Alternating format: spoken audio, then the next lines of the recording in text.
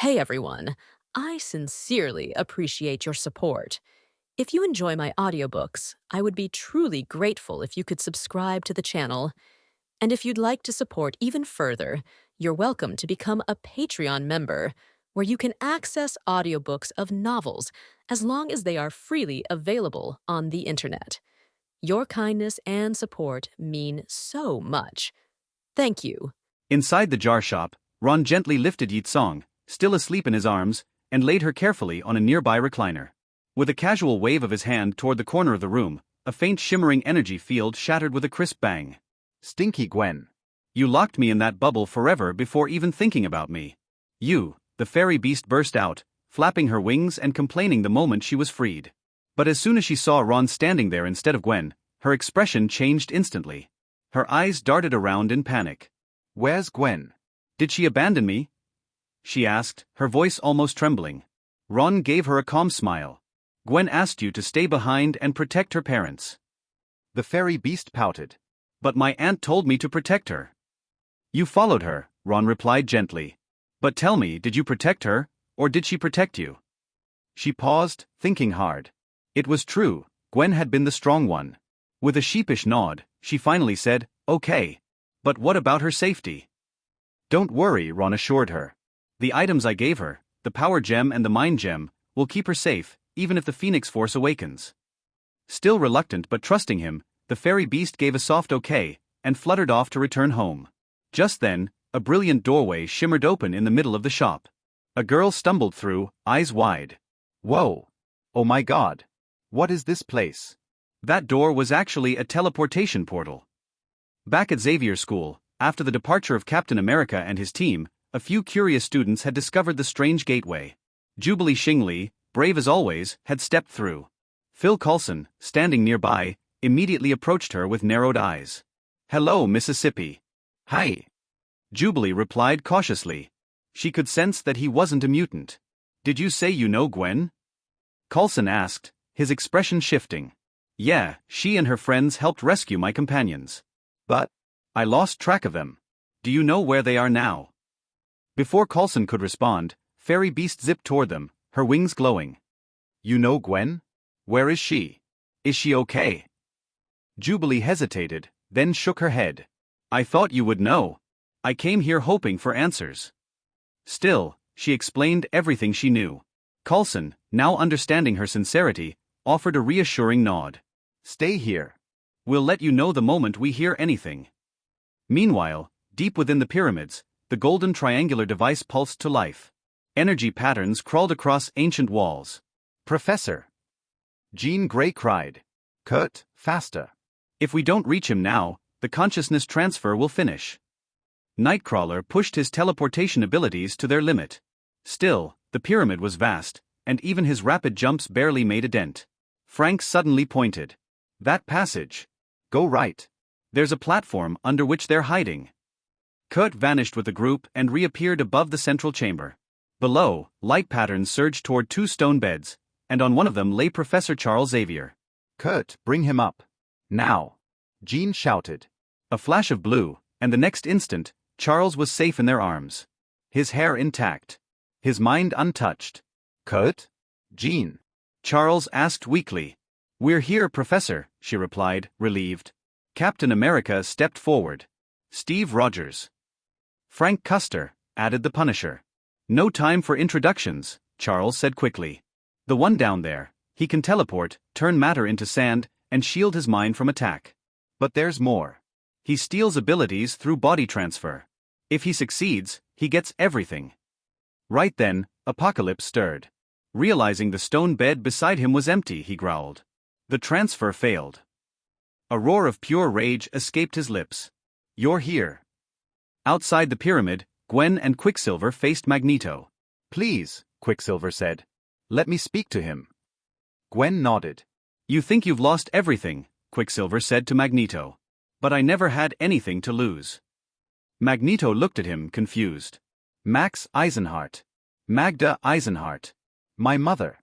Your name. Ring a bell." Magneto flinched. "You forgot her. You forgot me. I was proud when I found out you were my father. Until I realized you were a monster." Now, I'm here to stop you.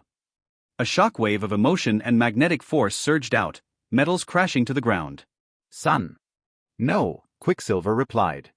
I'm doing this for my family. My mother. And with that, Magneto stood still. Gwen blinked. Wait, did we just win? Elsewhere, battle raged. Cyclops finally landed a fatal hit on Angel. Thor and Sif dispatched their enemies quickly, and Storm, realizing Apocalypse had merely amplified their powers, ended her duel. As peace settled for a moment, Raven approached. Storm's eyes lit up. Mystique. I have your poster at home. You're my idol. Raven chuckled. With your strength, you should be your own idol. But Apocalypse strengthened us. That's why we fought. Eyes flickered with realization. But before they could reflect further, three figures appeared: Kurt, Hank, and Charles. You saved Charles. Where are Frank and Steven? They stayed behind to hold him off, Kurt said. A tremor rocked the earth. The pyramid cracked. Red lightning flared. Frank. Thor narrowed his eyes. The energy wasn't overwhelming, but suddenly, Boom. The pyramid exploded. Dust rained. When it cleared, Captain America and Frank stood breathing heavily. Apocalypse hovered above, furious. Charles. You belong to me. Your body is mine. An awkward silence. That sounded like a jilted groom, someone muttered. God of evil. Remember the name of your defeat, Thor. Thunder roared as Thor launched himself into battle. Apocalypse met him head-on. The fight was fierce. Psychic shields. Sandstorms. Regeneration. Even with Captain America and Frank joining in, the battle teetered. Anything left? Frank asked. Only if Ron shows up, Steve muttered. Wait. Stacy. The mind gem. Apocalypse doesn't have psychic powers yet. If Stacy uses it, it might work. Thor, hearing this, nodded. Without hesitation, he vanished in a bolt of lightning to find her.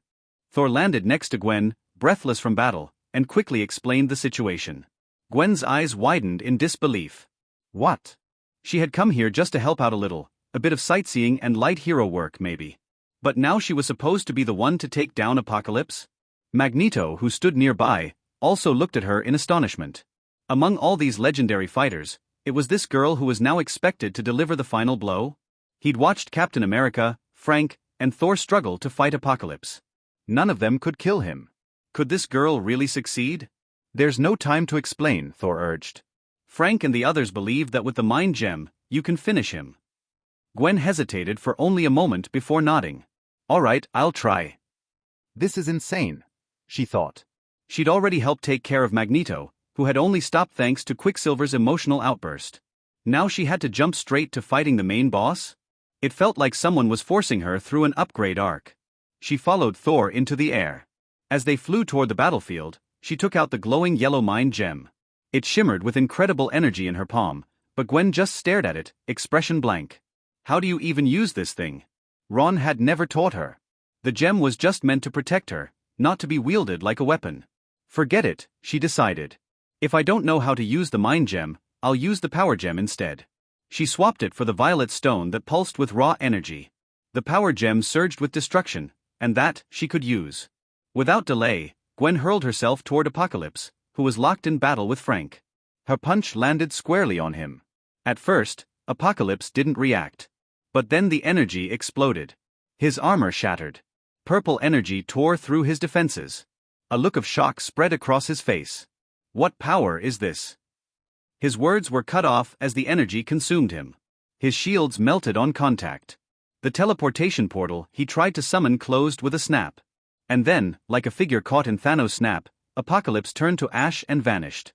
Silence fell. The battlefield was still. Mutants and heroes alike watched in disbelief. No one spoke. Only the wind moved. Charles was the first to recover. I thought the power inside Jean was incredible. He murmured. Jean nodded, stunned. If I went all out, maybe I could match that, maybe. But she didn't know that the Phoenix Force fully unleashed was one of the top forces in all comics, capable of destroying even the Infinity Gems. Captain America stared at Gwen, then looked toward the horizon. Ron's influence loomed larger now. A man who could casually hand out world-ending artifacts. Tony and Wolverine approached. What are you whispering about? Tony asked.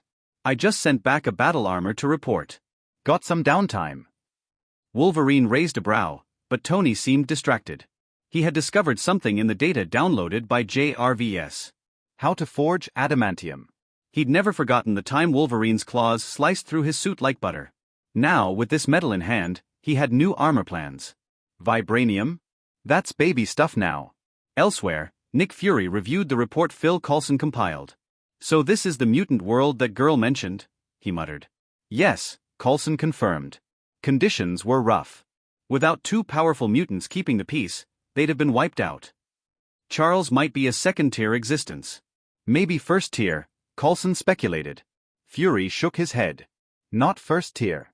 First tier destroys planets. If they had two like that, they wouldn't be hiding in a school. They agreed. Charles was powerful, but not omnipotent. Still, the situation seemed stable. Thor, Steve, and Frank could handle themselves. Fury asked about time dilation. Coulson reported, time flows 1:1. But access is limited, only specific people can pass through. Only Rumlow got through at first, Coulson added. Others couldn't even enter. Fury noted that while the gate was visible, unlike Ron's shop, it still had restrictions. That would simplify security.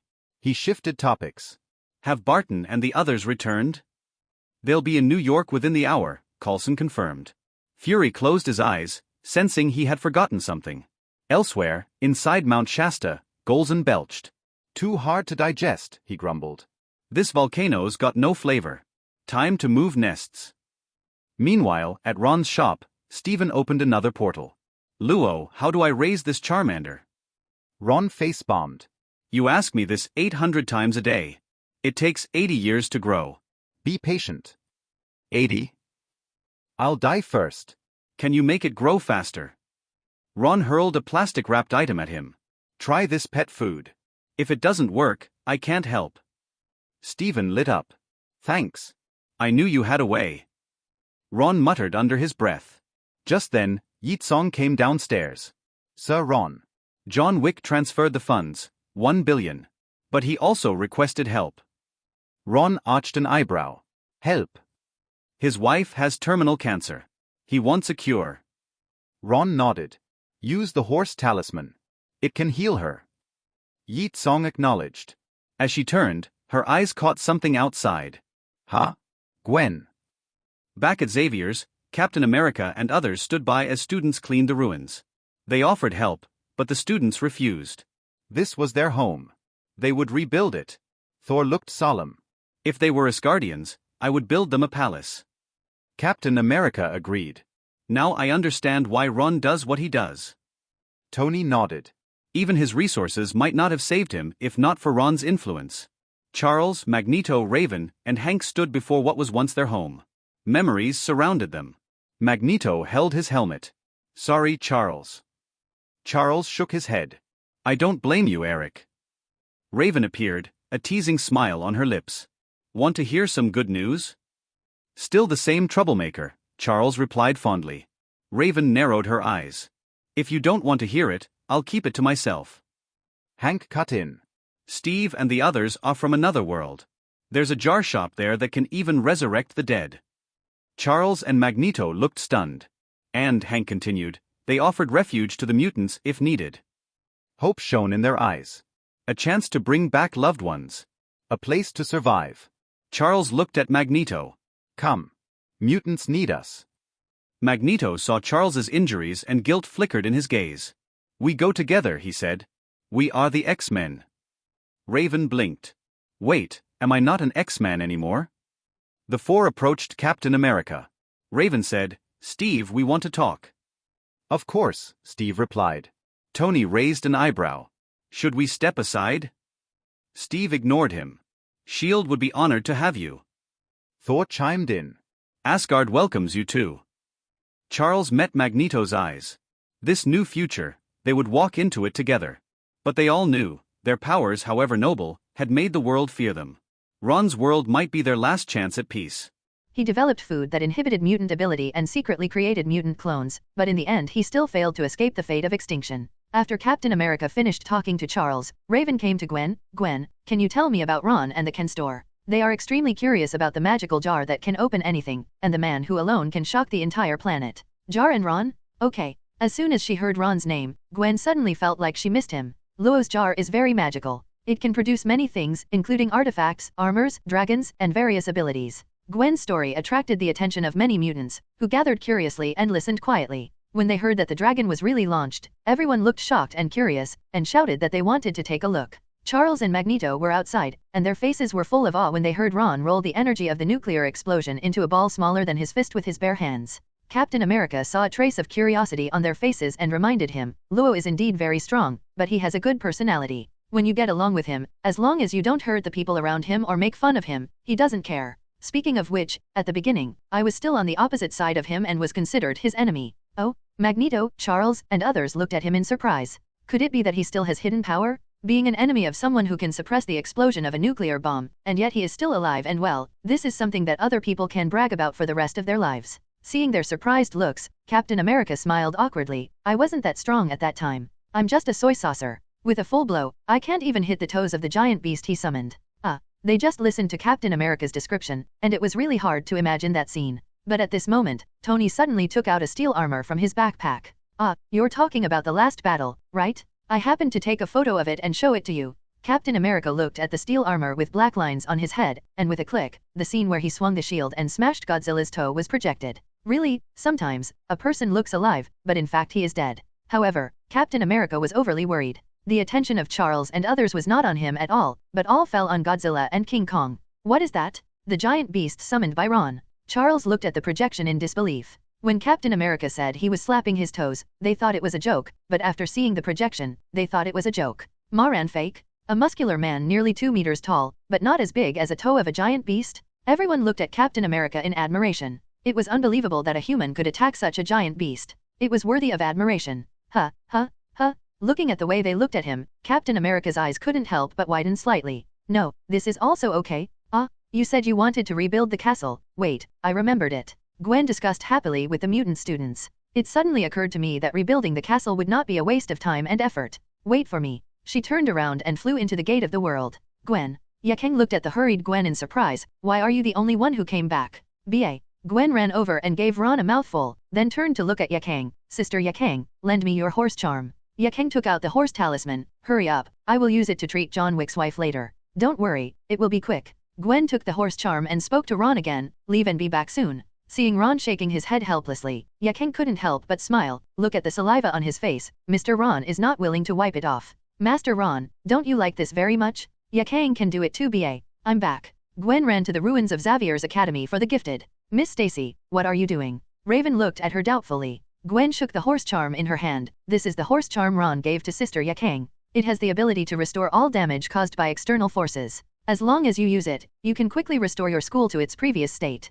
Speaking of this, Gwen paused for a moment. However, the dead have no choice but to go to CNNs to open the can. If you can open the Dragon Ball, you can resurrect the person you want to resurrect. Horse Talisman? Recover all damage caused by external forces? Dragon Ball, can it be resurrected? Charles and the others took Gwen's words to heart. Dragon Ball will be their future goal to resurrect their companions and build a new mutant home. She took out the horse charm, thinking about the method Yaang had told her before, and used energy to activate it. In an instant, the horse charm shot out a white light, and according to her wishes, the white light enveloped the entire castle manor. While all the students were stunned, they saw pieces of gravel moving quickly on their own. Like turning back time, every stone returned to its original position. In just a few moments, they saw with their own eyes that the bumped castle was restored to its original state. Looking at the castle, Gwen sighed. Sorry, we can only restore the castle, but things like burned books cannot be restored. Cyclops pushed Charles over with a smile on his face. Miss Stacy, thank you very much. Without you, I don't know if I would ever be able to see the original appearance of this castle again in this life.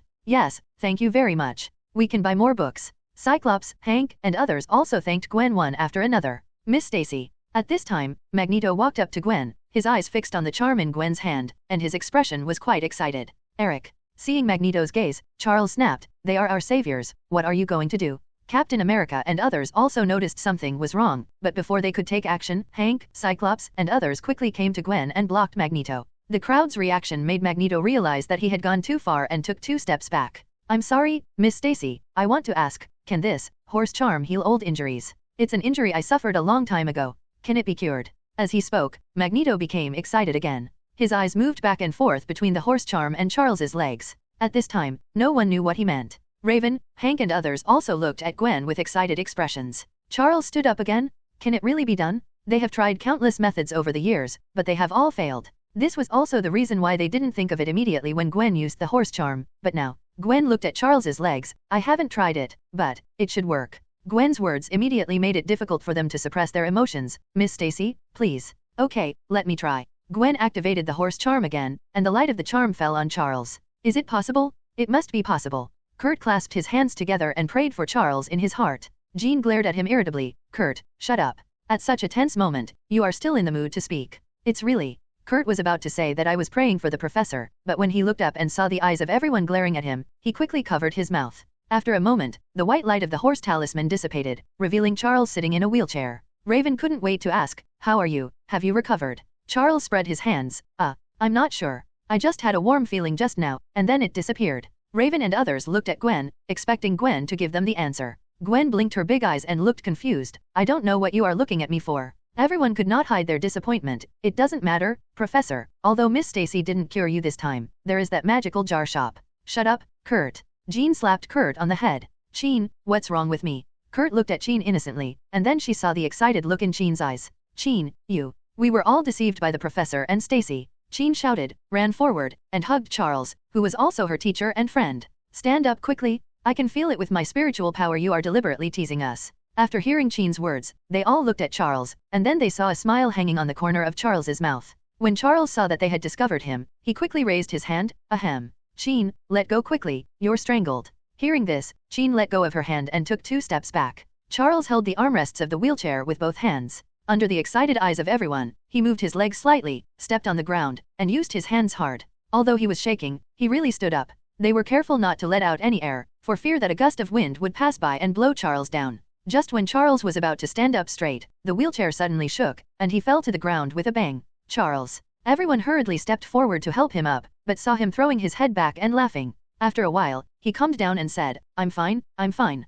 I just haven't stood up in a long time and I'm rusty. Charles looked at Gwen with a look full of gratitude. Miss Stacy, thank you very much. If you and Mr. Ron need anything, I will do my best to help. So are we. Magneto, Raven, and others looked at Gwen gratefully. Especially Magneto. The recovery of old friends and the resurrection of relatives will all be related to the jar shop. Although he had never met Ron, he already regarded him as his biggest benefactor. Gwen smiled brightly and shook her head at the same time. As long as I can help you. Gwen cured Charles, which accelerated the mutants' cooperation with S.H.I.E.L.D. As the leaders of the black and white factions of Mutant, Charles and Magneto cannot go to the Marvel world to inspect first. This matter also fell on Raven, who came to the Marvel world alone and met Nick Fury. Except for Phil Coulson, no one knows what they talked about. Anyway, since then, many mutants have come to the Marvel world. Nick Fury personally helped them arrange their home, and all this fell into the eyes of Rumlow in S.H.I.E.L.D. As the third in command of Hydra in S.H.I.E.L.D, the first in command is dead, and his death is unjust. The second in command is also dead, and his death is even more unjust.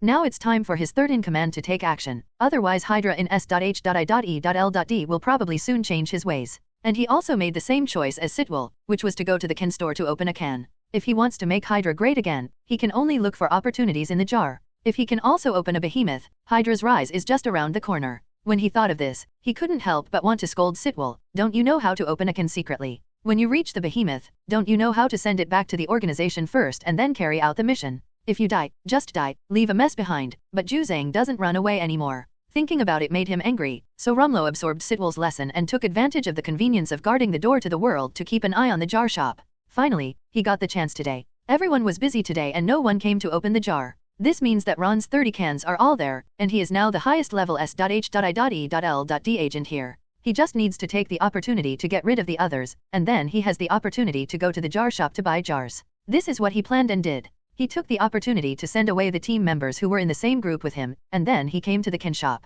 In the store, Ron was lying on a recliner. No one came today, so Yaang said he would give him a sauna massage. Then from noon, I clicked until now. After several hours, Yaang's body was exhausted. He just went back to rest half an hour ago. Crunch. Hearing the door being pushed open, Ron squinted his eyes slightly and saw, well, this familiar shape, Cross 430 Crossbone Rumlow, is another member of Snake and S.H.I.E.L.D. Boss Ron. Rumlow looked at Ron, who was squinting his eyes slightly, thinking he was asleep, and called softly. Huh? What's the matter? Ron opened his eyes and looked at him. I want to buy a can. Rumlow said immediately after seeing Ron wake up. There are 10 more jars, how many do you want? Ron asked him. 10? Rumlow was stunned and looked at the jar rack. Indeed, there were only 10 left. He didn't see anyone coming over today, so who would buy it? He was filled with endless doubts, but he had to buy the can. 10, I want them all. Boss Ron, here's the card. Rumlow took out the card and handed it to Ron. Okay, 10 jars, do you know how to open them? Ron put the jars and the golden hammer on the table. Rumlow nodded repeatedly. I know. I heard someone say something about the process of opening the can. He walked to the table and reached out to pick up the hammer. Time was urgent and he didn't have any hesitation, so he just raised his hand and smashed 3 of them. 3 white lights lit up one after another. Rumlow obviously knew that the explosion rate of the can was low, but his eyes flickered, and there was no big change. When the light dissipated, he followed. Item, rusty tie sword. Item, rusty cross. Item, destiny coin. Grade, white. Note, from the moment you throw the fate coin into the air, your life no longer belongs to you, but to fate. No matter how injured you are, as long as you toss the fate coin, there will be a 50% chance of recovery, and there is also a 50% chance of being struck to death by lightning. Life and death each have a 50% chance? Is this thing really necessary? Rumlow hesitated. After a while, he still put the destiny coin in his pocket. If it really comes to an emergency, this can be regarded as a trump card. In a situation where death is inevitable, what if you encounter a 50% chance of recovery and maybe you can make a comeback? 2 rubbish coins in a row. Although the third fate coin has hundreds of millions of flaws, it can still be used no matter what. After smashing 3 of them, Rumlow looked at the remaining jars, raised the hammer, and hit it 3 times in a row. Click, click, click. Accompanied by 3 crisp sounds of the jar breaking, 3 more white lights lit up. With 6 white grade items connected, the rum melted and turned slightly discolored. There are 6, it can't be 10 cans, nothing has been opened, right? Forget it, it didn't matter if he didn't arrive. He took a deep breath. Anyway, he had already made plans before coming back. Nothing was opened. The worst thing is to come back next time. After all, Nick Fury did not prohibit people from S.H.I.E.L.D. from opening cans. When the white light dissipated, it turned out to be 3 pieces of garbage. Rumlow closed his eyes and took a deep breath. After opening his eyes, he waved the golden hammer 4 times in succession. With the sound of the jar breaking, his eyes suddenly widened when he saw the light coming out. Rumlow's eyes widened when he saw the light rising from the can. His eyes were filled with disbelief. He subconsciously rubbed his eyes to confirm the light of the jar again. That's right. It's really the pink level. Rumlow almost roared excitedly. After 10 draws in a row, he actually opened a pink level item. This level has never been released until now. Among the records of S.H.I.E.L.D., the highest ones are only Tony Stark and Stephen Strange's purple workers. He waited excitedly for the light to dissipate, rubbing his hands continuously, and the fantasy of becoming the leader of Hydra already appeared in his mind. No, not only Hydra, but S.H.I.E.L.D. also belongs to him. He will be the leader of the 2 largest organizations in the world. He will become S.H.I.E.L.D's most powerful combat force and Hydra's new and only true god. Just as he was imagining, the light finally dissipated, revealing the items inside. Item, worn straw sandals. Item, shabby cotton belt. Item, goblin hand bones that even dogs don't want. Item, gate of the world. Grade, pink. Note, after use, a door to the world will open, connecting the world of the Black Robe Pickets. There are powerful super ability people in its world. Once opened, the door to the world cannot be closed, so please use it with caution. When he saw the item information clearly, Rumlow's pupils trembled. It turns out to be this item. He murmured to himself subconsciously, with shock in his tone, but then a trace of loss appeared in his eyes. Pink grade items, as long as they can enhance one's strength, will also push his strength to an absolute peak. But the gate of the world is definitely not a good thing for an individual, and an organization can master it. He knew very well about the door to the world of S.H.I.E.L.D. People from this world could pass through it, and people from the opposite world could also come through. If he were to control it alone, he would not be able to achieve union with the other party, and the world gate would be nothing more than a decoration. Wait, organization. Aren't I from Hydra, the largest underground organization on Earth? This is really looking for someone on a donkey. No, this is really looking for a donkey on a horse? In this world, that organization can be said to be bigger than Hydra, even S.H.I.E.L.D. If Hydra hadn't been put on the table, 1/3 of the world's resources would have been controlled by Hydra. This is definitely except for the big eastern country. After all, that country is incredibly strong. What Rumlow doesn't know is that a long-hidden Wakanda still needs to be eliminated. The pink light also attracted Ron's gaze. His eyes moved slightly and landed on the Black Robe Picket world in the message. Then, he looked at the excitement gradually lighting up in Rumlow's eyes, and couldn't help but shake his head slightly. People always have to pay a price for their ignorance, but I don't know if this Hydra undercover can afford this price. Rumlow was so immersed in his own fantasy that he didn't even notice Ron's gaze. After coming back to his senses, he looked at Ron. Boss Ron, can you ask me, what is this black-robed picket world like? Since he has made plans, he must know more bargaining chips so that he can be in a favorable position when cooperating with other smugglers instead of being kicked away. Ron also wanted to see what Rumlow could do, mainly because he was also curious. The world of black robes. It can be regarded as a dark version plus a weakened version of the DC universe. What will happen if a group of superheroes with dark hearts suddenly appear? Ron said softly, that world is similar to the mutant world, they are both parallel universes of our world. It's the same Earth, and there's New York, and there are powerful people with super abilities, but there's a little difference. The super ability people in that world are replaceable. Rumlow. The person on the other end of the phone was Baron Strand, one of Hydra's 10 smugglers. He is one of the rare Hydra leaders who has not been seduced by Pierce. I can't say that, I can only say that he was lucky. During that time, he happened to have other things and didn't have time to covet Ron. It was precisely because of this that although he wanted to get Ron's jar, he just thought about it in his mind. Therefore, he was not among the targets of Ron's final Emperor Pierce. It can be said that Pierce is the biggest contributor to S.H.I.E.L.D this time. A plan that killed half of Hydra's snakeheads. He has quite the demeanor of the Doughty Duluo, the supreme elder of the Holy Spirit sect in Duluo's Ilo. Even if you can't kill the enemy, if you harm your own people, that one is worth 10. Hearing Strucker's doubts, Rumlow quickly said, "It's me, what do you want from me?" Strack paused, then asked. In the past, S.H.I.E.L.D was responsible for helping Pierce contact them, but now that Pierce is dead and S.H.I.E.L.D is said to be dead, Rumlow can barely be regarded as the top commander of the S.H.I.E.L.D branch. He couldn't help but feel a little speechless. He became a snakehead in a daze, and no one else had the luck. Rumlow did not beat around the bush and said directly, "I found a pink-level item in the jar shop and I need your help." "What? Are you telling the truth?" Steckard exclaimed subconsciously. With Hydra from S.H.I.E.L.D as an internal agent, even if he has never opened a can, he knows the difference in levels of items in the can.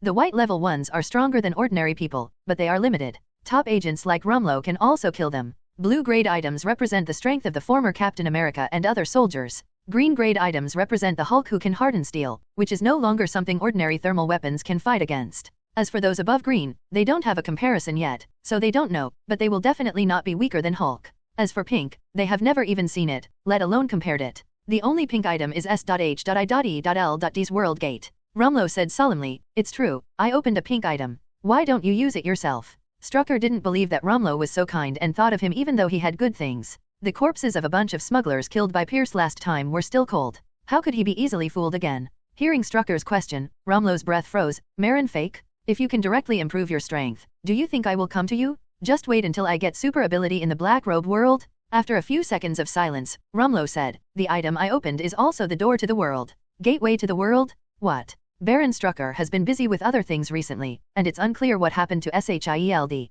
The gate of the world is the gate connecting other worlds. Rumlow's explanation stunned him. Before Baron Strucker could ask, Rumlow continued, S.H.I.E.L.D opened a door to the world. That door connects to the world of Mutant, and Fury sent Steve, Punisher Frank, Tony Stark, and others to explore. After discovering the information about that world, S.H.I.E.L.D reached a cooperation with Mutant. You may not know what mutants are. They are born out of humans and have powerful super abilities. One of them can easily control the global magnetic field, destroy the entire Earth's civilization, and return mankind to stone civilization. There is another person who controls the power of the mind and can invade the brains of humans around the world in an instant and control the consciousness of others. The current S.H.I.E.L.D is so powerful that Hydra cannot fight against it. Strack paused, his voice slightly lowered. "In other words, you have defected to S.H.I.E.L.D. After hearing Rumlow's description, he didn't expect that S.H.I.E.L.D's Hydra could be hidden. Can easily invade the brains of humans around the world. Hydra has been discovered long ago. So, what Rumlow is saying about the World Gate is just a lie. Want to find out his location and tell S.H.I.E.L.D? Strack took a breath and subconsciously wanted to turn off the phone, but he still hesitated. If Rumlow joins S.H.I.E.L.D, he doesn't have to tell him the news. He won't know about it and won't be suspicious. After thinking about it for a while, Strack felt that it was pointless for Rumlow to do this. You can't be in S.H.I.E.L.D and your heart is with Hydra, right? Take the opportunity to tip him off? Are you kidding? Although Hydra has 9 heads and 1 body, in fact, no one is convinced by anyone. After cheating the other party, maybe you can get everything from the other party, so why not do it? Rumlow also realized Straker's suspicion and quickly said again, "The 2 mutants I just mentioned have not yet come to our world, and I also learned about them from the data. There is no way to hide information about the mutant world. There are too many people going there, and most of them are not controlled by Nick Fury. Nick Fury didn't want to hide it. He wanted to expose it and let some people who deserve to know the power of S.H.I.E.L.D. Baron Strucker, I can hand over the World Gate to you first." Rumlow directly threw his ultimate move. "Also, I can also tell you some of the information I know about the World Gate to prove my sincerity. How about that?" On the other end of the phone, Baron Strucker was silent for a long time, as if calculating the gains and losses. When Rumlow was thinking about whether to find someone else to cooperate with, Strack finally said, okay. Next, I will send someone to contact you and ask him to take you to a secret base. I hope you won't lie to me. Don't worry, I'm waiting for you. Rumlow was determined, and all he could think about was the image of himself gaining super ability. In the mutant world, it will take a lot of time to migrate most of the mutants to the Marvel world. And this is a long-term thing. Ordinary people can awakening X genes anytime and anywhere. Charles cannot give up on them. Therefore, after the current mutant is transferred, manpower must be arranged to monitor the new mutant. However, under the call of Charles, Magneto, and Raven, the entire migration process is proceeding in an orderly manner. Even if someone wants to interfere with it, they have to worry about the power of Charles and Magneto. The 4 Captain Americas left while Gwen helped repair the castle, leaving only the 5 Thors. Charles, it's time for us to leave. Thor stayed here for a few more days, not only for Storm Aurora, but also to get closer to Charles and others. Prince Thor, Mutant thanks you for your attention. On behalf of Mutant, I accept the goodwill of the Aesir Protoss and am willing to cooperate with the Aesir Protoss. In the past few days, Charles also learned what Thor meant by God through the information Raven brought from the Marvel world. This has been passed down to tens of thousands. Not to mention Thor's parents, Thor himself has lived for thousands of years. Under the protection of this powerful race, the weak mutants will have a better living environment. Okay, Charles, you will be the forever friends of the Aesir clan. Thor nodded with satisfaction and let him stay a few more days in vain. If it weren't for the world, especially Charles, who helped him find his strength, he wouldn't have the patience. He couldn't wait to return to Asgard and help Loki recall his brother's Iron Fist. Even if he loves Loki again, this time, he actually made fun of Odin's life and death, which is unforgivable. Looking at Thor leaving, Charles looked at Storm with a smile. Being his follower is also a good thing for you. Storm Aurora glanced at Raven who was busy not far away. I want to stay in the academy and work hard for the survival of Mutant.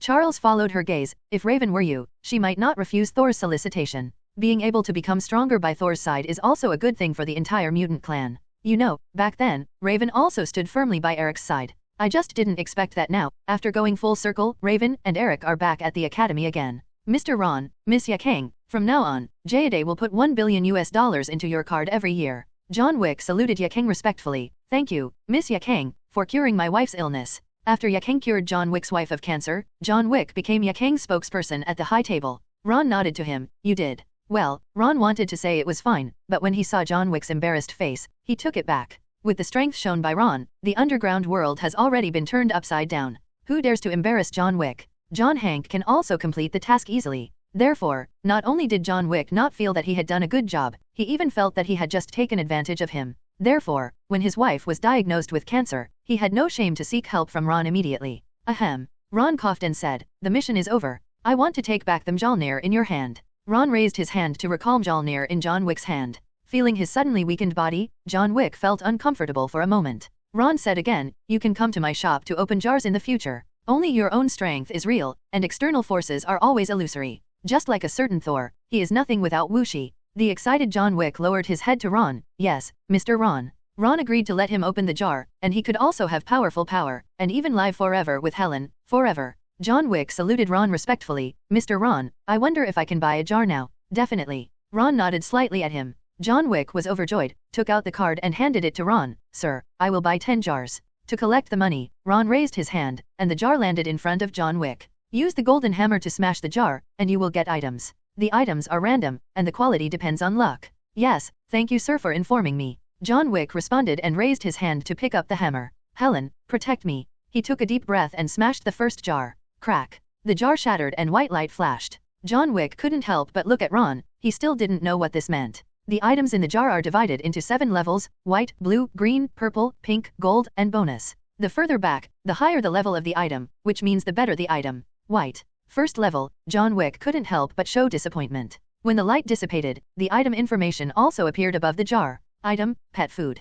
Grade, white. Note, items produced in the dungeon world are pets' favorite food. After feeding pets, they can slightly increase their strength. Ron, for food for pets, the dungeon world is very strong. Even if the items from that world are white, they have good effects. Someone once discovered that an ordinary agate stone in that world was nourished by magic power and had the ability to prolong life. Ron saw John Wick's doubts and explained to him in detail. Ron still has a lot of patience for John Wick, who is already half his own person. Feeding pets? John Wick suddenly thought of his wife's pet dog, and with a slight movement in his heart, he solemnly put the pet food aside. Looking at the second jar, he lifted the hammer and said, click. There was another white light. When the white light dissipated, John Wick was slightly startled. Item, pet food worker. It's actually another big bag of pet food? Does this thing have such a high explosion rate? What John Wick doesn't know is that no one has drawn one except him, only Ron has drawn some. Put this bag together with the previous one, raise the hammer and click. Smash the third jar. Item, pet food. 3 in a row? That's okay, good luck is not a useless item.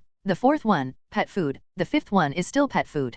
John Wick is a bit stupid. Isn't it because he has a dog and you rely on him? Click. The sixth one, looking at the item information displayed after the white light dissipated, he breathed a sigh of relief, it was finally not. Item, red agate. Grade, white. Note, agate stone from another world is nourished by energy and has a special ability. Wearing it for a long time can nourish the blood and make people look younger. Well, isn't this the agate stone that Mr. Ron mentioned just now? Unexpectedly, he actually opened it. It's a nice thing, just take it back and give it to Helen. John Wick thought in his heart, and then he put it away happily. The seventh one is another white whip more than 1 meter long. Oh, I bought it? He was stunned when he saw such a big one. What kind of tiger is this white tiger? Is this thing so big? Hiss. Put it away, put it away. On the 8th and 9th days, nothing useful appeared, but John Wick was content. Let's just say that tigers, whips and red agates can't be bought for $1 million.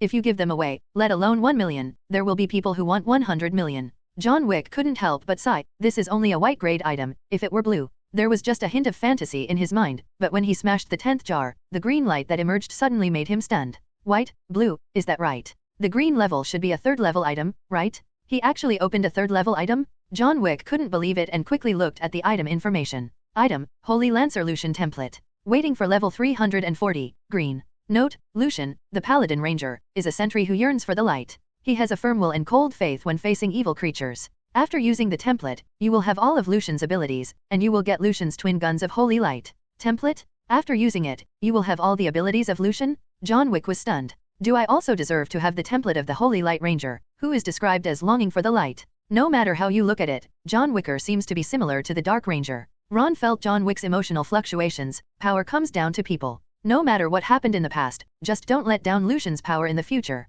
Speaking of which, doesn't he also disagree with Superman's beliefs? If it were Superman, he would never be able to do something as big as the invasion of New York. Faced with numerous accusations, he will definitely surrender, accept trial, and make compensation. As for Superman's girlfriend being slandered, Superman's reaction. Ron couldn't guess it. Why don't he try it sometime? He blinked, shook off these messy thoughts, and looked at John Wick again. At the moment, under his guidance, John Wick reached out and took off the Lucian template, silently saying use it. The template card suddenly turned into countless white light spots, wrapped around his whole body, and gradually blended into it. 1/3 of it is integrated into the brain, strengthening John Wick's spirit, and 1/3 is integrated into the body, strengthening the body. The last third was divided into 2 parts and fell into the hands of John Wick. As the white light gradually solidified, 2 unique shaped pistols were held in John Wick's hands, the Holy Light pistols. At this moment, John Wick and Lucian's same ruthless temperament of killing countless enemies seemed to overlap, and the 2 finally merged into one. After all the white light spots were absorbed, John Wick opened his eyes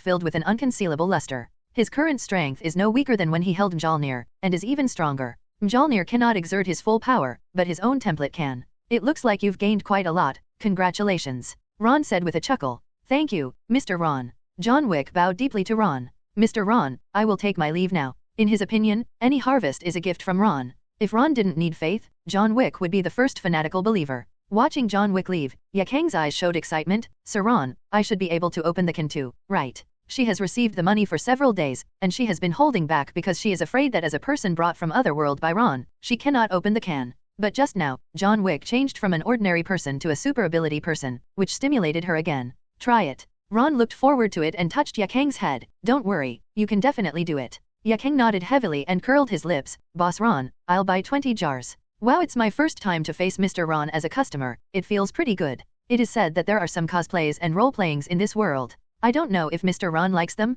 Forget it. Let's open the can first, and we'll talk about those things later. Looking at the 20 jars floating in front of him, Yaang finally showed excitement in his eyes. He can buy the jars himself? This means that you are no longer considered an object from a jar, but a living person. With her current strength, she is no longer so eager for the jar, and courage has become her obsession. If she doesn't buy it for a day, her inner obsession will become tenfold. Looking at the 20 jars in front of him, Yaang didn't even blink and smashed them all with a hammer. Then, she didn't even look at the items that were released, and threw herself directly at Ron. Sir Ron? I can do it. I really can do it. Feeling Yaang's excited mood and her hot breath, Ron turned over and stood up. With a wave of his hand, the store door was closed tightly, and a sign saying closed today was hung on the door outside. On the other side, with Thor's return, the Ancient One also came to Asgard at the same time. Ancient One Magician. Odin nodded to the Ancient One, with indelible sadness in his eyes. The Ancient One was stunned for a moment, his eyebrows furrowed slightly, and then he quickly recovered. However, when it came to his mouth, he could not count the words he wanted to ask Loki.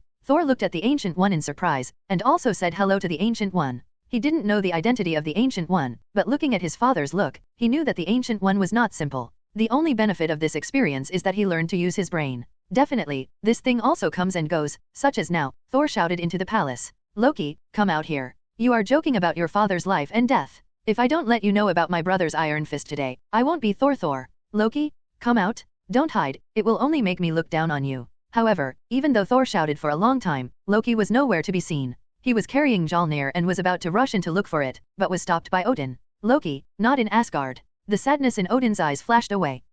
Thor looked at Odin. Father, where has he gone? Did he know that I was coming back and ran away? No. Odin shook his head, he jumped off the Bifrost and fell into the void. What? Thor's pupils shrank violently, thunder appeared on his body, and he flew up in an instant, about to plunge into the void under Bifrost. Thor. Odin waved the eternal spear and froze Thor's figure. What are you going to do? Do you still look like the great prince of Asgard? That is a place of nothingness. Do you still want to ask me to save you like last time? Facing Odin's scolding, Thor remained silent, but the look on his face made it clear that he would not leave Loki alone. Odin closed his eyes and took a deep breath. After a few seconds, he opened his eyes again. Time and direction do not exist in the land of nothingness. It is difficult for anyone who enters to come out again. I will not allow you to enter to look for Loki. After saying that, he ignored Thor and looked at the Ancient One. Sorcerer Supreme, could you help me find traces of Loki? Whether it's successful or not, I will grant any request you make this time. Ancient One smiled bitterly. Even though she was usually cold-tempered, she had no mood swings for a long time, but at the moment she was helpless. The first heir was led astray, and the second heir jumped into the void. Why is it so difficult for her to retire? The Ancient One nodded helplessly. Your Majesty the God King, I can't guarantee that I can find Loki. Ancient One Magician, just try your best. Odin, expressionless, once again restored his majesty as the God King. Thor stopped struggling at the moment, calmed down, and looked at the Ancient One silently. The Ancient One cast magic and opened the Eye of Agamotto, revealing 2-time gems inside. Wait, 2-time gems? Odin couldn't help but rub his one eye to confirm again. But no matter how he looked at it, there were definitely 2-time gems. No, there was another pair of them, one male and one female. Odin watched both gems light up, and it wasn't clear that either of them were real. This made him even more confused. He glanced at Thor and suddenly found that Thor's expression was normal, and his heart suddenly moved slightly. But even with 2-time gems, Ancient One still couldn't find Loki's whereabouts, and could only roughly confirm that Loki was fine. The Ancient One shook his head at Odin. If I can't help His Majesty the God King, I won't stay any longer. After finishing his words, Ancient One raised his hand to draw the portal and stepped in. Thor's eyes were full of loss and sadness, and the 4 Sifs didn't know what to say. Even if they usually didn't have a good relationship with Loki, seeing Thor's appearance at this moment, they just opened their mouths and couldn't say anything. Even the usually carefree Volstagg was the same. Finally, Sif stepped forward and hugged Thor. Thor finally came to his senses and walked into the palace without saying a word. Frigga walked out of the palace full of love and looked at her eldest son, who was much more mature. He raised his hand and gently touched Thor's forehead. Don't be sad, the Ancient One Magician told me through a message that Loki is not dead and will come back. Do you want Loki to see you in such a decadent state when he comes back? He will definitely laugh at you. Mother, you said. Loki will come back. Seeing Frigga nodding, Thor's dim eyes slowly lit up. Inside S.H.I.E.L.D, outside Nick Fury's office, Phil Coulson raised his hand and knocked on the door. Come in. Nick Fury's voice came from the door, and Phil Coulson opened the door and walked in. Boss, most of the agent team you sent out to investigate the volcano has returned. Yes, the giant beast Gorzon. Nick Fury flashed his one eye and said he had forgotten something recently. There were too many things going on at the moment, and he was too busy to handle them. He wished he could divide himself into 2. Phil Coulson, you said most of them have come back. Nick Fury asked with a slight frown. Phil Coulson replied, the ones who didn't come back were the team that went to Mount Shasta. I asked people to contact them, but they all lost contact. It is estimated that they must have hit a giant beast. Didn't you receive any news from them? Nick Fury looked confused. Phil Coulson shook his head. No, according to the person in charge of contact, he didn't know what happened, and suddenly the person disappeared. Suddenly the person disappeared? No movement at all? Nick Fury looked at him with a cold expression. Didn't I say that these teams have personnel to contact them 24 hours a day? How come you are missing and you don't even know? Phil Coulson took out a piece of information. Boss, I checked the surveillance. At the beginning, there was nothing happening with the investigating team. Because I was too bored and had nothing to do for 2 days, the person in charge of contact. More success than failure. Nick Fury slammed the table. Arrest all the liaison personnel in charge of this team and let Romlo be responsible for interrogation. Your Avengers team, ask them to go to Mount Shasta to check, and they must kill the giant beast Gorzon. Phil Coulson was silent for a moment. Boss, there is one more thing I want to report, that is, Romlo is missing. In the Maple Leaf territory, among the continuous mountains, there is a secret base under a snow-capped mountain. At the moment, the missing Romlo is here, completely naked. Not only that, except for the hand still holding the World Gate card, his whole body was being scanned by various devices. Finally, after many rounds of review, Romlo was admitted to the base. After checking Romlo and finding no monitoring or positioning equipment, Strax's face in the projection showed a smile. Welcome, Crossbones Romlo, now we can have a chat. Romlo looked at him expressionlessly. Is the information about the World Gate confirmed? Straker's breath stagnated, and then a smile appeared on his face again. Yes, I found out the information about the World Gate. S.H.I.E.L.D does have a gate to the world, and is arranging a place for people from another world to live, and those people are not ordinary people. Everyone uses a strong or weak super ability, which makes Straker extremely envious. If those people could fall into his hands, he would definitely maximize their effectiveness. Maybe, through Mutant, we can develop products that surpass the super soldier serum. Nick Fury just cooperated with the other party, which was really a waste of resources. Borrowing the power of outsiders, how can it be more reassuring to have your own power? Looking at Straker in the projection, Romlo didn't say a word. He held the door to the world and knew the information of another world. He was in the dominant position. Looking at Romlo, who looked confident and waiting for a price, Strack narrowed his eyes. Romlo, now we can talk about the information about the World Gate in your hand. F.O. Romlo decisively refused. We can talk. Agree to the conditions I mentioned before. Romlo. Strax's voice contained a threat. I provided the force to communicate with the other party, but you want to be the first to get the benefits. Do you really think you can get out of my base? Romlo shook his head. You don't trust me, and I don't trust you. Before I come back, I have already ordered people that if I don't show up, all the information about you will be exposed. Straker's eyes kept flashing with cold light. After a while, the cold light subsided and he suddenly grinned. Okay, I agreed. Let's talk about cooperation now, and talk about the information about the world that you know. Yaang, where did you learn all this? Ron asked with unfinished meaning. I don't know what's wrong with Yaang. He's crazy, deceitful, and has many tricks. He hasn't even had lunch yet. That is to say, his current physique is good. If he is worse, he may really die under the peony flowers. Yaang raised his head and licked the corner of his mouth. Do you like it, Master Ron? If so, next time. Okay, it's not suitable for children. Let's stop this topic. Ron stopped her mouth with a bang. Can I still say this? If I continue to say it, I'm afraid it will be unseemly. Seeing what Yaang wanted to say, Ron reminded him, you haven't looked at the 20 cans after opening them. Don't you want to see what's there? Yaang was suddenly startled. Yes, he had opened 20 jars and still hadn't looked at them. Even though he was excited at the time, the light he caught in his peripheral vision was not just white. With a slight exertion of his body, he immediately stood up from the bed. For a moment, Ron felt that the room was a little brighter. Oh, Master Ron, stop looking. Let's go and see what I have done. Yaang grabbed Ron and pulled him up. Then, about an hour later, the two came downstairs. Yaang ran to the counter excitedly, with Ron following behind. Looking at Yaang's appearance, he couldn't help but sigh. The 12 spells were not in vain, and the benefits of strengthening the body were clearly reflected. For most of the day and several hours, I was still jumping around and nothing happened. Ron followed Yaang and came to the counter together. After glancing at the items on the counter, his eyes lit up slightly. He waved his hand to help Yaang push the rubbish aside, and the rest were fairly useful. Yaang took out a card, looked around, and then turned to look at Ron. Sir Ron, what kind of taijutsu is this 8 doors dungeon? Does Konoha have this taijutsu? Why have I never heard of it? It wasn't that Yaang was curious, but he couldn't take his eyes away after just one glance. The information was too exaggerated. What opens the 8 gates, can kick 6 paths at the shadow level, and increase the strength 100 times, etc. Especially the phrase from the Konoha ninja village in the Naruto world, is it really yes? If Konoha had this taijutsu and let a few people learn it, wouldn't they be able to sweep through the ninja world? Who can stop this exaggerated description? Not even the third Raikage, certainly not the Kaze Cage, not to mention the third Kaze Cage is missing. As for the fourth Kaze Cage Raza? That's a stupid Sabi who only knows how to fight among himself. Ron looked at the 8-gate Dungia and sighed. This was Kai's Goldfinger.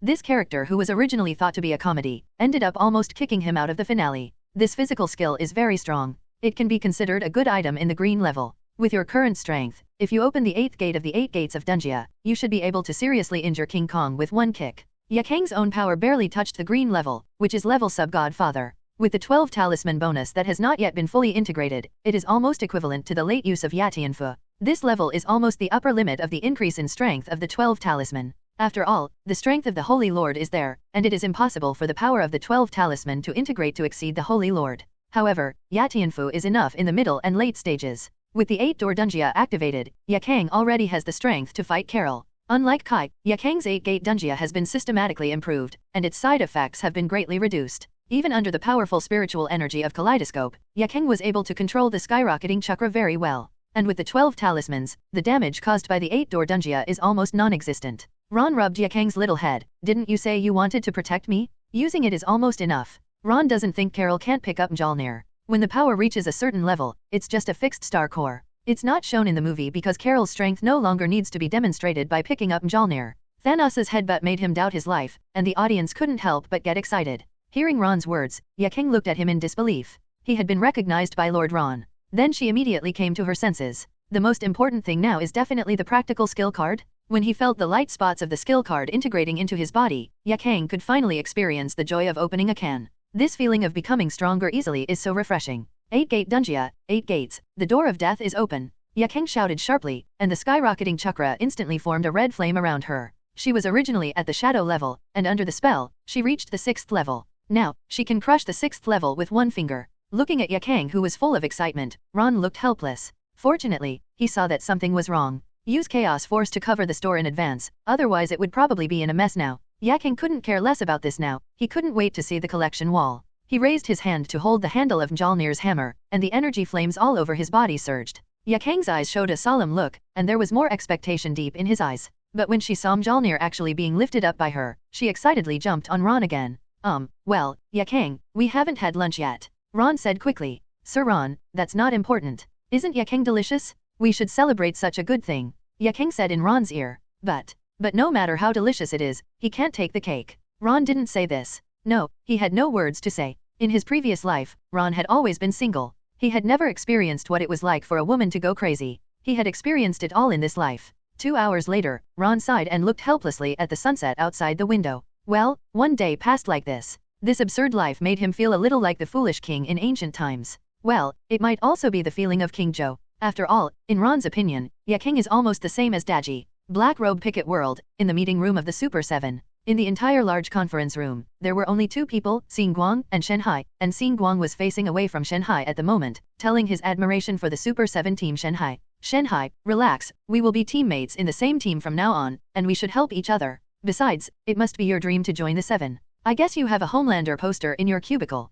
No, Xinguang said with a stutter and shyness, he is the motherland. He gives me the feeling that he is Jesus. Actually, the real story is that I put a poster of you on my bedside. What? Are you serious? I mean, this is very... Deep Sea's eyes flashed slightly, and the evil intention in his eyes was immediately covered by the smile on his face. Is it unbelievable? Xinguang's face showed a hint of girlish shyness, and she deliberately turned around, facing away from the Deep Sea. No, actually, I have a crush on you, like I had a crush on when I was a student. Oh, I bought it, it really makes me excited. Shanghai spread his hands and laughed proudly. Outsiders don't know, but no one in Walter Company knows that Shanghai just makes up the numbers. In order to cater to fans who claim to protect marine life, the group deliberately recruited him into the Super 7 team. In fact, he is at the bottom of the 7-man team in terms of strength and status. Starlight's sudden confession, and it was a confession from a beautiful girl with super abilities. His heart, which had been suppressed for a long time, suddenly started to float a little higher, and the evil thoughts in his eyes became even stronger. He gently untied his hands on the belt, and the close-fitting combat uniform fell off in an instant.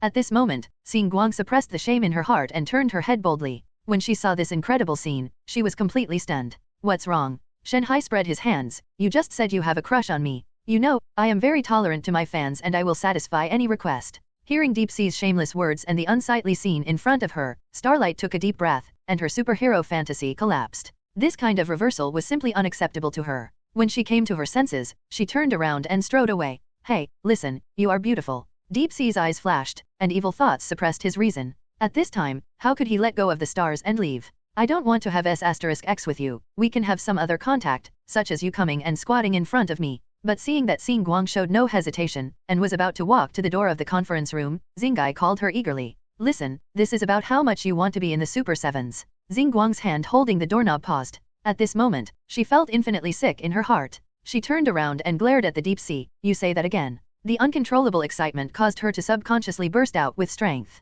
In an instant, all the electronic screens in the entire conference room exploded. Seeing her stop, Shanghai's eyes suddenly lit up. Excitement is not good for you. I'm the second in command here. If I say a word, you will be kicked out of the Super 7. In addition, I advise you to put away your ability. I know you are very strong, but you don't want it to be publicized everywhere tomorrow. News that you, Starlight, injured Deep Sea of the 7-man team. What did you say? Shanghai's shamelessness once again refreshed Starlight's understanding of him. He had been a fan of such a BD before. Deep Sea glanced at the exploding electronic screen. I mean, you, insane, attacked Deep Sea, and missed out on becoming a member of the Super 20. Seeing Xinguang regaining her composure, Shanghai continued, you don't want to see your mother disappointed, right? If you just go back in such despair, what do you think the people in your hometown will think? Come on, it's all very simple, maybe 3 minutes at most, and then all your dreams will come true. And as Shanghai watched with satisfaction, the anger in Xinguang's eyes gradually turned into unwillingness, and he slowly lowered his head and crouched down. Suddenly, a dazzling light appeared in front of him, and Xinguang stood up suddenly in shock. Subconsciously, he took 2 steps away from the Deep Sea, and then turned his head to look at the place where the light was shining. There, the light quickly converged, and then turned into a light door that connected to the ceiling. Then, several heavily armed people walked out of it. Inside S.H.I.E.L.D, Nick Fury is looking at Cole. Information reported by Sen. After a moment, he raised his head. Rumlow went to a jar shop once and disappeared after coming back. Yes, he went to the jar shop the day before yesterday, and then disappeared inexplicably yesterday. The specific reason is unknown. Phil Coulson frowned slightly, looking puzzled. He really didn't know why Rumlow disappeared. Ron did it? Impossible. If Ron wanted to kill someone, he would never do it secretly. Even if Ron falls in love with Rumlow, he can go directly to S.H.I.E.L.D to ask for it. Nick Fury is still eager for Ron to do this, but he is worried that there is no reason to arrange people around Ron. It's not to monitor Ron, at least, to get first-hand information. For example, whoever opens the can and whoever gets the good stuff out of it will be convenient for him to recruit the other party at the first time. Moreover, if the close person gets Ron's praise and trust, it can also speak well for S.H.I.E.L.D. Just like this time in the mutant world, Ron can agree to help. If Ron hadn't said that he would help him to resist the strong, Nick Fury would not dare to open it until Carol is found. So, if it wasn't Ron who did it, then who did it? It can't be that Rumlow sneaked away when no one was paying attention.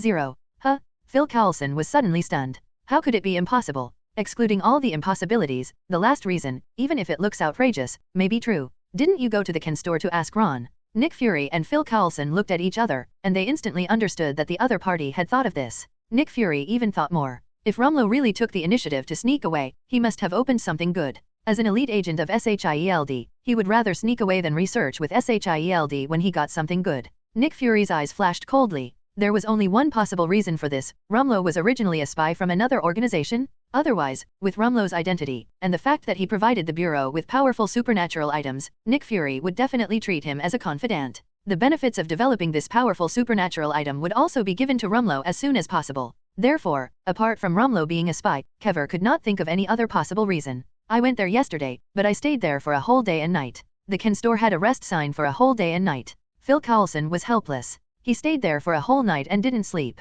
If he hadn't had to report to Nick Fury, he would still be there. No wonder he didn't report the news all day yesterday. Nick Fury took a deep breath. He knew that Phil Coulson couldn't be blamed for this. If Ron doesn't open the door, Phil Coulson can't do anything. Even Nick Fury doesn't have the courage to urge Ron to open the door. And the jar shop is too magical. Except for the fixed people, others can't even find the door. Now S.H.I.E.L.D, few can enter the jar shop. Phil Coulson is at least Ron's acquaintance, so he is the most suitable. At this time, Phil Coulson looked down at the time. Boss, it's almost 9 o'clock. I have to go to the door of the jar shop again. As long as Ron opens the door, I will ask as soon as possible, and then report to you? Okay, go. Nick Fury nodded. Rumlow's matter is a big deal. Even bigger than Gulzin's matter. Rumlow knows too many S.H.I.E.L.D secrets. If he is not found as soon as possible, Nick Fury doesn't know how much of S.H.I.E.L.D secrets can be kept from other organizations. What he didn't know was that, for outsiders, S.H.I.E.L.D had never had many secrets. Hearing his subordinates report that Phil Coulson had left in a hurry, Nick Fury closed his eyes helplessly.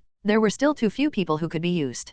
Captain America had a strong sense of justice, but he would not absolutely obey his orders. Moreover, the premise that Captain America could still actively carry out the mission now was that he wanted Carter to regain his youth and Nick Fury could pay to open the can. Barton, under the strengthening of the artifact Bow of Artemis, was still improving. But the Bow of Artemis was only green level, and it was still a weapon, and the strengthening of the body was limited. Even if the strengthening was over at the end, it was not much stronger than the blue level Ogreman, and even worse than the Yasha King he transformed into. And the Black Widow Natasha Romanoff, not to mention, was equivalent to Captain America before strengthening. He was okay to fight against small soldiers, but not much better than cannon fodder on a large battlefield. The only one who could be called a fighting force was Hulk, but he still had the biggest flaw that could not be controlled. Tony Stark and Stephen were powerful and had many advantages, but they didn't respond to him, which made Nick Fury even more troubled. Just as he was thinking, the phone rang. Boss, it's the gate of the world again. Boss, the item Rumlow opened is the door to the world. Nick Fury, who was deep in thought, answered the phone when he saw it was Phil Coulson. As a result, Phil Coulson's words made him tense up. What did you say? Phil Coulson repeated. Boss, Ron opened the door. I checked with him. The day before yesterday, Rumlow came to open the jar, and among the items he opened, there was a pink-level world gate. The connected world is a world called the Black Robe Picket. The power system in that world is limited to power. Nick Fury's pupils trembled, but before he could finish, he heard Phil Coulson continue. Moreover, Ron said, the power in that world is not innate, but cultivated with a potion. Marin fake. Nick Fury couldn't hold back anymore and cursed. Everything is clear, TMD? Rumlow is a spy? No wonder Rumlow would rather expose his identity than disappear. This world is incredible. There are powerful super ability people, and super ability people are created with potions. Isn't this equivalent to countless Captain Americas? No? It's stronger than Captain America? It's stronger than the super soldier serum? As long as S.H.I.E.L.D can cooperate with this world, then if S.H.I.E.L.D is given some practice, he can organize a group of super ability people. Definitely, it's not that the jar doesn't smell good anymore, it's that the smell in this world is second only to the jar. Phil Coulson? Give me wanted Rumlow. Get everyone moving? He must be found. Nick Fury roared loudly, and a picture appeared in his mind. The organization behind Rumlow suddenly appeared with a large group of super ability people, beating S.H.I.E.L.D. No? Since Rumlow dares to escape, he must be sure not to be found. Nick Fury fell into deep thought. After all, S.H.I.E.L.D is not omnipotent. There are many secret organizations in the world, and he does not know them all. After a while, Nick Fury stood up and walked out the door. It takes a lot of time to conquer a 9 or 77 world. Nick Fury did not believe that the organization behind Rumlow could reach cooperation with the other party in a short period of time. You must know that if you want to cooperate, you must have a prerequisite, and that is sufficient strength. No strong man would be willing to negotiate with the weak. If S.H.I.E.L.D had not sent out people to help Charles solve Apocalypse Now, Mutant is not entirely dependent on the gods. However, what will happen if that organization does not have sufficient strength? Nick Fury took a deep breath. If the organization couldn't stop him, the offense and defense would probably switch. He couldn't imagine what a world with a large number of super ability people would do when they discovered a new world. He can't gamble, he can't put the initiative in the opponent's hands, so he must take action. Black braised eggs, why did you call us all here? Tony complained dissatisfiedly in the jar shop. Next to him stood Wolverine, who had gained a lot of weight. It was obvious that this Wolverine had lived a prosperous life since he came to this world. Do you know that I have something very important to do? If you don't have anything else to do, I will knock down your S.H.I.E.L.D building. He is studying adamantium, and when he succeeds in his research, Tony Stark will be a veritable Iron Man. He let Wolverine try it, and when his claws scratched Pepper's armor, he was able to draw marks. And Wolverine hasn't used its full strength yet, which means it's a metal that's harder and sharper than vibranium. Except for vibranium's ability to absorb kinetic energy, everything else is better than vibranium rope. On the other side, a portal opened and Steven walked out. Doctor Strange. Nick Fury greeted Steven. Wait a minute, I do have something important to say, and I can't afford it now. Seeing that Nick Fury was indeed serious, Tony was dissatisfied and quieted down, no longer urging him, and the Ken store fell into silence for a while. After a while, Frank, Charles, Magneto Eric, Beast Hank, Mystique Raven and other mutants arrived one after another. Except for Captain America and others who are investigating Coulson's affairs, almost all the super ability people that Nick Fury can contact are here. Tony couldn't help but sit up straighter as he looked at this luxurious lineup. He looked at Nick Fury. What is it? Can you tell me now? Nick Fury glanced around. One of our S.H.I.E.L.D agents is missing. That's it. If you disappear, just disappear. There are countless people who disappear in this world every day. Tony was speechless. He disappeared after opening the can. Nick Fury glanced at Tony. I asked Ron. He opened the door to the world. Furthermore, that world has a large number of super ability people, and they are powerful, at least with green level. What? Everyone present was shocked. Is this a world with a large number of super ability people? And the gate to the world was taken away? Or are you from S.H.I.E.L.D? Just like this, is it the largest organization in the world? It seems that he needs to think carefully about joining S.H.I.E.L.D. Tony couldn't help complaining in his heart. Tony looked at Nick Fury. You called us here, didn't you want us to clean your S.H.I.E.L.D drums? You can't control your own agents, and you still need me to control them. Why don't you just put S.H.I.E.L.D under my name? Nick Fury's face darkened. He had to carefully consider whether to invite Tony to join. With this mouthful, joining S.H.I.E.L.D will probably piss him off in a few days. Stark, if one day you open the door to the world, or there are items that you cannot control, will you resist it alone? Facing Nick Fury's question, Tony opened his mouth without refuting. If it were him in the past, regardless of whether what you said was right or not, just talk back to him first. Who would discuss things with you if you were not feeling well? But now, Tony has changed a lot, and he thinks about the mutant world. If he drove to the mutant world, a Magneto could crush him and make him unable to lift his head. Seeing that Tony stopped talking, Nick Fury didn't say any more, but continued to talk about the information he knew. Rumlow is a spy lurking in S.H.I.E.L.D. I have ordered people to search for him, but it is impossible to find him in a short time using conventional means. Nick Fury looked at Tony and Charles, so, I want to ask you two to use your power to find him. Tony's artificial intelligence and Charles's psychic power are perfect for finding people. Give me a photo of him. Tony said casually, as long as he appears in the city, it will be easy to find him. After getting Rumlow's photo from Nick Fury, Tony immediately asked J.A.R.V.I.S to search. At the beginning, J.A.R.V.I.S still had clues about Rumlow, but as time passed, until J.A.R.V.I.S searched the entire world, no trace of Rumlow was found. Sir, Rumlow was last seen at the border between the Federation and the Maple Leaf Kingdom, and then disappeared.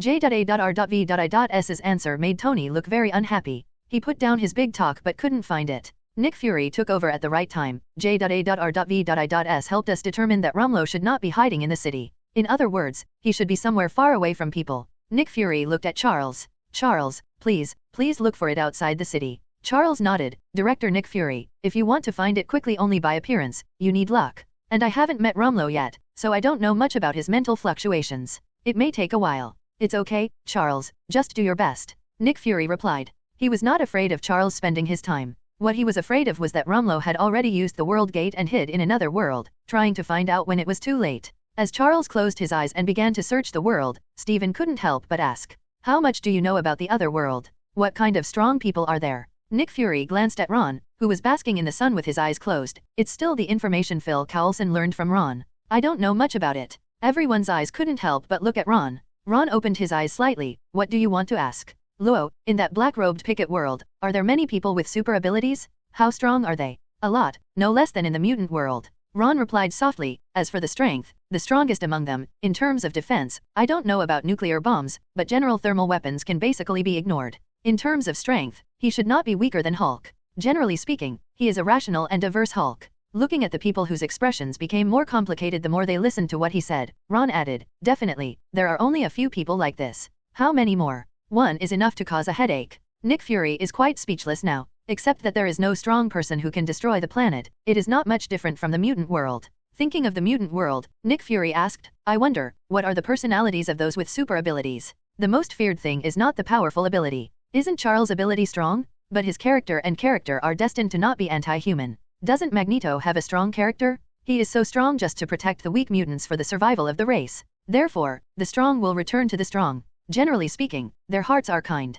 What Nick Fury is afraid of is that if he is powerful but lacks character, it will be a disaster for ordinary people. But when he was looking forward to Ron's answer, he saw Ron shaking his head slightly. The appearance is bright, but the heart is dark. The words inner darkness made Nick Fury completely give up. It seemed that the only way to go was to fight. The same goes for everyone else, all with solemn expressions. This time is different from the mutant world. In the mutant world, the nuclear bomb disappears, all strong people stand aside, and the only enemy is apocalypse. This time, they are facing a real world with countless enemies. Luo, will you take action? Stephen looked at Ron. If Ron takes action, let alone one world, even 100 worlds, he can go back to sleep peacefully. Ron looked up at him. This is your battle. It's just a small scene. Don't be too nervous. There are still many things you will face in the future. Ron even identified Rumlow's location and current situation. But he didn't know how to say it, and he still said the same thing. So why did Nick Fury and the others do it? He's not the captain of the ball, so it's not beneficial to care so much. Stop talking. If you don't have a word you like to hear, what do you mean by having too much?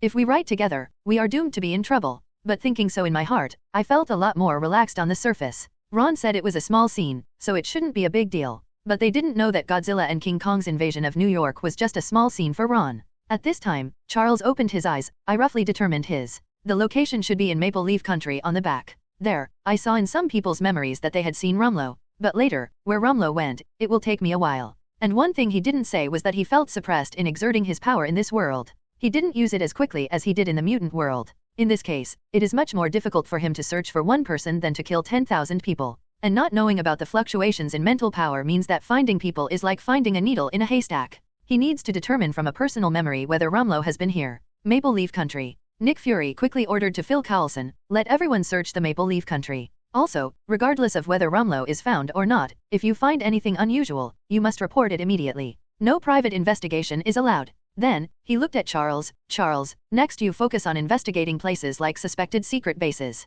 For example, in remote mountainous areas, there are strange places where a large number of people gather. There is an 80% chance that Nick Fury and Rumlow are in these places, not because of anything else but because he is a similar person. He had spent a lot of money to build a private secret base. At the same time, in the world of black robe pickets, inside the meeting room of the 7-man team of What Company? Deep Sea, you really disappoint me. Homelander stepped on the corpse, stared at Deep Sea with an expressionless face, and shook his head. There were broken corpses everywhere, the entire conference room was blood red, and the Deep Sea lay in a pool of blood in the center of the conference room. As soon as S.H.I.E.L.D opened his eyes from the coma, he saw this scene. Regardless of the mess of his body, he stood up quickly after hearing Homelander's words. Homelander, I was attacked by a sneak attack, that is, it was me who was attacked by these guys. Homelander looked down at him. A group of ordinary people were able to capture you and Starlight. They were still inside our company. If the Invisible Man hadn't informed me, you would have been arrested. I really doubt you're still qualified to be in the Super Sevens. Every time Homelander said a word, the panic on Deep Sea's face became deeper when he woke up.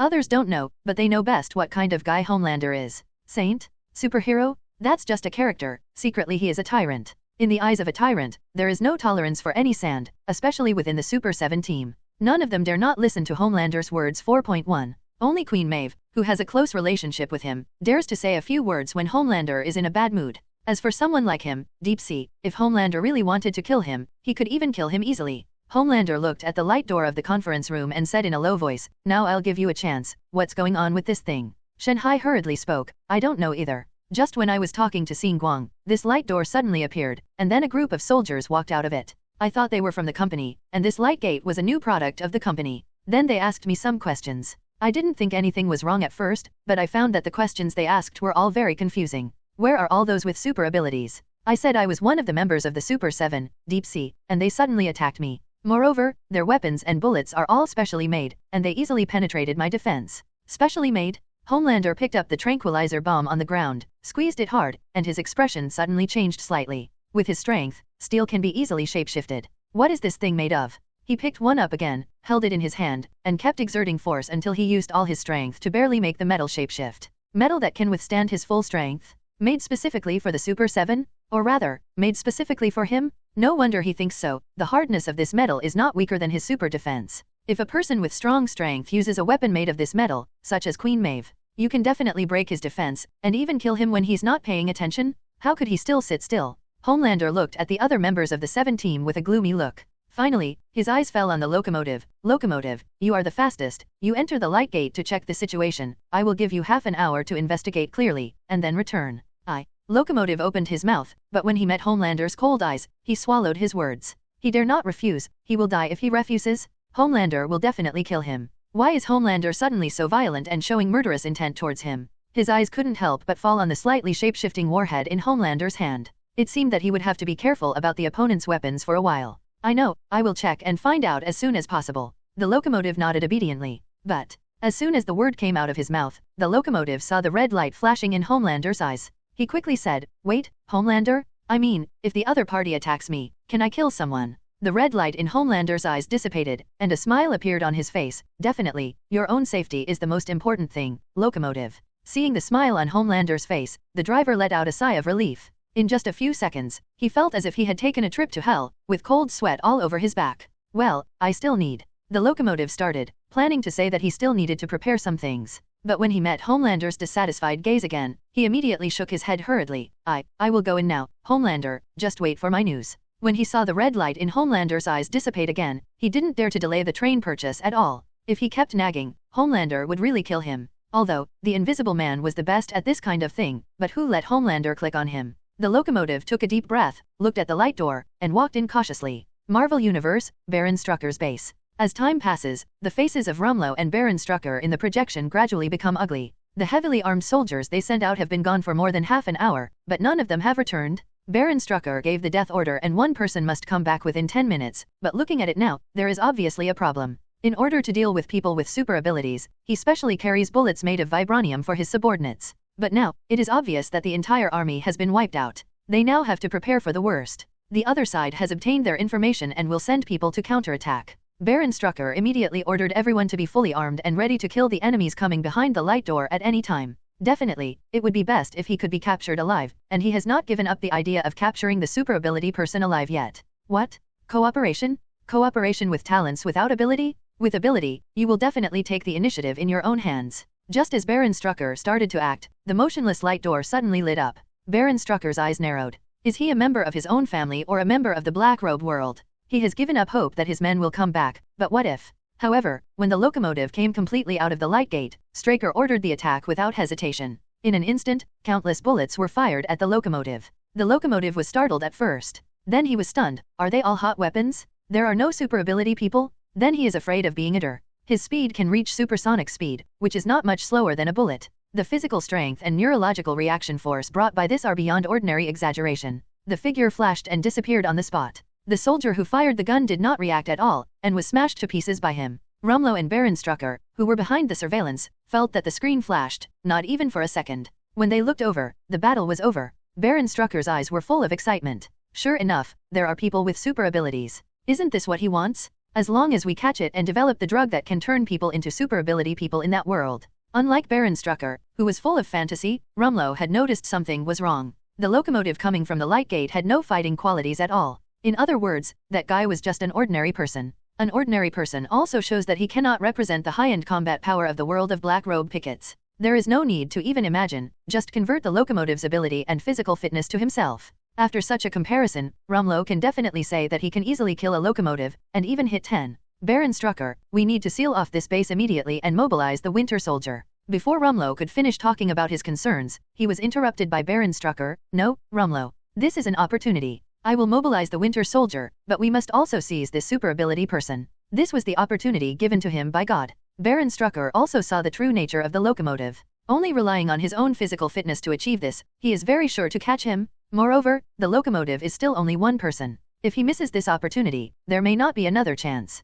Rumlow almost cursed when he heard Baron Strucker's insistence. Is there a chance to seize it? Yes, but that's if this super ability person doesn't run away. Behind you is the door to the world. If you encounter an irresistible danger, you can retreat in the blink of an eye. With the speed of the locomotive, who can stop it? How many people will be smashed into mud? However, while he was constantly thinking in his mind, Straker's instructions came to his mind. Team 3, enter. Focus on luring him to room 3, and then seal room 3. His base is made of super strong alloy, so strong that as long as it is not hit by a nuclear bomb, it will not be afraid of anything else. Even if it is an earthquake, it will cause slight shapeshifting at most, and if it is hit by a missile in the front, there will be no problem at all. He only has 2 bases of this level, and most of his funds have been used to build these 2 bases. His confidence in this base was also the reason why he brought Luo here. Even if he fails to achieve his goal in the end and estimates the opponent's strength incorrectly, he can just block the entire base. Then he would send people back to solve the problem. This was the fundamental reason for his confidence. As for the people in the base, they are definitely abandoned.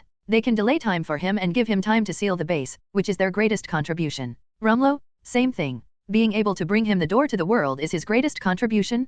Publicize his information? Will he still care about this when he gets the potion to mass-produce super ability people? He had already thought of all this when he agreed to Rumlow's request. It's not that Rumlow didn't expect it, but as an undercover agent, he didn't know that the competition within Hydra was more intense. As his order was issued, the members of the 3rd team immediately began to take action. The locomotive was just blaming himself for not leaving anyone alive. At the moment he saw the members of the 3rd team, he immediately chased after them. At the moment, he had long lost his previous vigilance. What? He thought this was a dragon's pond and a tiger's den, which scared Homelander, but in the end, this is it. I quickly caught up with him, and the first one used too much strength, and was strangled to death by him. Be careful next time. The second, the third, we were chased by 5 of them in a row, and they were all crushed to death by him like ants. It's not a matter of not paying attention at all, nor is it a poor grasp of power, it's just venting. Locomotive is venting his inner anger. He doesn't dare to show it to Homelander, but ordinary people who have no resistance to ability are the best targets for venting. Anyway, he only needs 1 or 2 people to ask for information.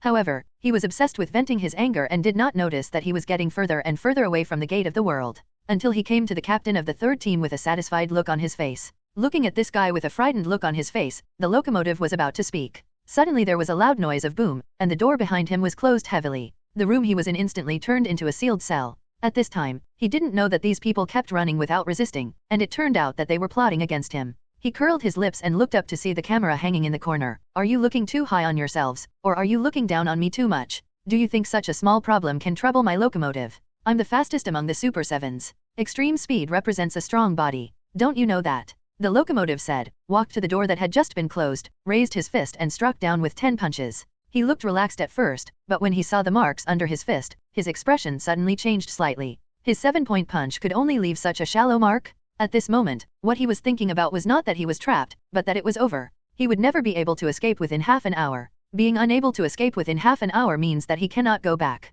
Homelander has not seen him and will definitely kill him when they meet next time. Homelander won't listen to his reasons, any reason is the same. He thought about his head being crushed by Homelander with one hand, or his spine being pulled out with his bare hands, or a Cyclops splitting him in half. AHH. The locomotive almost collapsed, he roared, and hammered the alloy door. The fist was bloody, and the bones of the fist were broken, until the time was almost half an hour away. Looking at the door that had just dented a little in front of him and was still far away from the violent fracture, he slumped on the ground helplessly. Suddenly he raised his head and looked at the camera. Where are the people? You locked me up here, why don't people come out? Do you know what will happen if I go back within half an hour? The locomotive's face showed infinite ferocity, glaring fiercely at the camera. You don't know, no, you will know soon. It will be here in half an hour. None of you can run away. Who are you? What is the Super 7 you are talking about? Baron Strucker's voice rang from the monitor. But these two simple questions made the locomotive look stunned. You don't know. People actually ask this kind of question? Not to mention that their Super 7 team is popular all over the world, it's not much different. Even people deep in the mountains and old forests have heard of it. How could someone who can build a base of this level not know about it? I'm asking you. Baron Strucker's cold voice contained a touch of pride. So what about people with super abilities? They are not controlled by him, so they can only communicate with him passively. And looking at the strength when hammering the door, the opponent's power is terrifying and terrible, and it is not impressive compared to the power of the artillery. Only Rumlow, he always felt something was wrong, but he didn't know what was wrong. It stands to reason that the room where the world gate is now is sealed. In Struck's words, the materials are of a higher level than room 3. If this super ability person is imprisoned, don't tell him, even a dent will not be made on his back. But no matter how Rumlow looked at it, the tension and despair on the locomotive's face didn't seem fake. That kind of expression gave him only one feeling, that if you don't go back, this powerful guy will die. I told you, will you let me out? The locomotive was still looking for a chance to survive. You are not qualified to negotiate. Baron Strucker constantly put pressure on the locomotive. However, if you are willing to cooperate, everything can be negotiated.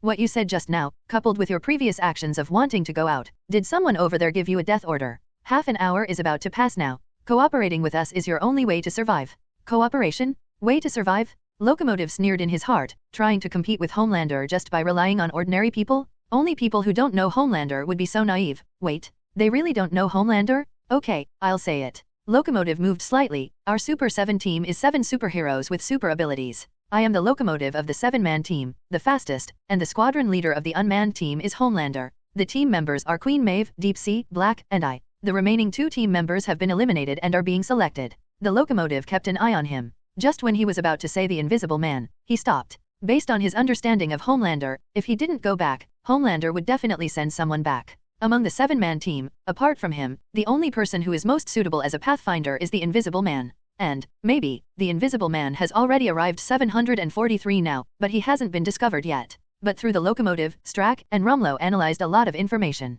The Super 7 are obviously very famous in that world, and they are also qualified to select people with super abilities. In this way, the gate to the world is over there, and it should be opened near the base of the Super 7. Otherwise, the entire army will not be annihilated and the other party will find it. But the two of them had a doubt in their minds. The Super 7 sounded like it was obviously a combat team. Why would there be a guy like Locomotive who had no fighting qualities at all? Exist? So what are the strengths of the other members of the Super 7? What abilities are they good at? Strack asked again. The Deep Sea is good at communicating with marine creatures. Black and Queen Maeve both have strong close combat abilities. I don't know about Homelander. He is very versatile. It can fly, is stronger than Queen Maeve in close combat, and also has powerful long-range attack capabilities. When Locomotive said so much, he actually didn't think that he was exposing information about his own people. Traveling across the world was so outrageous that he didn't think about it at all. In his opinion, this is just a hidden organization that has no contact with the outside world. The ability of the Super 7 can be found by just searching online. It doesn't matter if it is stated or not. The only thing about the Invisible Man is the time difference between him and the other party. The more he talks, the less likely the other party will be wary of the Invisible Man. Just waiting for the Invisible Man to go back and tell Homelander everything, this base and the people behind it will all die. At this time, a projection suddenly appeared in front of the locomotive, and what was played on it was the scene of Godzilla and King Kong ravaging the New York port. How does the Super 7 you mentioned compare to these two behemoths? Hearing Straker's question and looking at the picture in front of him, Locomotive felt for the first time that things seemed to be out of control. Found it. In the jar shop, Charles suddenly opened his eyes. Where is he? Nick Fury and others were immediately shocked. It had been nearly 2 hours since they finally found him. It's about 4,000 kilometers north from New York, at a base in a mountain range. Charles replied with a serious look. I didn't notice it at first, until just now. In my mental perception, there was a place where dead man suddenly appeared one after another, which made me turn on. Got it there. Very bad news. The door to the world has been opened, and the people from that base have sent people to the other side. All the people sent there did not come back, but came over to a world of black-robed pickets. A super ability person. This super ability person is very fast and can reach supersonic speeds, just like Pete, and I can't invade his mind. Pete is Quicksilver. Everyone present knows the speed of Quicksilver. In Quicksilver's words, under his BGM, the light will stop. Where is that base? Charles, can you mark it on the map? Nick Fury took a map from Phil Coulson and handed it to Charles. The name of the organization is Hydra, and its base is probably here. The name of the organization is Hydra, and the base is probably here. Charles marked a location on the map. However, at the moment, Nick Fury didn't pay attention to where he marked, but looked at him in disbelief. What did you say? Charles, which organization did you just say? Nick Fury's pupils contracted violently. Like him, there are Captain America and others who have just returned. Faced with the major situation at the gate of another world, Galzin is not difficult to deal with. And they were also in disbelief, because the snake? Wasn't it destroyed by Captain America? Charles could tell from their expressions that there was something wrong with the Hydra organization. He quickly told the information he had found. That organization is indeed called Hydra. Because the human brain is very complex, my psychic power can only view recent memories, or relatively deep memories. Checking the memory is far less easy than deleting the memory. To delete the memory, you only need to focus on one thing and delete everything related to it. As for checking memory, in the myth of cultivating immortals, there is another saying called soul search. If you forcibly look at it, it will cause irreversible damage to the brain, and even turn you into a fool or a vegetative state. This is something that Charles can and will not do. The word Hydra is very deep in their brains, and they shout Hydra hail almost every day. As soon as Charles said this, Nick Fury, Captain America and others were immediately more certain. This organization is Hydra. It's Captain America's old rival? And Nick Fury's face is even more ugly. Rumlow, S.H.I.E.L.D's top agent, is actually an undercover agent of Hydra? People of this level will all be Hydra, but what about the agents below? How many people in S.H.I.E.L.D are worthy of his trust? He looked at Charles fiercely. Charles, I want to ask you something. When I need it, use your spiritual power to help me check all the agents of S.H.I.E.L.D. Yaang, Captain America and others all shrank their pupils. Could it be that there is Hydra in S.H.I.E.L.D? Nick Fury's eyes vaguely swept over Phil Coulson and other S.H.I.E.L.D people among the people present. It is almost impossible for Ron's people to be Hydra. If so, there would be no need for confrontation. And Mutant has just come from another world, which is even more impossible, and it is almost impossible for Tony and Captain America. Then the only ones who might be Hydra are a few people from S.H.I.E.L.D. Phil Coulson, Barton, Natasha Romanoff, and Bruce Banner, however, are just Nick Fury's suspects. He soon put aside his doubts about them, and the reason was very simple. Phil Coulson, whom he single-handedly promoted, was almost under his surveillance at all times until he completely gained his trust. The same goes for Barton and Natasha Romanoff, and after getting the super soldier serum, Natasha Romanoff didn't want to disappear suddenly like Rumlow, but took back S.H.I.E.L.D.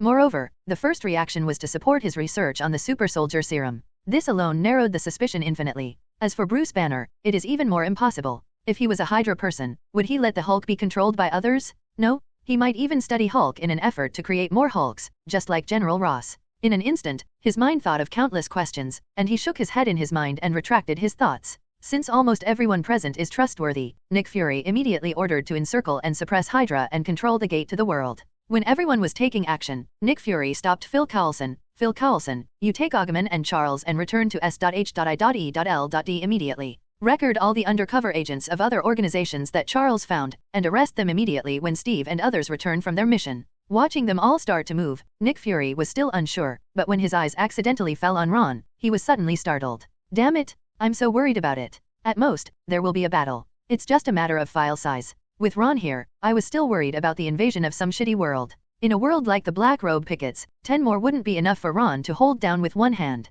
When are you going to do it? In the same secret base, Harry Osborn roared angrily at Rose. Last time you said you would wait for the serum research to be successful. Now the integration research of the Lizard Serum and the Hulk Serum has been completed, and you have also created a powerful team. Then you said that you can't target Ron. Instead, target those two behemoths. Obtaining behemoth genes can make us stronger. I agree. But everything is ready, and you said, avoid that Avengers team. You are so brave, how did you become a general? Looking at Harry who was roaring with dissatisfaction, Ross said expressionlessly, counting you and me, there are only 5 people who have succeeded. To deal with those two giant beasts, the 5 of us must be able to deal with them without any outside interference. This is the last time I explain to you. If there is another time, I will kill you directly. Harry was not frightened by his threat at all and looked at him with a sneer. I hope you are thinking what you said. He knew in his heart that revenge could not be achieved with the lizard serum alone, and the Hulk serum was only available to Ross. Ross would only inject his own people, so the 5 people who succeeded, and the remaining 3, were all Ross's men. If not, he wouldn't have stayed at the screw base.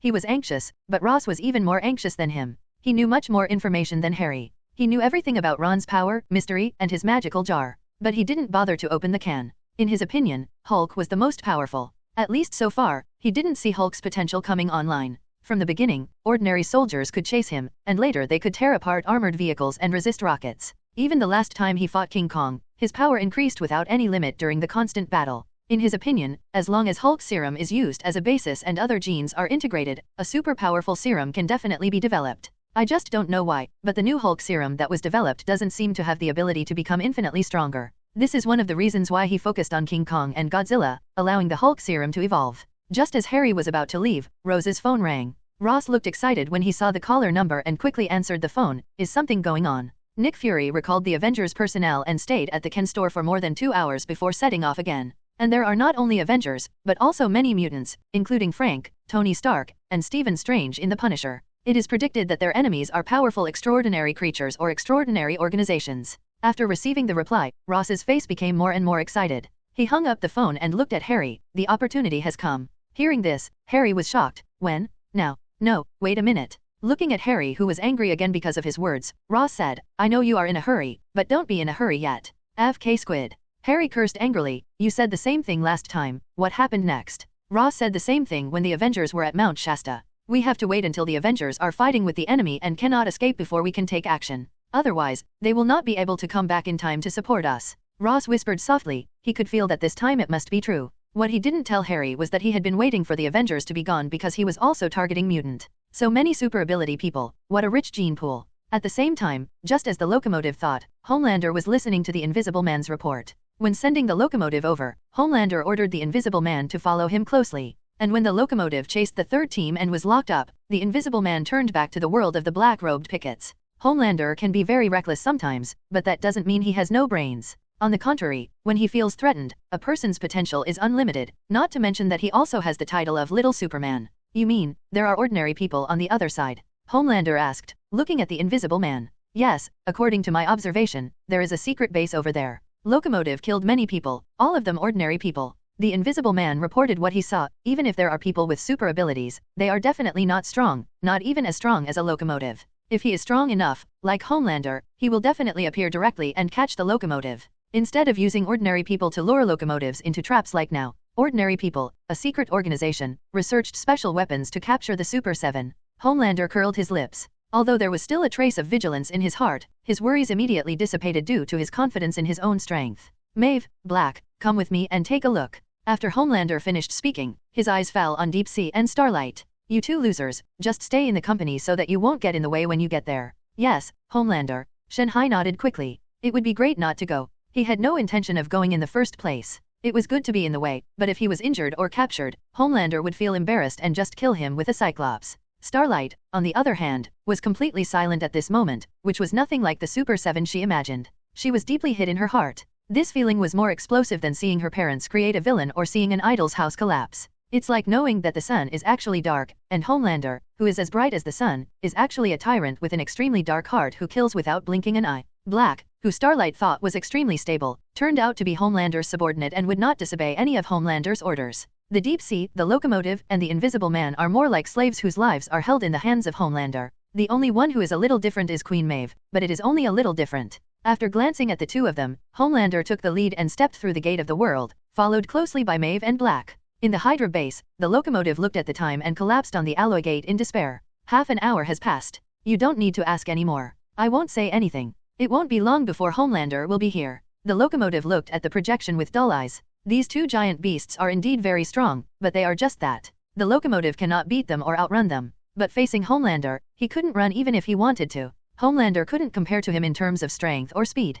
Together, these two behemoths are no match for Homelander. Haha, actually I lied to you, Locomotive said with a sad smile. You should have found it now, right? Among the Super 7, there is actually only one person missing, and there is another person called the Invisible Man. Homelander only gave me half an hour before I came over. If I don't go back within half an hour, he won't let me go. And if I didn't go back, he would definitely send another person to check. Guess who it would be? Yes, it's the Invisible Man. His ability is invisibility. Half an hour has passed now. He must have sent an Invisible Man to check it out. Maybe Homelander will appear next moment. If I were you, I would definitely run away right now. Your base can hold me in, but to Homelander, it's no different than scrap metal. Listening to the locomotives murmur to himself, Rumlow felt the hairs all over his body stand up. Sure enough, he said it was wrong and he shouldn't have listened to Baron Strucker. When facing someone with super ability, there can be no chance. Rumlow's expression changed. He got up and ran towards the exit. He kept shouting, "Struck, hurry up and ask your people to open the door for me." At this moment, suddenly, a red light penetrated the entire base.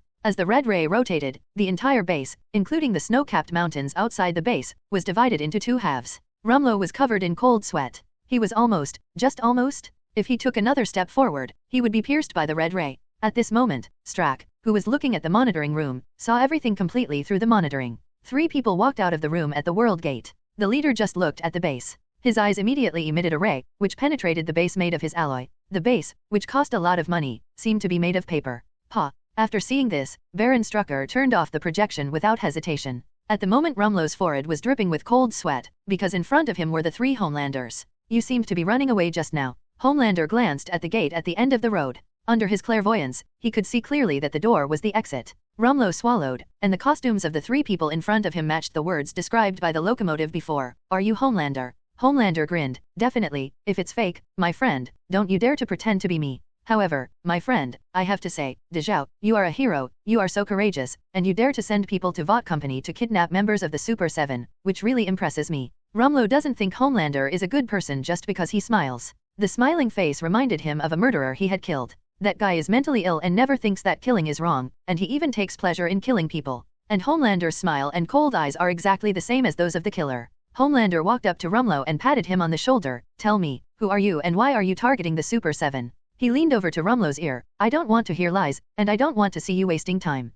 Please think clearly when you answer." Listening to the voice in his ears, Rumlow felt as if he heard the devil's whisper, and his head went numb. "I don't belong to anyone, and I don't know you are the Super 7. Rumlow's words made Homelander's eyes freeze, and his eyes glowed red. "Damn it if you dare to deal with him at this time? Wait, this is not your world." Rumlow felt the heat in Homelander's eyes and shouted immediately. "What did you say?" Queen Maeve took a step forward. "What do you mean by what you just said?" Rumlow said quickly, "This is not your world. The door of light you passed through is called the Gate of the World. It means a door that connects 2 worlds. If you cross the door of the world, you will come to another world. So, I said I didn't know that the Super 7 is real. Another world?" Maeve's eyes flickered, full of disbelief. "Homelander, we should find the locomotive now. He is locked up and there is bound to be some information that we don't know." Maeve didn't believe they would ask him if they managed to shut down the locomotive. "As long as you ask, you will definitely reveal something, such as really not knowing who is in the Super 7. Also, looking at the layout of this base, it is obviously a technological world. In this case, there may be a network where you can find some information."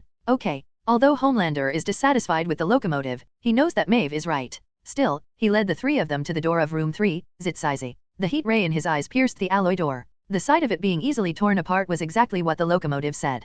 Rumlow shivered when he saw it being torn apart easily. The locomotive inside, which was dull and dazed to the point of being drowsy, was obviously startled when it heard this familiar voice, and then stood up with a bang. Turning around, he passed through the alloy door that was still flowing with red molten metal and looked at the people outside the door. The look in his eyes can be said to be 50% panic, 50% overwhelmed and 90% frightened. He messed up, and Homelander wouldn't let him go easily. If he hadn't been so determined to commit suicide, he would have wiped his neck out long ago. "Come out." Homelander's cold and dissatisfied voice came. The locomotive was frightened and trembled, then he was startled. Come out? Didn't you want to kill him?" If Homelander wants to kill him, there is no need to specify the location. He can be sent away with just 1 heat ray directly through the door. "Locomotive, come out. Homelander has something to ask you." Maeve saw Locomotive's fear and spoke proactively. Okay, I'll come out right away," the locomotive stuttered in reply. With just a distance of 2 meters, he also used his super ability to teleport and appeared in front of Homelander instantly. "What happened in the half hour since you came here? Have you had any communication with people in this base?" Maeve asked the question for Homelander. Seeing that Homelander was not looking at him, Locomotive calmed down a lot. "As soon as I came over, they shot at me, and then I killed many people. I didn't expect that they would." Halfway through his words, Homelander turned his head sharply. Looking at him with flashing red eyes, "I don't want to listen to nonsense, tell the important point." Yes, yes. The locomotive's eyes widened in horror, with a layer of cold sweat on his forehead. They asked me a lot of questions about the Super 7, and by the way, I didn't say the Invisible Man. I knew Homelander would definitely send the Invisible Man over. I asked you a lot about the Sevens. What did they ask about? Maeve looked at him. Did they ask anything else besides the Sevens? No, no. Locomotive shook his head repeatedly. They are very strange, as if they are in a remote area, or an organization that has been hidden for a long time. Our Super 7 is so famous, they don't seem to know anything about it. They just keep asking me who is in the 7 and what abilities they have. Don't know about the Super 7? In their world, it can't be said that there isn't one, but among 10,267 people, there may be one. This base, but I don't know any information about them. If it is really another world, it would make sense. Maeve looked at Rumlow. Is that light gate really connecting the two worlds? Tell me carefully what you know. At this time, Rumlow also gradually regained his composure. He figured out that the worst outcome was death. After all, he is also Crossbones Rumlow. If he had the super soldier serum, it would be possible to defeat Captain America. Rumlow took a deep breath and his expression returned to calm. I can say it, but I want to be a collaborator. You are not qualified to discuss cooperation with us. Homelander looked at him sideways. The locomotive on the side breathed a sigh of relief when he saw Homelander's attention turned to Rumlow. Although he didn't know why, he survived anyway. But then, he heard Rumlow's words, the identity of the collaborator? NTM makes me so embarrassed. Do you still want to cooperate? I cooperate with MB. Huh? Locomotive was about to curse when he suddenly realized that Homelander was not angry. What happened in just half an hour? Wait, what did Maeve say just now? The light gate connecting the two worlds. Two worlds. Locomotive's eyes suddenly widened. No wonder they didn't know me, and they hadn't heard of the Super 7. At this moment, Locomotive felt that all his doubts were solved. Rumlow met Homelander's gaze, their eyes met, and his expression remained unchanged. I know there are many super able people in your world, but my world is the same. You know, the world gate is an item from my world. Traveling through the world without me? You don't even dare to think about it. Furthermore, among the people in this world who are willing to cooperate with you, no one knows more comprehensive information about super ability people than I do. Homelander's eyes narrowed slightly, and he couldn't suppress the red light in his eyes. Does an ordinary person really think that you are the president of what company? Can you negotiate terms with me? Homelander grinned. I don't believe you, so just go to hell. The red light in his eyes passed through his chest in an instant, causing the locomotive to subconsciously take 2 steps back. During the half hour he was locked up, this was the scene after he saw Homelander, except that it was not him who was being pierced through the chest now. At this moment, Rumlow used his last bit of strength to fall down, swing his arms, and throw out the things in his hands. A coin of destiny. Rumlow stared at the coin with his dilated pupils until he saw a white light on the coin, and he grinned. If a person is penetrated into the fatal position of the heart, he will not die immediately, but will still have consciousness for 3 to 5 seconds. He could even survive for another minute, but it was only for 1 minute. The chance of survival was infinitely close to 0, otherwise why would it be called a fatal injury? But it is not equal to 0, just because there are always miracles happening in the world, such as the white light that envelopes Rumlow at this moment. Seeing the white light, Homelander's expression changed slightly. He thought it was Rumlow's dying counterattack and shot another heat ray directly. But this time, not only did Rumlow fail to be attacked, even the white light that enveloped him did not penetrate. Homelander, wait. Maeve said to stop her. She didn't react to Homelander's sudden attack just now. When the reaction comes, the person will be dead and there is no point in trying to stop him, but it is different now. Homelander, that white light seems to be healing him. Wait and see. Cure? The clairvoyant eye penetrated the white light and landed on the chest that had just been penetrated. The naked eyes visible to the naked eye continued to grow and connect. However, in just a few seconds, the fatal wound was restored to its original state, and Rumlow stood up again as if he had not been injured. Homelander's eyes flashed slightly. If he had this kind of thing, coupled with his strong defense power, then no one in the world would be able to kill him. Thinking of this, he walked up to Rumlow, smiled, and patted Rumlow on the shoulder. Ha ha ha, you, from today on, are my friends. It's a partner. Rumlow had to swallow the breath in his heart, but he couldn't forget the humiliation of being almost killed just now in the blink of an eye. Just wait, when I get the method for you to have super ability, I will definitely kill you. His calm expression concealed the murderous intention in his heart, and he avoided Homelander's hand with a shake of his shoulders. Homelander paused and then retracted his hand pretending not to care, but his heart also contained endless coldness. Partner? Is an ant worthy of cooperating with an elephant? I hope you can always be useful. Useless people are not qualified to live. At the moment, Captain America and others in New York have just set off. From New York to the Hydra base, a distance of more than 4,000 kilometers, called the supersonic Quinjet, also takes more than 2 hours. Not long after they set off, in the jar shop, Charles's expression changed slightly. Director Nick Fury, Rumlow is dead. Wait a minute, he is alive again. Before Nick Fury could ask what was going on, Ron said, in addition to the door to the world, he also opened a destiny coin. The coin that Rumlow stared at the end was called the Coin of Destiny? Charles nodded. Just now, 3 more people from the world in black robes came out of the gate of the world. the leader of Homelander, who Rumlow called him, used an ability similar to Scott Cyclops and almost killed Rumlow. Before Rumlow finally died, he threw the coin of fate and saved his life. Can fatal and almost fatal injuries be recovered? Nick Fury's expression changed slightly. Should he be more careful in the future? Seeing Nick Fury's bright eyes, Phil Coulson shook his head at Nick Fury. Boss, Tony Stark used the Destiny coin for me once. That thing is very evil. There is only a 50% chance of recovering from the injury. If you are unlucky, Jin will be killed directly by Lady. Struck to death by lightning? Nick Fury instantly remembered that Phil Coulson showed him the surveillance video of that time. Yvonne Vank was so miserable, he was seriously injured when he came, and when the lightning struck, he immediately lost his human shape. He shook his head inwardly and thought, forget it, S.H.I.E.L.D can't afford this thing. Charles was suddenly stunned. Director Nick Fury, that person named Rumlow died again. Huh. Nick Fury looked at him doubtfully, and saw Charles nodding. The base where they were located exploded. Judging from the situation, the explosives should have been planted in advance. Exploded? Nick Fury was silent. This is more like Hydra's style. When the base can't stand it anymore, they will destroy the base and the people together. The entire base exploded thanks to Homelander.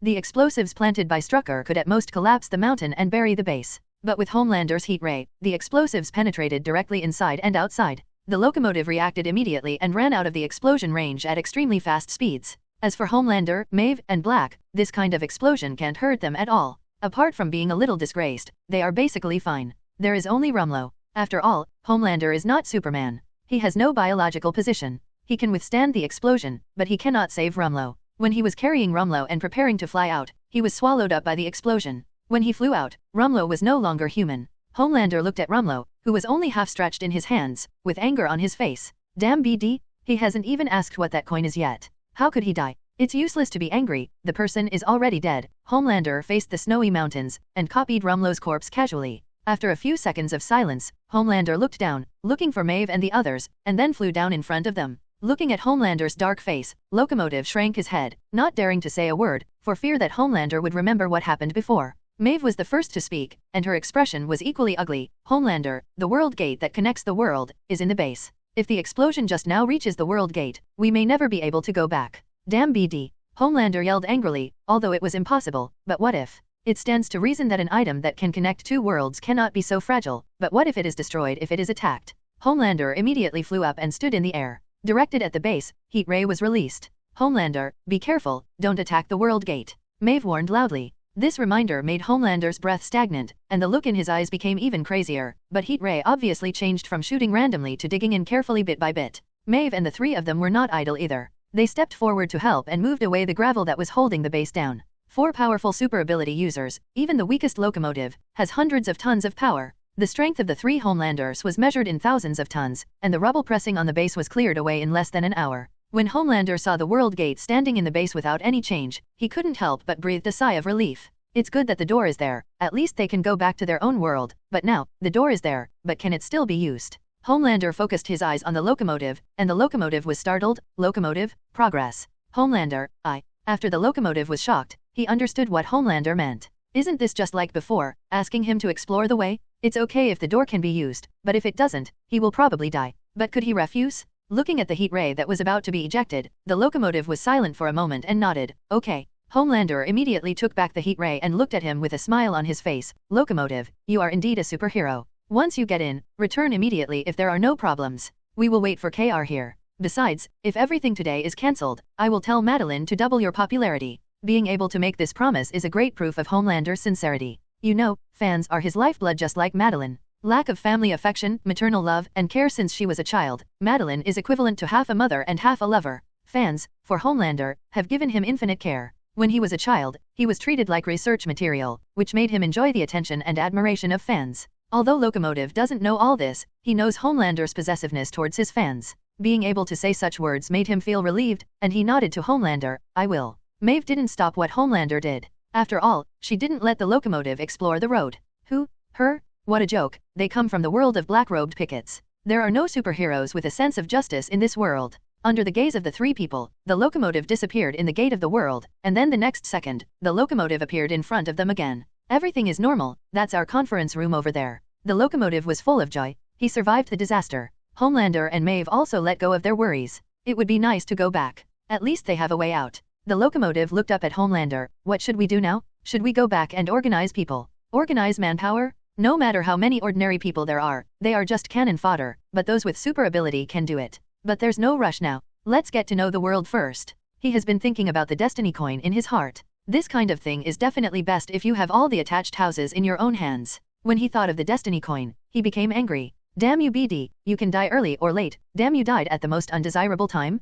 The origin of the destiny coin hasn't been revealed yet, but Homelander now wants to drag Rumlow out and whip his corpse. At the moment, Captain America received a call from Nick Fury on the Quinjet heading here. After hanging up, Captain America looked solemn. Our target base has been confirmed to have been blown up, and Rumlow has been confirmed dead. Our mission target has been changed to the World Gate, and there are 4 super ability people who came out of the World Gate. Captain America glanced at everyone, Hawkeye Barton, Banner, Frank, Tony, as well as Mutant Magneto, Wolverine, Cyclops, Storm, and Quicksilver. Without Natasha Romanoff, if a fight breaks out, Natasha Romanoff is useless in a fight of this level. Everyone said nothing and nodded in Captain America's eyes, waiting for the information he got. The leader among them is called Homelander. He has high-speed flight and extremely strong physical fitness. As he spoke, he set his sights on Cyclops. Moreover, he also has the ability to shoot lasers from his eyes, and can cut open a mountain in an instant. He can fly, has strong physical fitness, and has long-range attacks. Why does this sound so familiar? Isn't this the sensible Hulk that Ron talks about? Facing everyone's gaze, Captain America looked at Cyclops solemnly and asked, Scott, can your laser penetrate a mountain? I can't do it. After Cyclops finished speaking, he suddenly looked up at Captain America. You mean, he can do it? When he saw Captain America nodding, his eyes were full of disbelief. Cyclops Scott's ability is not only the ability to emit lasers from his eyes, but also the ability to absorb radiation transmitted from the universe, as well as various energies. This ability of energy absorbing and radiation is the basis for him to emit laser rays. In other words, as long as he absorbs enough, his attack power will be greatly improved. However, all this takes time, and now he can easily penetrate a building. But if you want to penetrate a mountain, your strength must at least be doubled several times. The exchange between Captain America and Cyclops fell into the eyes of everyone, and everyone looked slightly solemn. Cyclops can't be said to be strong among everyone, but its attack power is definitely not weak. Like Storm or Oro, the only thing that is better than Cyclops is that it has the ability of flight. In terms of attack power, it is only about the same as Cyclops. Those present who can be said to be stronger than him are Magneto and Frank, while Captain America has the strongest defense, but his attack power is not much stronger than Cyclops. Hulk is also considered one, but Hulk is too unstable and that is their trump card. Captain America is not included. It's a pity, the time is too short. If you give me a month, no, half a month, let me build a new generation of armor. Tony thought silently in his heart. Adamantium is so hard that even Magneto's magnetic field ability cannot break it, and he doesn't believe that Homelander can break it. Give him some more time to build a satellite made of adamantium. With his power, I don't believe that the satellite rays emitted can't explode Homelander. But the premise of everything is that he can have enough time to build it, and what they lack most is time. They haven't really met yet, but just being a Homelander on the other side makes them feel troubled. Quicksilver raised his eyebrows. How is his speed? I mean, compared to me. Captain America thought about the information he just got from the phone call with Nick Fury, about 2 to -3 times the speed of sound. However, I guess he should be a little faster than this. Among the 4 people, there is one called the locomotive, who is good at speed. His speed is about 3 times the speed of sound, and he is so afraid of Homelander that he doesn't even dare to run away. What does this mean? It means that Homelander's speed should be higher than his, or at 3 times the speed of sound. There is no resistance in front of Homelander. After thinking about all this, Quicksilver suddenly felt relieved. Only 3 times the speed of sound? That's it? You know, in his BGM, even time is close to stopping, and supersonic bullets are still in his eyes. 3 times the speed of sound, for his speed close to light, isn't this the same as playing monkey? I apply, and this Homelander is handed over to me, and I promise to contain him. No. 3 people objected at the same time, Magneto, Captain America, and Frank. Magneto frowned. Quicksilver proposed to follow, but he objected, but he didn't even give him fatherly love. How could Quicksilver listen to him? He also knew that, so he did not continue to speak, but looked at Captain America and the 2. Hoping that the 2 of them would help him organize Quicksilver, Captain America said, "You are very fast, but you can't contain him." That's right. Frank agreed. Facing Homelander, your only advantage is speed. We don't know if he has other abilities. If he has the ability to deal with your speed, you will be in danger. The most important thing is that you are not strong enough. Captain America took over and continued. Your strength is not enough. Homelander can completely ignore your attacks, and Frank is right. It's not just in case, but he really has a way to deal with it. Cyclops' attack speed is close to the speed of light. Homelander is not as fast as him, but he doesn't need to catch up with him. He only needs to attack him. With just one attack, Shi will no longer be able to resist. Seeing Quicksilver's unconvinced look, Magneto quickly comforted him humbly. We may not really fight. If we do, how about leaving the locomotive to you? Can't fight? How could it not be possible? This is just to stabilize Quicksilver. They have not forgotten Ron's evaluation of the super ability people in the black robe world. The appearance is bright, but the heart is dark. For those who can make such comments, there is no possibility of peaceful coexistence for them. Ron, Sister Yaang.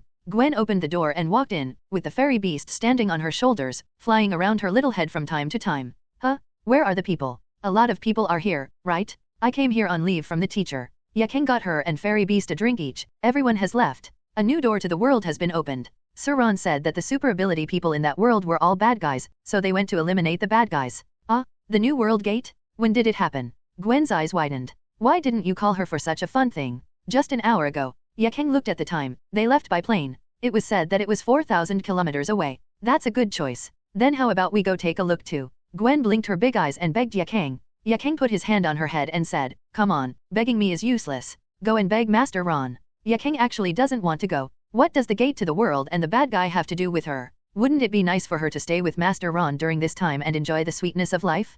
Gwen immediately looked at Ron. Luo, let's go take a look. It's so boring for you to stay in the store every day. You should go out for a walk. Bored? No, Yaang changes his tricks every day. Ron glanced at Yaang subconsciously. Ahem, we can't talk about this? Ron looked at Gwen, who had sunk his arm into the abyss and coughed twice. Well, Yaang, how about we go take a look? Ron looked at Yaang guiltily. He is a person who is very easy to be soft-hearted, especially when he encounters a coquettish woman. The main reason is that this woman is still his. Yaang listens to Master Ron, but Master Ron, don't forget to promise me. A sweet smile appeared on Yaang's face, and his crescent-like eyes looked sideways at him with a smile. Isn't it just plowing? Isn't it just plowing 3 times a day? Ron gritted his teeth. Okay, I can't forget it. Double it. Yaang suddenly smiled even more happily. Only Gwen looked at the two of them blankly. They must be hiding something from me? Pharamon, you are not talking nonsense. I can see it. You are not far from falling out of favor. Gwen turned around and glared at her. You fart? Ron likes me so much, you can see that he will satisfy all my requests? Pharamon, yes, you can say. Listening to the perfunctory words of Fairy Beast in her mind, Gwen stamped her feet. Gwen, no more school? With, how about I move in with Ron? Pharamon, I'm afraid you don't want Aunt Helen to move here with you. Gwen. Ron looked at Gwen in surprise. Who did she learn this face-changing expression from? Why did she change her expression every now and then? Outside the Hydra base, at an altitude of 100 meters, Homelander kept searching within a radius of 100 miles, but he couldn't find a place with people. What the hell is this place with no one to live in? His patience was really exhausted. Wait for me here. After leaving a sentence, Homelander's figure rose rapidly, and in the blink of an eye he reached a height of 1,000 meters. He looked into the distance and finally saw the human city. He was about to fly to that city, but suddenly his eyes fixed. In his position, due south, a fighter plane was heading straight for him. The distance was still very far. If it weren't for him, no one else would be able to see the fighter plane, not even a black dot. Exposed? No, they didn't hide in the first place. Homelander just stood in the air. He wanted to see what kind of strong man the organization behind the base would send. It would be even better if he could get a coin from them that could make people seriously injured and dying, and could recover instantly. He just happened to grab it. Homelander suddenly tilted his head. No, how can I think like that? I am a hero comparable to God, a hero admired by everyone. They should give me that kind of coin. This is respect for heroes. Although they just blew me up with a bomb, after all, I was not injured, and they didn't know my superhero identity. I should forgive them and let them help me announce to everyone in this world that the hero who saves their world has come at this moment. Wow, a brand new world, a world where no one else competes with me for fans, a world that belongs to me alone. Homelander took a deep breath of the cold air, closed his eyes and was intoxicated. What a wonderful breath. This world needs Homelander. Yes, they will definitely need the people of the country. Homelander was excited at this moment. His powerful strength made him still Homelander in any world, the strongest and unique. That's not right. My heart tells me that I still hope there is someone as powerful as me in this world. I am lonely. Being better than everyone on Earth will only make me feel isolated from the world. Yeah, that's right. I hope there is someone among you who can bring me a surprise. Homelander just stood in the air like a psychopath, constantly talking to himself. Maybe he escaped from the oppression of the environment in his own world. Only in this new world where no one knows him can he feel relaxed. The most important thing is that he can do whatever he wants, without caring about the eyes of people in his own world, and he doesn't have to worry about losing fans. He can even gain fans. It's really good. Just when Homelander was immersed in his imagination, the Quinjet in the distance was getting closer and closer. Please give me flowers. After a while, not only Homelander, but also Maeve and the other two who were observing Homelander on the ground noticed the Quinjet coming straight towards them. And Captain America and others in the Quinjet also saw Homelander, especially Tony. When he saw the conspicuous cape behind Homelander, his eyes could not help but fall on Captain America's battlesuit and shield. By the way, his aesthetics seem to be similar to yours. You two should have common topics. By the way, what ability does he rely on to fly in the air? Magnetic field? Airflow? Or gravity? Talking nonsense did not affect Tony's combat awareness. While he was talking, he had already put on the iron armor. As the door of the fighter opened, he flew out of the fighter with Storm and Magneto. Sitting in the fighter, if Homelander attacked, they would not even have time to fight back. As the fighter slowly landed, Captain America and others walked out of the Quinjet. Wow, very good. Homelander exclaimed at their battlesuits and expressions. You are much better than I thought. I thought you would only hide behind the scenes and use low-level means such as bombs. No. Tony's voice came from the armor. We are not in the same group with Hydra. We are here to deal with them. Isn't this base yours? Maeve walked to Homelander and asked Captain America and the others. Captain America looked around at them and instantly confirmed their identities. No, to be precise, they are our enemies. Homelander raised his eyebrows, spread his hands, and smiled. The enemy of my enemy is my friend. I think we can be friends. What do you think? Looking at this sunny smile, Captain America and others were stunned. Such a person has a dark heart? Could Ron be wrong? Wait, Ron can't be wrong. 0. Thinking of this, they were more vigilant about Homelander in their hearts. This is a guy who is good at disguising himself? Looking at Captain America and others fell into silence. Homelander put away his smile and frowned slightly. Then he thought of something. By the way, you don't know us yet. We are from another world. You can call me Homelander, a superhero. Then he pointed to Maeve and the other two on the side. She is Queen Maeve, this is the locomotive, and you can call this one Suns. They are all my companions. At the same time, they are all superheroes, especially Queen Maeve. Before we came to this world, the two of us also fought a crime together. Do you know the bank robber? The guy who covered his head and rushed into the bank with a gun was solved by the two of us, protecting the property of the bank and taxpayers. Looking at Homelander's expression and the words he said, Captain America and others blinked. No, isn't this script a bit distorted? They should be here to fight, right? Homelander looked at their confused expressions and became more certain that this was a new world. Otherwise, there would be no super ability people who didn't know their names, which made the smile on his face even brighter. Took out his phone from his pocket and opened Facebook. Oh, damn, I forgot there was no internet. Homelander patted his head with his palm, but it doesn't matter, I can still show you my personal homepage. He pointed his phone at Captain America and others. Look, I have tens of millions of fans, this is their support for me as a superhero. Superhero? Fans? Are these two things related? What kind of world is this? It's all Ron's fault. He didn't explain it clearly. He was a Riddler. Riddlers should, cough, forget it, all other Riddlers should die, but Ron should be forgotten. Are we going to fight now? Quicksilver scratched his head. For a young man like him, Homelander's smile was too confusing. Homelander put away his phone and put his hands on his hips. Oh, man, are you still doubting the truth of my words? He pointed at the gate of the world. See that light gate? It was created by the Hydra organization you mentioned. Opposite it is our world. I welcome you to visit my world. Wolverine wanted to say something, but Tony stopped him. He opened his mask and looked at Captain America. Go and have a look. Captain America understood what he meant. If he went to have a look, everything in that world would no longer be a secret to Tony. With JARVIS there, as long as they connected to the network of that world, the whole world would be exposed to them. Banner, the second smartest person in the audience, also understood Tony's idea. According to Homelander, they didn't know that the gate to the world actually came from the Ken store. He simply pretended to be stupid. I agree to go and have a look. Homelander should not be a member of Hydra. If the two worlds are real, it would be great, and as the first people to meet in the two worlds, we might really become friends. If they really have to fight, Banner also hopes to be in the other world, so it doesn't matter if there is any loss. Besides, going to have a look can also help him get a better understanding of the information. That's right, my friend, you will be honored to meet today sooner or later. Homelander gave Banner a thumbs up. In his perception, among this group of people, only Banner is an ordinary person. And ordinary people can make decisions among so many super ability people. Maybe they are like Madeline. And Madeline is the important help that allows him to get so many fans. Banner may be the key to his success in this world. When he thought of this, he immediately showed a brighter smile to Banner. When you get to know me, you will be happy to be friends with me. Did he misunderstand something? Banner hesitated for a moment but didn't say anything. Let's just misunderstand him. Anyway, Tony's plan will work. Maeve glanced at Homelander, opened her mouth, and wanted to say something, but Homelander turned to look at her, and she immediately closed her mouth. She didn't know why Homelander took these people to their world, but she always had a bad feeling. But when she thought about Homelander's power, and then compared the threats brought to her by Captain America and others, well, she was no match for Homelander. Maeve raised her eyebrows. She was no match for Homelander, so what was she worried about? Together with Black and Locomotive, they silently followed Homelander. Homelander still had a bright smile on his face. If you go to my world, you will know that I, Homelander, am the greatest person in the world. After speaking, he looked at the locomotive. Locomotive, go and tell Madeline that I will bring my friends over and clear out all the irrelevant people. After finishing speaking, he was afraid that Captain America and others would misunderstand, so he quickly explained, don't think too much. Before the door to the world opened, that Hydra organization sent people into our world and injured my people. In order to prevent this from happening again, we have arranged for some people to guard the gate of the world. I, Homelander, sincerely want to make friends with you, and I won't do these little tricks. Seeing Homelander, Captain America, and others looking at each other in such frankness, they really didn't know what to say. Captain America had no choice but to nod lightly. Okay, then let's follow Lord 073 Homelander to see your world. Great, I will definitely treat you with the highest treatment. After Homelander finished speaking, he smiled and took the lead in entering the gate of the world.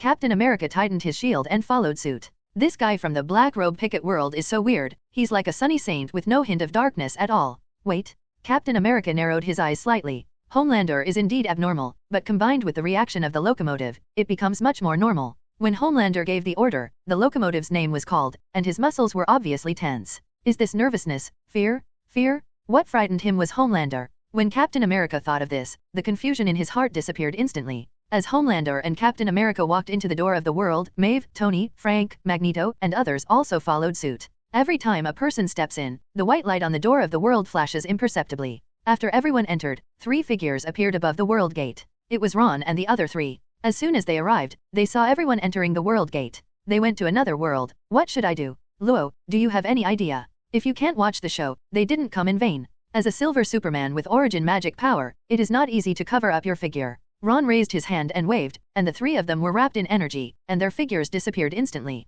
Then, the door to the world flashed again imperceptibly. In the world of Black Robe Pickets, a group of cleaning staff are cleaning the conference room. Vice President Madeline stood with Locomotive, Deep Sea, and Starlight. It was rare for an invisible man to not be invisible, but to put on his uniform. When she saw Homelander come back intact through the gate to the world, she felt relieved, but then frowned. There was a hint of dissatisfaction in his expression. For such a big thing, why don't you? Just as Madeline was speaking, she saw a strange man with a shield in his hand behind Homelander. Madeline was stunned by Captain America's determined eyes, handsome appearance, and the depth of his eyes full of stories. Then came Maeve and Black. After they came out, they said hello to Madeline and stood aside. After them, Tony, Frank, Magneto, everyone's eyes were filled with stories. Madeline, as a vice president in charge of the Walt Company in Notre Dame, could see at a glance that they were different from Homelander and others and were not easy to control. It wasn't until the end when Storm Aurora, Quicksilver, and Banner appeared that Madeline breathed a sigh of relief. If the temperaments of Captain America, Frank, and Magneto are like veterans of countless battles, then their master's temperament is like that of a new recruit who has not yet seen blood. Especially Bruce Banner, with his dull eyes, he looks like a nerd at first glance. In the story of Locomotive, she also accepted the existence of another world and, like Homelander, considered it an opportunity. It would be in her interest to be more like a nerd like Banner. After everyone passed through the world gate, Madeline looked at Homelander. Won't you introduce it to me? In front of Madeline, Homelander suddenly became like a child showing off to his mother. Madeline, let me tell you, it's a world as big as ours. And there are people with super abilities like them, but there are no Homelanders in their world. I guess I shouldn't just. Homelander was about to say that he wanted Madeline to help him become a god in another world. As a result, she was interrupted by Madeline mid-sentence. Homelander, you should introduce to me your new friend. Madeline was very dissatisfied. Can these words be said in front of outsiders? Homelander has become more and more disobedient recently. Homelander opened his mouth, and his excitement was instantly extinguished. Captain America and others looked at the strange way of communication between the two, and their expressions seemed awkward. Mother and son? It doesn't look like it. This woman named Madeline is an ordinary person, but she talks to Homelander in a scolding way, not mother and son, but a superior and subordinate. But they can see the attachment to Madeline in Homelander's eyes. This world is too complicated, not as simple as the world of Mutant. It's clear who to ally with and who to fight. Captain America glanced at Tony and saw Tony raised his eyebrows at him, and he was immediately relieved. His teammates have already started taking action, so what he should do now is to be vigilant at all times to protect the safety of his teammates. Among the crowd, Magneto's expression moved slightly, and he opened his palm slightly in surprise, sensing the magnetic field. He discovered that he could actually control the magnetic field of the entire planet again. In the Marvel world, he always felt suppressed and could only use more than half of his strength at most. But when I came to the world of the Black Robe Pickets, that sense of oppression disappeared and I returned to the same state as in my own world. The suppression that belongs exclusively to the Marvel world. It seems that that world is indeed very different from other worlds. However, the recovery of his strength also made him relax a little. At least he couldn't defeat them, and he could fully control the Earth's magnetic field, allowing them to retreat safely. At this time, the conference room was also cleaned, and Homelander greeted Captain America and others to sit down. Facing Madeline's gaze, Homelander looked embarrassed. Madeline, I don't know what their names are. As he said that, he looked at Captain America. Captain America was stunned. Is there something wrong with this scene and atmosphere? Do I still need to introduce myself? No one told him before coming. Aren't they here to fight? Why did it become an official exchange? He was not suitable for this kind of thing. He turned around and took a look. It seemed that no one was suitable except him. Wolverine and Frank, it's okay to let them kill people, and Magneto and his son are even less reliable. Cyclops, Storm, Banner. Captain America quickly glanced around. Good guy, the one who is most suitable for this kind of situation is actually the least reliable Tony Stark. And Tony is currently communicating with J.A.R.V.I.S, connecting to the network, and obtaining information. It seems that he has to step in. Captain America, next time, whether you can fight or not, you must bring Phil Coulson with you? Sitting across from Madeline and Homelander, Captain America put his shield aside. You can call me Steve Rogers. Soldier Madeline's expression moved slightly. Captain America's self-introduction reminded her of Homelander's father, the soldier boy. Then Captain America briefly introduced Frank and others. Nice to meet you, Steve. Madeline said with a smile. I have a slightly presumptuous request. I heard from Homelander that you are also powerful super abilities. I wonder if we, the Super 7 from Vought, can compete with you. Madeline looked at Captain America with a smile. How could one tell the strength of another world without a fight? This is related to her attitude towards the Marvel world. She is strong enough and can cooperate, but she is weak. Before Captain America could speak, Homelander said excitedly, this is good, and we will broadcast the footage of our battle live. By then, there will definitely be countless people who will become his fans after seeing the scene of him defeating the super ability people in Otherworld. And he can also take this opportunity to declare his power and prepare to become a god in another world. Captain America's eyes moved slightly. He did not expect that the other party would make this request. After looking at the others, he nodded lightly. Yes, we also want to know how powerful Homelander is. Captain America's words made Locomotive, Deep Sea, and others on the side very dissatisfied. They only saw Homelander, not them. However, they were not qualified to interrupt here. Madeline smiled and said, that's great. You can rest here first. I will go and arrange it now. I will let you know when the arrangements are made. Watching Madeline leave, Quicksilver was the first to lose his temper. What do they mean? Magneto was about to stop him and tell Quicksilver not to talk nonsense, when Tony said, it doesn't matter, let's discuss it. J.A.R.V.I.S has controlled all the equipment in this house, no one can monitor us.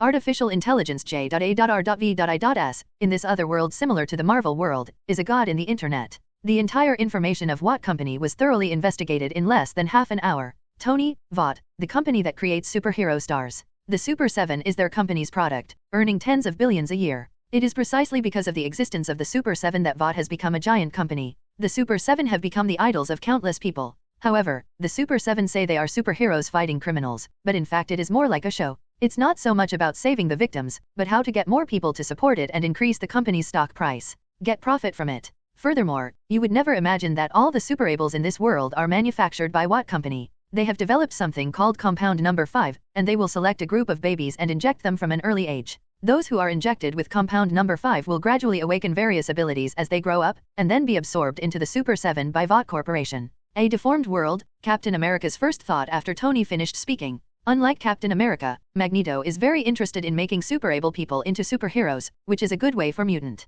Luo, what kind of company is Vought so powerful? Can it mass-produce people with super abilities? Gwen was slightly shocked. This kind of strength is what makes a company. If Nick Fury had this number 5 potion, he would probably take over the super side of the earth. Yaang said, not only is it powerful, it is also cruel. Injecting medicine since childhood must have gone through a lot of human experiments. The final test results came out. And even if it is suitable for injection in babies, there will definitely be death. The baby's body is fragile. Injection can stimulate the potential and become a super ability person. If you think about it, you know that it is not a light drug. It can be done easily. I don't know how many babies must die before a successful person can be born. Ron nodded slightly. Compound Number 5 is indeed not a good thing. At this moment, he suddenly lost his composure. Steven and Nick Fury went to the can store, seemingly to open the cans. These two guys are really good at finding the right time. Ron rubbed their little heads and said, I have to go to the store to see if someone comes to buy a jar.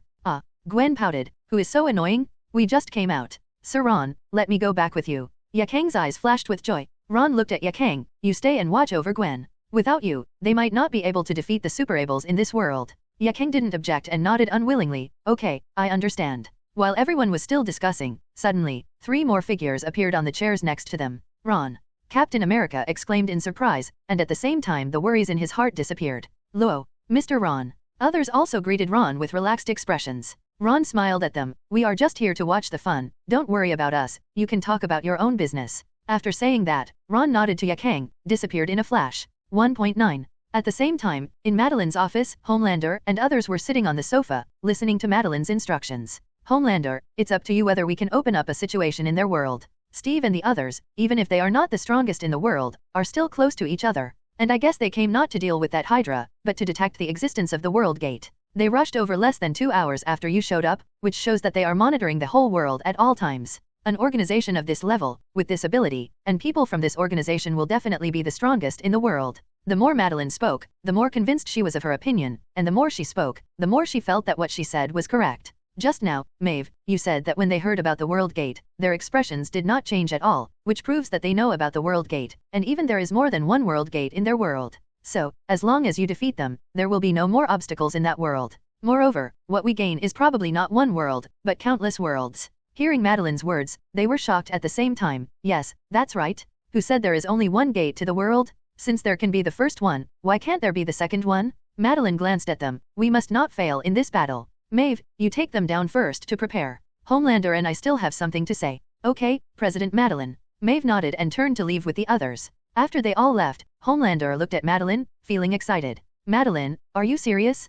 Countless worlds? Make me the superhero of all worlds. No. Madeline gently stroked Homelander's cheek. You are not only a superhero, you are also a god. You will be the only god in all the worlds. Madeline tried to make her expression loving, trying hard to look at Homelander with eyes full of tenderness and appreciation. I know what you're thinking, but you should never forget that you are the sunny Homelander. You just need to be a good person and do the things I arrange for you. I will protect you from the rest and I will help you do everything well, okay? Madeline looked straight at Homelander. I will always be on your side. I want to make you a god in all the worlds more than you do. But all this takes time, and if you act too concerned and too eager, they will notice it, just like you did in the conference room. Homelander looked at her blankly. Will you protect me? Madeline had a soft smile on her face and gently stroked his face with her hand.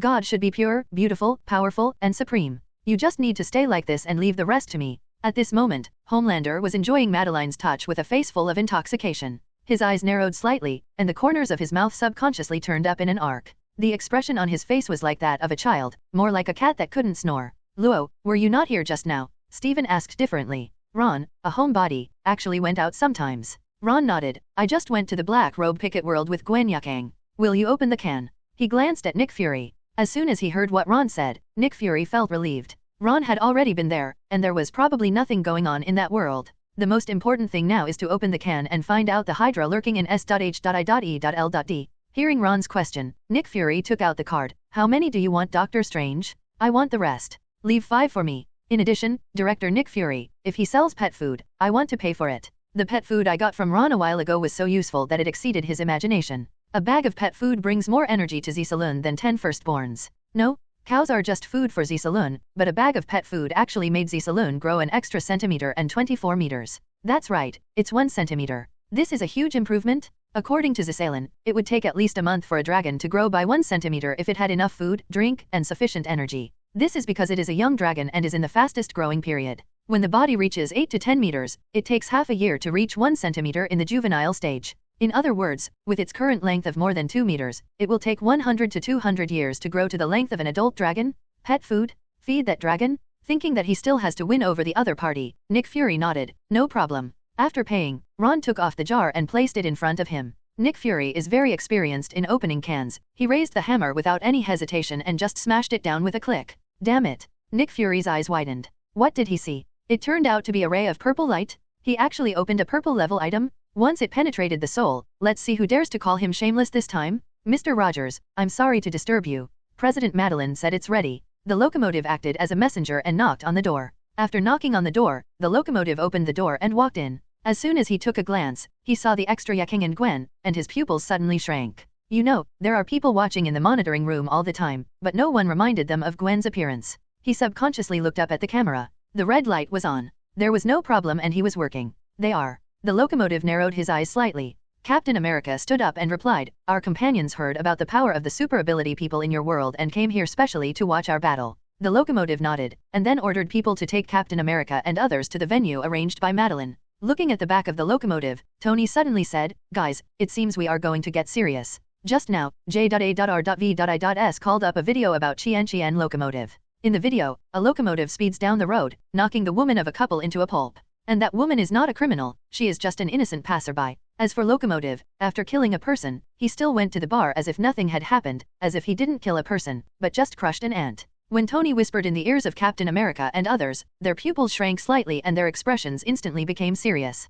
Although they also killed many people, they were all enemies and people who deserve to be killed. Even so, it will take some time for self-adjustment. My suggestion is, if possible, solve it all, including this company. Frank said calmly. This kind of garbage has already been on his must-kill list. When Tony revealed that the other party used medicine to transform babies, he had already had the intention to kill him. What he said was a suggestion, but in fact it was just a notification to others. Even if Captain America disagrees and everyone else objects, he will still do it. After hearing Frank's words, Captain America rarely stopped him, and even the good old Banner remained silent. In this fundamentally rotten company, even a random employee has a damn reason. At the moment, Frank's domineering aura of knowledge had been released, covering the entire building. Unknowingly, he had memorized the auras of everyone in the building, and as soon as he started taking action, no one could escape. Homelander, that guy is guarding us. The locomotive was the first to find Homelander. What did you say? Homelander didn't take it seriously. When he came to Otherworld, he was on guard against strangers. Isn't this normal? When I went to notify them, there were 2 more women among them. The locomotive said with a solemn expression. 2 more women? That's it. Homelander looked at him expressionlessly. It seems that locomotive has eaten too much compound number 5, and because of this, he is starting to make a fuss. It is time to find an opportunity to kick him out of the Superwomen team. No, Homelander, the most important thing is that the person responsible for monitoring them did not report it. The engine quickly expressed his doubts. They must have used some means to cover the camera, otherwise our people would not have reported it if there were 2 more people. Okay.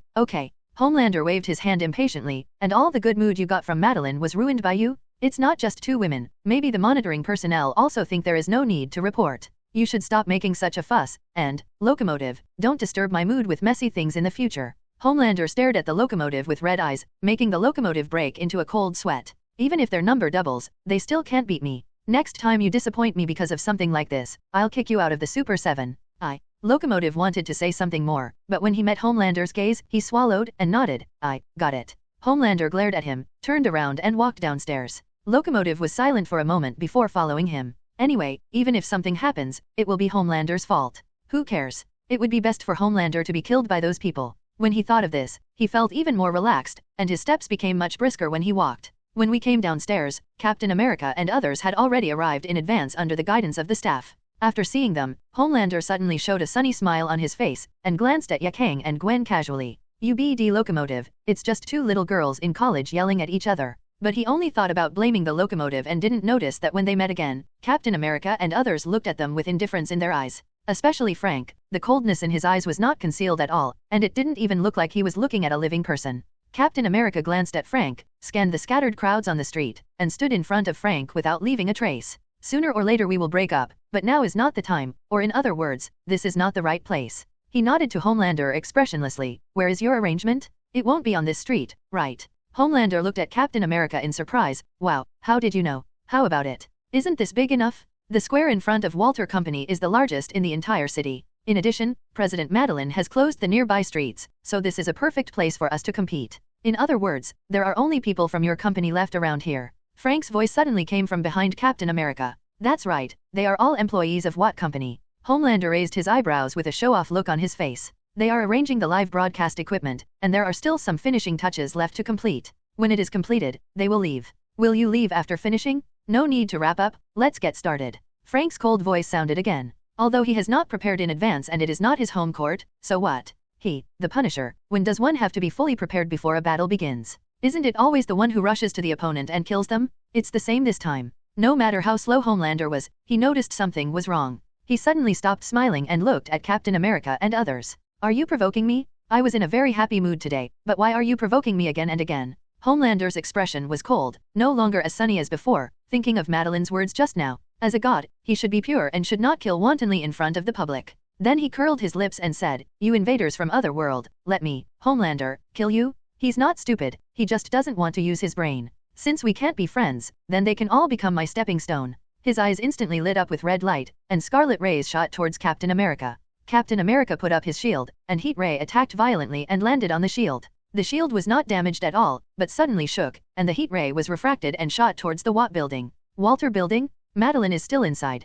Homelander's expression changed drastically, and he didn't have time to stop him. He raised his hand and grabbed the black one on the side, and threw it towards the heat ray. Boom. Black blocked the heat ray, but it also hit the outer wall of the building, causing the glass to fall to the ground at any time. It broke through the wall and flew into the building. Although it broke a wall, it would not be broken by his heat ray. He looked at Captain America angrily, and Captain America clenched the shield without explaining, because although it wasn't him, it was Frank who touched his arm deliberately. Captain America can't do this kind of thing, but for Frank. As long as it is determined that you deserve to die, then there will be no mercy at all. No longer releasing heat ray, Homelander flew towards Captain America and punched the shield hard. The vibranium shield absorbed most of the force, but Homelander pressed his hand directly on the shield, pushing Captain America back. His strength is indeed stronger than mine. Captain America was shocked, but because he didn't use his full strength at the beginning, it was too late to stabilize his body now. Seeing that Captain America was at a disadvantage, Cyclops immediately took off his eyes and fired 2 laser beams at Homelander's back. Storm also gathered thunder and lightning, raised his hands, and struck Homelander with a thigh-thick thunderbolt.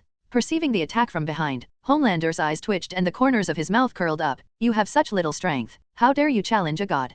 Captain America felt a slight chill in his heart when he saw Homelander's expression. Then, under Captain America's gaze, lightning and laser beams hit Homelander's back at the same time. Homelander released his hand holding the shield, put his hands on his hips, stood up straight, turned around slowly, and looked at the Cyclops sarcastically. Electric lights and laser beams constantly fell on him, but not even the battlesuit was damaged at all. Yes, although Homelander does not have a biological force field, his powerful body has generated a protective force field. This protective force field is not large, it only wraps around Homelander, and also protects his battlesuit and cape.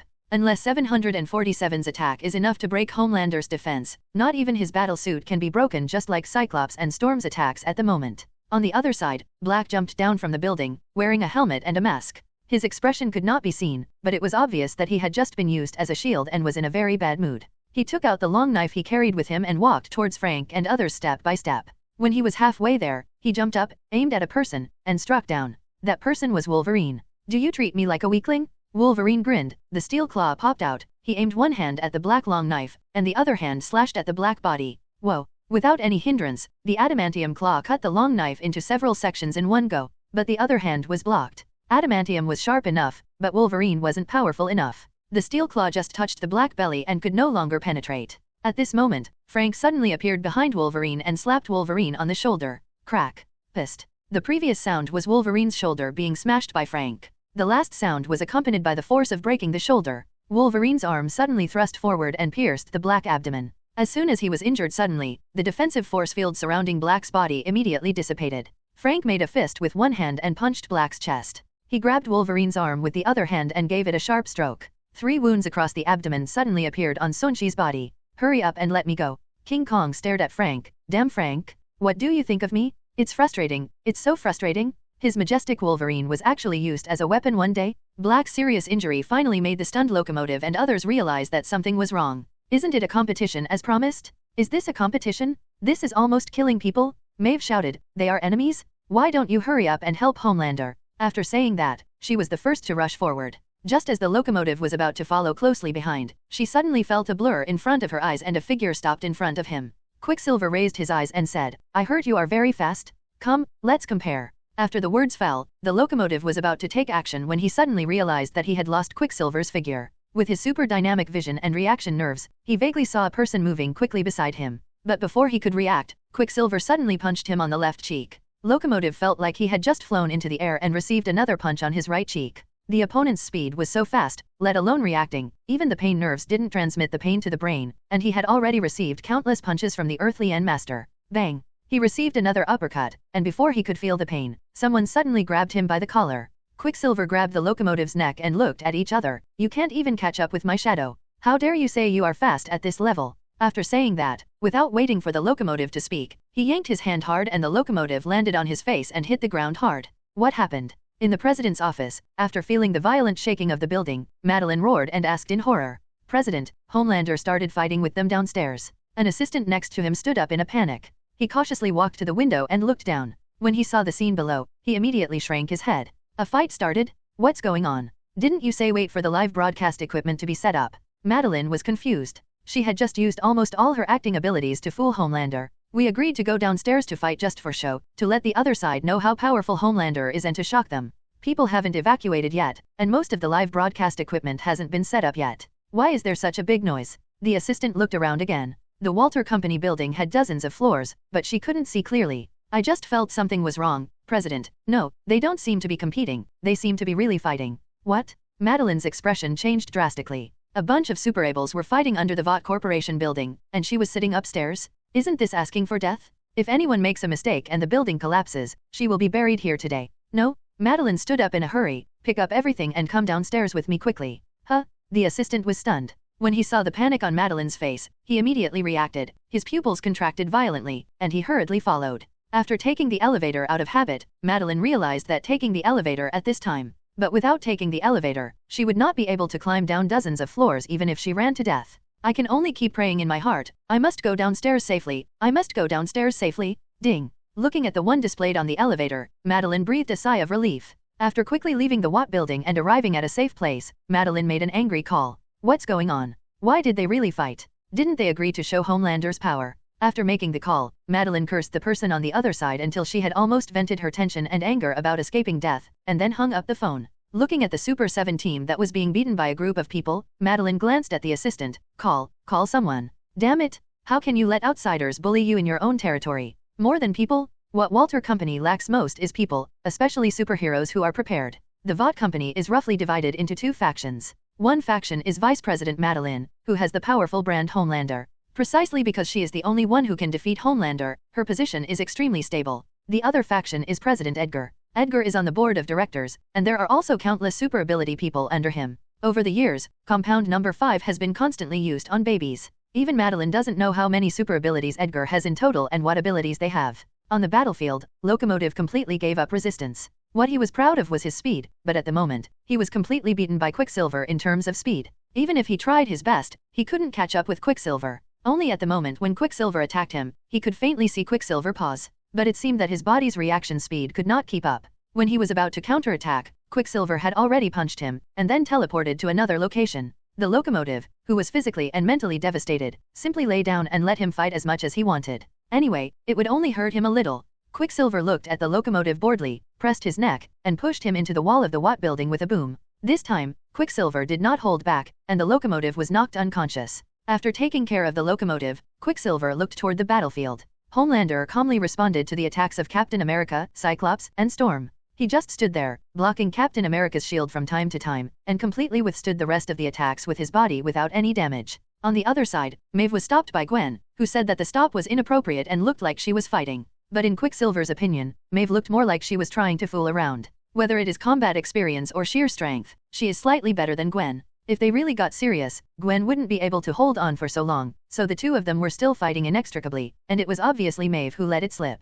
As for Black, Quicksilver took a breath, his eyes full of complexity and sympathy. Well, not sympathy for Black, but sympathy for Wolverine. With Black's defense, without help, Wolverine's own strength cannot break the defense at all. Black also has self-healing ability. Although it is not as abnormal as Wolverine, the speed of recovery is also visible to the naked eye. Although Black can cut Wolverine, it is only a cut. With adamantium around, it can't be cut into two pieces. Black can only use a knife like a dagger, constantly stabbing into Wolverine's body. The eyes, ears, and heart are the fatal places anyway, and Black has stabbed them all. However, for Wolverine, a mere fatal injury can be recovered in the blink of an eye. But it was precisely because of this that neither of them could do anything to the other. Then, after seeing this situation, Magneto took action. As soon as he raised his hand, Wolverine flew up uncontrollably, and his whole body directly became Magneto's weapon. Under Magneto's control, he constantly launched an attack on Black color. In Quicksilver's eyes, this is the scene, Magneto standing in midair, raising his hand and gently waving his fingers, like the swordsman flight. And Wolverine is the sword, constantly spinning around Black, seizing the opportunity to give Black a claw.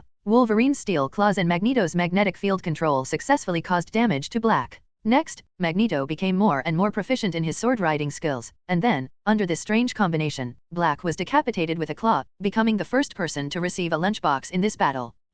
After dealing with Black, Wolverine had just been put down. I couldn't help but vomited it out. It was so uncomfortable, even worse than being injured. I felt dizzy, and dizzy. It wasn't until he couldn't vomit anymore that he felt better. He raised his head and looked at Magneto. FK, stay away from me. I hate magnetism. Quicksilver, I can't bear to look at it. I really can't bear to look at it. Gwen faces Maeve, Magneto, and Wolverine face Black, but what about Frank? Quicksilver looked for Frank suspiciously, and suddenly he found Frank. At the moment, Frank was standing in the center of the battlefield with his eyes closed. Just when Quicksilver was wondering what he was doing, he saw Frank suddenly flash. After quickly arriving at Cyclops, he raised his hand and grabbed behind Cyclops. There was obviously no one there, but Frank seemed to have caught something, and there was a crisp sound of click. Behind Cyclops, a figure slowly emerged. It was the Invisible Man. Frank's neck was broken, and his head drooped limply. Cyclops could only see cold sweat on his back. He was almost attacked by a sneak attack. You know, he had been concentrating on attacking Homelander just now, and he never thought that he would be attacked by a sneak attack. The Invisible Man's ability is perfect for sneak attacks. It can be said that if Frank, with his invisibility and indestructible skin, had not been approached, Cyclops would have been dead. The entire battlefield, except for Homelander, was almost all solved. As for Deep Sea and Starlight, the two of them didn't dare to go there at all. At this moment, he was standing not far from the Watt building. Looking over here, looking at the expressions of the two people, they were obviously numb. Suddenly they got angry, suddenly started fighting, and suddenly they were dead, and the person who died was still the powerful black color. Now the two of them were confused. That's Black in the Super 7. Apart from not being able to fly, she's not much weaker than Maeve. Xinguang didn't know Sunzi's strength, but the Deep Sea sect was clear. If Sunzi died like this, wouldn't he just give it away if he went up? He simply tugged Xinguang's sleeve quietly. Don't stand so close, come here quickly, stay away. Xinguang was pulled back to reality by him. All the members of the Super 7 are dead, why don't you go up and help? Help? What the hell? How many heads do I have to help? Shanghai rolled his eyes. Stop talking, come here and hide. He was speechless. Just ask, can't you please stop being so loud? Homelander heard it. Fortunately, Homelander didn't take him seriously. That is to say, with his strength, it was useless to go up, so Homelander let him go, otherwise, he would die here today. He finally understood that this little girl, Xinguang, was really vengeful. Don't you just want to treat her to braised chicken with cheese today? If you turn around and want his life, you have to stay away from her in the future. The death of Black and the Invisible Man can be said to have happened in a flash of lightning. It's not that Homelander didn't see Shanghai watching the show at this time, but he was so angry that he couldn't care about Shanghai. How dare you kill members of the Super 7? Homelander roared as he looked at the two people who were killed. His eyes glowed red, and in an instant, a heat ray that was far more powerful than before shot out. Directly facing Cyclops' laser beam, it went straight towards Cyclops' eyes at extremely fast speed. Homelander was no longer holding back, he decided to give these ungrateful people some color. The first one is to operate on Cyclops, which can shoot lasers from both eyes just like him. Seeing that the heat ray completely suppressed the laser beam, it was about to enter Cyclops' head. Suddenly a man bumped into Cyclops and threw him to the ground. FK, Eric, FK's ST. Wolverine's angry curse came from Cyclops. You BD, if you didn't put on your glasses, you would have shot me in the face. Can't you see it? Looking at the confused Cyclops, Wolverine opened her mouth and cursed him. Cyclops quickly put on his glasses, and then he looked at the wounds on Wolverine's face, and he suddenly looked ashamed. Just as he was about to say something, Wolverine stood up and cursed, "Stop talking nonsense. My injuries are already healed." When Wolverine turned around, 2 wounds made by heat rays on his back fell into Cyclops' eyes. The wounds healed quickly, but within a few seconds, it was no longer obvious that he had just been injured. Damn it, Eric, I'm telling you, stay away from me. Just wait until I use my steel claw to make a hole in your pigeon. Magneto had an expressionless face and completely ignored Wolverine's trash talk. He somehow thought that the helmet could also speak Fang Mingzhuang. Wolverine became even more angry when she saw his expression. She F'd him up and didn't even say thank you? He put his pants up and refused to acknowledge anyone? He also knows that his ability to hurt Magneto is just a dream, but Magneto is really annoying, at least give him an apologetic look. Wolverine glanced at Quicksilver. Eric, just wait for me. I can't deal with you. Can't I fool your son into dealing with you? This self-healing ability. Homelander looked at being ejaculated by his own hotness. Wolverine took the shot and stood up like a normal person, finally muttering to himself with envy on his face. If he had this kind of self-healing ability, what kind of fate coin would he still covet? He would ignore any conspiracy and tell everyone directly what the hell he was called invincible? It's a pity, he didn't, so he can only imagine it, but... Homelander jumped up, came to Wolverine, and grabbed Wolverine's neck. What is your ability and how did you get it? Holy shit. Wolverine's face turned red, and he swore that when he went back this time, he would ask Tony to give him money to open the jar. If he doesn't activate his strength to its maximum, he will never participate in such a frustrating battle in the future. TMD? Even the enemies were pinching his neck, but he could only use his steel claws to tickle them. Watching Adamantium's claws scratching Homelander's battlesuit without even leaving a mark, Wolverine's face turned red with embarrassment. At this moment, a familiar, uncontrollable feeling came over him again. Wolverine's pupils contracted violently. Eric, I'm fake Squid Malone. He raised his hand uncontrollably, aimed it at Homelander's face, and thrust it into him. Homelander originally looked at Wolverine with a playful expression, but when he saw him trying to resist, the corner of his mouth curled up slightly. But when he saw the fierce anger in Wolverine's eyes, for some reason, with his super senses, he perceived huge amounts of threat that kind of hard on Wolverine's steel claws. Panic instantly swept through his whole body. Raising his hand, he punched Wolverine in the chest with a lightning-like punch. At the same time, the hand holding his neck was released, and Wolverine's body flew backwards quickly. It was precisely because of his punch that Wolverine's claws missed, and as the claws scratched the air, Homelander's heart palpitations disappeared. That feeling really came from that claw, but the opponent's power couldn't break his defense at all, so why did it make him feel threatened? This doubt just arose in his mind, and his keen perception suddenly made him look up at Magneto. Is that you? Homelander narrowed his eyes slightly, his cloak fluttered, and he was about to take off. Bang! A black iron fist flashing with red lightning hit the side of his face. Homelander was immediately knocked away, and it was Frank who was standing in his original position. The location Frank chose was very tricky. The direction in which Li Xiao's Homelander flew out happened to be the Watt building. Boom boom. After a series of walls being smashed, Homelander finally stabilized his body. Pfft. Homelander spat out a mouthful of blood as he looked at the shattered Watt building. He looked at Frank angrily with his clairvoyant eyes, with red light and heat rays shooting out at Frank through the endless smoke and dust. However, all this is in Frank's perception. Frank has already left the place when Homelander looks over. Immediately afterwards, he rushed straight towards Homelander, who also rushed out of the smoke, and the two fought together. Looking at the concrete floor, it was constantly cracking in the aftermath of the two people's battle, and the walls of the Watt building were shaking constantly under Frank's constant deliberate attacks. Magneto shook his head slightly and raised his hand to steady the Watt building. Frank, the gate to the world is still in the conference room of the building. This building is still useful. Frank paused slightly during the battle, but in the ensuing battle, he no longer deliberately lured Homelander into the building. What now? Quicksilver dragged the locomotive, which was pretending to be dead like a dead dog, back to Magneto and others. Captain America glanced at Maeve, who was still training Gwen, and then the light fell on the battlefield between Frank and Homelander. Homelander's true strength is no weaker than Apocalypse. It is even 2 points stronger than Apocalypse in terms of physical defense and strength. Apocalypse is an all-round being with almost no weaknesses and comprehensive abilities. Homelander, on the other hand, relies purely on power to crush him, giving him the feeling of seeing Godzilla in human form. Don't worry, Homelander is almost the strongest person in this world, there is no one stronger than him.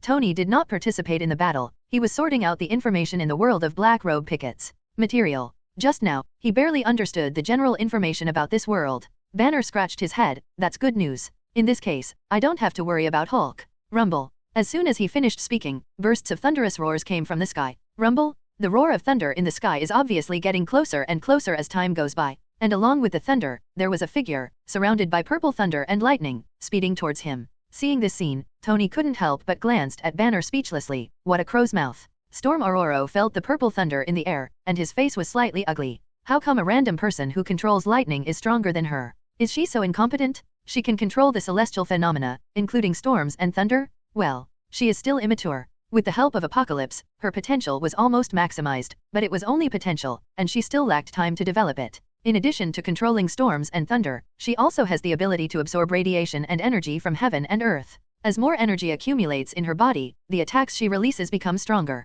You know, Storm's peak strength is classified into the Omega level. That is Mutant's ultimate, which is the highest level, which shows how powerful Storm was at his peak. Definitely, there is a gap between Omega, and the gap is even as big as that between bullets and nuclear bombs. For example, Storm and Dark Phoenix Jean Grey, who unleashed their full strength. However, despite this, Storm's strength cannot be denied. At least when she was at her peak, she could destroy a planet with ease. Just as they were looking at the sky, the figure surrounded by purple thunder came to them very quickly. Looking at Storm in black, Captain America and Tony felt a little confused. This outfit, this height, this figure. If it weren't for the hairstyle, hair color, and appearance, simply put, if you didn't look at the head, Captain America would have thought it was Natasha Romanoff. Natasha Romanoff's figure, Storm Aurora's ability, give people a hodgepodge feeling. Storm Girl's eyes fell on the battlefield between Homelander and Frank, and her pupils suddenly shrank. How can someone actually fight Homelander to such an extent? Where did this guy come from? Although she doesn't look down on Homelander, she has to admit Homelander's power. Homelander is slightly stronger than her, which means that this strange man is not weaker than him either. She thinks too much. Homelander is not only better than her, but in terms of strength alone, he is much better than her. Is the weakened version of the name Little Superman really fake? An ordinary Superman at his peak strength can beat Thanos. In other words, Superman is at least a strong one among level godfathers. In comparison, Homelander cannot be called a strong 437 person. Frank was able to fight him until now simply by relying on his super fighting instinct to deal with him. If he continues to fight head-on, Homelander can smash the armed domineering force in his hand. If one person can fight Homelander like this, then ability and a bunch of people watching the show. Storm Girl has lived for hundreds of years and is not a fool. She cautiously stood a little further away from Captain America and others. She knew the distance very well. She could retreat at any time if she wanted to, and she also happened to include Captain America and others within her attack range. Just standing in the air, looking down at Captain America and the others. Who are you? Storm? Don't talk nonsense to them, kill them with Homelander. Edgar's urging voice came from the earphones. Storm Girl's breath was stagnant. NMD. That's nice to say. Kill them. Shall I kill them with my head? Homelander is restrained by just one of them. I fight 10 of them? Ask me to help Homelander? Who the hell is the main force? Using the wind to hear the voice in Storm's ears, Storm Aurora said softly, she is here to help Homelander, and her name is Storm. Magneto looked down at Captain America. Do you need me? Before he could finish speaking, Wolverine Logan glared at him. If you throw me away again, After a long time, Wolverine didn't come out with anything. He suddenly realized that he had nothing to threaten Magneto. In this miserable world, it's better to lock him back in that base and bury him underneath. He doesn't want to see Magneto? How can magnetism be born from metal? Why would there be a guy who can defeat him? This world is so unfair to him? Hawkeye looked at Wolverine and couldn't help but smile. Captain, how about I do it? He is the only long-range attacker present, and he is now slightly better than Cyclops and Storm. If he is not better, we can't let Magneto fly the wolf anymore. After all, Wolverine is also a teammate, so you should always leave some dignity to your teammates. Once or twice is fine, but using it all the time is too much. A flash of regret flashed across Magneto's face. Adamantium is really easy to use. If he had a full set of adamantium-made weapons, Homelander could handle it on his own. Captain America first shook his head at Hawkeye, then turned to look at Tony. Do you have any information about her? Wait a minute. Tony said, J.A.R.V.I.S, scan her. J.A.R.V.I.S instantly recorded Storm Girl's appearance and connected to the database. After comparing it with the information from the world of Black Robe Pickets, a slightly different woman appeared in front of Tony's eyes. Tony looked at the information about the storm in front of him and couldn't help but raise his eyebrows, with a slight surprise in his eyes. Turning to look at Captain America, old guy, you might not believe it, she is an old witch from your era. She was active in the last century and is now over 100 years old. Speaking of which, she seems to be older than you. But it's better to be older. Older women know how to care for others. You two are absolutely perfect for each other. How about I leave her to you and you take her down? Captain America had a black line, just tell her information and stop talking nonsense. Are you kidding me? Even though Storm is good looking, he only has Carter in his heart. He is still waiting to restore Carter's youth and let Carter make up for the long overdue dance. Okay. Tony shrugged. The data shows that her ability is to control storms and lightning. At the same time, my physical strength is not weak, and my defense and strength are no worse than yours. I am very strong. Across the way, Storm Girl's face kept changing when she heard Tony's words. Just when they were face to face, she didn't know anything, but the other party had already figured out her details, so how could she fight? And, no worse than you. Storm followed Tony's gaze and looked at Captain America. This guy. Storm Girl's face became more and more ugly. Why didn't anyone tell her in advance and let her support her alone? Wouldn't this mean she would die? Just when Storm Girl was wondering whether to run, a cold voice suddenly came. You haven't discussed it yet, okay. Yaang was looking at her. Then let me do it. I don't like someone standing on top of me looking down at me. Definitely, except Sir Ron. For Sir Ron, she likes it in any way, let alone on top of her head. Hearing Yaang's words, Captain America nodded. Okay, Miss Yaang, please excuse me. Originally he didn't include Yaang in it, but since Yaang took the initiative, it would be good to just let Yaang come. Storm Girl is no weaker than him in strength, plus she can fly, and she is obviously more cautious than Homelander, because it is too tricky. Storm Girl looked at Yaang. You are so delicate, it would be a pity if my lightning was scorched. No, you have no chance to let go. As he spoke, Yaang disappeared from the spot, and when he reappeared, he was already in front of Storm Girl. Lightning. The Cyclops of the Pig charm, coupled with the explosive power of the Dragon charm, two lasers instantly shot through Storm Girl's head.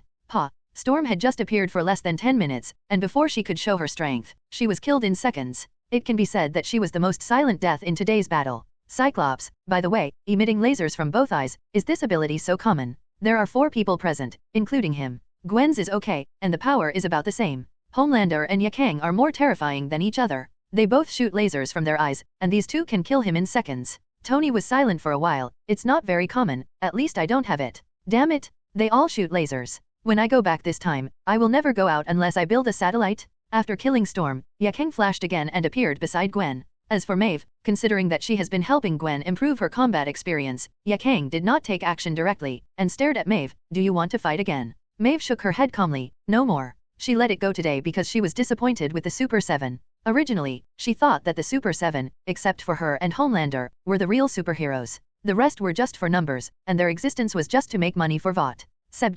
So, she could turn a blind eye to the filthiness of the Super 7 for Homelander's sake. Because, she had stayed in the Super 7 because of Homelander. And today, she finally knew that there was no such thing as a superhero, and there was no real superhero in the entire Vought company. Deep Sea bullies the weak and fears the strong, the locomotive bullies the weak and is extremely arrogant, and Black is just a tool of Vought. The Invisible Man is just a peeping man who only knows how to be naked and hide in the women's bathroom. As for Homelander, he is a giant baby who is obviously an adult but still secretly eats people's breasts, and the breasts of Vice President Madeline. When she returned for something and wanted to talk to Homelander, Maeve swore that she would never want to see the disgusting scene again. That's why she knew that there was no such thing as a superhero. He was just a guy who was controlled by Madeline and lacked love. When she thought of that disgusting scene and how she had admired Homelander before, Maeve wanted to leave the Super 20 immediately. It was so disgusting that she didn't want to see Homelander again, not even her eyes. Gwen also knew that she was helping herself just now. I don't know what happened, but thank you for what happened just now. If you need to, you are very welcome to come to our world, whether you come to play or stay there forever. We welcome you. Maeve took a deep breath and threw the disgusting picture out of her mind. She forced a smile at Gwen. Thank you, I will consider it if you need it. After saying that, she glanced at Yaang. The strength Yaang showed was the reason for her change of attitude. If there is no one who can compete with Homelander, then it doesn't matter which world she goes to. Yaang glanced at Gwen with a smile. If she really goes there, don't you worry that she will snatch Lord Ron from you. Gwen was stunned. Ron? Shouldn't, right? Yaang blinked, raised his eyebrows, and deliberately said, I don't know, anyway, if Lord Ron agrees, I won't object. Gwen frowned. Forget it, when she goes, I'll take her away from Ron. It's not that she has no information about Ron, it's just that Maeve is too threatening. That bear, that drum, that leg, she can't compare with any of them. Although Ron always told her that he likes to play with her from childhood to adulthood, he said so he must still like the older ones. There is a big one ready-made, why wouldn't he want to play with it? Thinking about it, Gwen thought it was impossible. Ron, who was far away in the Ken store at the moment, couldn't help but frowned. Huh? Someone is thinking about me? Gwen. What's wrong, Ron? Nick Fury looked at the purple object in front of him and asked doubtfully, is there something wrong with it? No problem, I'm thinking about something else. Ron shook his head. Item, Dungeon Portal, the Flash Kryptonian Invasion. Level, Purple. Note, after use, a door to the dungeon world can be opened. The dungeon world is the Flash Barry Allen travels through time and space. He wanted to change the past, but ended up in the wrong time and space. In the end, because of his arrival, the replica world was destroyed and restarted. The world gate in this copy can only be used once. If the final ending of this world is changed, the world gate will be changed to permanent. The Flash, Barry Allen. Nick Fury muttered softly, looking like the name of a superhero. Another superhero who controls lightning? Nick Fury looked at Ron, expecting him to help him solve his doubts. The Flash Barry Allen is a superhero who has the power of speed for a special reason. Ron explained, the Speed Force allows him to have extreme speeds beyond the speed of light. It will also give him some other special abilities, such as walking through walls, traveling through time and space, ignoring space barriers, and a series of other abilities that violate the laws of physics. And the dungeon portal you opened is obviously because he used the Speed Force in order to change something, causing a series of irreversible damage to the area. As for the gate of this world, if you prevent the destruction of that world, the gate of the world will change from one time to eternal existence. The Speed Force, reversing time and space, traveling through the past, and changing the future? This series of words fell into Nick Fury's ears like a bombshell. He couldn't help but subconsciously said, can such an ability exist? Isn't this equivalent to God? God. Ron smiled casually. No, it's just more powerful. It can't be called a god. If we talk about gods, the death he scared last time can be regarded as a god, a true god born of the rules of heaven and earth, not a result of practice or accident. Just like Hulk, no one on earth will ever regard him as a god, only as a monster, but you will see again when you go to an alien planet. Beautiful women sleep wherever they want, eat delicious food wherever they want, live in the best palaces, drink the best wines, and rule the king. Even if he calls himself a god, the creatures on the alien planet will still call him a god. It's not that humans' horizons have broadened, it's just that humans are too well protected and don't respect powerful people so much. Even if the legendary Satan, God, and Angel appear, humans will definitely treat them as rare creatures. If you call her Angel in public, you will call her Birdman behind your back. There is no respect at all. There are even some greedy people who secretly plan how to capture and obtain their ability. In today's Marvel world, if Ron hadn't shown his strength last time, they would have felt scared. The constant emergence of people with super abilities has long been their target. Where there are any superheroes, they all have to be forced to become villains. Nick Fury thought for a moment and shook his head. This is different. No matter how strong the strength is, it is only reflected in strength. The Flash you just mentioned has traveled through time and changed the past. This is obviously not something that can be done by being very powerful. Except Thor. I'm afraid even the legendary god King Odin can't do this. Ron smiled and shook his head. No, there are many people who can do this. Jean Grey in the mutant world can do it by activating all the Phoenix Force in her body. Sorcerer Supreme Ancient One can also travel through timelines, but changing the past comes at a cost. If there is no strong force to offset the costs, then no one can be sure of the final result.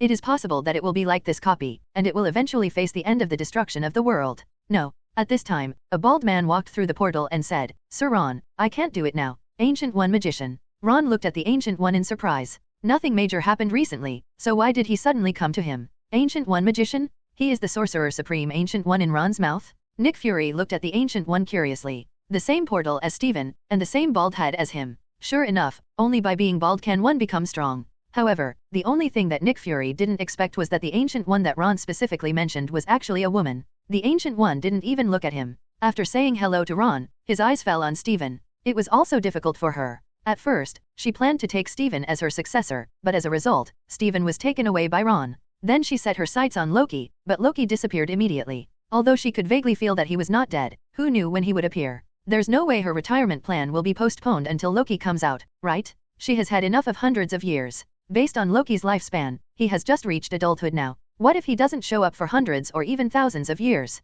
Why would she keep waiting? Therefore, she set her target on Steven again. She could make do with it if it was crooked or not, maybe it would be better if it was crooked. What are you doing? Steven looked at Ancient One and couldn't help but tremble. Does this Sorcerer Supreme have any inappropriate intentions for him? Although Ancient One looks quite eye-catching, putting on a wig and dressing up, she looks like a girl in her 20s. However, Steven has not forgotten that he asked Ron before, and Ron said personally that the Ancient One has lived for hundreds of years. This is an old lady who looks young but can actually be his ancestor. How can he be so virtuous and capable of such a heavy love? The Ancient One ignored Steven's confused eyes and turned to look at Ron. She understood that if she wanted Steven to agree, she only needed to convince Ron. As long as Ron says Sorcerer Supreme is good, then Steven will never resist the position of Sorcerer Supreme. Sir Ron, the purpose of my visit is to once again persuade Strange to succeed the Sorcerer Supreme. Without a qualified Sorcerer Supreme, invasion from other dimensions will destroy the Earth. It will plunge the Earth into crisis, with countless casualties, and Strange is my favorite next Sorcerer Supreme. The Ancient One wanted to say that the Earth was destroyed, but when he saw Ron, he thought, well, okay, if Ron takes action, the two Dormammu cannot be destroyed. Nick Fury blinked with one eye. He felt that the Ancient One magician must be blind. Two eyes are not as useful as one. Is Steven suitable to become the Sorcerer Supreme? A guy with such a lifestyle that is comparable to Tony? Is he suitable to be the Sorcerer Supreme? Is it possible that their magicians are all female? I hope Steven can reconcile it. It can be said that gossip is human nature. Seeing the sudden appearance of the Ancient One, Nick Fury even forgot to open the jar. You know, out of 25 jars, only one has been opened now. The temptation of 24 jars is not as good as the gossip between Ancient One and Steven. Ron smiled softly and looked at the Ancient One magician, why does Kamar-Taj want to protect the Earth? This. Ancient One was silent for a moment. She had never thought about this problem. However, as a human being with strong power, isn't it the right thing to protect one's homeland? This does not require any reason, just like getting rich and giving back to your hometown. It's just the most basic morality as a human being, or gratitude. Seeing the confusion in Ancient One's eyes, Ron spoke again, Ancient One magician, I'm not saying that protecting the Earth is wrong. On the contrary, I very much agree that a stable world will bloom with various colors. But it's not hundreds of years ago now. Compared to Dimension Mephisto, human beings are extremely fragile. For example, Steven, if he weren't Sorcerer Supreme, wouldn't he be able to protect the Earth? He will. When there is a crisis on the Earth, Steven will definitely be on top. If he doesn't become the Sorcerer Supreme, won't his power increase? With Ron's worry-free jar shop here, it would be difficult for Steven to even think about making a good move. So, now that humans have enough power to resist the invasion on their own, you don't have to persevere and retire. With your current strength, it makes no difference whether you are alive or dead. You don't have to die to retire. The Ancient One was silent again. Ron's words made sense, but she always felt that something was wrong. 2. If we don't find a Sorcerer Supreme to succeed him, won't the Kamar-Taj line be cut off? But what is Kamar-Taj's magician duty? To protect the Earth and resist Mephisto invasion. Well, in Ron's words, it is no longer needed. The second one is to protect the Eye of Agamotto. Ancient One glanced at the row of infinite gems placed on the wall. Well, it seems that there is no need to protect it. Not to mention the wall, there were even 2 time gems in her hand. Definitely, I didn't say that Sorcerer Supreme is a bad position. Ron's words changed. Turning to look at Steven, the Ancient One magician has collected a lot of magic, many of which are very powerful. It will be beneficial for you to learn it. If nothing else, at least it can increase Steven's melee strength instead of relying solely on summoned beasts. Ancient One blinked. Didn't he say he didn't need the Sorcerer Supreme? This is. Steven looked at Ron in surprise. You mean, support me in my fight against Sorcerer Supreme? Ron nodded. Why not? Your only responsibility is to protect the Earth. Why don't you protect it if you don't? If you do, there are countless magics you can learn, and the Ancient One magician may have a way to help you cultivate a fire dragon. It's harmless and harmless, so why not? Let me tell you, among the magic I know, there is one called the Sword of Waishan Emperor. The sword can easily split the planet. This time it was Steven's turn to be silent, and Ron didn't say anything more. You can think about it yourself. It doesn't matter if it's right or wrong. Ron looked at Nick Fury. Are you still watching the show? Can't you open the can? Go, go, go. Nick Fury nodded repeatedly. After listening to a lot of things, he became clearer about the unknown world again. It gave him a lot of inspiration on how to build S.H.I.E.L.D into a world-class, level universe justice organization in the future. I don't know if it was because I heard something I shouldn't have heard, but there were 20 jars in a row, all of which were filled with white light. Except for a few large bags of pet food, there was no one he could use, which made his already dark face even darker. Here you go. He casually threw the pet food to Steven, who rarely asked for money. Well, the plot is bigger. After all, Steven is very likely to be the future Sorcerer Supreme, just in case he is attracted to him. Crack. While thinking wildly, Nick Fury raised his hand and smashed the last 4 jars. Looking at the familiar purple light, Nick Fury blurted out, AFK AFK. Maeve, you traitor. Homelander perceived a power in Yaang that was no weaker than his own. After scolding Maeve angrily, the cloak bulged, soared into the sky and disappeared into the sky. Whether he is reckless or stupid, even Frank can barely contain him. If Yaang had taken action, he would have fallen here today. As long as he wants to run away, the other party can't do anything to him. The world is so big and there are so many hiding places. Moreover, if he is pushed into a hurry, he may find an opportunity to run to the opposite side of the world gate and cause a scene in their world. He didn't believe it. With the strength of Homelander, who specialized in causing destruction, who could stop him? Frank looked at Homelander, who turned into a black dot in the blink of an eye, and couldn't help but shook his head. It's so convenient to be able to fly. If you can beat him, just fight. If you can't beat him, just run away. There's nothing he can do. This time when I go back, I must go to Ron's can shop to get a flying ability. Sister Yaang, are you just going to let him go? Gwen wanted to catch up, but when she realized that she was no match for him, she turned to look at Yaang. Yaang shook his head. I can't keep him. I'm not stronger than him. If I catch up, I can only stop him for a while. Gwen pursed her lips and said, it would be great if Ron was here. What, Homelander? Just crush him to death. Yaang rubbed Gwen's head. We can't trouble Master Ron with everything, we just need to change into flies quickly. She swore to protect Lord Ron. How could she always cause trouble to Lord Ron? Okay, from now on I will bask in the sun every day and run after it, 24 hours a day, and my strength will definitely grow quickly. Gwen followed Yaang and said that she knew Yaang's feelings for Ron. No, it couldn't be called love, it was more like spiritual sustenance. Can you crush Homelander to death? Maeve is numb, so what kind of strength does that have to be? Yaang's strength shocked her. In her opinion, Homelander was powerful enough to destroy the world. There can be so many strong people in another world, and there is also a Yaang who is not weaker than Homelander. The limit has been reached. Is there anyone stronger? Did their world develop stronger compounds? Or something similar? Maeve didn't know, but she knew that she made the right choice. She hated the Super 7 and quit the Super 7, which meant becoming an enemy of the Super 7 and the Walled Company. Making it clear means that she has no place to survive in this world. The stronger the other world, the better for her. Thinking of this, a smile appeared on her face. Are you going back now or wandering around this world? I can be your tour guide. Hearing this, Captain America looked at Yaang. Miss Yaang, what do you two think? Killing, capturing, and escaping. There must be many people with super abilities in this world, but as long as they guard the door to the world and take their time, there won't be any trouble. When Yaang heard Captain America's question, he wanted to say it back directly, but when he saw Gwen's big pleading eyes, after a pause, he nodded to Maeve. Okay, you can take us for a walk. Hearing Yaang's agreement, Maeve immediately smiled and turned to look at the others. Do you still want to be together? Captain America saw the anticipation in the eyes of Storm Aurora and Quicksilver, and nodded helplessly. Let's go together. It's enough for us to guard the gate of the world. Isn't this not good? Quicksilver pretended to be reserved. Magneto glared angrily and said, if you want to go, go quickly. I won't let you go if you keep talking for a while. Just as Maeve was leading everyone to visit the Black Robe world, uninvited guests also came to the Marvel world and King Kong Island. Ross heard his men say that the Avengers passed through the world gate and left the world. It would take at least several hours to get back, so he immediately launched a raid on Kong Island without any hesitation. He and Harry plus 3 of his men, a total of 5 people, possessed the Hulk serum. He originally thought about detaching one person to capture a few mutants, but after thinking about it, he gave up. Most mutants are too weak to improve the Hulk serum. No matter how many mutant genes there are, they are not as good as one giant beast. Whether it's King Kong or Godzilla, as long as he gets the flesh and blood of either one, he will let the world know where power lies. On King Kong Island, the hundreds of meters of King Kong absorb radiation every day, just to tease the Titan ape. It has never figured out why this sibling is so small even though they look almost the same. When fighting, it is afraid of accidentally slapping the opponent to death. At first, it speculated that the Titan ape was malnourished and absorbed too little radiation.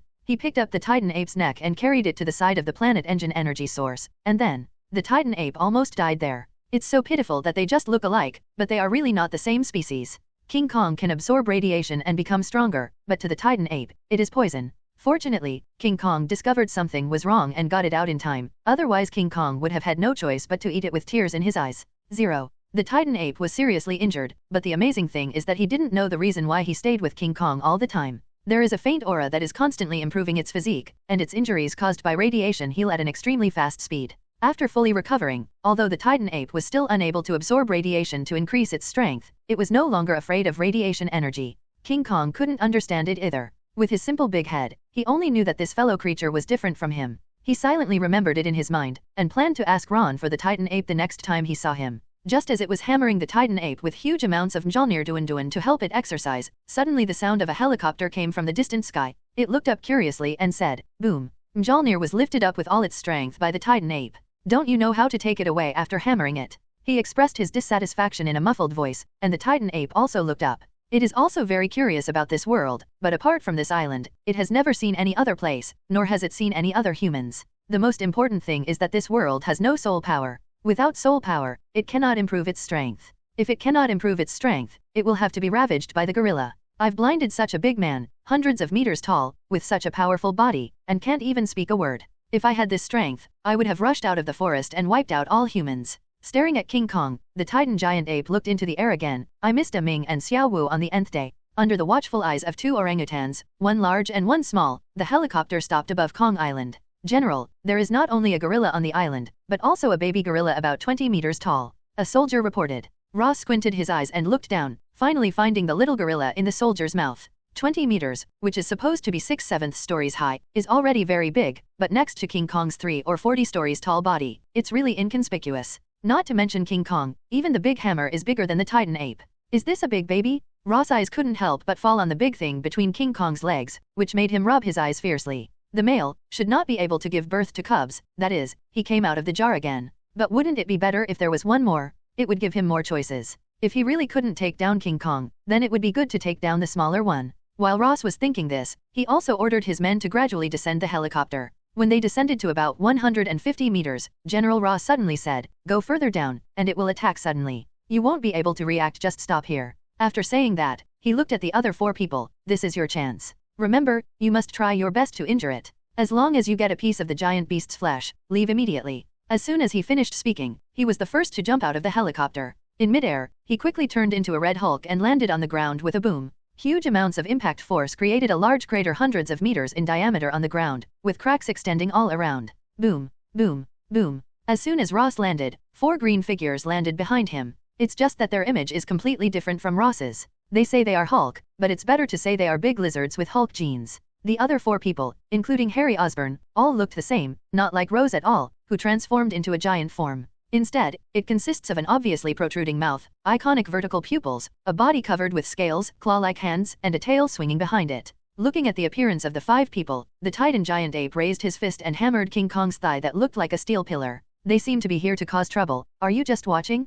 Can they kill people? Could it be possible?" It arrived late and had no idea that King Kong had already killed the super god in New York. "Looking for trouble? Is there a fight?" At this moment, when I heard that the other party seemed to be looking for trouble, King Kong's slow-reacting brain gradually became excited. Roar. Bang bang bang. King Kong bang bang bang hammered his chest, showing his strength. The violent sound shook the air, but after hammering for a while, King Kong realized that he was hammering by himself, and his momentum seemed a bit lacking. He lowered his head and glanced at the Titan ape, who was still watching the show, stretched out his hand and pulled it. "Who?" The Titan ape had a reluctant but forced expression on his face. He stood up and hammered his chest. "Beasts are beasts." Ross's eyes showed disdain. "Do you really think this can scare away the enemy? Only a brainless guy would hammer himself to show his strength." Ross waved his hand. "One person will deal with the younger one, and the rest will follow me to deal with the older one." "Yes." The 3 men replied in unison, but at this time, a figure rushed out without saying a word. "It's a waste of time at this point." Harry Osborn shouted, jumped up high, and went straight to King Kong's head. He wants to blow King Kong's head off with one punch and let Ross know who is right? Rose didn't say anything when he saw this, but followed Harry and rushed forward as well. Neither he nor Harry took King Kong seriously. Even Hulk could fight it back and forth. They were now 503 people. Couldn't they still defeat a giant beast? Not to mention 5 people, even one person is confident. 2 people will be absolutely crushing. If 5 people go together, it will definitely be easy to win. Just when they were imagining capturing King Kong, they saw, facing Harry's sudden attack, King Kong suddenly opened his mouth. Roar. A violent roar turned into a sound wave visible to the naked eye and rushed towards Harry. Although he doesn't have sonic super ability like Black Bolt, with pure lung capacity. The sound waves he roars are like a Category 12 hurricane, but more powerful than other hurricanes. Harry's expression changed slightly, but he had no time to dodge, but then he showed disdain. The momentum was quite scary, but unfortunately it was not strong enough, so no matter how strong the momentum was, it was useless. Then, the sound wave hit Harry head-on. The next second, Harry's expression changed wildly, and the violent storm blew him backwards towards the sea.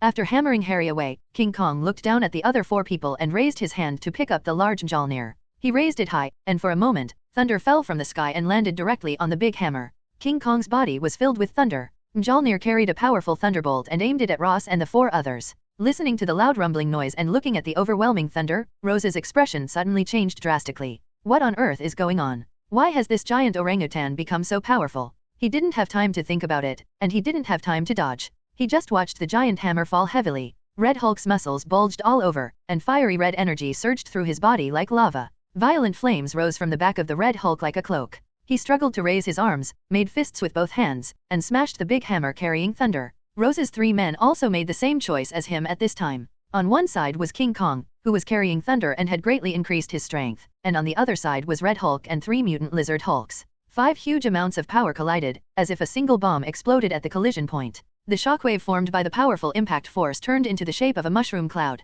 A huge amount of crack directly appeared on King Kong Island, and the Titan ape staggered for a long time before he stood firm. If King Kong had not stood in front of it and blocked most of the impact force, the aftermath would have seriously injured it. The violent shock also spread to the deep seabed under King Kong Island, and another huge beast, Godzilla, woke up. Its eyes looked up, feeling the constant impact, and it knew that there was a creature fighting King Kong. The force of this impact was greater than the impact when King Kong called it with a sledgehammer when he was bored. The short and thick legs exerted a little force, and the huge body suddenly rushed upwards quickly. In the jar shop, Ron, who was waiting for the purple light to dissipate, suddenly looked up in the direction of King Kong Island. His eyes sparkled, and his gaze seemed to penetrate the space. Everything that happened on King Kong Island was reflected in his eyes. At the same time, Ancient One also looked in that direction. When he saw the big hammer in King Kong's hand, the corners of his mouth twitched. Although the hammer has a sharp end, the familiar thunder power still reminds her of Thor's Mjolnir. What a great guy. First the normal version, then the shattered version, and now the enlarged version. I don't know if there will be other versions in the future, such as colorful, pink Mjolnir. It's really exciting to think about it. Ancient One glanced at Ron. Someone is targeting your 2 giant beasts. Why don't you go and take a look? Ron looked at Kong Island calmly. Ancient One magician doesn't mind if Kong beats them to death. Just kidding. After absorbing the radiation of a nuclear bomb and absorbing the energy of the planet engine for so long, the power of Kong and Godzilla has long broken through to the next level. If the people who are targeting them still treat them as they were before, it can only be said that there is no return.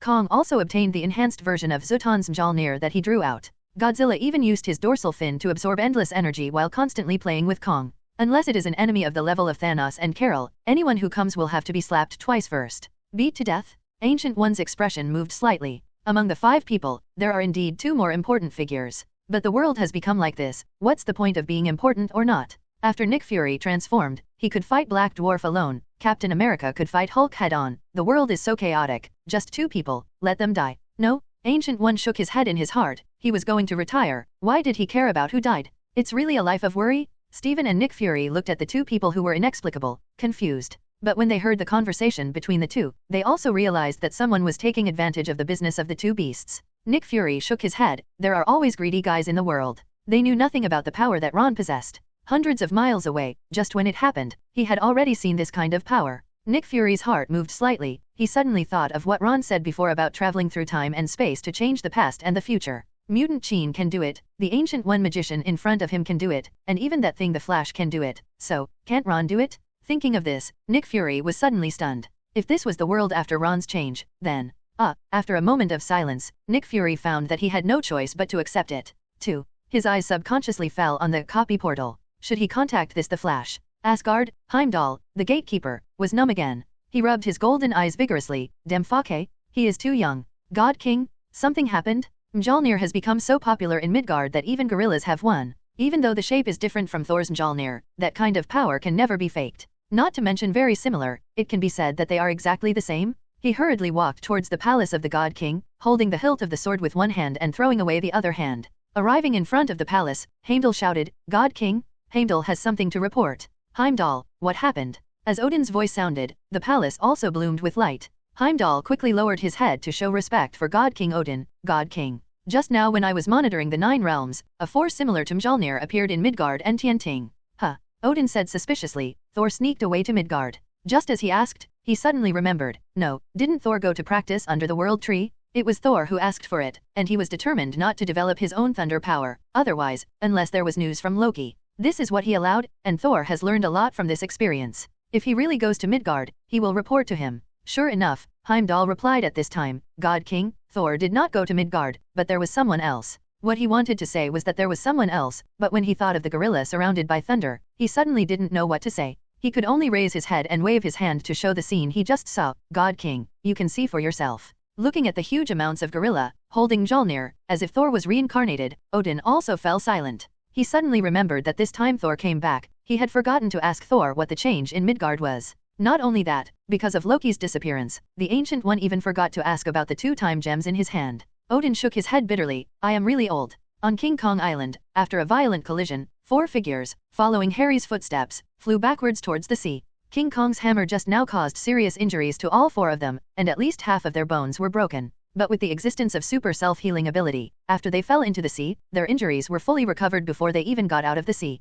Rose, this is the chance you said? This is the chance you said it will happen. Harry cursed angrily not far away from him. Become an MLGB? He also said that Hulk can fight against the giant beast. 5 of them take action, and 2 of them can fight against 1, and they can definitely take down them all. What to use? A gorilla roars, and he can't bear it. 1 blow caused the 4 of them to vomit blood and be seriously injured. The other one hadn't come out yet. If 2 of them were together, I'm afraid 2 of them would have died just now. Rose's face was extremely ugly at this moment, that's what the information says. When he attacked New York last time, Hulk injured it alone. The 5 of us are each more powerful than Hulk in the video. There's no way I can't take it. Damn it! Harry glared at him. All fools know that as long as your strength is not at its upper limit, you can keep getting stronger. You haven't done any experiments yet you still believe the outdated information from last time? When he thought that Ross had hunted down Hulk and didn't even know about it, he gritted his teeth. Why didn't Hulk hammer you to death at that time? Then what do we do now? Harry took 2 deep breaths to suppress the anger in his heart. Unable to capture the giant beast, we must leave immediately and stay away from the island first. Ross looked unwilling. He finally waited for the opportunity, but none of the 5 of them were opponents. Upon hearing this, Harry knew that he had to retreat today. He slid his hands and feet together and rushed out in an instant. The 4 Ross followed closely, but at this moment, they suddenly felt the water rushing upwards crazily under the sea. It felt like a volcano erupting under the sea, but in the blink of an eye, the impact of the eruption came to them. Boom! Huge waves, truly huge waves surged from the soles of their feet. Huge amounts of impact lifted all 5 of them into the sky, and then, a thick tail poked out from the sea. It hit 5 people accurately, like playing baseball, and sent all 9 people back to King Kong Island. Bang bang bang bang. After hitting the ground, the 5 people spat out a mouthful of blood again. When they stood up, they immediately saw King Kong's big head holding a big hammer and looking down at them. Bang! Zutanman's Mjolnir was hit by it casually on the 5 people, and then King Kong raised his head and looked at the sea. When he saw Godzilla's head protruding from the sea, he roared excitedly. Who? Come up and fight. Godzilla rolled his eyes speechlessly. Do you think everyone is like you, a gorilla? He doesn't know how to improve his strength all day long, he only knows how to fight, and he doesn't know why he is so playful. I don't know if it looks like a lizard and has a similar personality. Godzilla doesn't want to move at all even if he can't move. It can lie down and never stand. If there is food, it will never take a step away from the food unless there is an enemy it needs to deal with. Glancing at King Kong speechlessly, Godzilla opened his mouth, aimed at Zutanman's Mjolnir, and breathed out an atomic breath. Just finish them all off and it won't be in a hurry to get back to work. Seeing that Godzilla actually wanted to play with him, King Kong excitedly raised his hammer, breathed on the atom and pushed it forward. Seeing his attack blocked by King Kong, Godzilla was speechless. On the island, the big hammer blocked the atomic breath for the 5 Ross people, and even the 5.6 aftermath of the collision did not affect them. Just when the 5 Ross people thought they could take the opportunity to escape, suddenly, the familiar violent thunder appeared again. They looked up and saw King Kong holding a hammer and hitting them hard. Hammer came into close contact with the 5 people, and boom! The entire King Kong Island was shaken violently by this blow earthquake. There were 5 more patties under the hammer. This time, no matter how strong the self-healing ability of the 5 roses was, it would not help. Roar! Come, we've finished the desserts, let's get ready for the big meal. King Kong roared at Godzilla. Who the hell has the time to joke around with you? Godzilla turned over when he saw his enemy being killed and got back into the sea. King Kong, who?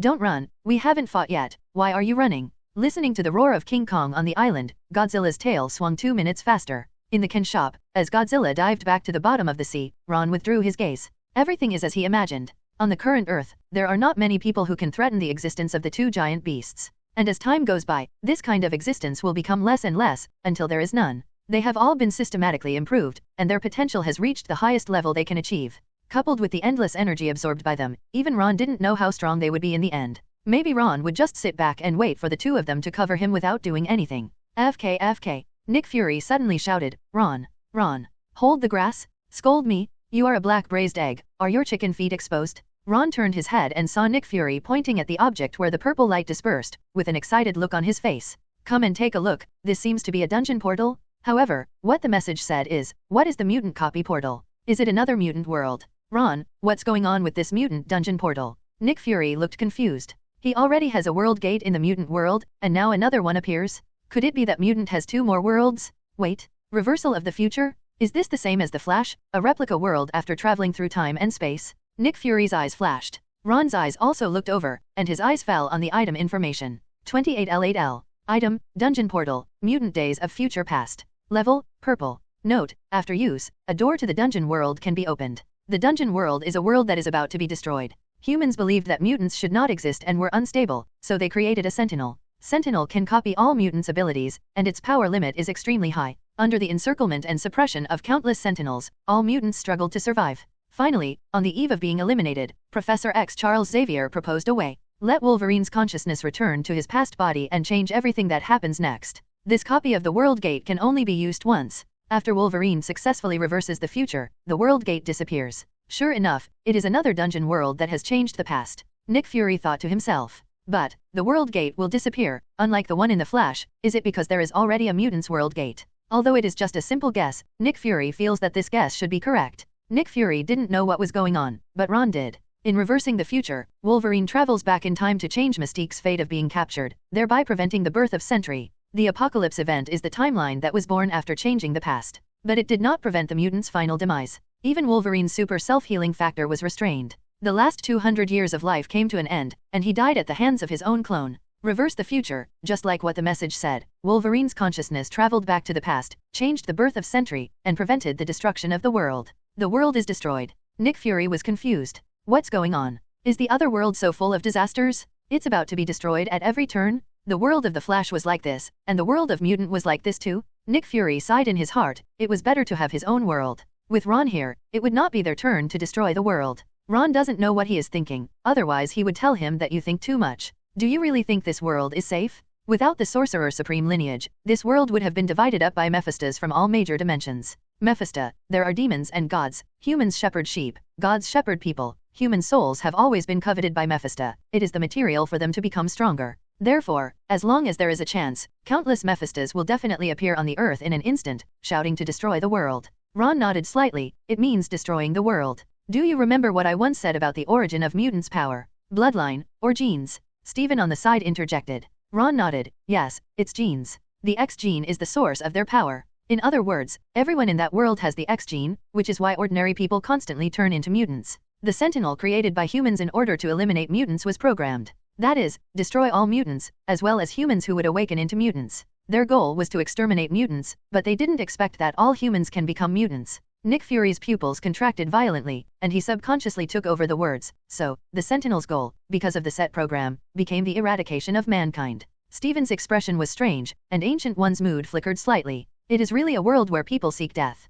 Human beings in this world have fully demonstrated what it means to die if you don't do something. Ron nodded, yes, every human being is just waiting to die. They created a world-destroying weapon that was beyond their control. It's okay not to have the awakening X gene, but no one will escape the pursuit of Sentinel if they are awakening. No one can be sure that he will not awakening, so almost everyone lives in fear of awakening. Wait. Nick Fury suddenly thought, robot? Isn't that what Tony Stark is best at? Ron, since Sentinel is programmed, can Tony hack into the robot and directly change the program? Then take it out of the replica world. Ron thought for a moment, I really haven't thought about this. You can try it. There should be a possibility. However, bringing out the copy world requires your own research. Although Ron didn't say it, he didn't deny it, so it was definitely possible. Nick Fury already had an idea in his mind. Since it is possible to bring out the Sentinel, is it possible to bring out the mutant in the replica world of Reverse the Future? If possible, the desire of Professor X, Magneto, and S.H.I.E.L.D to protect the world is no longer a dream. But just after thinking about it, Nick Fury gave up.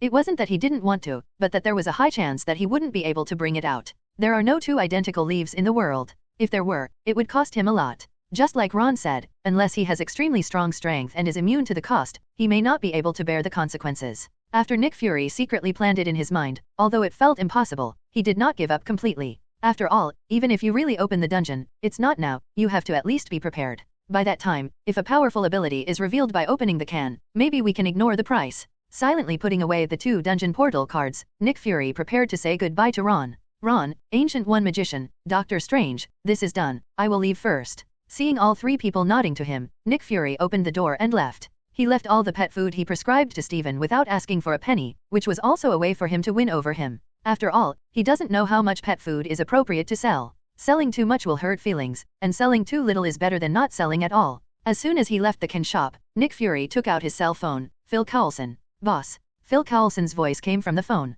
There was something obviously wrong with his voice, showing a sense of depression and anger. Nick Fury didn't ask any more questions, he kept it in mind and waited until he got back to talk about everything. Assign people to investigate what just happened on the King Kong Island that Ron created. I received a message that someone is targeting those 2 giant beasts. Let's find out who it is. A ranger? I don't know who else can arrange it now. Phil Coulson was silent for a moment and then replied, okay boss, I will arrange it as soon as possible. Looking at the hung-up phone in his hand, Nick Fury always felt weird. What's going on? What happened to Phil Coulson? Didn't he ask him to take Charles to investigate the undercover agents in S.H.I.E.L.D? Could it be that the investigation process was not smooth?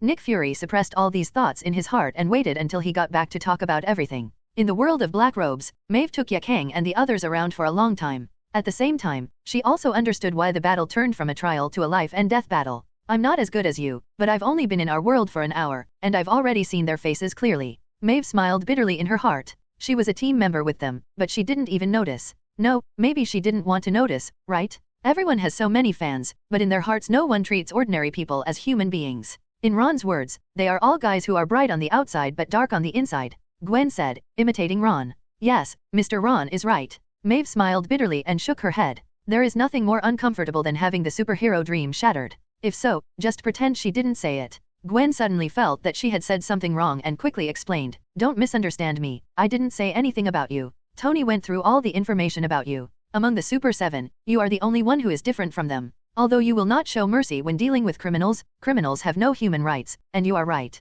Gwen also understands now that there is no absolute good or evil in the world, but there is a moral bottom line.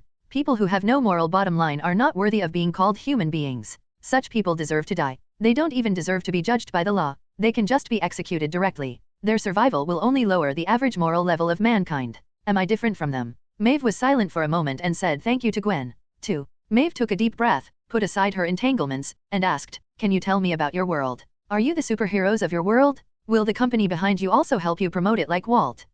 We're not superheroes. Gwen glanced at Yaang and shook her head in a slightly lonely mood. After the Yaang incident, she finally understood that there was no point in being a superhero or not being a superhero. Without strong strength, the superhero cannot even protect himself and even tries to protect others. If you think you are protected, whether someone accepts you or not is not the same thing. As for fighting crime, you can only deal with it if it happens around you. If you see it, just take care of it. If you don't see it, forget it. Just like the camouflage magician in Ron's mouth, it has existed for who knows how long since ancient times. But they never interfere with the development of ordinary people. As long as it does not endanger the earth or lead to the destruction of the world, they will not care. Gwen likes this method very much. She can take care of it if she wants to. If she doesn't want to, don't expect anyone to kidnap her morally.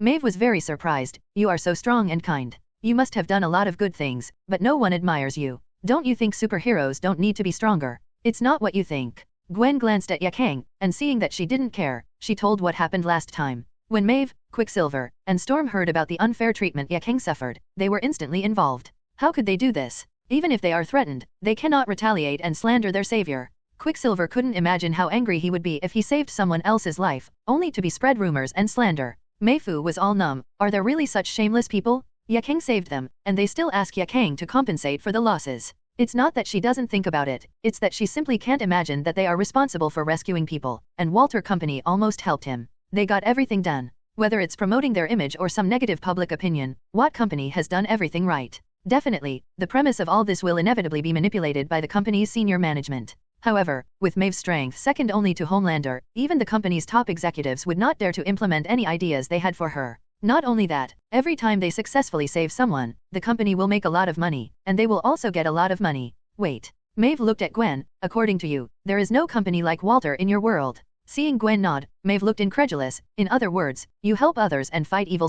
Is it your spontaneous behavior? Even if there is no gain? Gwen nodded. Absolutely. Why do you have to ask for rewards when you do good deeds? If you do good deeds, you know it and you feel happy. And we usually hide our identities, and we are afraid that our superhero identity will affect our lives. Maeve was silent. She didn't know how to speak. The situation in Gwen's mouth was simply something that her dreamer had never thought of. It turns out that to do good deeds, you don't necessarily have to be followed by reporters, you don't have to publicize it to everyone, and you don't have to make profits from it. It turns out that they just regard doing good deeds as a way to make profits 717, and use super ability as a tool to make profits. This is not worthy of being called a superhero at all. It would be more worthy of being called a superhero if it were replaced by their actions. After being silent for a long time and thinking a lot in her mind, Maeve raised her head. Gwen, will you invade my world? This is a question she has always buried in her heart. Although she betrayed the Super 7, she did not want to betray her own world. She hadn't asked before because she didn't know the characters of Gwen and the others, and didn't know if they were aggressors. Gwen was obviously stunned. Why invade? Maeve thought about many answers, but she didn't expect that Gwen would ask such a question. Aren't there many reasons for this? Resources, population, and so many super abilities. After a few seconds, Gwen blinked, and then she realized, yes, Maeve didn't know about the World Gate. Don't worry, Maeve, there will be no world invasion. There are restrictions on the World Gate. Not everyone can pass through the gate of the world. Only a very small number of people can pass through the gate of the world. The specific reason is, well, I forgot to ask Ron. I'll tell you next time I ask. Anyway, no matter what, large-scale invasion is out of the question. So, do we have this idea? As long as the super abilities in your world pass and don't cause damage, no one will specifically target them. There is such a restriction on the World Gate? Also ask Ron. Does Ron know about the World Gate? Gwen kept mentioning Ron, which made her subconsciously curious. Gwen, who is the Ron you keep mentioning? Isn't the World Gate researched by the Hydra organization? No, Gwen replied with a smile. That's because we were not familiar with each other when we first met, so you thought it was from Hydra, so we didn't refute it. The gates to the world all come from Ron's jar shop, as do many extraordinary items, and Ron is the only owner of the jar shop. Last time, Sister Yaang was slandered by an ungrateful guy, and it was Ron who solved the problem. At that time, he asked King Kong and Godzilla to attack New York and destroy an entire aircraft carrier fleet. I couldn't explain it. Anyway, those gangs only dared to covet Sister Yaang's super ability behind his back. All the guys were defeated. Ever since that time, no one dares to make small moves behind the scenes and arrest super ability people without restraint. By the way, King Kong and Godzilla are 200-meter-tall giant beasts. They are very powerful. Ron said that they can absorb nuclear radiation and become infinitely stronger. Yaang kept twitching in the corner of his eye. Just tell me all your trump cards. Yaang rolled his eyes speechlessly, but Yaang didn't stop him. It didn't matter if he said these things. These are just the tip of the iceberg of Master Ron's strength. Besides, as long as you go to their world and inquire about it, you will know it.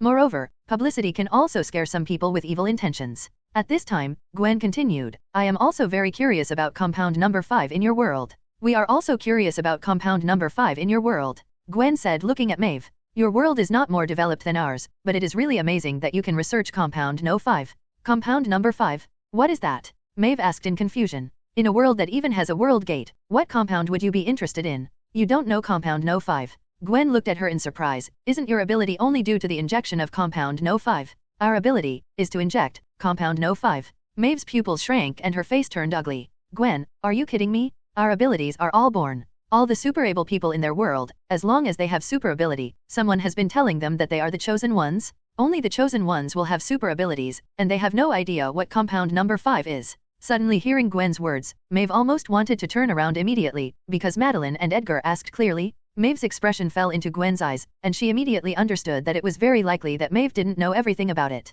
I'm afraid everything related to super ability has been hidden. Compound number 5 is the trump card of Watt Company, and it is impossible for outsiders to know about it. And Maeve should have been injected with compound number 5 when she was an infant, and it is even more impossible to know. According to our investigation, all of your super abilities come from compound no 5. You were all injected with compound number 5 by Watt Company when you were babies. If you are lucky, you will have awakening super ability. If you are not lucky, your body will have conflict and rejection during the injection. Gwen opened her mouth and told everything she knew. Gwen didn't say the result of the subsequent rejection, but Maeve could guess it, and it was precisely because of this that her face became increasingly ugly. It turns out that they are not the chosen ones, but were collectively spawned by the number 5 compound. She didn't even doubt Gwen's words. As long as she wanted to check this thing, she could definitely find it out. She looked up sharply and looked at Gwen. So, Homelander was also injected with compound no 5. When she saw Gwen nodding, Sufu gave up completely. Homelander has been blown up to heaven and earth, it is the only one, and it is just a product of research. This world is a scam with huge amounts of money. Tired of it, destroy it. Just when Maeve felt exhausted inside the world of Marvel, S.H.I.E.L.D. Nick Fury had the same feeling after seeing the list Phil Coulson handed him. Tired, destroy it. The entire S.H.I.E.L.D., 70% are Hydra, and the remaining 15% have been contacted by Hydra undercover agents. The only agent who still belongs to S.H.I.E.L.D. only has 15%. He leaned back in his chair feebly and looked up at Phil Coulson. Is there any problem with this information? Confirmed. Phil Coulson felt even more tired. Most of his former colleagues were Hydra. It's like mice have come into the cat's nest, and there are more and more mice. This world is simply too outrageous. Charles checked everyone's memories and there were no mistakes or omissions. And Phil Coulson hesitated, and finally said it. 2. Sitwell, Crossbones Rumlow, former director Alexander Pierce, all Hydra. As soon as these three names came out, it was like a nuclear bomb exploded in Nick Fury's head. This outrageous information shocked him in an instant. Pierce, who pushed him to the position of director, was all Hydra? What about him? If he hadn't known it clearly, he would never be Hydra, and he wouldn't even believe in himself. When he thought about how he almost got into trouble with Ron because of Pierce, he wanted to slap himself. If he really does this, he will not be able to confirm his identity as Hydra. No, in that case, he looks even more like Hydra than Hydra. Director, what should we do now? Not only Nick Fury was paralyzed, but Phil Coulson was also paralyzed. There are so many people, let's catch them. It's impossible to catch them. How about using 15% to catch 85%? What a joke? Don't arrest them. Knowing that they are Hydra doesn't make you feel at ease. What to do? I also want to know what to do. Nick Fury cursed in his heart. After closing his eyes and thinking for a while, he suddenly opened his eyes. Call Charles. Phil Coulson responded and turned around to go out. A moment later, he walked in with Charles. Nick Fury looked at Charles intently. I hope you can help me erase their memory of Hydra's identity. Can you do it? In the jar shop, Stephen had just finished opening the jars, but as expected, he found nothing. All 5 of them were white items, but he was not discouraged. He was very satisfied just looking at the 10 bags of pet food in front of him. 10 bags of pet food can make Silent grow 10 centimeters longer. Perfect. It wasn't until Stephen finished opening the jar that the Ancient One stepped forward. Strange, if you figure it out, come back to Camartage and find me. After saying that, looking at Stephen who was thinking, the Ancient One raised his hand to open the portal, nodded to Ron, and turned to leave. Watching the Ancient One leave, Stephen walked to the wine rack, took down a bottle of wine, and came to Ron's side. Luo, do you think I should promise her? What will Chris do if I go to Camartage? I will take care of your wife, so don't worry about her. Definitely, you can't say this, ahem, you can't even think about it. Ron pushed the wine aside and took a sip of the health tea. You don't know how to portal. Yes. Stephen was stunned for a moment. He didn't know why Ron asked such a question. He knew everything. Ron knew best. Ron raised his eyebrows and looked at him. You know how to teleport. What are you worried about here? If you feel homesick, just open a portal and come back. When you've been here for enough, just open another portal and go back. You still want to ask me about such a simple thing. If it doesn't work, just go there in the morning and come back in the evening, just like going to work. Ron rolled his eyes speechlessly and asked him what to do. What? Should I reply, brother, don't worry, I will take care of my sister-in-law?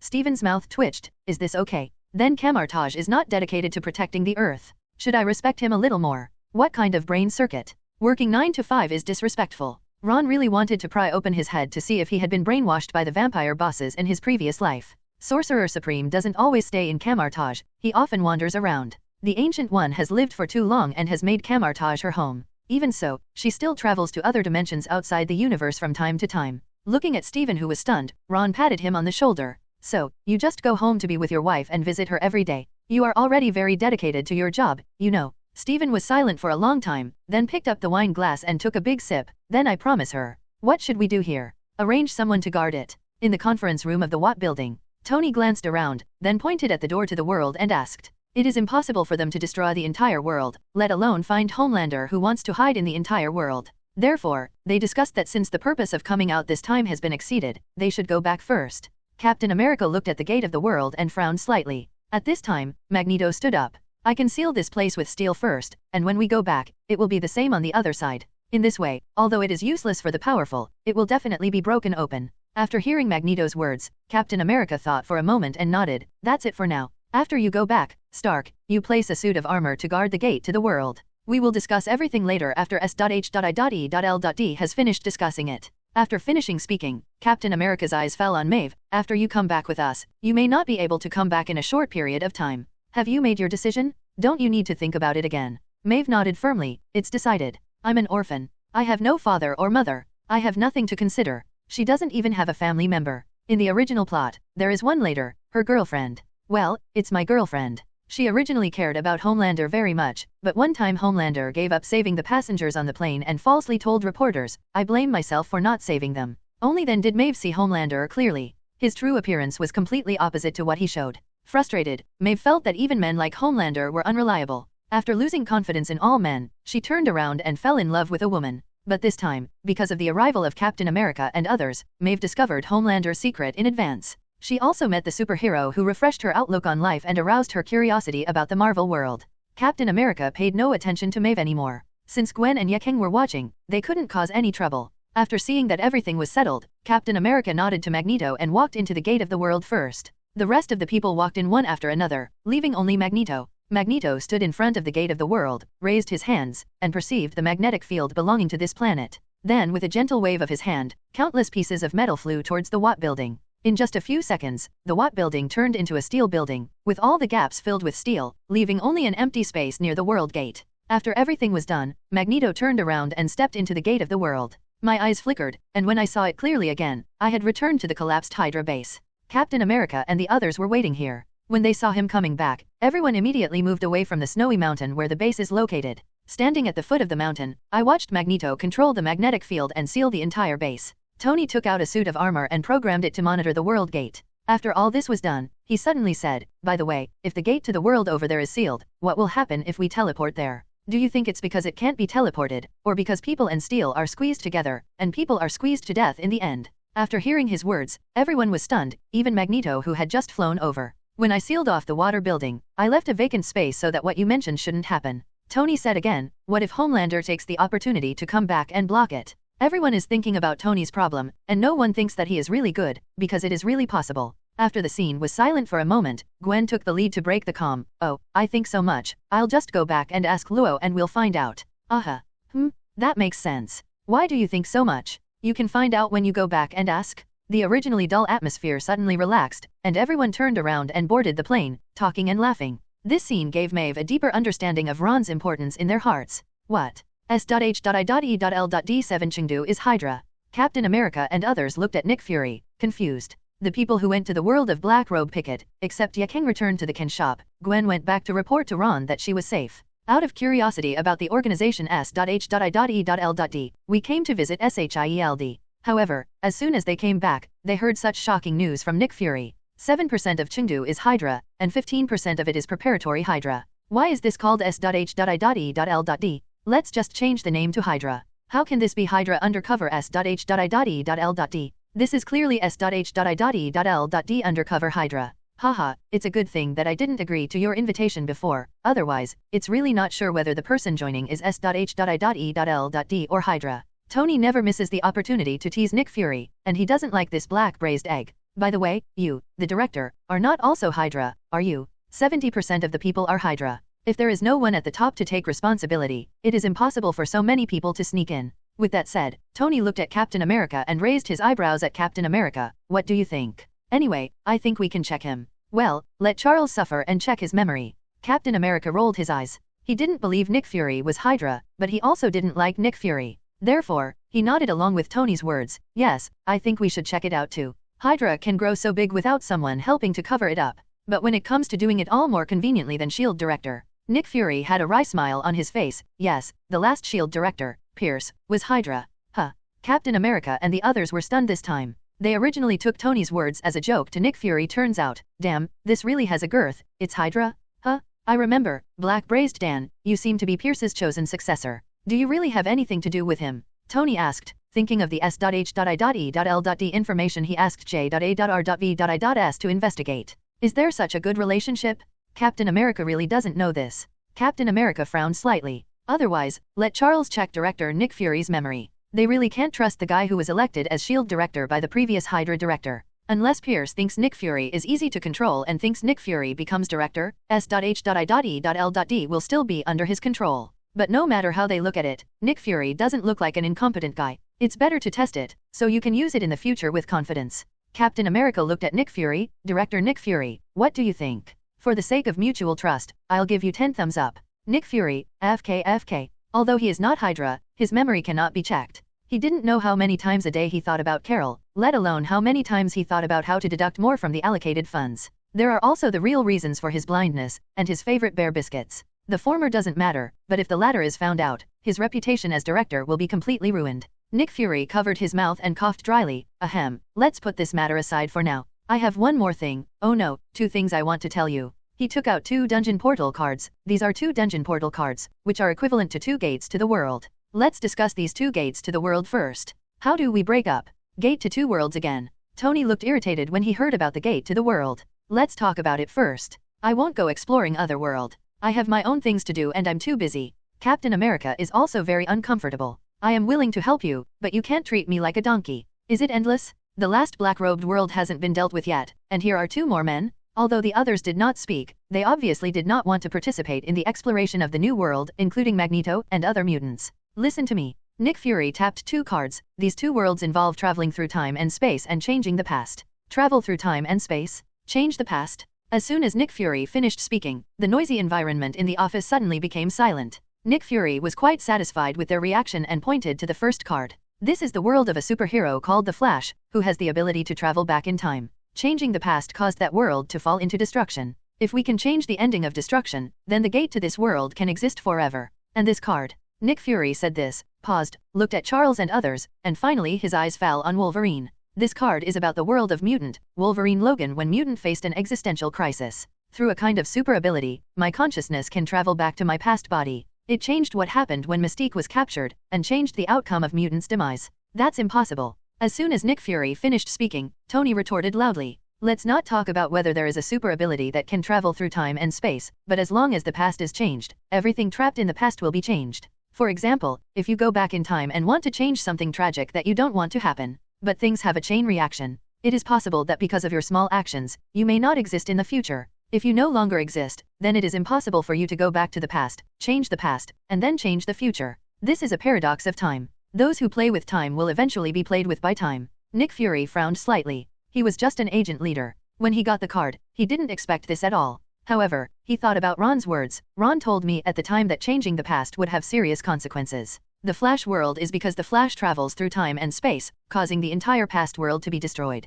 But if you are strong enough, you can ignore the cost or even rewrite the cost. No, it's not like rewriting the past, it's more like traveling to a parallel time and space. Bruce Banner listened for a long time and suddenly interrupted subconsciously. When he saw everyone looking at him, he waved his hand. I just expressed my opinion, and it may not be right. His personality makes him not used to being watched by so many eyes, which makes him feel very uncomfortable. No, keep talking. Tony nodded to him. Among the people present, there were only a few people who could see Tony, except Dr. Banner. Well, he is considered an ordinary genius who is just a few 100 million points less intelligent than him. Banner nodded gratefully at Tony. I mean, after he travels back in time, it's very likely that what 827 can change is not the future of his original universe. Rather, because of some of his changes, a parallel line was created. As he spoke, he got into the mood and started drawing on the table. Look, for example, this line is his current world. Now, he wants to change something in the past, and then from the end of the line, he comes to a certain period of time before. Then, during this period, he made changes to his past behavior, which would lead to huge changes in his original future. In this way, will there be a branch of this line? Banner constantly adds branches and leaves to the line, and draws a new line parallel to the original line at the point back to the past. These two similar but different lines are parallel worlds. But it only seems similar. In fact, the original world is still continuing, and the only thing that has changed is the parallel universe. Banner looked up and saw everyone looking at him, and suddenly became a little nervous. But seeing that everyone else was seriously waiting for him to continue speaking, he took 2 breaths. Just like us and the mutant world, we are both the Federation, we both have New York, and we both live on the Earth and the solar system. We should also be called parallel universes, but a long time ago, due to some reasons, there was a bifurcation. Their world is heading towards the path of awakening X. Dr. Banner, according to you, this world of the Flash is also our parallel world. Captain America suddenly interjected. Banner shook his head. I don't know that either.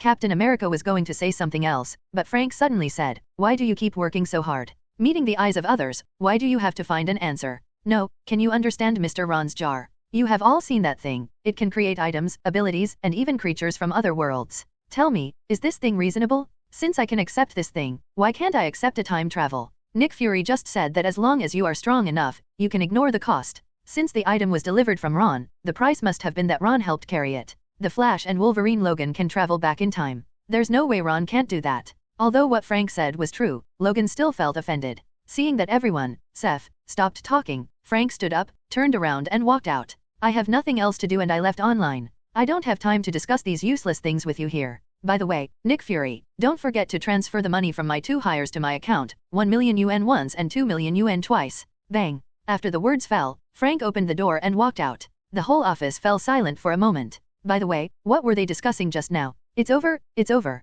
Tony lost all interest for a moment, forget it, and go back to study adamantium. He still has a lot of things to do. Adamantium needs to be researched, adamantium needs to build battle armor, and build satellites. His purple skill satellite beam hasn't been found yet, so hurry up and get it out. Next time you meet a guy like Homelander, just shoot it with a satellite beam. If 1 shot is not enough, then 2. If you don't believe that you can't win, Tony Stark doesn't have much else but money. Get 10 8 satellites, each of which can emit 5 rays. This means that even the giant beast with 4 or 50 zero graces may not be able to withstand it. Tony got up and left S.H.I.E.L.D with Wolverine. Gwen's big eyes rolled. Director Ludan, let's go too. Maeve, let's go. You come home with me for a meal, and then I'll take you to find a place to live. Before Nick Fury knew it, Gwen quickly abducted Maeve. Even S.H.I.E.L.D cannot understand that a powerful super ability like Maeve should not stay here. It just so happens that his father, Chief George, has been thinking about letting the police department also have people with super abilities. Gwen felt that Maeve was just right, ready-made, and there was no need to open a jar.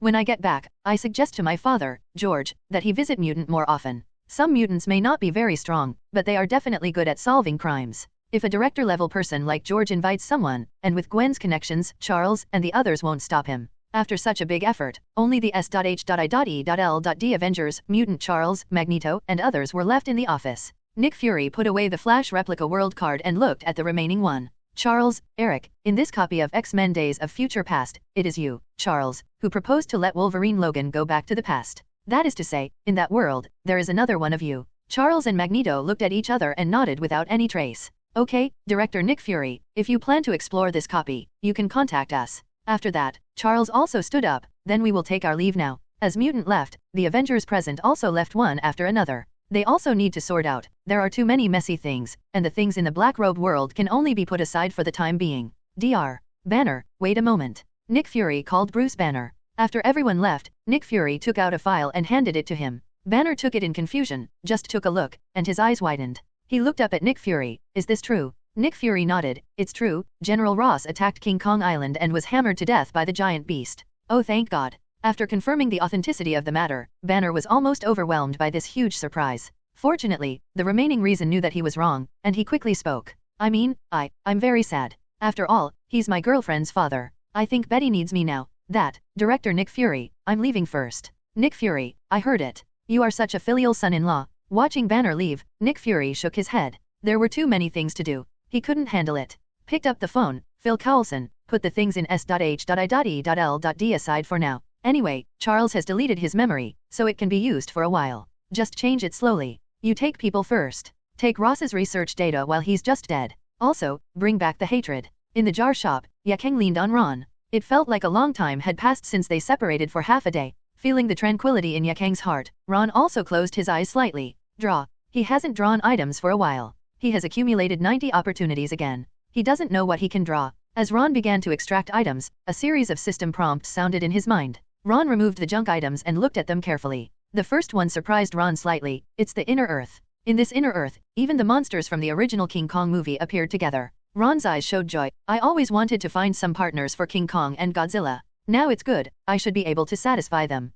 As a giant beast, living on a small island all day long is no different from being in prison for King Kong. Only the Inner Earth is its home, where it can have fun. Definitely, it's just King Kong. Godzilla is like a homegirl. When there is food, he just stays there and doesn't move. This character, I don't know if it has something to do with gender. Compared with King Kong, who is a male and only thinks about fighting every day, Godzilla is simply too quiet. Just put it under King Kong Island, and expand King Kong Island by the way. Looking at the ball of light representing the inner world in his mind, Chuan and made arrangements. After arranging this, Ron looked at other items. When he saw those colorful gems, Ron blinked. Good guy. This time he has collected all the infinite gems. Counting the 10 infinite gems he already had, he almost has 2 sets. If one day, Thanos comes to the jar shop and sees this wall of infinite gems, what will he think? With a thought, he hung the 5 newly drawn infinite gems on the wall one by one. Emperor Armor Summoner? Can this thing be opened? Doesn't he already have the Emperor Armor?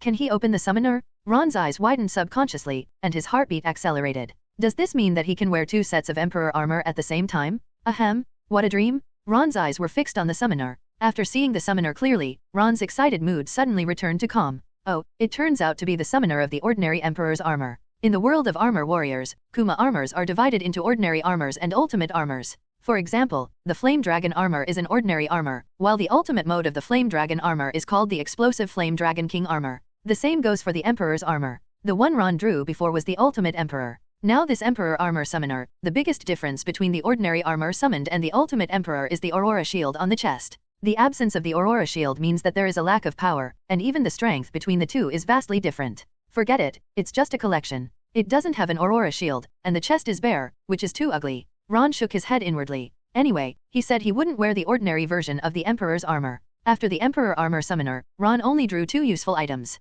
Ron focused on one of them, Supercian template. When the question mark is typed, it's not that something is wrong with me, but something is wrong with you. No, isn't this thing a bit over the top?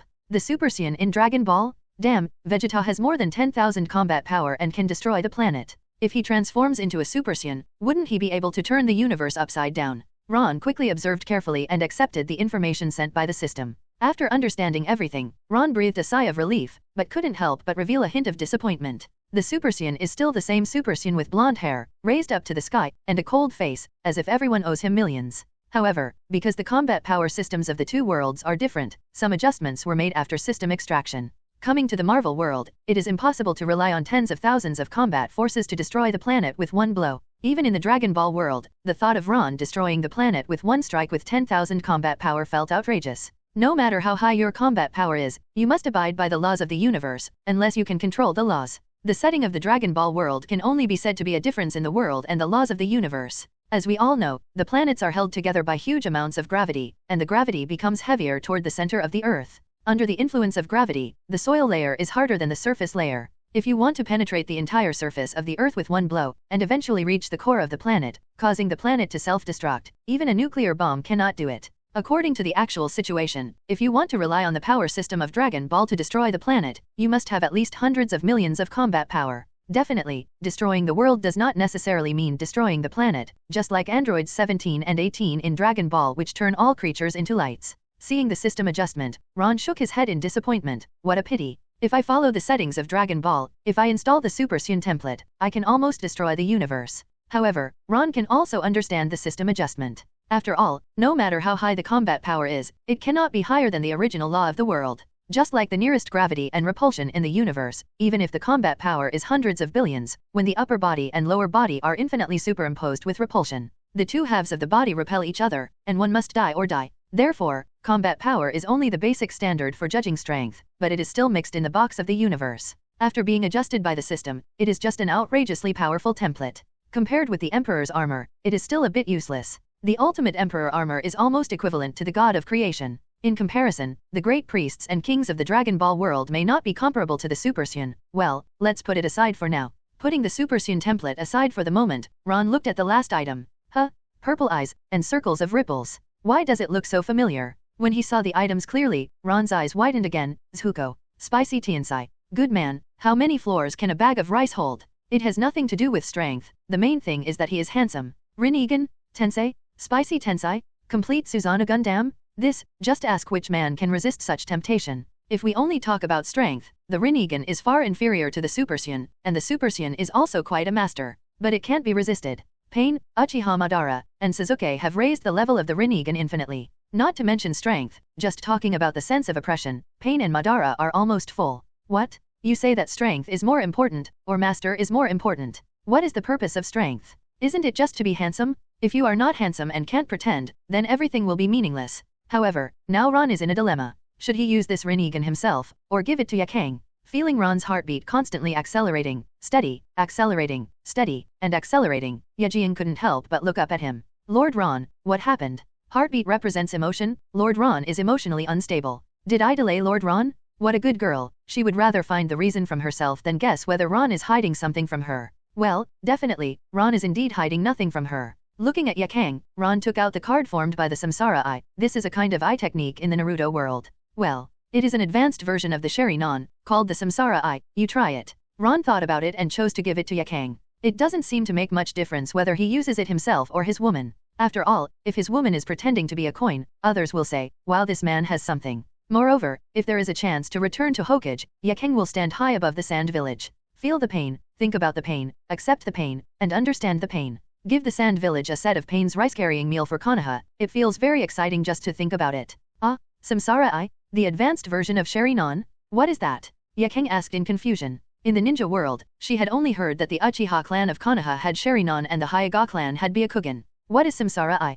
The advanced version of Sharingan, isn't that the Mangekyo Sharingan? She subconsciously activated the Mangekyo. Ron looked at her red pupils. Yes, it is the advanced version of the Sharingan. To be precise, it is the advanced version of the Mangekyo. Ron explained to Yaang, the Sharingan is divided into 1 Megatama to 3 Megatama. When 1 Megatama is opened, it is equivalent to the level of Genin, and it is an elite level Genin. When there are 3 Megatama, it is a Jonin, and it will also be an elite level Jonin. And above 3 Megatama is the Mangekyo Sharingan, which is the level of Kage. Hearing Ron's words, Yaang couldn't help muttering, the Uchiha clan is really lucky. Just open the eyes and you can constantly become stronger. She looked at Ron. Mr. Ron, the Mangekyo is the level of Kage, so how much does the Samsara surpass the Mangekyo? Don't be envious, you will have everything that others have. Ron rubbed her little head. Listening to Ron's words, Yaang's mouth curled up slightly, like a kitten, arching in Ron's palm. Ron continued to explain to her, above the Mangekyo is the Samsara also known as the Six Paths Sage In fact, between the Mangekyo and the Samsara there is also an eternal Mangekyo.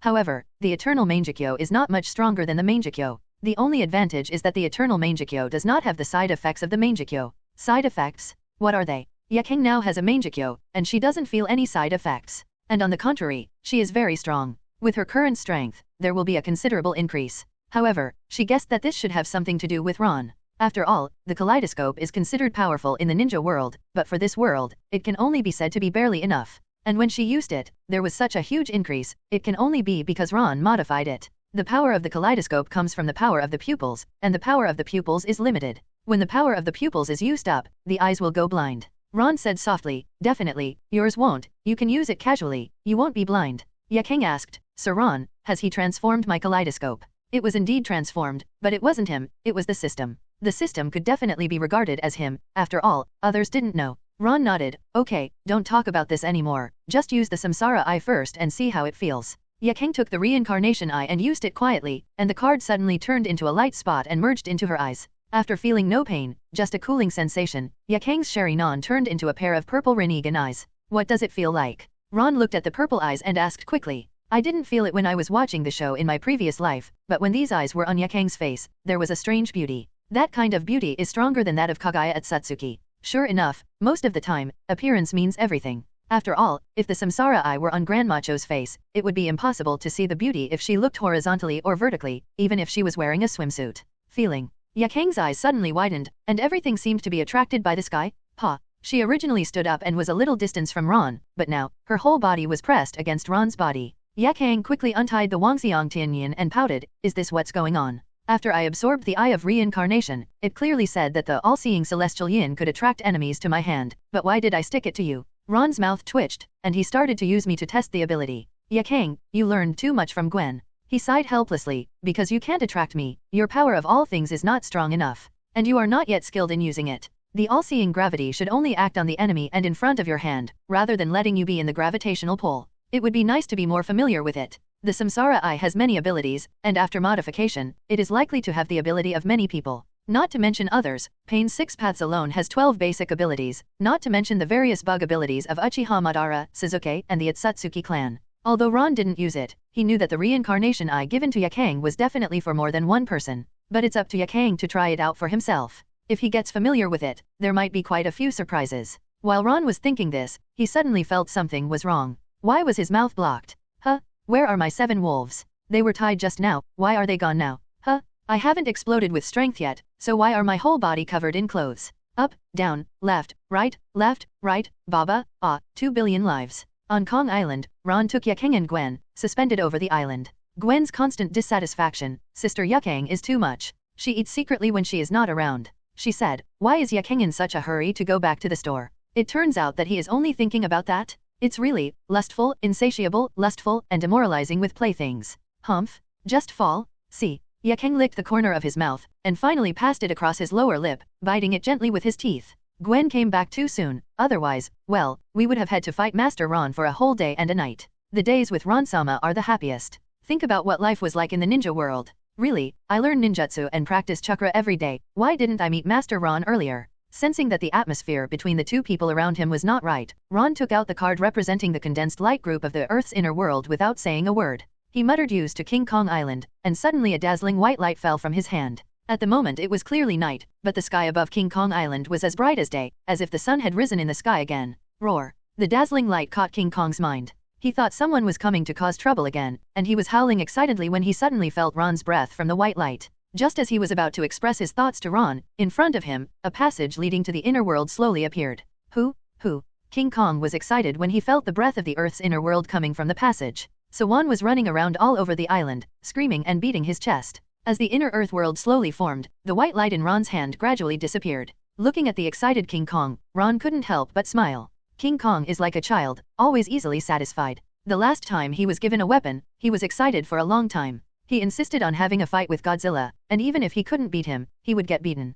Perhaps this was a sign of excitement, as it was now from Mjolnir, who formed the Dunman. Countless electric lights surrounded him, and after condensing powerful thunder, it aimed at the place where Godzilla was sleeping and struck down. That is to say, King Kong is becoming more and more proficient in controlling thunder. Otherwise, if this hammer goes down, countless fish will definitely die on the sea. Seeing the huge waves rolling on the sea, Ron glanced at King Kong in a funny way. Godzilla was definitely awakened by this hammer. If he couldn't beat him, he still had to find trouble. Isn't this just because he was too tight-lipped and needed a beating? But this time it was beyond Ron's expectation. When Godzilla came up, his attention was immediately attracted by the passage in the inner Earth world. Even King Kong, who hammered his chest in excitement and accidentally hammered off a piece of his fangs, failed to attract its attention. King Kong covered his teeth and was about to come to fight Godzilla. Suddenly, his eyes turned and fell on the entrance of the passage. What are they looking at? Gwen asked curiously, thinking they would fight, but they didn't. Something came out of the passage. Yaang also looked at the passage and replied casually. Ron nodded. Something did come out. It should be a skeleton lizard. You all feel it, but I don't know. Gwen's little eyes widened. It turns out that you are all secretly getting stronger, but I am the weakest in my efforts. Even King Kong and Godzilla have so many ropes than her. Sensing Gwen pouting, Ron raised his hand and rubbed her little head with a smile. Then his eyes passed over King Kong and Godzilla to see the performance of the two giant beasts just now. Godzilla is obviously much stronger than King Kong, if divided according to the early, middle, and late stages. King Kong's strength is just approaching the early stage, and Godzilla is already approaching the mid stage. This is normal. Who makes King Kong only play for fun every day? If he worked hard to improve like Godzilla, he wouldn't be dragged into such a mess. You know, based on the time of extraction, King Kong is not much later than Godzilla. At this moment, a creature with a long, white head and a sharp mouth crawled out of the passage. Roar! Skeleton giant lizard feeling. When exposed to the outside air, he opened his mouth in excitement and was about to howl. But halfway through the call, I suddenly felt something was wrong, so I quickly closed my mouth and opened my little mung bean eyes. Who can tell it why there are King Kong and Godzilla standing outside the cave entrance? Don't these two races fight when they meet? Why can they stand together in such harmony? However, no one, the giant beast could answer its question, only for a second. Zutanman's Mjolnir brought the electric light and smashed it down. Bang! The skull lizard's head shattered instantly. Looking at the shattered skull of the skeleton monitor, King Kong cautiously stretched out his hand and pulled it down. When it was confirmed, it was indeed the living skeleton of a monitor lizard, the body of a monitor lizard. Roar! Titan? Living Titan? King Kong roared to the sky. Finally, Ron brought the other titans to it. Its character dictates that it cannot endure loneliness all the time, otherwise it would not often fight with Godzilla. It couldn't stay any longer, and now, it finally didn't have to be alone. The beast was alone. It can go to the inner world at any time and find other titans to fight with. Roar! Life has become colorful again. King Kong is super happy. King Kong seemed very excited after killing a lizard. Gwen didn't understand why King Kong screamed so excitedly after killing a skeleton lizard. Since there was no one left alive, shouldn't the group be even more excited with the addition of a giant beast companion? In the world of Titans, the skeleton lizard is King Kong's old enemy. Ron was also happy for King Kong's happiness. Hearing Gwen's inquiry, he softly explained to the two of them. In the world of Titans, giant beasts are divided into protectors and destroyers. Destroyers and protectors are mortal enemies, but there are also old enemies among them. A sworn enemy is an enemy that will never stop fighting, while a sworn enemy means that two races are destined enemies. When an old enemy appears, the enemy can be put back. Just like the skeleton lizard and King Kong, Godzilla, and Muto, after Muto defeats Godzilla, he will not directly kill him, but will maim him and then lay eggs in Godzilla's body. Let the young Muto absorb the radiation in Godzilla's body to achieve rapid growth. The King Kong clan and the Godzilla clan are both protectors, and there are many other protector races besides them. They maintain the natural balance and prevent the Earth from being destroyed. Some even help the Earth improve its immune system to fight against the destruction of the destroyer beast. So that's it. Gwen felt that she had gained a lot of knowledge. When the inner Earth world appears, many destroyer titan beasts will also appear, right? In this way, with so many more enemies, wouldn't King Kong and Godzilla be in danger? Ron looked at the excited King Kong with a smile. Smart creatures will not be used to being alone. Whether it's a member of the same race or an enemy, it will make them no longer alone. Also, it's in their genes to maintain the balance of nature so they feel like they have meaning. Maybe not every King Kong Godzilla is like this, but the emotions released by his two little guys are like this. No wonder King Kong always looks for a fight with Godzilla. Gwen nodded thoughtfully. Ha ha ha. Ron smiled. King Kong fights Godzilla not just because he is bored, but because the two races are also enemies. Are they enemies? Aren't they all protector beasts? Gwen and Yaang looked at the two giant beasts in surprise at the same time. They really didn't notice this, and they usually just played around. If they weren't so big, they would be just like playing with children. Ron nodded. Who says protectors can't be enemies? Are there no members of the same basketball team in your school who have a bad relationship with each other? Gwen blinked her big eyes and thought for a moment. Yes. The story of the two races can be told a long time ago. Ron spread his hands and said, the specific reason is that their ancestors are all stubborn. They won't obey anyone, and they have a bad temper. They get into thousands of fights. Both of them have killed members of each other's race, and the hatred gradually accumulated. Having bad tempers, disliking each other, and then fighting? Okay, this is very Titanic. The two girls in Yaang didn't know what to say. At this moment, there was movement from the channel again. It was another skeletal giant lizard. After King Kong hammered it to death, he jumped up and jumped down the passage for a few times. Boss, something happened again. Cole opened the door and came in, giving Nick Fury bad news. Just now, the area of Kong Island suddenly doubled in size, and the terrain on it changed. This is the video just taken. Nick Fury's brows haven't relaxed since Phil Coulson opened his mouth to speak. He asked while taking the computer from Phil Coulson. Do you know the specific reason? Did Ron do it? Have you contacted him to ask? Phil Coulson nodded. I asked. It's related to Ron, but that's not what's important. Look, boss. Phil Coulson reached out and pointed at it, then controlled the screen to zoom in. When he saw where Phil Coulson was pointing clearly, Nick Fury's pupils suddenly contracted violently. A passage with colorful lights appeared, and a new giant beast emerged from the passage. Boss, Mr. Ron said, that is the passage to the inner world of the Earth. Nick Fury has a weird look on his face. In the inner Earth world, isn't there magma underneath this Earth? Could it be said that there really is a never-discovered passage in the center of the Earth? There are giant beasts living inside, which have not been discovered before, just because the passage did not appear? Nick Fury watched the video quietly. What did Ron say about the geocentric passage? He said that's where the Titans lived, Phil Coulson replied. Nick Fury was still waiting for Phil Coulson to continue speaking, but after waiting for a long time, he didn't speak again. Nick Fury couldn't help but raise his head. Then what? What else did you say? No more. Phil Coulson spread his hands helplessly. No more. Nick Fury looked like, are you kidding me? Why don't you ask clearly about such an important thing? It's indeed gone. Mr. Ron hung up the phone unilaterally. Phil Coulson couldn't help it either. He couldn't control Ron. He had to let Ron hang up the phone. Oh, by the way, when I turned off the phone, I vaguely heard Miss Daisy saying that she wanted to see the inner world. If nothing else happens, they will hang up the phone and head to the inner world. Camartage, Ancient One looked at King Kong Island in the distance, his eyes flashing slightly, but she couldn't see through it. Only one more passage could be seen on the island, and Ron did not cover up when he spoke. Therefore, she heard clearly that it was the passage connecting the Earth's inner world. Inner Earth world. I'm really getting old and it's time to retire. As an old man, I can no longer keep up with the changes in this world. When Steven is ready, I will retire immediately and leave these troublesome things to young people to take care of. He muttered softly, looking away from King Kong Island and looking in the direction of the federal state of California. There was a flaming skeleton running wildly on a motorcycle. Mephisto reached his hand into the earth again. He just said he didn't care, but he couldn't help but meddle in his own business. Ancient One couldn't help but uttered something bad to himself. He had become used to it over the past hundreds of years. She was always responsible for similar things. Now, whenever something happens, she can't help but want to take action. After looking at the flaming skeleton for a while, the Ancient One looked towards New York, Steven's home. Watching Steven feeding Charmander pet food, he kept muttering in his mouth.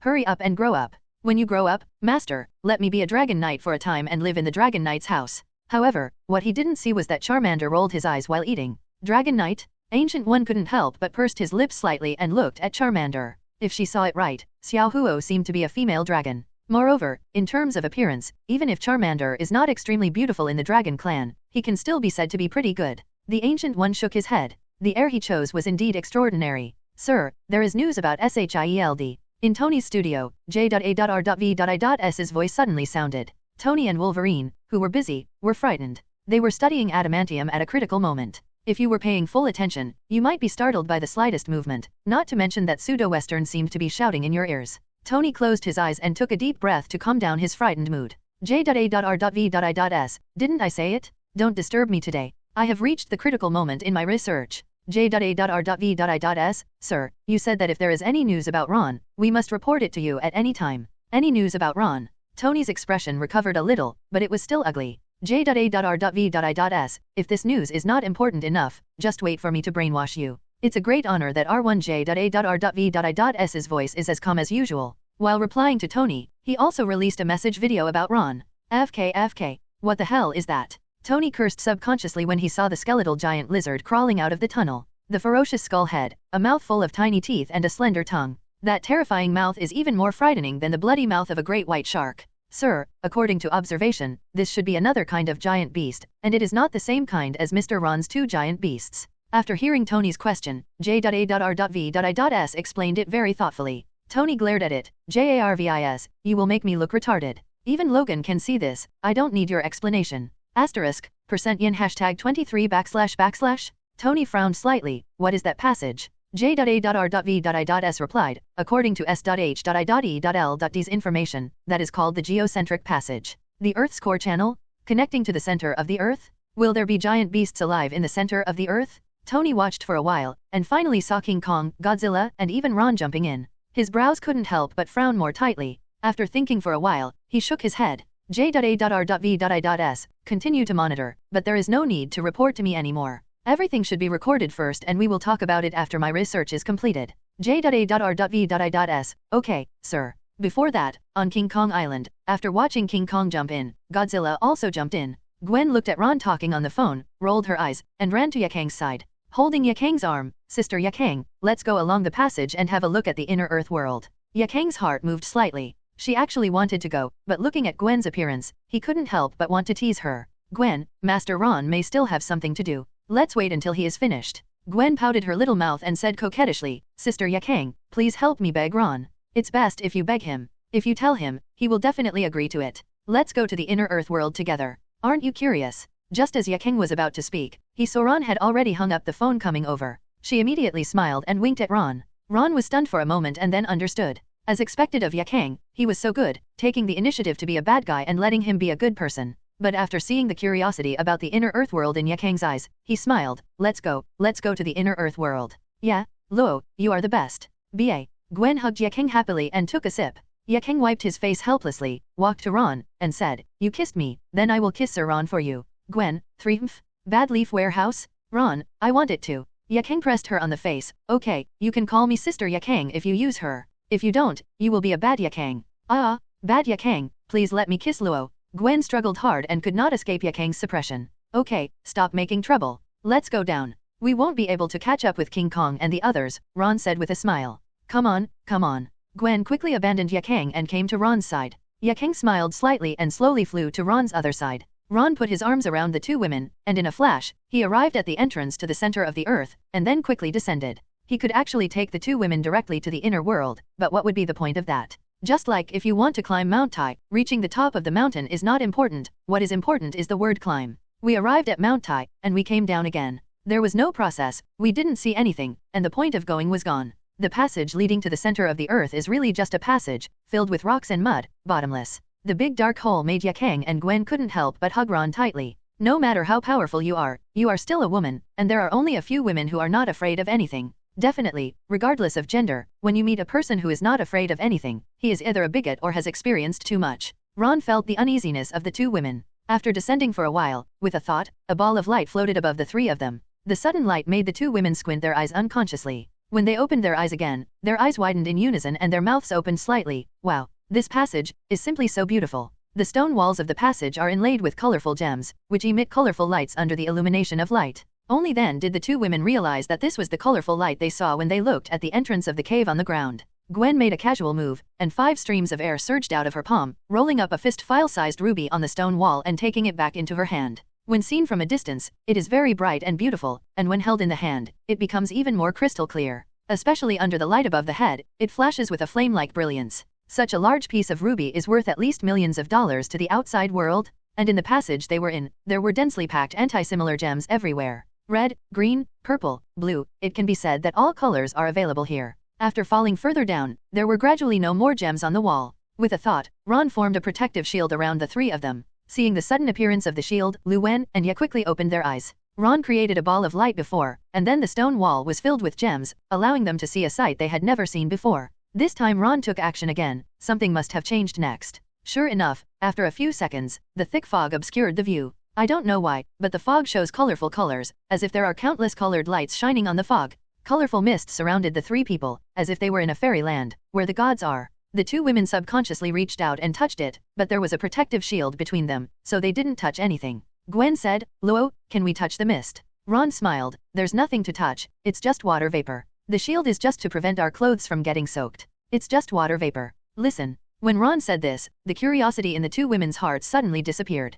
After another 10 seconds, the fog gradually disappeared, and the two women looked at Ron, anticipating whether he would react. As a result, Ron simply hugged them and descended calmly. Plop. After a few seconds, the two women suddenly discovered that they had fallen into the water. Gwen looked at the surrounding water, which was also shimmering with colorful lights, and asked curiously, "Luo, is this an underground river?" Ron nodded slightly, "It can be considered an underground river." Ah. Gwen didn't understand what Ron meant. "Aren't we going to the inner Earth world?" It is indeed the inner Earth world, but it is not the inner Earth world either. After Ron said this, Gwen became even more confused. It is the inner Earth world that belongs to the Titan world, not the inner Earth world that belongs to our world. I used special means to place the inner Earth world of their world in our world. From the moment we entered the passage, what we entered was actually entering a subspace. It is a dimensional space attached to the main space of the Earth. From a space perspective, it exists, but from a planetary perspective, it does not exist. Gwen scratched her head. "Luo, my head feels so itchy, I feel like I'm going to grow a brain." Haha. Ron rubbed her head. "You can understand that I buried a big bottle under the ground.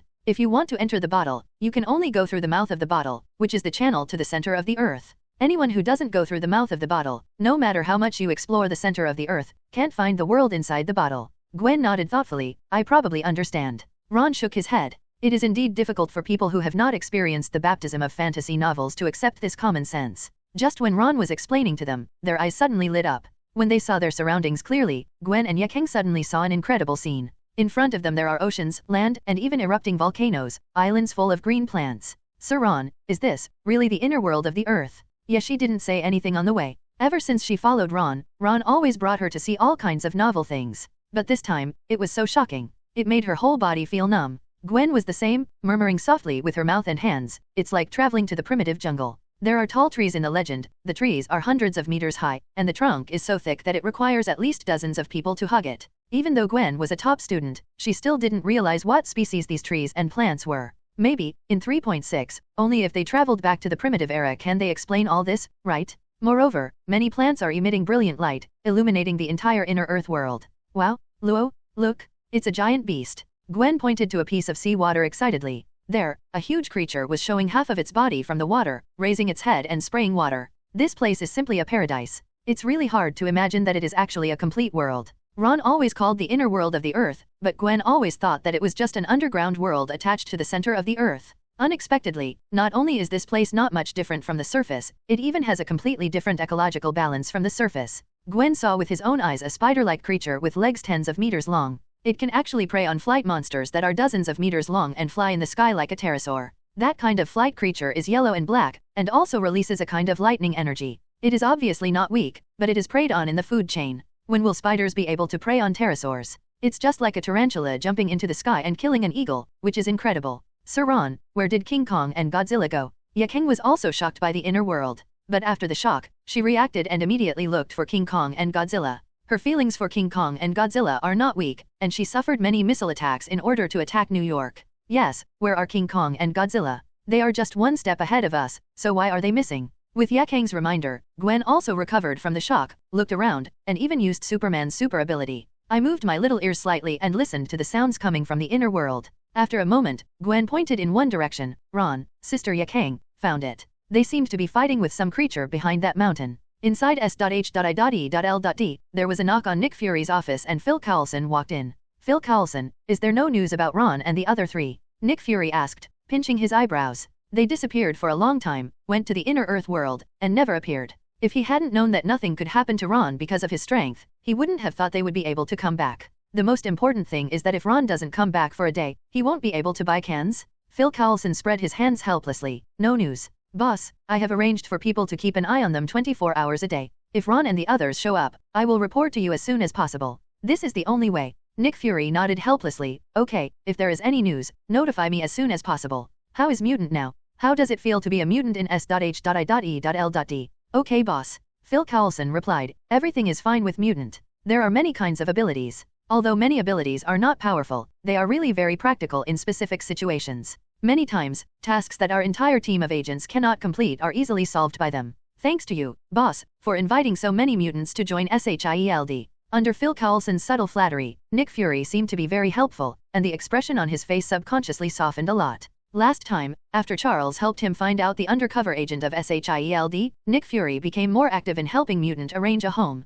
There is no discrimination or persecution in the new home, and Mutant finally enjoys a peaceful life here. And what Nick Fury does, all mutants see. He actively wanted to help him do something, but Nick Fury only wanted to organize the Avengers and didn't care. As a result, one day, he saw Gwen's father, Commissioner George Stacy, arriving at the mutants' new home, find Charles and sincerely invite some mutants to serve in the New York Police Department. He didn't take it seriously at first, but after seeing the message Phil Coulson handed over, he fell silent. Then he had an epiphany. Yes, there is no useless ability, only people who can't use it. Later, he also went to find Charles and Magneto and discussed with them about inviting Mutant to become S.H.I.E.L.D's external agent. That's it. What undercover, infiltration, investigation, assassination 24. It can be said that S.H.I.E.L.D has all kinds of malicious talents. In addition, Nick Fury is still replacing Hydra's undercover agents bit by bit. And every newly added agent will be tested by Charles or Cheen. Only those who are qualified can enter S.H.I.E.L.D. As a result,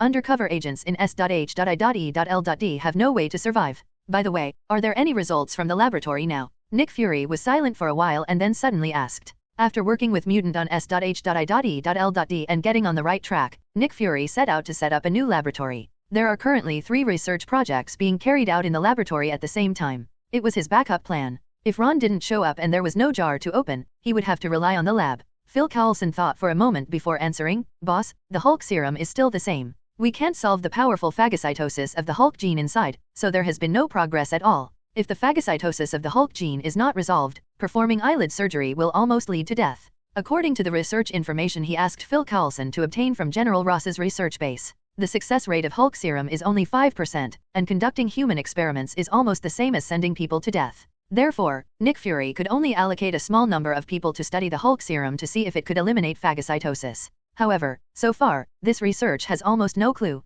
Phil Coulson hesitated for a moment, then said, Boss, do you want to use Hydra's undercover agents to conduct Hulk serum experiments? Phil Coulson just smiles like a good old guy. After all, what kind of good guy can he be who can be Nick Fury's confidant? You may have your own inner bottom line, but when faced with a task, you will never be merciful. And Hydra, this evil organization, has no sympathy for him either. Nick Fury hesitated, not because he was kind-hearted, but because at this time, this kind of thing is easy to find. Agents are constantly being replaced for no reason, with almost no valid reasons, and there are more and more ninjutsu. This will inevitably attract attention, and as a result, the replaced agent suddenly disappears. Everyone feels that Nick Fury has a problem, and he won't be able to explain it clearly when the time comes. What? You said those people are all Hydra? 85% of S.H.I.E.L.D are Hydra? I think you are Hydra. 85%, which is so outrageous that Nick Fury himself can hardly imagine it, let alone an outsider. In this case, if he provides evidence to prove that they are indeed undercover, then S.H.I.E.L.D will face the problem of insufficient jurisdiction. There is no reason for the higher UPS to send people to S.H.I.E.L.D. As soon as something like this happens, someone will come to relieve him the next day and replace him after getting familiar with him. If there is no evidence, then well, Nick Fury is Hydra, replace him? So, whether those people are or not, Kirk Fury can't say. After being replaced, those people cannot be touched to avoid attracting attention. As for placing any charges on those Hydra, that is even more impossible. S.H.I.E.L.D has hundreds of core members, thousands of internal members, and tens of thousands of registered members. It calls itself the largest world organization. Are you kidding me? 85% is tens of thousands of people. How could so many people be charged with crimes in a short period of time? However, it is difficult to get large quantities. If you choose some. Nick Fury's heart moved, and he looked at Phil Coulson with one eye. Find some people with serious crimes, and you can handle the rest by yourself. Phil Coulson's eyes moved slightly. He understood instantly, nodded and said, Okay, boss, I understand. Seeing this, Nick Fury changed the subject. What about other research? Is there any progress? Phil Coulson also responded with no expression on his face, following Nick Fury's question. The research on lizard serum went very smoothly. The experiment was conducted on white mice. Apart from making the test subjects become irritable, there are no shortcomings for the time being. Moreover, under improvement, the temper will only become irritable after the transformation. Before the transformation, there is only a slight effect. No human experiments. Nick Fury frowned. The lizard serum is a finished product, with a success rate of 99%. Even if it is directly tested on humans, there will be no problem. Phil Coulson lowered his head. I told them not to perform human eyelid transplantation for the time being without the permission of the boss. They have also been telling me that they want me to propose to you the use of human experiments. What do you think, boss? Nick Fury thought for a moment. Okay, record the data. In addition, when conducting human experiments, take precautions and arrange for individuals to guard them to avoid physical instability. Okay boss, I'll tell them when I get back. Phil Coulson replied. Nick Fury nodded. Of the 3 research projects, the second most important to him was the lizard serum. Even the lizard serum will be used by him as the main strengthening method in the future. He has a physical fitness that is not weaker than Captain America, and also has strong self-healing ability. The side effect is just that it makes the character irritable, which is still within the controllable range. As for the lizard form, it will only appear after transforming. When not transformed, it is no different from ordinary people. This is already a perfect strengthening serum. In Nick Fury's opinion, it is even more perfect than the super soldier serum. Judging from the characteristics of the super soldier serum, the probability that a random person can become Captain America after being injected is less than 1 in 10,000. Among the 3 research projects, the one he valued most was the last compound number 5. That's right, it's the Black Robe World, the number 5 compound that has produced countless super ability people. When Tony brought J.A.R.V.I.S to a world that was developed and had networks, but without powerful defenses, then J.A.R.V.I.S is the internet god of that world. You can go wherever you want and watch whatever you want. Just like in the mutant world, Tony quickly retrieved information about that world. After they came to the Black Robe World, which was obviously more networked than the mutant world,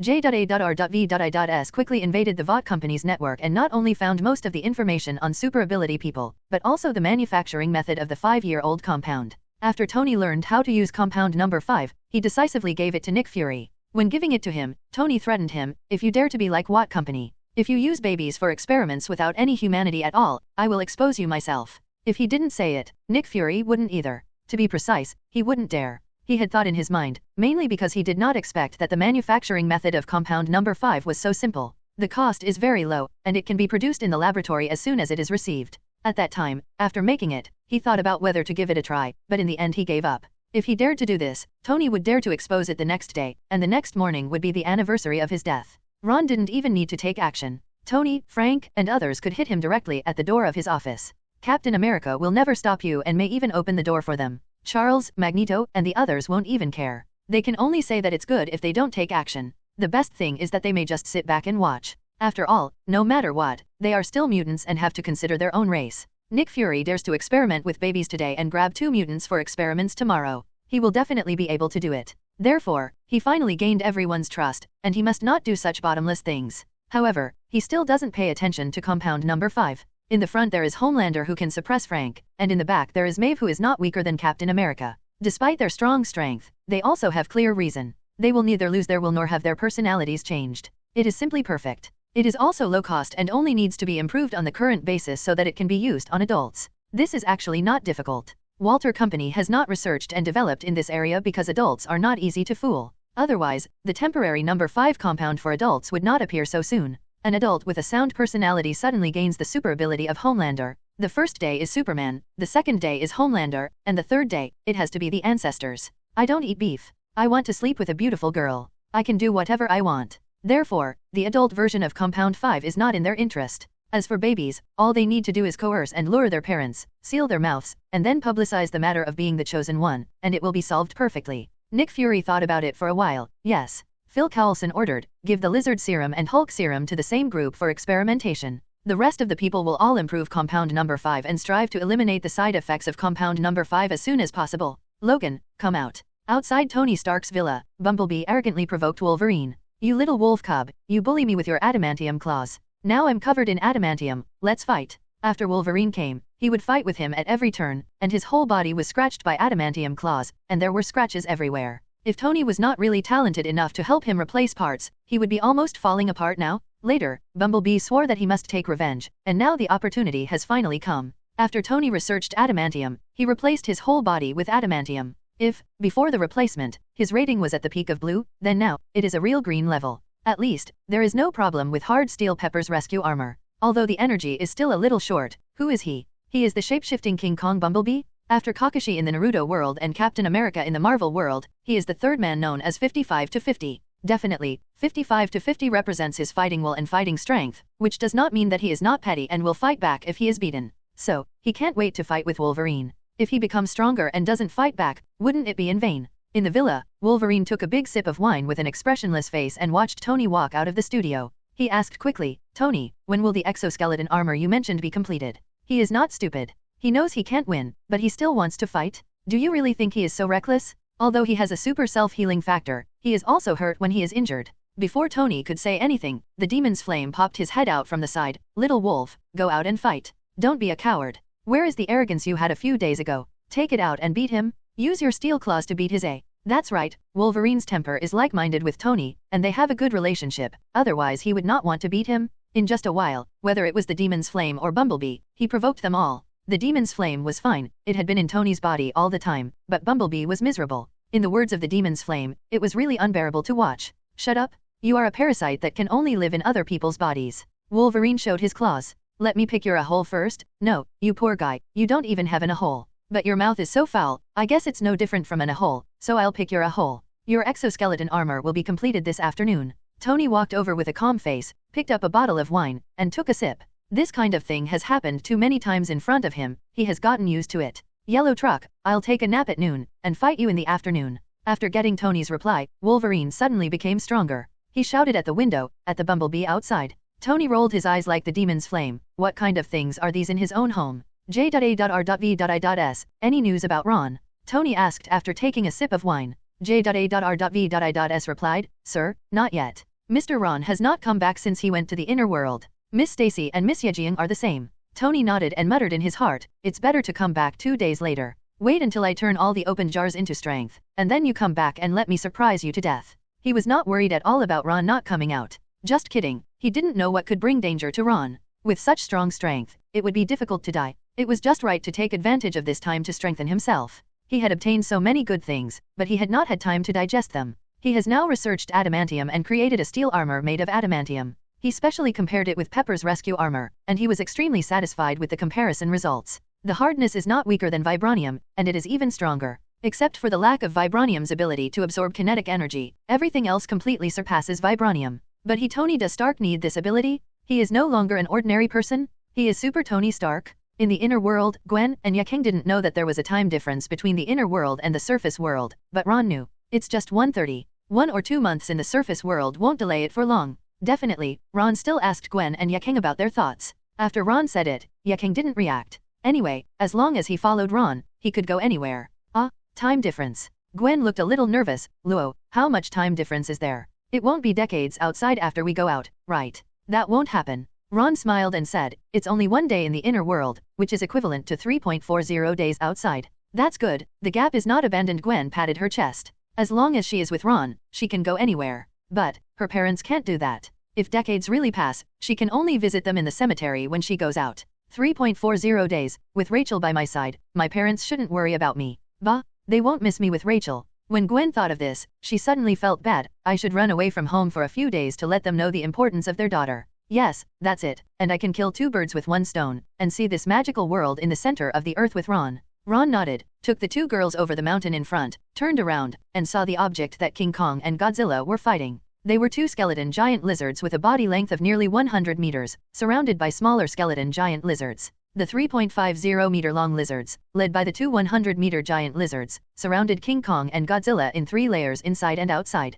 And they constantly tried to attack the 2, and the giant lizards fell on them with hideous faces. However, King Kong and Godzilla didn't take the small skeleton giant lizard seriously at all. King Kong didn't even use a hammer. He just waved his big hand like a palm leaf fan and slapped a bunch of them away. Godzilla even half closed his eyes and looked dazed, but he was not slow at all. With 1 blow of his tail, he could directly slap one away. No, he slapped it to death. Anyone slapped away by Godzilla basically had no strength to stand up again. He twitched constantly on the ground for a while, and then he died completely. In a short moment, a bunch of skeleton lizards fell to the ground around King Kong and Godzilla. This situation made the 2 leading skeleton giant lizards completely unable to sit still, and they pounced on King Kong and Godzilla one by one. With two skeleton giant lizards that were not much smaller than King Kong and Godzilla joining the battle, the situation finally barely maintained a balance. Sir Ron, should we go to help? Yaang looked at the besieged King Kong and Godzilla, and his face couldn't help but be a little anxious. There were so many giant beasts, and there were two that were not inferior to them. What if they couldn't beat them?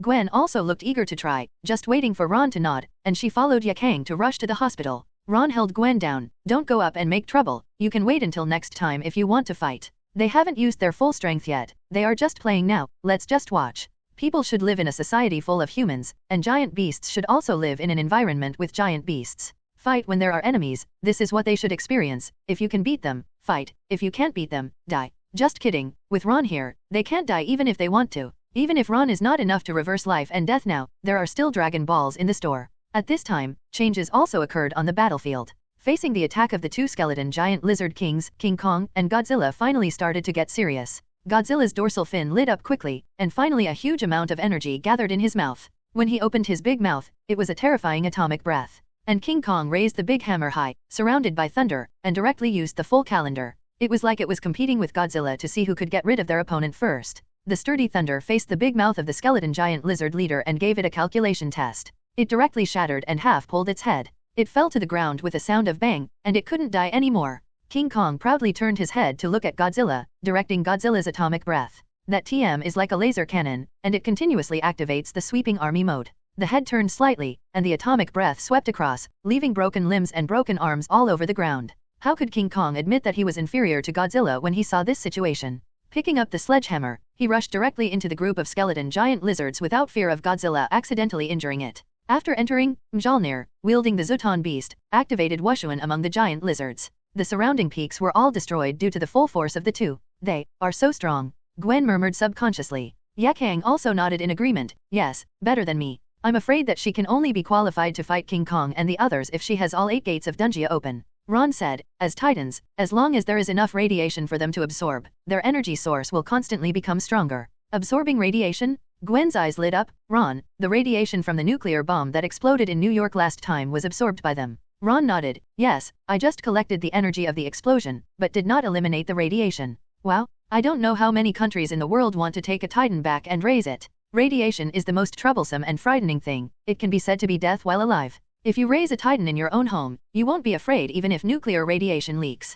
Gwen watched as King Kong and Godzilla killed all the skeletal giant lizards and ran towards the distance. He quickly urged, Ron, Sister Yaang, let's follow quickly. It's afternoon, little wolf, come out quickly. Bumblebee shouted outside Tony's villa. He had waited for half a day, and it was the first time he knew that half a day would be so long. It's not like days are like years, it's like seconds are like years. He is almost counting the clock and persists until the afternoon. Such persistent perseverance all comes from the obsession to beat Wolverine. After beating Wolverine, the idea can be understood. In the villa, Wolverine was constantly pacing at the door of the studio, just like the father of the child guarding outside the delivery room. If he wasn't afraid of delaying Tony's life, Tony made an exoskeleton armor, and he rushed in. Finally, after waiting for a while, Tony opened the door and walked out, throwing something to him. Here, this is the exoskeleton armor made by adamantium. After wearing it, it should be able to increase your strength to a new level. Okay.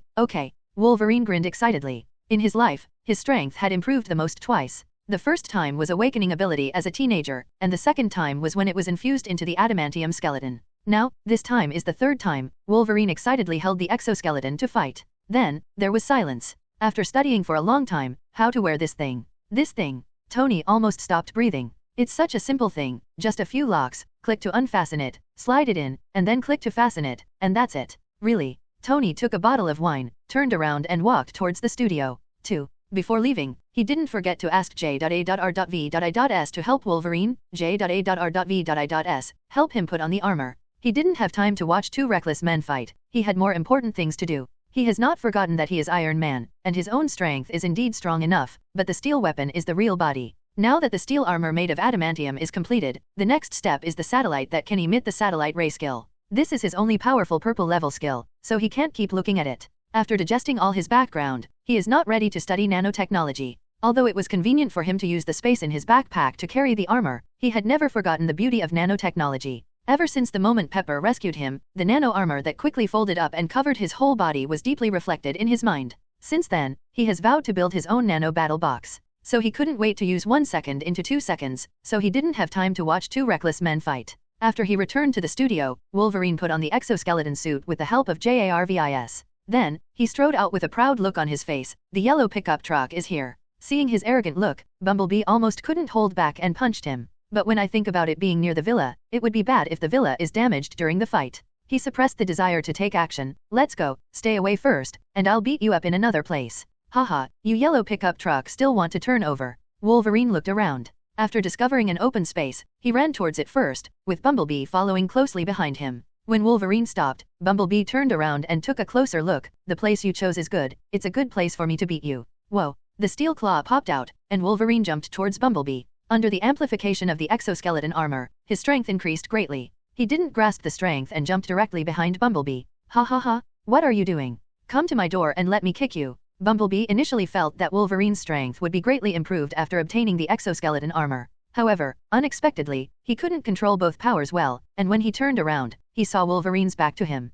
Moreover, this height is quite suitable for kicking. He kicked Wolverine's butt decisively. This kick, he didn't hold back at all. It was almost a full-strength kick centered on Wolverine's butt, covering most of his body. With the force of the jump just now, Wolverine suddenly flew further. It's great. Bumblebee shouted, and this kick really let out a bad breath. I've been scratching him all day long, using my adamantium claws to scratch him with scars. Now, God's way, it's finally Bumblebee's turn to bully Wolverine. After shouting, Bumblebee took steps and chased after the flying Wolverine. Before Wolverine could get up, a crow flew into the air, followed by a giant mountain. The big metal butt directly sat Wolverine on it, and then gave him a big fist. With Wolverine's super self-healing ability, Wasp Sigma has no worries about beating Wolverine to death. The after-images of the big iron fists came out. Duin. He hammered away all afternoon. It wasn't until the sun went down that Bumblebee stood up refreshed. We will continue tomorrow. It's so refreshing, with adamantium all over the body, because the Wasp doesn't even know who else is his opponent. Bumblebee has only one thought in his mind right now, go back to the world of shape-shifting Kong. He never thought that one day he would suddenly become so powerful. He just came here. When he was in this world, he was at the peak blue level at most, and his body was a little harder than Tony's steel armor. And now, he already has a picture in his mind, waiting for him to return to the world of shape-shifting King Kong. In front of all the Autobots, especially the leader Optimus Prime, he single-handedly challenged all the Decepticons. Fight against the Decepticons' attack, and kill all the Decepticons with one last blow? Hiss? Really, it feels good just thinking about it? So, after you have strong strength, it will be meaningless if you don't show off. On the other side, after leaving Mount Shasta, Galzin circled around and finally came to Yellowstone Volcano. The energy in this volcano was almost 10 times that of Shasta Volcano. Galzin was very satisfied and settled here directly. At this moment, Galzin was angrily releasing his anger. F***ck, I was sleeping well, but suddenly I woke up inexplicably. Therefore, it is very irritable now, very irritable, with its mouth and hat-shaped horns on its head releasing energy shocks at the same time. The violent energy caused the entire Yellowstone volcano to churn. Otherwise, after coming here, Galzin absorbed a lot of energy. Otherwise, just like Galzin's rampage, the Yellowstone volcano would have erupted immediately. Little, big guy, stop for a moment. Not far from Galzin, Mephisto was floating in the air with a speechless face. This is the guy he perceives to have fire energy, is very powerful, and is suitable to become a demon? Powerful is indeed powerful, and it's not fire energy, it's the magma energy of the earth plus flames. It can be said that as long as it is fighting in magma, it will never run out of energy. Moreover, for Mephisto, Galzin is too suitable to be his lackey in the world. That is, the only thing he didn't expect was how could this thing be such a brainless thing? It can't be said that he is a pure fool. It can only be said that he has some brains, but not much. FK. It's all the Ancient One's fault? If she hadn't been too strict, duplication wouldn't have had so little energy. Mephisto couldn't stop complaining about the Ancient One. If his duplication energy were stronger, his perception wouldn't be unclear. Forget it, it's not easy to find such a suitable guy. I don't know where this big guy came from. Why have I never seen it before? Although many of Mephisto's duplications were killed by Sorcerer Supreme's pulse, in total, they have stayed in the human world for a long time. But in countless years, he has never sensed a biological aura similar to Galzin's. Mephisto frowned slightly. Did it sneak in from other dimensions? In an instant, Mephisto had already thought about many issues. At this time, Mephisto's apparently low voice spoke directly to Galzin's soul. Galzin followed the sound and saw that there was this little thing in front of him. The guy who disturbed his sleep and was eaten looked similar to the guy before. Well, he was eaten too. Skillfully opening his mouth, he aimed at Fisto and sucked hard. After it finished taking a big breath, it looked at Mephisto again, but he didn't move at all. Roar. Galzin roared angrily, raised his hand and grabbed Mephisto. Mephisto didn't react for a while, so he grabbed it and stuffed it into his mouth. Mephisto's whole body was numb. I knew you were stupid, but I didn't expect you to be so stupid. He's Mephisto, he's the devil. He stuffs it into his mouth and he's not afraid of dying. Seeing that he was about to be stuffed into his mouth, Mephisto didn't think much and directly gathered all his strength. He must not let Galzin swallow it, otherwise where would he put his devilish face? If word spreads, is he still hanging around in the circle of Mephisto in the dimension? Not to mention the circle of Mephisto in the dimension, he can't even hang out in the circle of hell? When other demon kings saw him, they would first say, "You have been eaten by Galzin. Who can bear it?" However, after Mephisto raised all his power, he suddenly found that his duplication power was insufficient. He forcibly raised his strength and propped up the phantom of his body. Although he was still as powerful, in front of Galzin who had absorbed the energy of 2 volcanoes, he actually couldn't prop up Galzin for a while. But the huge phantom of the Demon King also made Galzin realize that Mephisto is not easy to control. It was startled at first, and then when it saw that Mephisto did not break away from its hand, its eyes suddenly revealed a strong greed. Such powerful energy, if swallowed. This is what Galzin thought and did. Seeing the greed in Galzin's eyes and his hands that were clenching tighter, Mephisto fell silent. Is he really unable to escape the fate of being eaten today? It's just a duplication, which will cause no damage to his real body, but this will definitely lose his face. Forget it, if I don't struggle, I will be eaten. It's better if I take the initiative than to be passive. The final result is the same anyway. Mephisto thought of this, shook his head, and simply withdrew all the energy of duplication. Anyway, it is necessary to inject energy into Galzin. After the injection, the duplication will dissipate. Now it's just a different method, still putting his own mark on Galzin. As Galzin put him into his mouth, Mephisto did not wait for Galzin to devour him, but directly turned into a dark red energy and penetrated into Galzin's body. This dark red energy filled with sulfur smell entered the body and instantly entered Galzin's energy core. That is, the sharp angle of its head, and along the sharp angle, it begins to transform its whole body. Roar. Galzin roared in pain, and then fell into the magma with a plop. Galzin, who sank to the bottom of the magma and passed out, changed his appearance rapidly. The first thing that changed was the skin color. Under the influence of Mephisto energy, the skin color gradually became closer to that of the devil. At the same time, the magma energy was quickly absorbed by Galzin, and an energy vortex was even formed on its surface, until its skin completely turned into the dark red, lava-like skin of a demon. The two energies integrate together and gradually flow to other parts of its body. The first is the head as the core of energy. 2 sharp horns representing the devil emerge from both sides of the head. At the same time, 4 bulges appeared on the shoulders and back, and the bulges tore apart with a pop sound. The bulge on the back turned into a pair of flesh wings, and when unfolded, it turned into a pair of devil wings. There are 2 more things on the shoulders that are raised up like armor pauldrons. At this point, the change is over, and Galzin can hardly look like his original appearance except for the iconic sharp corners of his hat. I'm afraid even if S.H.I.E.L.D is resurrected now, he won't think that this is the monster he launched. At the same time, in distant places,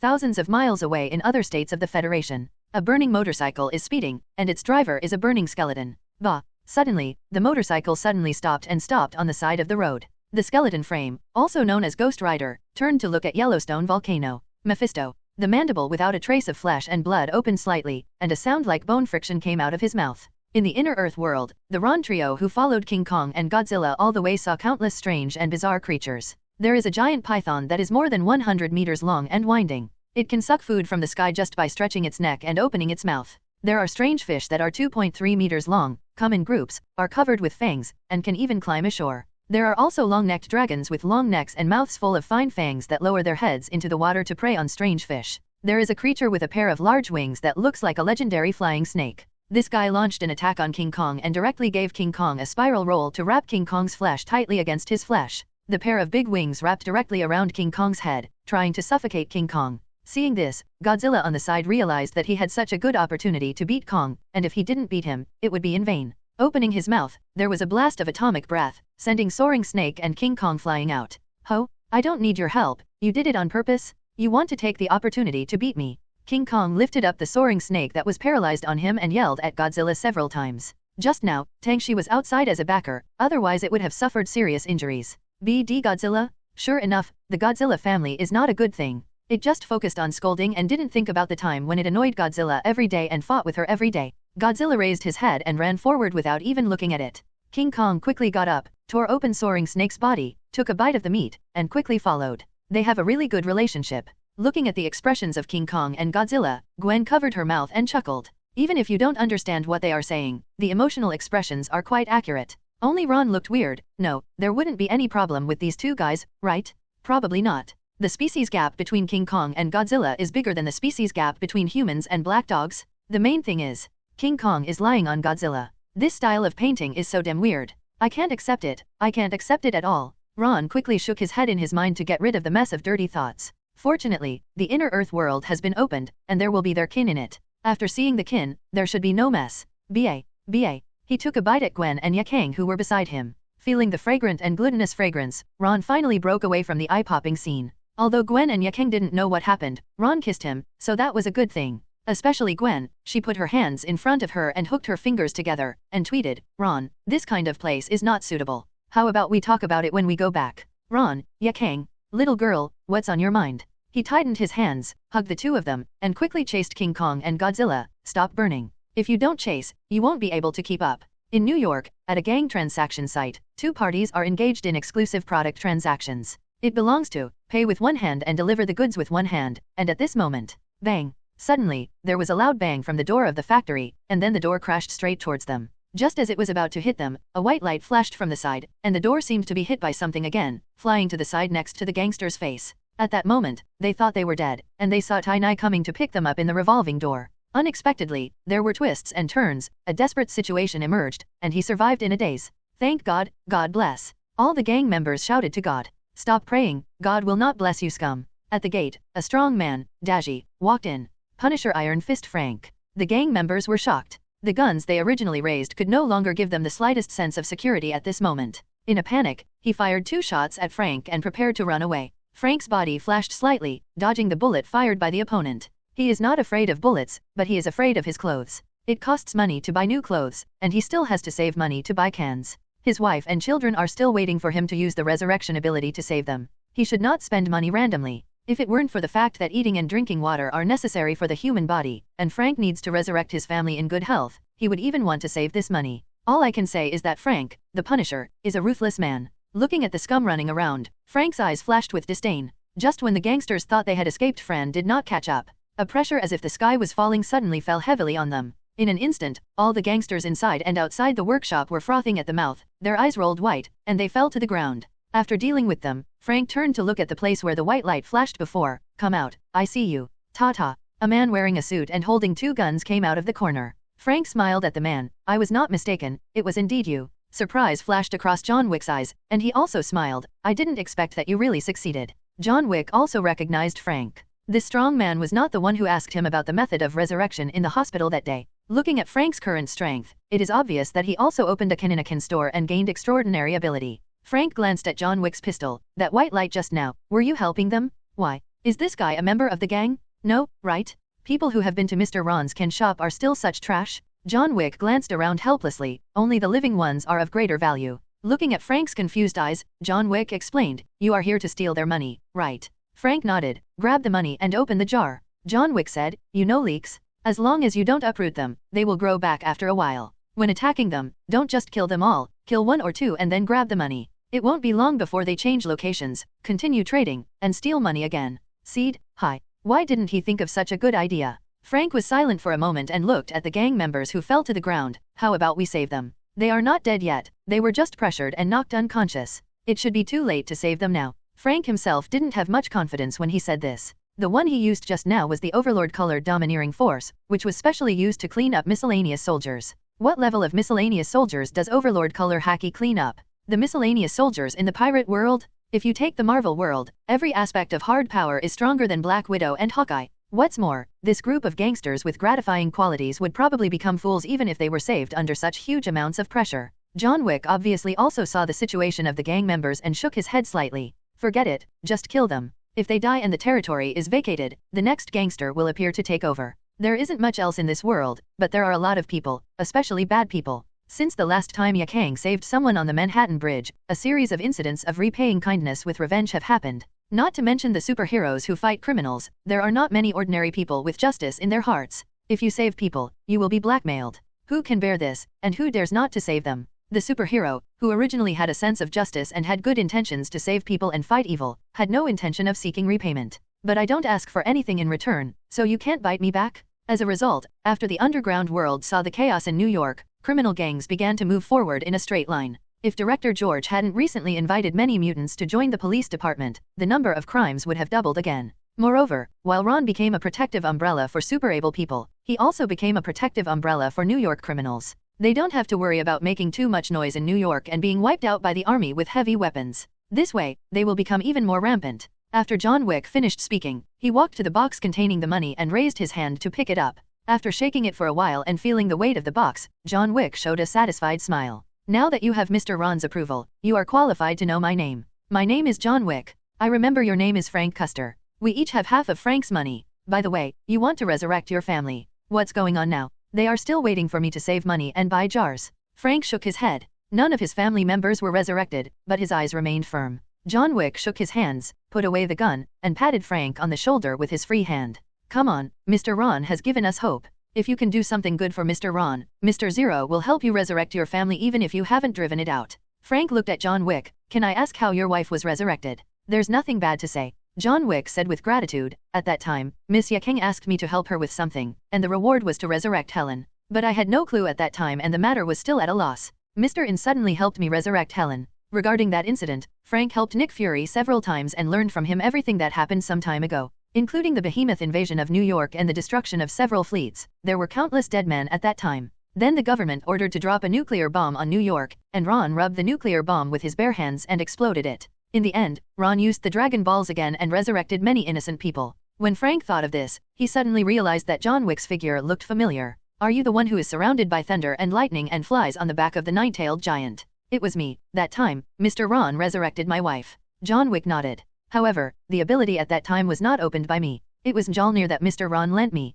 After completing the task, I returned it to Mr. Ron. As he said that, he flashed his two holy light guns. These two guns were shot out of the jar by me later. John Wick told so much information about himself just to gain Frank's trust. After all, people change. Although he had shown Frank the kindness before, no one knew whether Frank would still recognize his ability after he got it. Moreover, he also wanted to get some information from Frank. So that's it. After listening to John Wick's words, Frank immediately connected these with the information in his mind. There is the kindness of informing Ron about the Ken shop before, coupled with the sincerity of John Wick now. Frank also did not hide his ability. My ability is a template from the Ken store. Template. John Wick had opened 10 jars, and he didn't really know much about the contents of the jars. Frank nodded. Yes, it is a template, or a character template. The template contains all the abilities of that character. As long as you open the template, you can get it the next day. Frank's words made John Wick feel hot in his heart. If he could create 2 templates. With his wife Helen alone, he no longer has any worries. The thought of opening cans made him very distressed. The Wick store had not been open for a long time, and he couldn't even buy cans if he wanted to.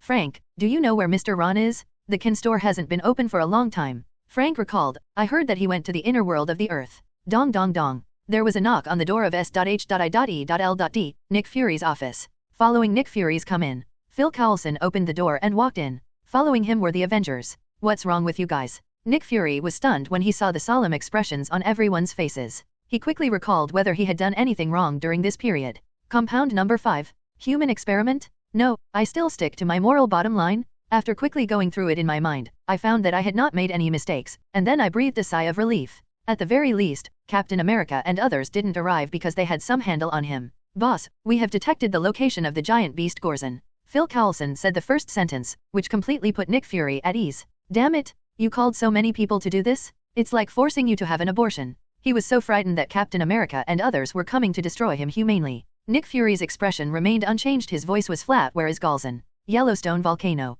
Phil Coulson quickly replied. Yellowstone volcano is silent. Yellowstone volcano. Phil Coulson quickly replied. Yellowstone volcano is silent. Yellowstone volcano is an active volcano, but it has not erupted for a long time, but no one dares to underestimate the power of Yellowstone volcano eruption. It is known as one of the largest volcanoes in the world. Whenever it erupts, it will be a state-level disaster. Originally, the silence of the Yellowstone volcano was a great event worthy of celebration. However, now, no one present would think so, because they all know that the giant beast Gorzon absorbs volcanic energy and becomes stronger. The energy of an entire volcano has been absorbed into silence. One can imagine how terrifying Gorzon's strength is now. Nick Fury looked at the picture of the dried magma of the Yellowstone volcano and rubbed his brows heavily. It's like one thing after another, and there is no time to stop. Nick Fury looked at Phil Coulson. Have you sent someone to check? How is the situation? Phil Coulson replied in a serious tone. The temperature is continuing to drop. If it continues to drop, it won't be long before the Yellowstone volcano will completely disappear.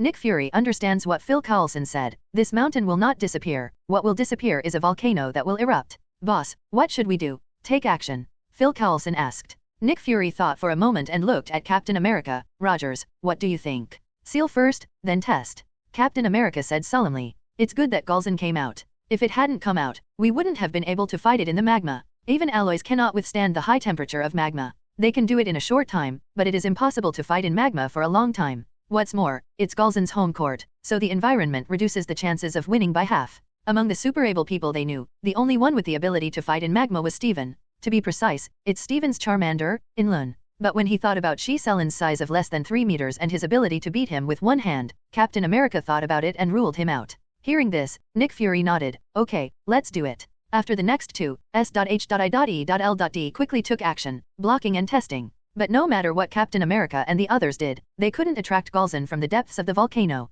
In the end, Captain America and the others even doubted whether Galzen was still here. Could it be that after absorbing the energy of the Yellowstone volcano, it was transferred again? Galzen was already good at digging holes, so even if he moved, they wouldn't know. But there is no way, even if it is moved, the possibility of Galzen still being here cannot be ruled out. Nick Fury simply sealed the place for the time being until Galzen was discovered elsewhere. In the world of Black Robes, Homelander had been hiding for nearly a month, and finally showed up after confirming that Captain America and others had left. Returning to the Watt building, Homelander was filled with hatred when he looked at the building, which was completely covered in metal and looked like a spectacle. His eyes turned red instantly, and he wanted to use heat ray to cut through the metal immediately, pass through the gate of the world, go to another world to take revenge, and make a big fuss. But when he thought of the other party, several of whom were not much weaker than him, and even Yaang who had seriously threatened his life, he immediately became intimidated. He could only suppress the anger in his heart and disperse the red light in his eyes. His appearance was immediately discovered by Madeline, who called someone to contact him. Madeline. Homelander's face was dark, but his expression became much better when he saw Madeline. Madeline looked at Homelander and opened her mouth, not knowing what to say. After a moment, he waved to the assistant beside him. You guys go down first. After everyone left and only the two of them were left, Madeline slowly stood up and came to Homelander's side. Opening her hands, she hugged him gently. Homelander, don't worry, you still have me. Homelander hugged her back, sniffing Madeline's familiar scent, and his mood slowly returned to calm. Madeline, I'm sorry, I didn't keep the water building. I don't blame you. Madeline patted his shoulder gently. They concealed their strength and suddenly attacked you. Who are the enemies against? It's all my fault. I didn't see through them beforehand. Madeline paused mid-sentence. It wasn't that she didn't want to talk anymore, but that Homelander's move to seek comfort went too far. She raised her hand and pressed Homelander's shoulder. Homelander, this is the office. You. 5 minutes later, Homelander was lying on Madeline's lap on the sofa. That's right, it was 5 minutes, and I even took off my clothes and put them back on again. Disgust flashed through Madeline's eyes, but her hand gently stroked Homelander's head. Homelander sniffed her breath intoxicatedly, but his tone changed from that of a lover to that of a child. Madeline, I failed. I failed to live up to your expectations. I am not a god. No god would lose to a mortal. Madeline paused and put her hand on his cheek. They are just hardships on your way to growth. No god is born invincible and perfect. They will all experience countless battles, with victories and defeats, but every failure is a stepping stone that inspires them to become stronger. They are your stepping stones, the devils you need to defeat on your way to becoming a god. But Homelander looked up at Madeline. I can't find a way to increase my strength. Madeline, inject me with more number 5 compound. Only in this way can I be stronger. No. Madeline refused sternly. Homelander, how could you have such an idea? You have to remember, God, you can't be discouraged by a failure, let alone use things that are harmful to your body. Compound number 5 can indeed increase strength in a short period of time, but the load on the heart is unimaginable. Just look at Locomotive. In order to further improve their speed and maintain the status of the Superwomen team, a large amount of number 5 compound is used, and even the body of a super ability person like Locomotive cannot withstand it. Even if Homelander is much more powerful than a Locomotive, it will still cause him physical problems. Even the slightest problem can leave Homelander with a flaw. This is not because Madeline treats Homelander well, but because she doesn't want to see her money-making tool die young. Only a living Homelander is a good Homelander and a good money-making tool. Even though Walt Company lost a building, as long as Homelander is around, it won't take long to easily earn back the money for a building. Making eye contact with Homelander, Madeline felt that her tone just now seemed too strong. She quickly changed her tone to capture the traces. Homelander, I said I would protect you. I can't watch you go down the wrong path. I will help you think of other calendars to improve your strength. Since people in that world have a way to become so strong, you must also have a way. Listening to Madeline's comfort, Homelander's expression changed. Madeline, what do you think I go to another world to find a way to become stronger? Since there are so many powerful people in that world and they can create a world gate, there must be a way to become a fly. Since I need to defeat them, then I need to understand the source of their power. The more Homelander spoke, the more he felt that his idea was correct, and the more he spoke, the firmer his tone became. I have reached the pinnacle of strength in our world, and just when I couldn't find the direction of progress, they appeared.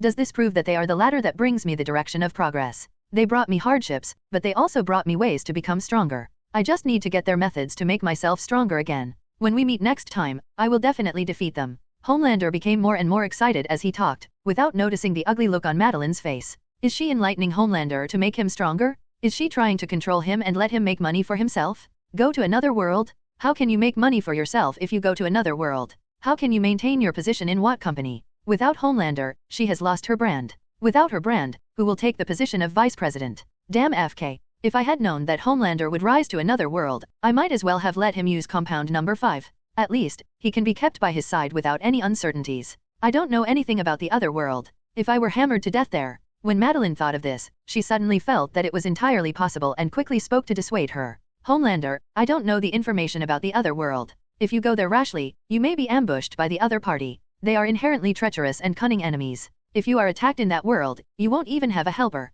It's too dangerous. I can't let you do such dangerous things alone. Homelander felt warm in his heart. He had lacked maternal love and care since he was a child. Being used as experimental material, the only childhood he had was the white room, the blue blanket, and the round window where someone would look at him from time to time. He raised his hand and held Madeline's hand on his face. I won't let you worry. I will definitely come back stronger, and it will take some time to form a new Super 7 team. Speaking of the Super 7, Homelander's face gradually turned ugly. He thought of Maeve. Besides, I have to deal with the traitor Maeve. Looking into Madeline's eyes, I will definitely become stronger and come back as soon as possible. I will become a true god, the god of two worlds. As for the locomotive that was completely tortured by Quicksilver, when Frank left, he punched him and beat him to a pulp. Madeline took a deep breath, the unwillingness flashed across her face, and now she wanted to slap herself. You have nothing to do, why do you have to mention another world? If she doesn't mention it, Homelander will probably not think of it. However, looking at Homelander's firm eyes, she knew she couldn't stop him. She could only gently touch Homelander's face with her hand and speak as softly as possible. Okay, I promise you, but you have to bring a few helpers. If anything happens, they can let me know so that I don't have to worry. Homelander thought for a moment, then nodded. Okay, then who should I take? Madeline, just Starlight, Deep Sea, and Shockwave.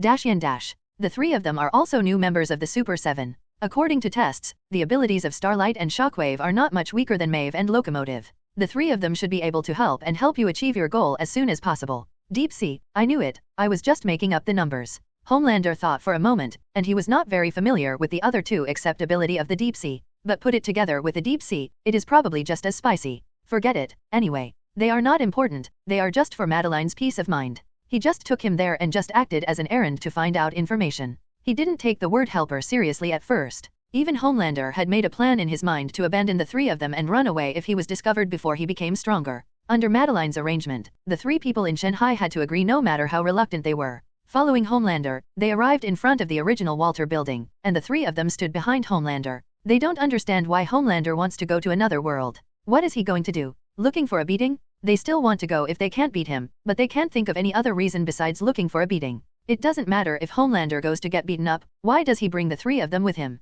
Does he insist on having the three of them along with him to get beaten up? The three of them looked at each other and saw helplessness in each other's eyes. Obviously, they were all forced. At this time, Homelander's eyes fired heat rays, and the lasers streaked across the building. It cut through the steel surrounding the building like gold and jade, until it opened a path to the space door, and then stopped. Follow me? Homelander was about to fly up to the building without looking back, but then he thought of Madeline's words. 0. He turned around, picked up the clothes of the three of them, took off into the air, and flew into the meeting room of the original Super 7 team. But now, this place has been completely covered by metal, and there is only a place to stay near the gate of the world. A cold light flashed in Homelander's eyes, those damn guys destroyed his home. The heat ray sweeps out and cuts across the surrounding metal. The metal melts instantly and drips downward. Homelander's sudden move shocked them. If Homelander continues, they will be buried here by molten metal liquid? Fortunately, Homelander just vented his inner anger and took back the heat ray. Stepping into the gate of the world without saying a word, they looked at each other. I was scared, but no one dared to delay, so I quickly followed him. After passing through the gate of the world, they found that the other side was also surrounded by countless metals. In front of them, there was a passage leading directly to the outside world, which was obviously just opened. The three of them didn't say anything and walked out along the passage. They didn't find out until they went out. The mountain at the foot was no different from the Watt building in their world. Everything was wrapped in metal and completely sealed. They looked around, not to mention the city, not even a single person could be seen. Bang! An explosion attracted their attention. He turned around and saw that Homelander was holding a robot head in his hand, and his body had been torn apart. Among them, Deep Sea and Xing Guang recognized it at a glance. This was the metal armor worn by one of them last time they came to their world. Why is there a scene here? They were suddenly shocked and found out. When they thought about how powerful that gang was last time, even Homelander had no choice but to run away. The two of them wanted to turn back immediately. But looking at Homelander's figure in the distance, they suppressed the urge to escape. Otherwise, I'm afraid Homelander will catch up and kill them as soon as they cross the portal. It's a pity that they thought too much. If they really turned around and ran away now,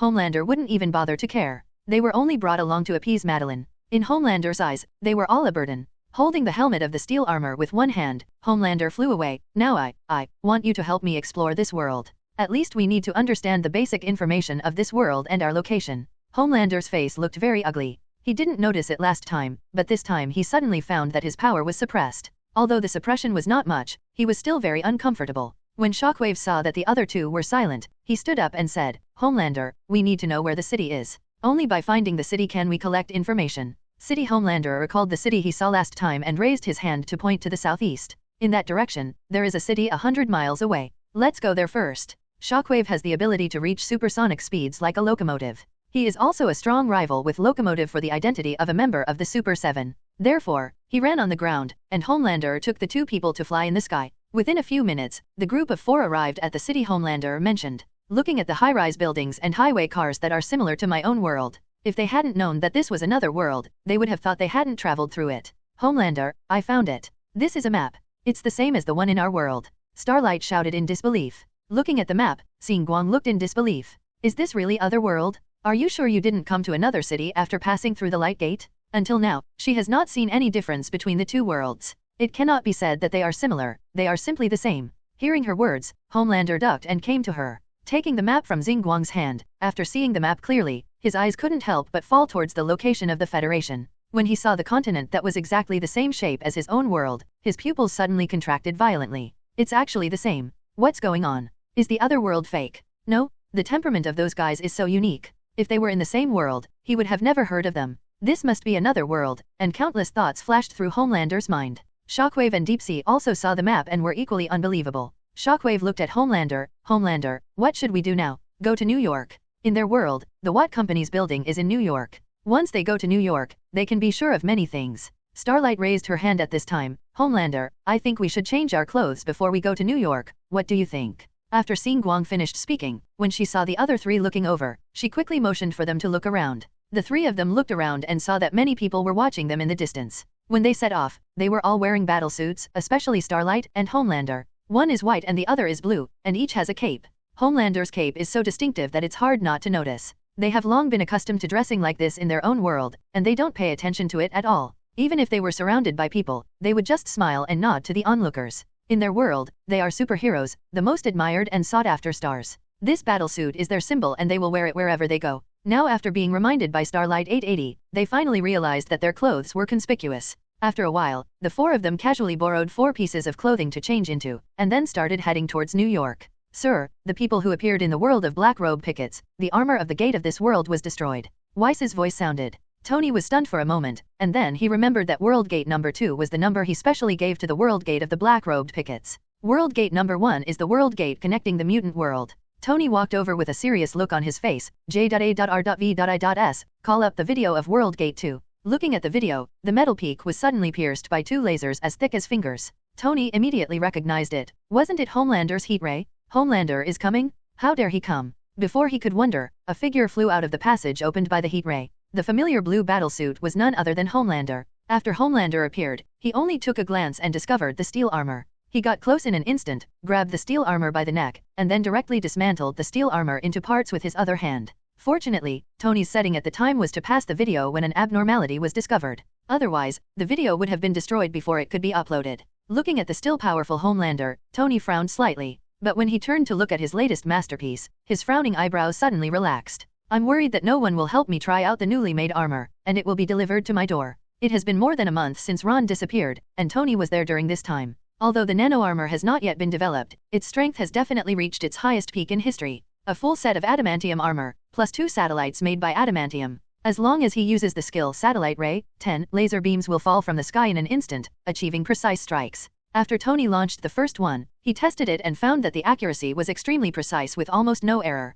The subject of the experiment was definitely Wolverine, who directly received a satellite beam. He was instantly disabled, but when Tony cancelled the skill, Wolverine performed another instant recovery for Tony. The speed of self-healing simply refreshed Tony's knowledge again. Tony had no doubt that even if Wolverine lost her head, she would be able to grow a body bed from her neck. J.A.R.V.I.S. Keep an eye on Homelander and notify me as soon as he shows up again. J.A.R.V.I.S. replied, okay, sir. Tony had just given instructions to JARVIS. Less than 20 minutes later, he received another reminder from JARVIS. Sir, Homelander showed up in the northernmost city of Maple Leaf Country. Watching the scene released by J.A.R.V.I.S., Tony's eyes twitched. These four guys are probably not fools, right? How could anyone come to the enemy world and still be dressed like this? Are they afraid of not being discovered? However, when the four of them noticed that they were being watched, they quickly changed their clothes and then rubbed their faces. Thinking of the information about the Black Robe world that he had obtained before, he could also understand them. I used to be a star-like figure in my own world, and I have long been used to it. It is normal for me to forget to change for a while. While looking at the four people, Tony did not forget to confirm the identities of the other three. Starlight, a reserve member of the Super 7, has the ability to absorb electrical energy from across the air. Shockwave, the same supersonic ability as a locomotive. In the deep sea, the only super ability is to communicate with fish. You can swim very fast like a fish in the sea. Apart from their physical fitness, the rest are pretty good and basically pose no threat at all. 3 of these 4 people were just a makeup, and Tony simply decided not to contact anyone else. He has calculated based on Homelander's route of action that he is heading south. Since the other party will come to the Federation sooner or later, Tony might as well wait for him here. Put the newly built steel armor into the backpack space and wait for Homelander to show up yesterday. In the jar shop, the space flashed, and 3 figures suddenly appeared, none other than Ron. Ron did not return along the passage, but used the space ability to return directly to the store. The inner Earth world is really huge. It is simply a complete world. As soon as she came back, Gwen exclaimed excitedly. This journey has been so much and so bizarre.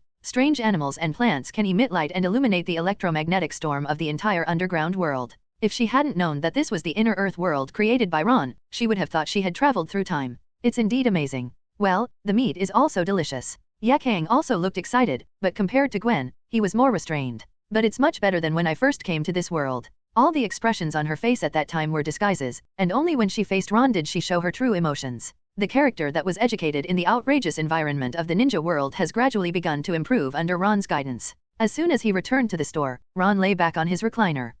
It's still comfortable at home. Don't make trouble, you haven't rested for 2 days, let me lie down for 10 gold. As soon as Ron lay down, Gwen rushed forward, and Ron quickly reached out to catch her. Gwen sat on him. You are so strong, do you still need to rest? Although he does not need to rest, there is a saying that goes well, comfort is just lying down. Ron narrowed his eyes. I took you two to fly around the inner world for 2 days, why don't you let me come back for a rest? King Kong and Godzilla had fun in the inner Earth world for 2 days, and Ron also took them around for 2 days. I visited almost all of the inner world and saw everything I could see. 2 days without sleep is like letting a homebody go shopping for 2 days in a row. Shopping is like taking a walk. It's not physically tiring, but it's mentally tiring. It's a kind of mental consumption that you don't like but can't do.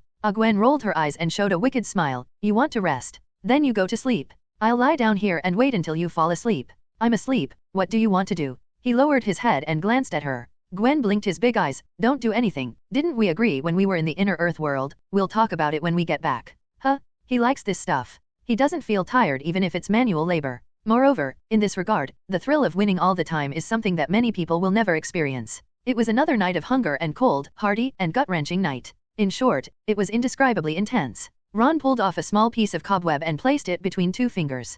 Closing and opening, the cobweb stretched into long threads between the thumb and index finger, and finally broke under Ron's strength. The quality is not good either. If it breaks during the battle, wouldn't it be over? Ron looked at the cobweb in his hand and muttered. Fortunately Gwen has a biological force field. If you can't break Gwen's defense, don't even think about breaking cobweb. Ron's muttering woke up Gwen. As soon as Gwen opened her eyes, she saw something in Ron's hand. He stood up in a daze, still thinking that the dog was still so energetic. Fortunately, he was not alone, and there was Yaang. She moved her eyes away from Ron's face and placed them on his hands. After taking a closer look, After seeing it clearly, Gwen immediately became energetic. That thing, it seemed so familiar. Gwen looked around and finally found the familiar bear omen among the debris on the ground. It was also broken into pieces, and the pieces were green and purple. The silk thread in Ron's hand was made of exactly the same material. Early the next morning, after breakfast, Gwen returned home. After 2 months, she returned home for the first time. She opened the door happily and said, I'm back. Director George was rarely at home early in the morning.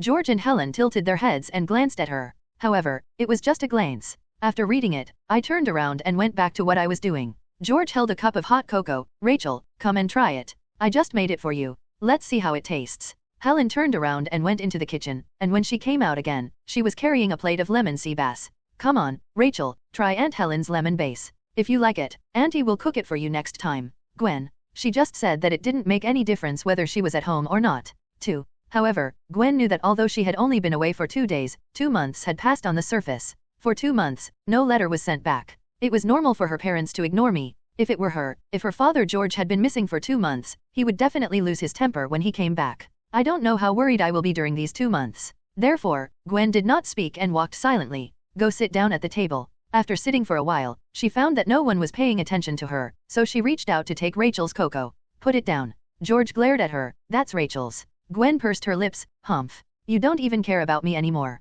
It's for nothing that I came back this time and brought you a gift. George didn't reply, but looked at his watch, got up and went to the kitchen. When he came out, he had a cup of hot cocoa in his hand. He came over and placed it in front of Gwen. Here, this is yours. You came back suddenly, and we didn't know what we just did for you. Wow, Dad, you are the best. Gwen took the hot cocoa and shouted. Stop it. George sat opposite her with a serious expression. I have been missing for 2 months since I disappeared. You haven't explained it clearly yet. Don't make a playful face with me. Gwen looked at her father George's serious expression, turned her head and looked at her mother Helen, who also looked serious. Gwen put down the hot cocoa. I'm sorry to make you worry. Actually, I wasn't away for that long, I just went to the inner world. The speed of time in the inner world is different from that on the surface, and 1 day is equivalent to 30 days on the surface. That is to say, in fact, I was only away for 2 days. Stinky Gwen, you go to play without me. The fairy beast pounced on Gwen, very dissatisfied. The inner world. George and his wife looked at each other, and they understood this world less and less. 2. George looked at Gwen with a worried face. The inner world, is it dangerous? Looking at the eyes of her parents, Gwen's heart trembled, lowered her head, and repeated again, I'm sorry to make you worry. She knew that she would not be in danger, but her parents didn't know. Mother Helen touched Gwen's hair. Haha, you've grown up. Okay, don't be so serious. Gwen said that the speed of time is different, don't blame her. After saying this to George, he looked at Gwen again. Tell me what you saw in the inner world of the earth. Yes, tell me quickly. Pharamon also urged. Gwen was about to speak, but suddenly stood up and walked out the door. When she came back, she had a big backpack in her hand. She only held it with 2 fingers, her arms stretched out, with a look of disgust. Came to George. Here, this is the gift I brought you, the tiger whip of the Titan saber-tooth. Ron has already processed it. He said that it is very nutritious to soak it in wine. George, Helen. The Ken store. No one knew that Ron came back yesterday. After opening the door today, no one came until noon. Until he and Yaang had just finished lunch and were ready to bask in the sun. Suddenly, the door creaked and was pushed open, and an unexpected person walked in. Ron looked at the leader who lifted his hood, revealing the man with blonde hair and a sunny face, and couldn't help but be a little surprised. Homelander, yes, it was Homelander, followed by Deep Sea, Shockwave, and Starlight. After wandering around the Marvel world for more than 10 days, he finally found out the source of power in this world. He saw Ron standing on the head of the giant beast in the video, and the Ken store he heard about in the underground world. After hiding for a long time, he finally found the Ken store today. Sir Ron. Yaang came out at this time, holding a cup of tea and placed it next to Ron. When Homelander saw Yaang, his face changed drastically and he turned around and wanted to run. Damn it! He hid for half a month and finally ran to someone's lair? He knew Yaang's strength very well, and he was definitely not weaker than himself. If Yaang stopped him and delayed him for enough time, when others arrived, it would be too late for him to run. However, just when he was about to run, he noticed that Yaang didn't see him, and he felt something in his heart and stopped. After waiting for a while, he didn't see any movement from Yaang, and Homelander gradually relaxed his guard. 47. As soon as Homelander opened his mouth, Ron interrupted him. I know you are here to buy jars. The jars at the back are $100,000 each. What comes out is random. It depends on luck. Jar? $100,000 each? Homelander was stunned and looked up at the shelf behind the counter. There were 30 jars neatly arranged on it. The jars were black and had no characteristics. However, none of the 4 of them questioned it. They were all very confident. But Homelander was holding his breath. He had just shown his weakness in front of Yaang, and now he was despised by Ron. He couldn't do anything yet. I am the future god. You all wait. Sooner or later, I will trample you all under my feet. No money? What can you buy a Ken without money? Ron rolled his eyes and waved his hand. The 4 people's eyes blurred, and when they appeared again, they were already outside the Ken shop. Inside the Ken store, Ron's voice came out. Bring money and come back. 100,000 per can. Remember. Outside the store, the other 3 people were fine, but Homelander's face was red with anger. However, although he had a lot of shortcomings, he was arrogant, and even had a deep darkness hidden in his heart. But he still had one advantage, that is, he had good eyesight, and he would not let go of anyone he could provoke, and would not provoke anyone he could not provoke. This was the case in the original book. Edgar let Starlight replace him and become the captain of the Super 7. He was full of anger and did not dare to vent, but when he turned around and saw the locomotive, he pressed the locomotive's neck and almost gave him a heat ray. Homelander, what should we do now? Shockwave hesitated and did not dare to say that he would go in and find a place. If they can get you out of the store when you can't react, then killing you is just a matter of lifting a hand. If you really dare to go in, you might go in vertically and come out horizontally. What should we do? Go get the money. Homelander gritted his teeth and squeezed out a word. Starlight suddenly said, "One jar costs 100,000. We must get at least hundreds of thousands. Where can we get dozens of square meters in this world? This is not their world, hundreds of thousands, but just a drop of water. Open your mouth, Madeline will hit you. There is no Walter in this world. The largest company is a group called Stark, and the second is Osborn." Homelander said sternly, "That's your business. I want you to get me 1 million as soon as possible. I brought you here, not for you to travel." Listening to Homelander's angry voice, Shockwave swallowed what he wanted to say. He was afraid that he would dare to say, Homelander dared to strangle him to death on the spot. 1 million is a huge number, especially for those of them who are unfamiliar with the place. Moreover, in their own world, they are all praised by others. Have you ever seen any star? In a place where they are unfamiliar with the place and don't even know anyone, can they make $1 million in a short time? However, in order not to be strangled to death by Homelander, they have to do it even if it means robbing a bank. Not to mention, Shockwave really thinks so. He is planning to rob a bank. 24 apart from anything else, with his speed, as long as he gets the money, hundreds of pounds of banknotes, he can just pull them up and run. When the detective arrived, he had already run dozens of miles away, 3 times the speed of sound, and the detective couldn't catch up. However, his plan was rejected by Xinguang and Shanghai at the beginning. Although Xinguang hated Xingai and others, his life was at stake now. Facing Homelander's threat, no matter how disgusting it was, she had to endure it. When she heard Shockwave say that he was going to rob a bank, she felt very uncomfortable. The superhero senses were completely gone. She didn't even look at Shockwave. There are many strong people in this world. Have you forgotten the video? The video she was talking about was the video of Ron standing on the head of the giant beast. Shockwave didn't participate in the last battle of the water building. He just heard about it and didn't know that the Super 7 had fewer people because they were killed. Black, the Invisible Man, and the locomotive all died in the hands of the other party. If they were caught in this world, they would be dead soon. Shockwave was also very angry. He didn't dare to vent his anger in front of Homelander, but he was not very polite in front of Starlight. He glared at Starlight, "Then tell me, where can we get the money? We are unfamiliar with the place. How can we get 1 million without taking shortcuts?" Starlight didn't indulge him, "Then you go and rob it." "Anyway, I won't go. You." Shockwave glared for a while, but didn't dare to do it. If he dared to fight internally now and affect Homelander's money, he would definitely not be able to go back alive. In the end, he could only glare at Xinguang, then turn to look at Shanghai. "Shanghai, what do you think?" He was much more polite to Shanghai. After all, Xinguang and he were both newcomers, but Shanghai had always been a member of the Super 7. "I said, let me tell you, the face of the deep sea is even more ugly. If you dare to snatch it, you will be blocked by the super ability people in this world tomorrow." He has not forgotten that his team was knocked down instantly in special combat.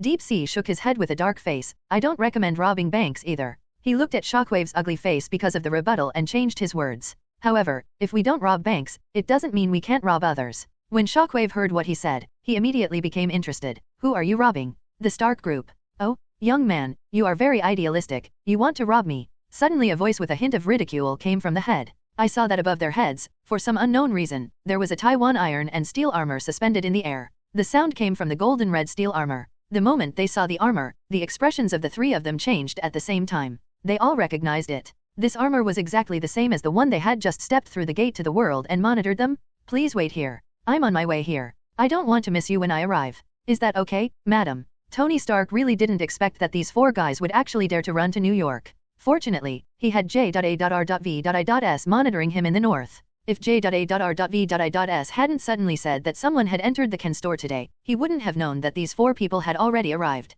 He is still in his Marbury Sea View villa, quickly putting on his battle armor. At the supersonic speed of the armor, it wouldn't take long to get here from Villa Marbury. What's more, he recently upgraded his armor. Once adamantium was added, the speed increased to another level. Inside the armor, looking at the video from another armor, the 3 of them were indeed dishonest. However, after J.A.R.V.I.S took control of the armor and gave them an iron fist, they became completely honest. Shockwave is the most honest, relying on his supersonic speed to run because of his legs. As a result, J.A.R.V.I.S quickly caught up with him and used a set of lightning fighting combos. After he was knocked to the ground, he didn't dare to run anymore. Tony asked them across the armor, "Where is Homelander? Isn't he with you?" Before Xinguang could say anything, Deep Sea, the most loyal person, sold everything. He didn't seem to be near the Ken shop.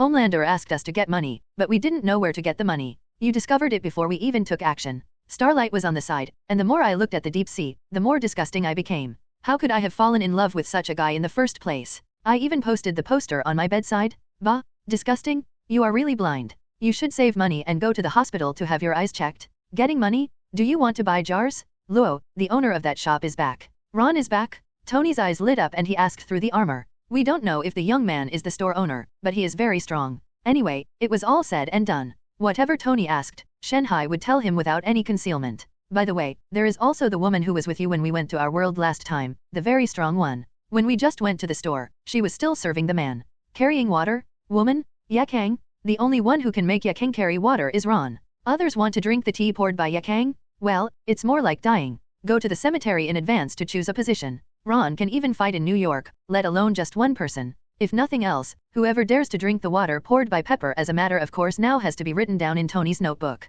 Those who can afford it will be killed on the spot. Those who have some energy will be killed later. While flying, Tony was thinking, Ron is back, should he go to the jar first? After all, it hasn't been opened for 2 months, and after 2 months of saving up luck, it won't explode when the can is opened. Forget it, let's wait first. After all, everyone is back, will the jar be far away? With such a good opportunity, it's better to find Homelander as a sandbag first and try out the armor first. He just used Shockwave to try out the armor, and he was very satisfied. If he wanted to use the previous materials, even if the armor wasn't broken, he would still have to lose 2 parts. As expected of adamantium, no matter how Shockwave attacks it, there won't be a single mark on it. An hour later, a battle armor arrived in front of the Shockwave trio at supersonic speed. Tony opened his mask, and Starlight and Deep Sea recognized him at a glance. It was indeed the mustached man who went to their world. Looking down at the 3 people in front of him, Tony said, "Take me to Homelander." Deep Sea hesitated for a moment. Can I tell you where Homelander is and you can go there yourself? If we take you there, he will definitely kill us first. Shockwave didn't know if he was hit in the head just now, but he suddenly said something. How about you pretend you were kidnapped by us, we take you to Homelander, and then you give him a ransom. Tony gave him a fake smile. No, if you don't take me there. Although I don't like killing people, killing a few bastards still won't cause any psychological burden. Don't compare me to them. Xing Guang walked aside in disgust. You want to kill us and separate me from them. I don't want to hang out with such disgusting people. As she said that, she glanced at the deep sea with disgust. Tony looked at this scene with a smile. You don't get along with them? Then you can just take me to find Homelander. Don't worry, with me here, Homelander will never cause trouble for you later. Xing Guang didn't know whether to believe him or not. After all, the last time he went to the Black Robe world, Tony didn't do anything, he was just working behind the scenes. Starlight had no idea how strong he was. But the scene of just defeating Shockwave gave Starlight a little confidence. Thinking of Shockwave being unable to fight back against one of Tony's robots. And Tony has a second channel. If there is a second channel, she doesn't believe there won't be a third one. At least it seems that every armor is no weaker than Maeve, so 3 or more should be enough to scare Homelander. In an instant, Xing Guang had a lot of thoughts in his mind. Finally making sure that Tony didn't lie to her, she nodded. Okay, I'll take you there. After finishing speaking, Starlight glanced at Shockwave and Deep Sea, the 2 of them. In the expectant eyes of Deep Sea and Shockwave, Starlight said, just kill him. Shockwave, Deep Sea, you are such a good person. They thought Starlight would say, let them go, or lock them up first. At least they didn't have to face Homelander, and ended up, killed? That's enough. When Tony saw this scene, he immediately laughed. Do you have a grudge against them? I remember that according to Vought's information, this Deep Sea is a member of the Super 7. You and this Shockwave are both reserve members of the Super 7. No, last time. We killed several of you, so you should have become regular workers by now, right? Every word Tony said made their hearts tremble. How does Watt Company keep its secrets secret? Even the people in Otherworld know everything? They just cursed in their hearts. If Walter Company's confidentiality was really so bad, it would have been wiped out long ago. In other words, the mustache in front of me is really scary? Starlight suddenly had more confidence in Tony. I have no grudge against them, but I have a grudge. The Super 7 is full of garbage. So is he. Starlight pointed at the Deep Sea, the resentment in his eyes almost drowning the Deep Sea. Although it's not like in the original drama, it really swallows the Deep Sea front and back. However, she had already reached the Deep Sea at that time. If the gate to the world hadn't suddenly appeared, she might have been deceived by the Deep Sea. The superhero dream of nearly 20 years was ruined just like this. Facing Starlight's eyes, Deep Sea's gaze flickered, and he knew that something was wrong with him at that time. There was no lineup at all in the Super 7s, but it was hard to find a newcomer. He even kept saying that he was his fan and admired him very much. His character was only average, so it would be a waste if he didn't even eat it when he put it on his lips. The most important thing is that it was obviously about to happen, but in the end, it was disturbed and resented. Looking at this scene, Tony's eyes showed curiosity. Ordinary people eat too much of their melons, which is not interesting at all. Moreover, others usually eat their melons. Eating melon from a superhero from another world today really gave him a sense of freshness. Listening to Xinguang's words, Tony nodded in agreement. You are right, there are indeed not many good ones. However, I am not cruel enough. It would be more appropriate to let Homelander come. Tony glanced at Shockwave and the two with a smile on his face. You two should also lead the way. If the thing in front of you is like a locomotive, Dead Man will make fun of you if he turns around. Tony killed the other party directly without any psychological burden. However, the Deep Sea and Shockwave in front of him were not the same. Deep Sea was a little perverted at best. If you are threatened by such a person, as long as you stick to the bottom line, nothing will happen to you. Shockwave, on the other hand, is determined to defeat Locomotive. Whether it is pretending or real, at least it gives fans a positive image. Therefore, when they resisted, Tony just let the steel armor stop them instead of directly crippling them. Let's go, don't waste time. Tony urged. Seeing the steel armor staring at him with eager eyes, the impact cannon was lit up in his hand. If they don't cooperate, they will be bombarded to death. What choice do the three of them have? Whether they die now or they may die later, this is not a multiple choice question. The super-able people in the black robe world show the dark side of almost all superheroes. It can be said that no superhero is bright and truly righteous. For them, betraying their teammates for themselves is a no-brainer. Therefore, the three of them quickly got up and headed towards the place agreed with Homelander. You're back so soon? You. Homelander was halfway through his words when he suddenly saw the steel armor following the three of them. Then he looked at the three of them with cold eyes. Are you betraying me? No, no, no. Tony flew in front of Homelander. This is not betrayal, this is called turning from darkness to light and correcting. Obviously you are evil and I am righteous. Let's have a confrontation between justice and evil. Tony looked so excited, like a middle school boy. There are too few opponents like Homelander, which is suitable for him to experiment with Ed's alloy for combat use. He took out another battle armor from his backpack, looked at the three starlights, and Tony rushed straight towards Homelander. He habitually fired a palm cannon to show respect, and then directly fought with Homelander. Bang bang bang. The sound of the physical body colliding with the steel armor continued to sound. In the sky, the two of them turned into afterimages. Under the guidance of JARVIS, Tony also became a fighting master. At first, he was beating Homelander, but as Homelander adapted to his rhythm, it gradually turned into Homelander beating him. The strength of the steel armor is no less than that of Homelander, but after all, it is not your own body when fighting a super ability person like Homelander. That little bit of disharmony will be magnified infinitely, becoming the key to Homelander turning defeat into victory. The energy that Tony's miniature arc reactor can provide is terrifying. The kinetic energy output in an instant is 10 times more than that of a nuclear-powered aircraft carrier, and an aircraft carrier is at least tens of thousands of tons. Although kinetic energy does not mean that the aircraft carrier can be lifted up, it also illustrates the terror of the miniature arc reactor. And this is just Tony's external energy source. You must know that his main source of power is himself. He himself is a humanoid arc reactor. After more than a dozen trials, his own energy has long been able to provide an increase in steel armor. The armor was originally made by him, and will be boosted by the purple skill thermal weapon research. Putting the two together, it is not an exaggeration to say that his power is thousands of tons. Coupled with the adamantium armor, even if Homelander is at a disadvantage, he will not be defeated in a short while. Tony looked excited. He found Homelander as his whetstone, and he found the right one. The strength is strong enough, and it is also resistant enough to being beaten. They are all head-on, and they have perfectly tested the performance of their armor. This kind of good tool is something Captain America cannot do at all. What surprised him even more was the passive skill arc reactor, which increased the power of the armor beyond his imagination. However, unlike Tony's excitement, Homelander's face is extremely ugly now. The battle with Tony had completely exposed him. If he dragged on, he would definitely be surrounded by other people in this world. If he doesn't get away now, he can't run even if he wants to. But what makes him even more uncomfortable is that Tony's speed is not slower than him. Every time he wanted to leave, he would be entangled, and then there would be a feeling of extreme danger coming from Tony. This sense of danger lets him know that if he doesn't stop defending, Tony definitely has the ability to break his defense. He couldn't run away, and if he didn't run, he would have to wait for death.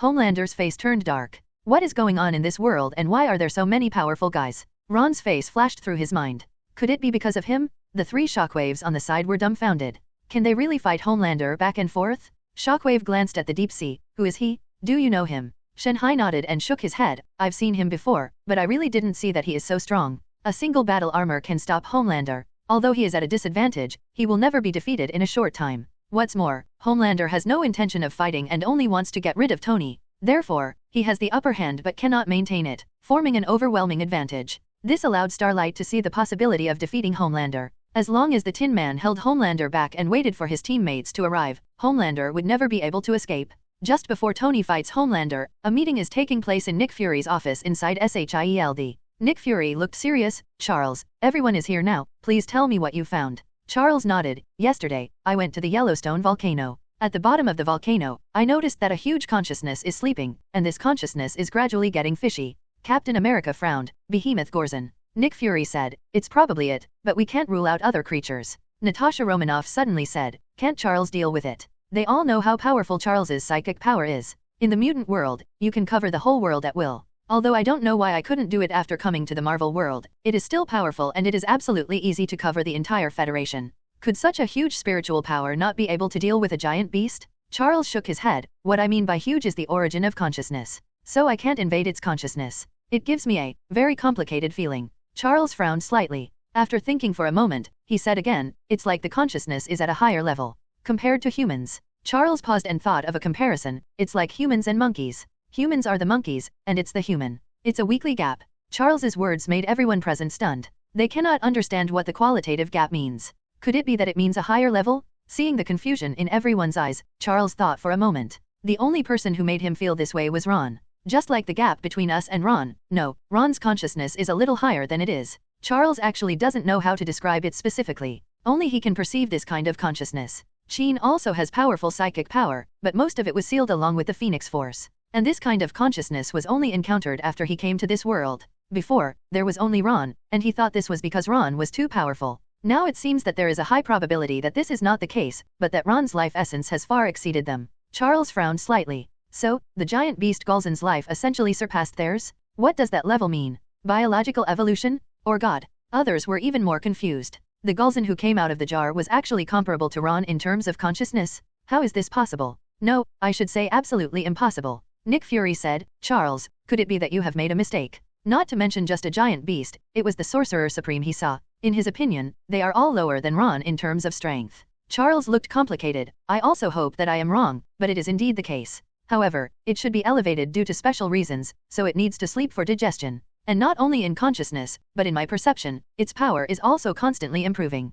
For now, its strength has surpassed Captain Rogers. Charles's words caused everyone to fall into silence. Captain America is not weak originally. He can lift a helicopter with at least dozens of tons of force. Coupled with the Bloom template, the combination of the two is not weak in the green level. Charles now says that Golzon has surpassed Captain America. Doesn't that mean it is close to the purple level? And it is still getting stronger. What kind of opportunity has it obtained? And even the essence of life has been improved. Is there no way we can force it out? Natasha Romanoff asked. There is no way, unless someone can stay in the magma for a long time and endure the temperature of thousands of degrees. Captain America shook his head. They also thought about seduction, but gave up after discussing it. Golzon's character was evident from the last time he escaped. He is very timid and will run away decisively whenever there is any danger. This kind of character temptation is almost useless unless there is strong strength to make it feel that it is not safe in the magma and force it out of the magma. However, if some of them had this kind of strength, they wouldn't have to worry so much. Hawkeye suddenly spoke. Homelander in the world of Black Robe should be able to do it. Even though Frank is pestering him alone, you feel that Homelander is weak.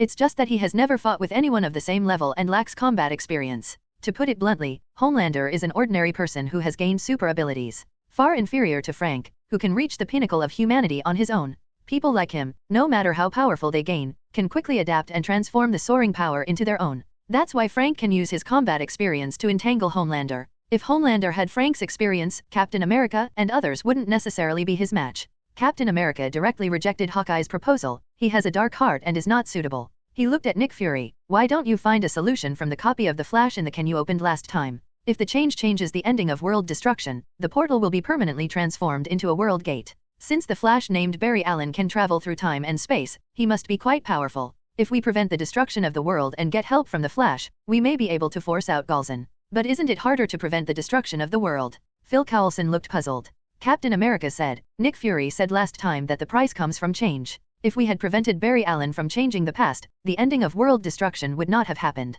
Although I don't know why he traveled back to the past, no matter what the reason is, it is not a reason to destroy the world. If you don't have enough strength and change the past without authorization, resulting in a price you can't bear, this is not what a superhero should do. A world was destroyed and countless people died, all because of the Flash. This world is very complicated. The Flash traveled through time and space and ended up in a parallel world. Gotham City in this world is a peaceful city. Batman has eliminated all evil and truly turned into a city with simple folk customs. There is no Cyborg, no Aquaman, no Wonder Woman Diana, and no Superman Clark in this world. There is just an elderly Batman, a teenage version of the Flash, and a captured female Superman. It's obviously not his original world, but a parallel world. In the parallel world, it is obviously unrealistic to change the past and change his father's crime of murder, but he still did it when he returned to the Flash. After doing this, it inexplicably affected his original world. It can only be said that traveling through time and space is unreasonable. It's just that Captain America and others don't know all this, and are still considering whether this calendar is feasible. Faced with Captain America's proposal, Nick Fury was the first to express his agreement. Let's do it.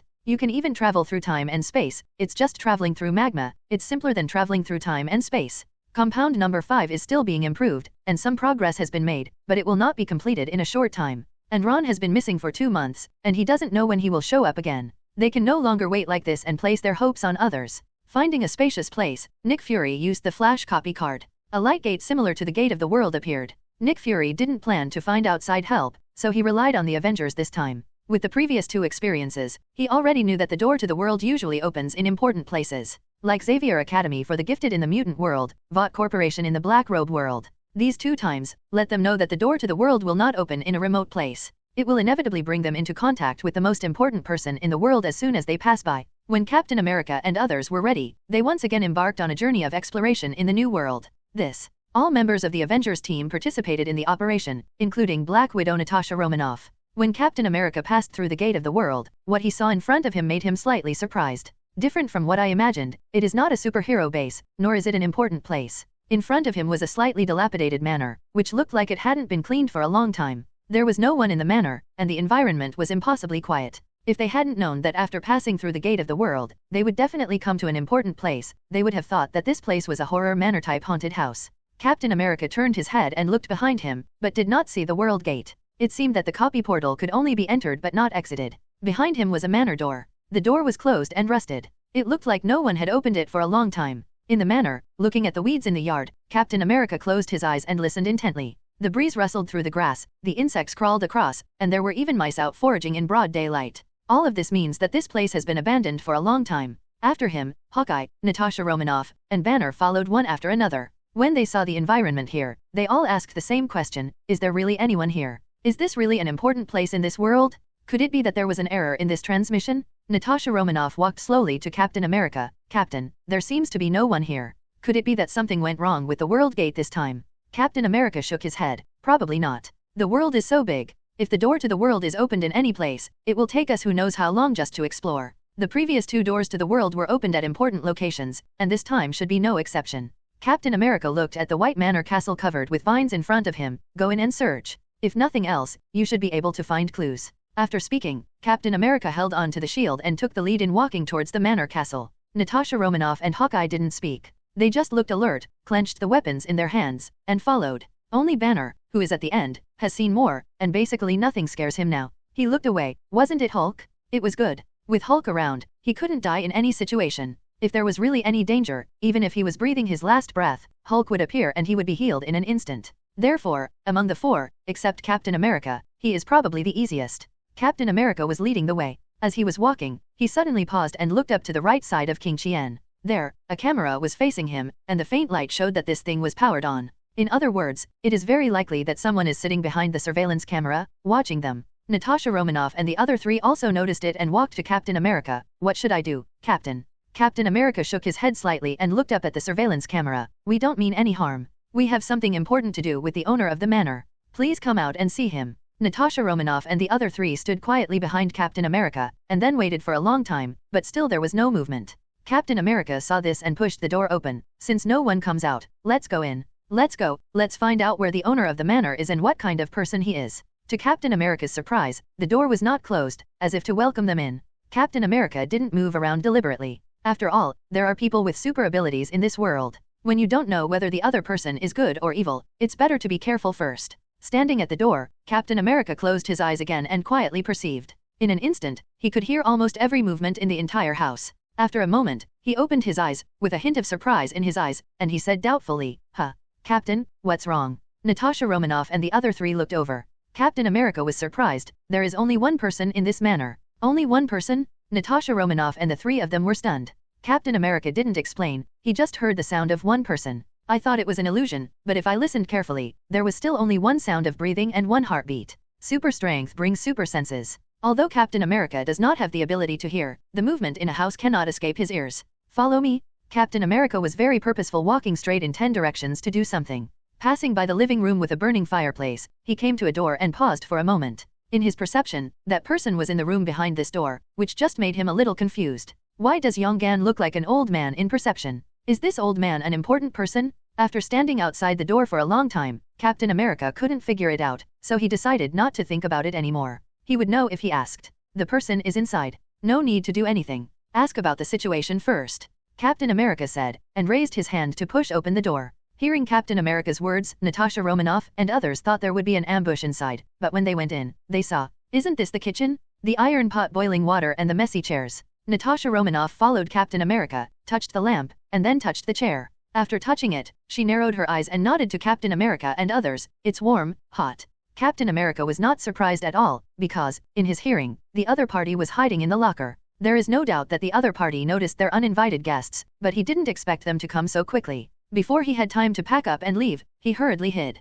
Captain America's eyes fell on the locker. Come out. This locker can't block my perception. I think you are in it. We have no ill intentions, we just want to find out something from you. The door was still not open, but Captain America could hear that the other party moved slightly, like holding the door handle, wanting to rush out and attack. Captain America waited for a moment, shook his head, walked forward and grabbed the door. With a slight force, the door was pulled open, and at the same time a figure rushed out of the locker. For ordinary people, the figure is very fast, and it can even make people unable to react in time. But for Captain America, it is not much different from a snail crawling. He can easily dodge it, but he didn't. Letting the punch fall on his face, Captain America looked at the bearded and gray-haired man in front of him, and felt that they had found the right one. This person must be a more important person in the world. At this age, he can still reach out like this. When he was young, he was definitely not weaker than Frank before strengthening. He definitely reached the peak of the human body. It's just a pity that the lion is old. He looked at the other person and said, you are very strong. I think we have found the right person. My name is Steve Rogers. How about we sit down and talk? Seeing that Captain America did not fight back, the old man rubbed his aching hand. He just felt that the punch was like hammering on an iron plate. Is this a human body? Such a thick skin, I am afraid it can defend against bullets. He glanced at Captain America's outfit, the characteristic battle suit, and the shield in his hand, thinking for a while, well, I haven't seen it. If he had heard of it, he would definitely remember it. Then, his eyes moved away from Captain America and fell on Hawkeye, Natasha Romanoff, and Banner. Well, the first two are professionally trained. Judging from their standing posture, even at his peak, he would not be much better than them. The last one is very mediocre. It seems that he is more like a researcher than a combatant. 703 Captain America saw that he was silent, stepped back 2 steps, and found a chair to sit down. My name is Bruce Wayne, who are you? Old man. Bruce saw Captain America showing kindness, picked up his slippers that he had dropped in a panic, put them on and spoke for the first time. Captain America put the shield on his back and looked at Bruce Wayne with a serious expression. Mr. Wayne, it may be difficult to understand, but the fact is that we are from another world. Looking at Bruce Wayne's obviously frowned brows, there was undisguised doubt in his eyes. Captain America looked back at Natasha Romanoff. This kind of communication with people should be done by professionals. Natasha Romanoff nodded. Mr. Wayne, let me introduce myself first. We are from the largest world protection organization in another world, S.H.I.E.L.D. We are all special forces of S.H.I.E.L.D, and we all have some super abilities. Noticing the change in Bruce Wayne's expression, Natasha Romanoff looked at Captain America. Captain. Captain America nodded, stretched out his hand to the boiling iron pot, and suddenly a gust of cold air flew out of his hand. The boiling water fell on the iron pot, and quickly cooled and froze, turning into a big ice block in the blink of an eye. Bruce Wayne's pupils shrank. Super ability, what a super ability. If this cold air fell on him, he would instantly turn into an ice area. It seems that the other party did hold back, and held back too many hands. He felt the kindness of Captain America and others, but he did not simply think that they were really good people. He will have his own criteria for judging what Captain America and others say, rather than blindly listening to what the other party says. Seeing that Bruce Wayne's expression changed and he was obviously more serious, Natasha Romanoff continued. We came to your world through the World Gate. According to the news we know, your world will face destruction in the near future. We are here to stop this world-destroying disaster. Maybe you don't believe it, but there should be cameras in your manor, and they should have captured what we just showed up. We can wait until you confirm the information and have a certain amount of trust before we talk about the next thing. Bruce Wayne was silent. The destruction of the world is simply more nonsense than them coming from another world. Could it be said that their world's business has expanded to protect other worlds? Moreover, how powerful does it take to destroy the world, just the 4 of them? To stop the force that destroys the world? How to stop it? A way to make water freeze into ice? Seb? To be honest, what Captain America did just now really shocked him. After all, releasing such cold energy from oneself is beyond human cognition. But just this kind of super ability, Bruce Wayne really doesn't like it. Given a little time, he could make a device that instantly turned water into ice. If science can do things, then its ability is not that great. But now is not the time to think about this. Natasha Romanoff has said so much information and is waiting for him to verify it, so he will verify it first. Bruce Wayne is a suspicious person by nature, almost a combination of Tony Stark and Nick Fury. In the entire Justice League, he is like Nick's logistics manager who oversees the overall situation. It's like Captain America who brings everyone together, and more like Tony Stark who takes the responsibility on his shoulders. Therefore, the issues he was thinking about in his mind were not something that a random person could guess at all. Although there is no Superman, no The Flash, and no Justice League in this world. But just by himself, he swept away the darkness of Gotham City, and it can be seen that he is still the resourceful, righteous, and powerful Batman. He is now beginning to prove the authenticity of what Captain America and others say, and he does not necessarily believe them. If you are not sure whether it is an enemy or a friend, then get as much information as possible on the other party within a limited time. Using known information to come up with ways to target the opponent, this is him, Batman. Everyone, even teammates, is within his response plan. He turned off the surveillance and even checked the identities of the 4 people. He found nothing. He couldn't find any information about the 4 people. The sudden appearance in his manor today was the first time the 4 of them appeared in this world. If the ability behind them is not particularly powerful, then what they say about traveling through the world is true. Bruce Wayne doesn't think that any organization can escape his pursuit. He tends to trust Captain America and others, but he still has more questions he wants to ask. He tidied up his sloppy appearance, came back again, and sat across from Captain America. I verified what you said, now we can have a good talk. Captain America nodded to Natasha Romanoff, indicating that it was her turn. Natasha Romanoff said, according to the information we have learned, in your world, there will be a man named Barry Allen, nicknamed the Flash, who travels through time and space and goes back to the past, which is to say, back to your era. He wants to change some things in the past, but there is a person in our world who said that if you play with time, you will eventually be played with by time. So, just because of his arrival, the destruction of the world occurred. Bruce Wayne was silent again. First, travel through the world, then the destruction of the world, and finally travel through time and space. He felt that the story he heard today was more complicated than his entire life experience. It's so FG brain burning. He is already an old man and his brain can't keep up. He doesn't know how many brain cells have been burned to death for a while, and he is getting hungry. He stood up and threw away the frozen iron pot, replaced it with another pot, filled it with water and put it on. He also took out a handful of noodles and put them on the side, while the water boiled underneath. After doing all this, Bruce finally understood what Natasha Romanoff said. The Flash who wants to change the past and cause the destruction of the world is called Barry Allen, right? When speaking, Bruce Wayne unconsciously had a little murderous intention. Traveling through time and space and changing the past will definitely trigger the butterfly effect. He understands this. So, at this moment, he already had murderous intentions towards the Flash. What is the Flash? Compared with the whole world, is there anything comparable? He doesn't know what his future self is doing, or is his future self already dead? If he hadn't died, he would never have allowed the Flash to mess around. Thinking of this, an impulse surged in his heart to find the current Barry Allen except him. However, that will happen later, and now we need to understand clearly with this group of people. Yes, but we don't know when he will come back. Natasha Romanoff nodded, as if she didn't hear the murderous intent in his words.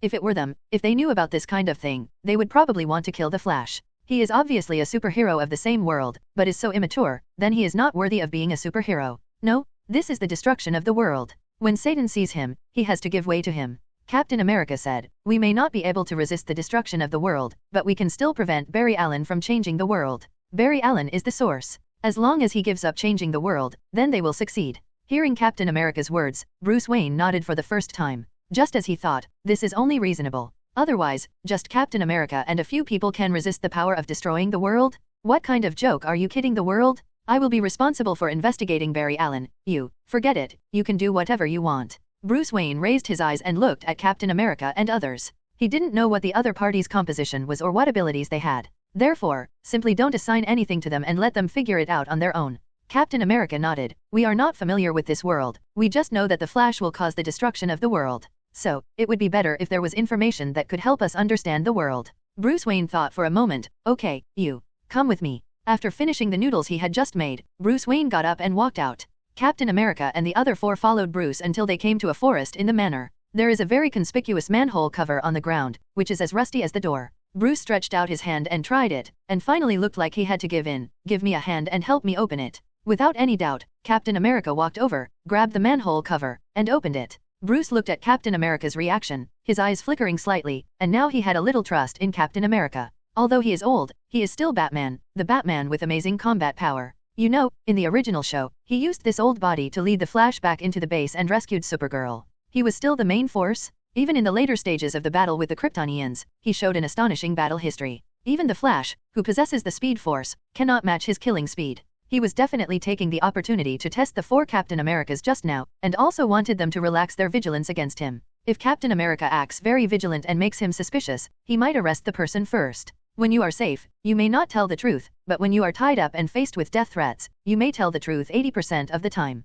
Captain America, Natasha Romanoff, and Hawkeye, these 3 guys have been trained and may not necessarily speak out in threats, but Banner, who looks more like a researcher, is different. However, Captain America's lack of hesitation just now made him put down some doubts. Definitely, it is impossible not to have any doubts at all. In Batman's world, there is only one person who can make him have no doubts at all, and that is Alfred. In this world, it is obvious that Alfred would have been dead long ago, otherwise his life would not have become a mess. Bruce glanced at the darkness at the bottom of the well. As super able people, you shouldn't worry about the darkness. You guys should go down first. As people get older, their eyes become harder to use. It looked like he really refused to accept his old age. Unfortunately, Captain America still remembers the punch Bruce gave him before. That strength and speed are stronger than Natasha Romanoff before taking the super soldier serum. However, Captain America did not expose him. He walked to the manhole cover and looked down. His perception organs were all enhanced as his strength increased. With my current eyesight, I can easily see that there is a base below. Under the manhole cover was a ladder, which was about 5.6 meters high.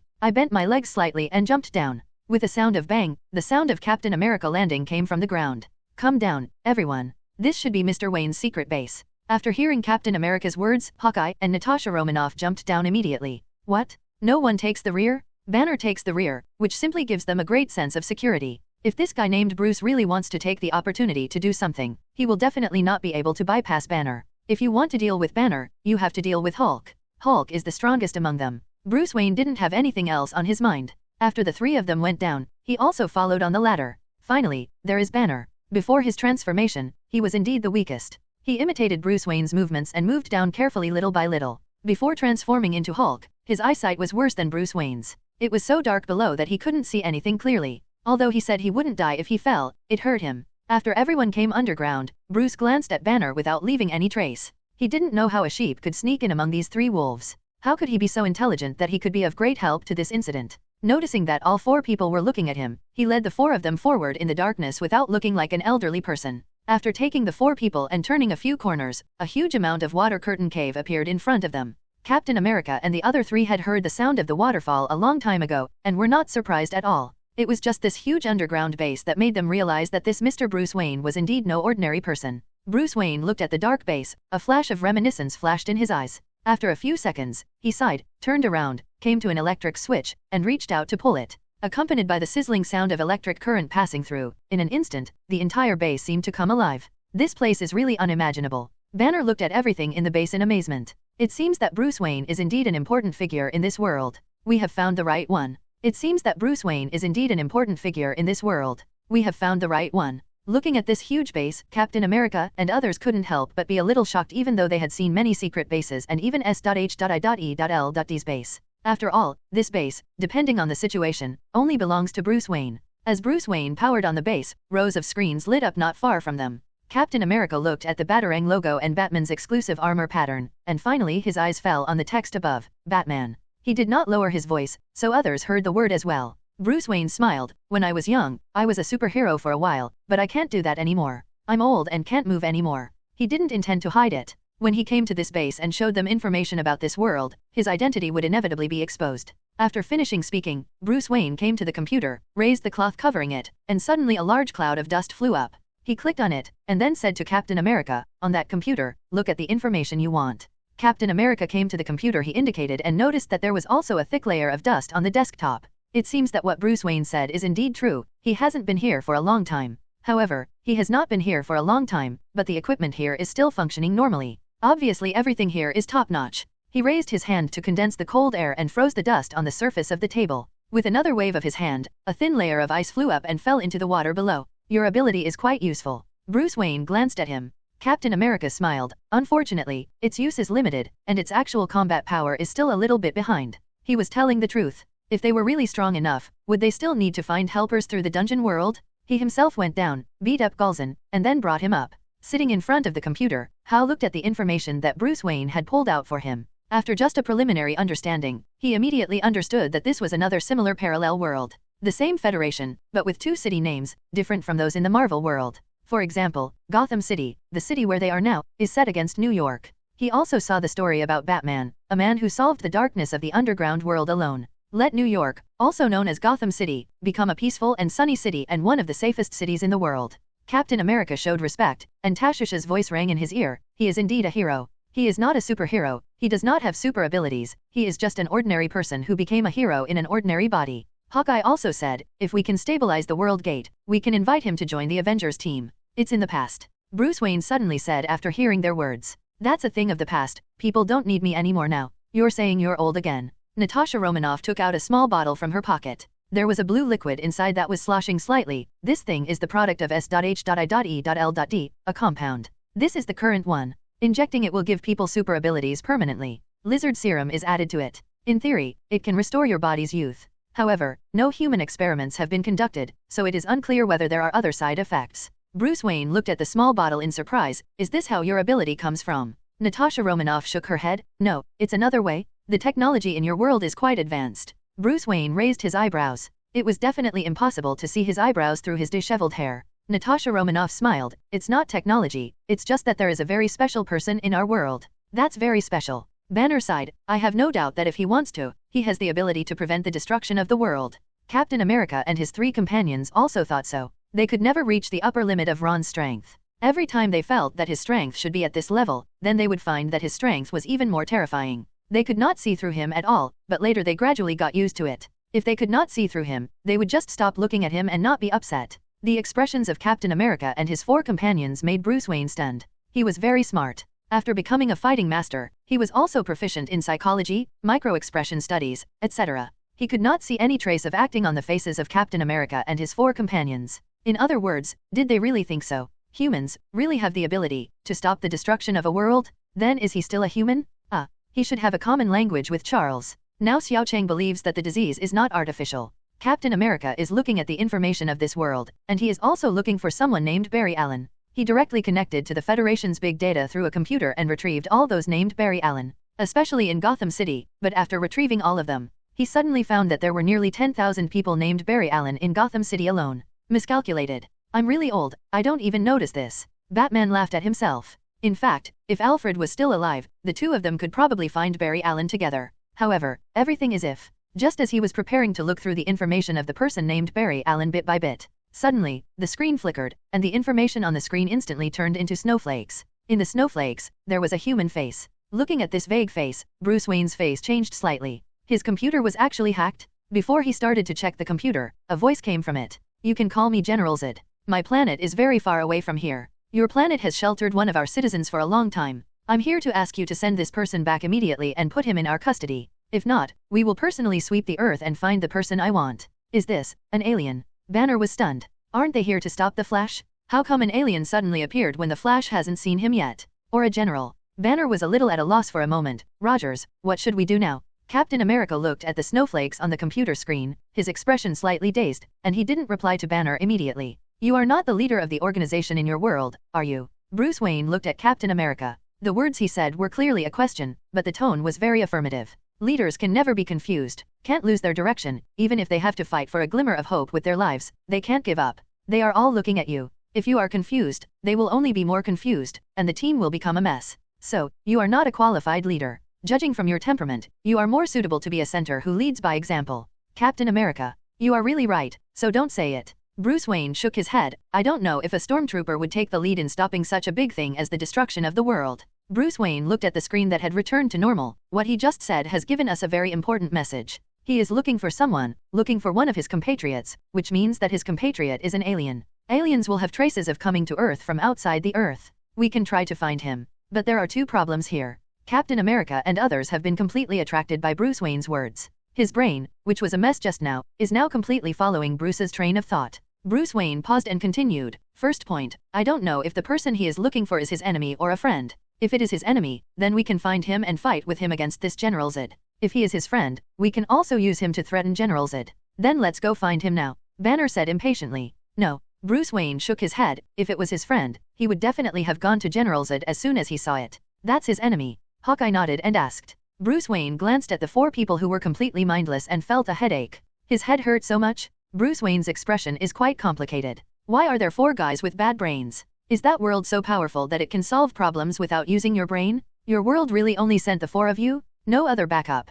Captain America shook his head. I don't know, the gate to the world disappeared after we came here. I don't know what the situation is over there. If we can still get in there, there should be helpers. His tone was full of uncertainty, and he really didn't know. If the world gate here disappears, and the world gate over there also disappears, then they really have no help. Everything in this world can only depend on themselves. Bruce Wayne sighed. It doesn't matter, I'm already this age and have retired long ago. Natasha Romanoff suddenly took out the compound number 5 and placed it in front of Bruce Wayne. You are a hero and also a warrior. If we don't block them, I hope you will have the strength to fight. They don't know the strength of General Z, but if the other party can claim to wipe out the entire planet, they must be confident. You must know that this is also a parallel world to the Marvel world, and there must be weapons of mass destruction such as nuclear bombs. The 4 of them, except for Hulk who may be able to withstand it, the 3 of them will definitely not be able to withstand the nuclear explosion. If the opponent is not even afraid of nuclear bombs, they are probably no match for General Z.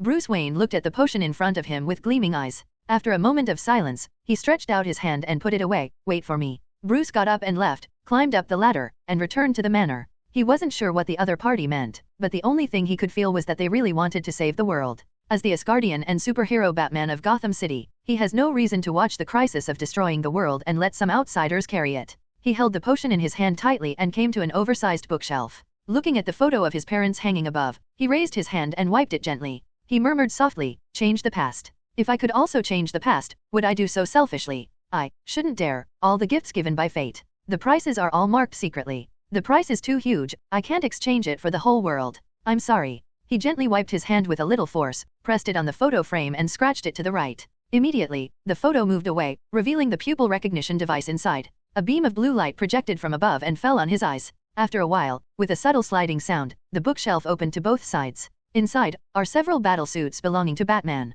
In the underground base, Banner scratched his head. Why did he go? Didn't he say that he had 2 questions? He left before he finished speaking one of them. Wait. Natasha Romanoff walked aside and looked at the information about Batman on the computer. He will appear, as Batman, to answer our questions. Captain America also took a breath and exhaled heavily. Every world has superheroes who protect them. Bruce Wayne feels like a combination of Nick Fury and Tony, which makes people feel at ease. Since the world is facing a crisis of destruction, having more strength will naturally increase the chances of winning. And not only that, he could feel that he was powerful in all aspects. In other words, there are almost no weaknesses, and others cannot target him unless they use hard power to crush him. Yes, it went around, and in the end it was no different from Ron's jar. Hawkeye shrugged indifferently. I say so in private. It's not like he doesn't know. As for the person who could crush him with hard power, he doubted that such a person existed. Natasha Romanoff looked at him carefully. After looking for a long time and finding no side effects, she nodded. Obviously, the laboratory's compound number 5 is very powerful and can be popularized. Who doesn't know that Nick Fury is suspected of being seriously ill? But if you think about it from another direction, who in that position is suspected of being seriously ill? You said that to your boss. Are you afraid that you will be put in the shoes when you go back? Natasha Romanoff rolled her eyes. Don't worry, I'm Hawkeye Barton. I can handle it even in small shoes. Thanks to your potion, I feel very good now, very good. I feel that I am very powerful now. When facing anyone, I have the confidence to punch him with one punch. Bruce Wayne clenched his fist. He could not imagine that such a powerful power could really be possessed by a human being. Some may be very powerful, like Homelander, and some may be very weak, such as making one's own farts stink. But before, his face was full of gray beard, and his disheveled hair was also gray, indicating that his body was entering old age. But now, even so, Nick Fury was tricked by Pierce and was almost taken over. Can a person who is not heavy achieve that position? I am afraid he would have been eaten alive long ago. But Natasha Romanoff looked away. It seemed that Bruce Wayne was a very lucky person. Looking at the 4 people with a smile, thank you for your trust, and thank you for the potion.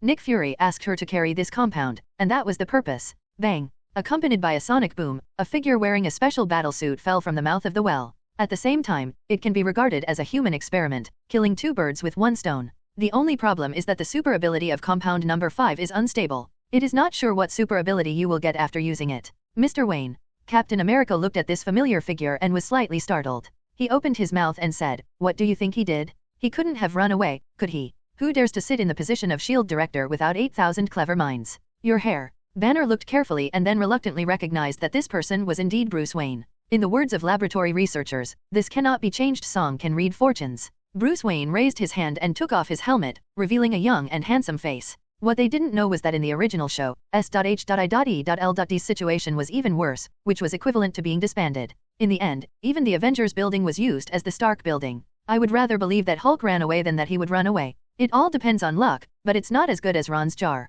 At least you don't have to worry about side effects, you can use it with confidence once it's opened. Hawkeye patted his shoulder. Don't worry, this kind of person's will not allow him to escape. In this way, they chatted for a while, but Banner couldn't help it first. Well, he is also very suspicious. Hawkeye added quietly. Marvel World, the other side of the World Gate. After the 4 Captain Americas crossed the World Gate, Nick Fury's expression changed because he got the message of the dungeon portal in his mind. This door can only be entered but not exited. It will only exist forever after completing the goal. In other words, from now on, if the world of the Flash is really destroyed, Captain America and the others will have no way out and can only be destroyed along with the world. Why didn't you remind me of this in advance? No, he should have thought of it long ago. The dungeon portal is not the gate to the world, so there must be differences, otherwise why not call it the gate to the world? Sensing the ugly look on Nick Fury's face, Phil Coulson quickly stepped forward. Boss, what's wrong? Something happened. Nick Fury looked away from the portal. Go and ask for Mr. Ron. Phil Coulson didn't know what happened, but Nick Fury's reaction made him clear that no one else could solve this problem except Ron.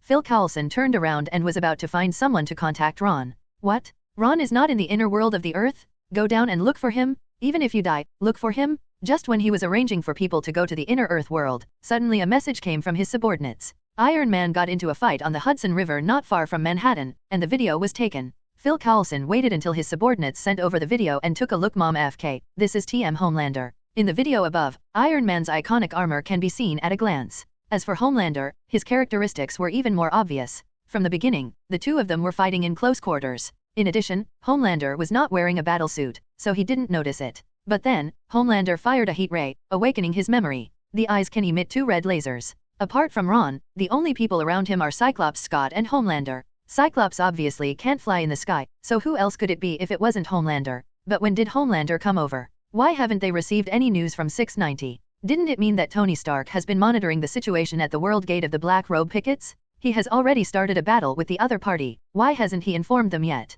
He had countless questions in his mind, but unfortunately, no one could answer them for him. He knew what Tony was thinking best, but it was obvious that no matter what the reason was, Tony knew about it but didn't notify him in advance. And the most important question is, how could Tony become so powerful suddenly? Homelander, even Frank said it himself, he is no match, but in the video Square Root MD is evenly matched. What happened to Tony in the past 2 months? But Phil Coulson watched the video, his eyes flashing slightly. Then, he quickly found Nick Fury and handed him the video. Nick Fury watched the video. Are they still fighting? According to reports, it has been playing for nearly 10 minutes now. Phil Coulson answered truthfully. On the other side, Homelander glared at Tony with stern eyes. I just want to get money and buy jars. If you keep pestering me, don't blame me for ruining New York. Homelander originally didn't want to provoke the powerful people in this world, he just wanted to buy cans quietly first. But this guy has caused himself to be completely exposed. I'm afraid no one knows how many people are rushing here now. In the enemy's world, as long as you are surrounded by them, you can't escape even if you want to. Therefore, if Tony persists in persisting, he promises to keep his word and refuse to let me live, and none of you will be able to live. Inside the armor, Tony's pupils shrank, but he soon relaxed. A smile appeared at the corner of his mouth, and he controlled the visor to open. If I let you go, you will have nowhere to go. No. Suddenly, a figure came from a distance, a ferocious beast with black skin standing below the two of them. He raised his head to face the two people, suddenly transformed into a human form and shouted, I can give you away. The person who came was none other than Nick Fury, using the King's transformation skills. Homelander, you just said you need money to open the jar, right? Who are you? Homelander looked down at Nick Fury. Although King Yasha was not his opponent, his strength was definitely not weak. The 3 Shockwave people below are the opponents of King Yasha. At this moment, several more figures came quickly from a distance, turned into afterimages, and finally landed in front of Homelander and others. Frank, John Wick, Maeve. Homelander skipped a few of them. Finally, I took a serious look at Maeve and realized that this traitor was really doing well. Nick Fury saw a few people, raised his hand to stop them, and said to Homelander again,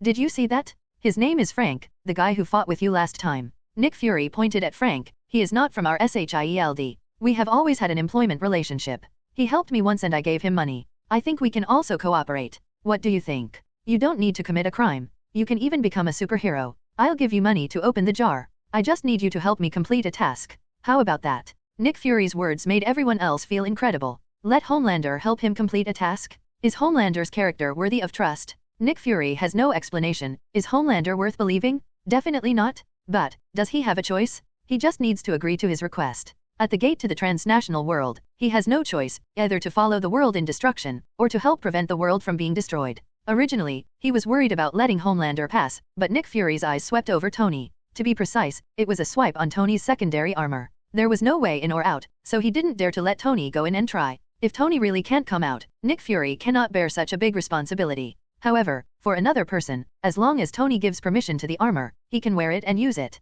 You can still carry the J.A.R.V.I.S program on your suit, go to that world, and it can still work. The most important thing is that Nick Fury looked at a figure flying in the sky in the distance, Gwen Stacy. Gwen is back, which means that Ron is back. Ron is back. When he mentions it, he can finally let it go. However, he held back and did not ask Gwen about Ron. After persuading Homelander to stay, all of them quickly arrived at the location of the dungeon portal. Homelander and Shockwave had to go, but Tony and the others wanted to see what Homelander wanted to do. At this moment, the place is being guarded by Phil Coulson and his men, as well as Agumon. After seeing Nick Fury's car, Phil Coulson approached him. Boss. Nick Fury nodded to him, let people move away first and stay away. Without saying a word, Phil Coulson immediately started executing Nick Fury's orders. After all the S.H.I.E.L.D agents walked away, Nick Fury led everyone to the dungeon portal. Looking at the gate to the world in front of him, Tony's mouth twitched. Which copy card are you using? Nick Fury told them that he had 2 dungeon cards in his hand that could open the dungeon portal. It was obvious that one of them was used without their knowledge.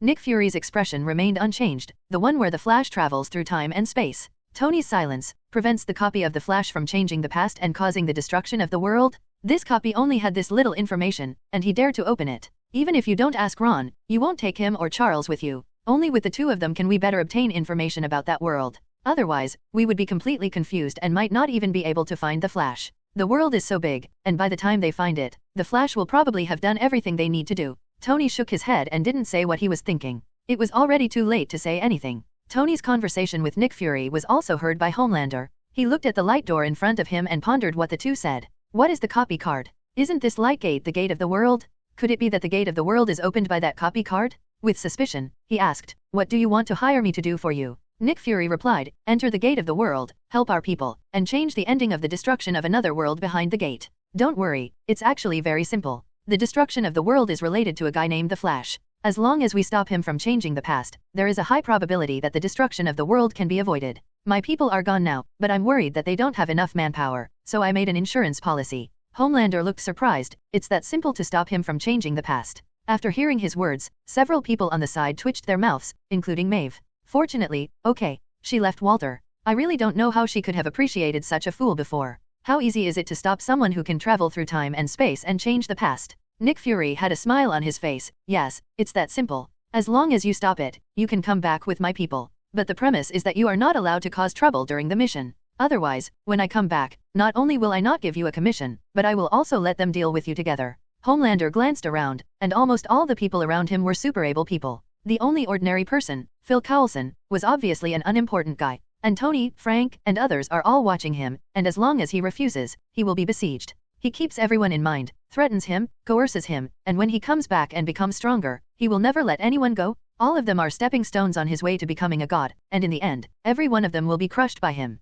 After a moment of silence, Homelander looked at Nick Fury with a gloomy expression. I seem to have no choice, so what is my commission? Nick Fury blinked. Damn FK. The look in his eyes just now made him think that a war was inevitable. As a result, I looked around and finally asked how much it cost. 1 million? If you participate in the battle, it will be calculated based on your contribution. The greater the effort, the higher the commission, the minimum is doubled, and there is no cap. 1 million, participation in the battle is doubled, that is, 2 million, which can buy 20 jars. Homelander silently calculated, 20 jars should increase his strength, right? At this time, Nick Fury said again, also, after entering the World Gate, you cannot come back through the World Gate until you complete the task. Homelander was stunned for a moment, and asked in confusion, can't you come back? Nick Fury nodded, yes, you can only come back after completing the mission. Are you sure you're not trying to trick me? Homelander stared at Nick Fury closely. He had every reason to suspect that the other party wanted to trick him into hiding behind that door and lock him up. If it really is only possible to enter but not to exit, he will most likely be locked in there for the rest of his life.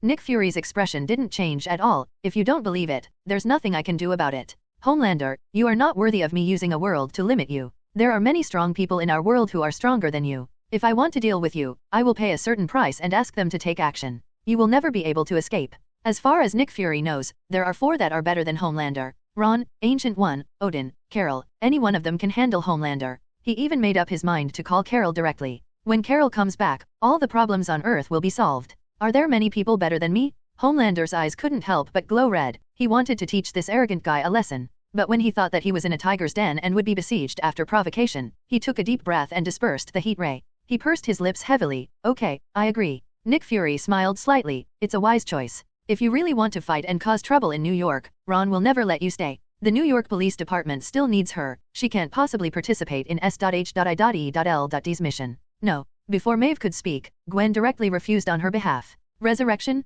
How is it possible? That is an ability that only God has. Even if Maeve died there, no one would know, and Gwen would not watch this happen. Sister Maeve is a vigilante of the New York Police Department and helped the police catch many criminals. As her mood changed, she became more integrated into the Marvel world. With Ron's shock, Homelander suddenly became more honest. When will I leave? Nick Fury raised his eyebrows. Shockwave and the other two didn't care. But Maeve. I promise you. Maeve met Homelander's gaze fearlessly. You can leave at any time. You can ask if you need anything. Nick Fury said. She joined the Super 7 when she was around 20 years old, and now she is only in her early 20s. If you deliberately target me, I will think you are causing trouble. She is just an orphan, and only here can she feel what true care is. Maeve's hard power is weaker than Frank's, and far less powerful than Homelander's. Homelander's pupils contracted violently, and for a moment, he fell into silence. Wait, if I become a god, can I resurrect others? Nick Fury smacked his lips inwardly. He was indeed Ron. Just mentioning his name could calm Homelander. Don't worry, I won't die. Maeve smiled and looked at Gwen.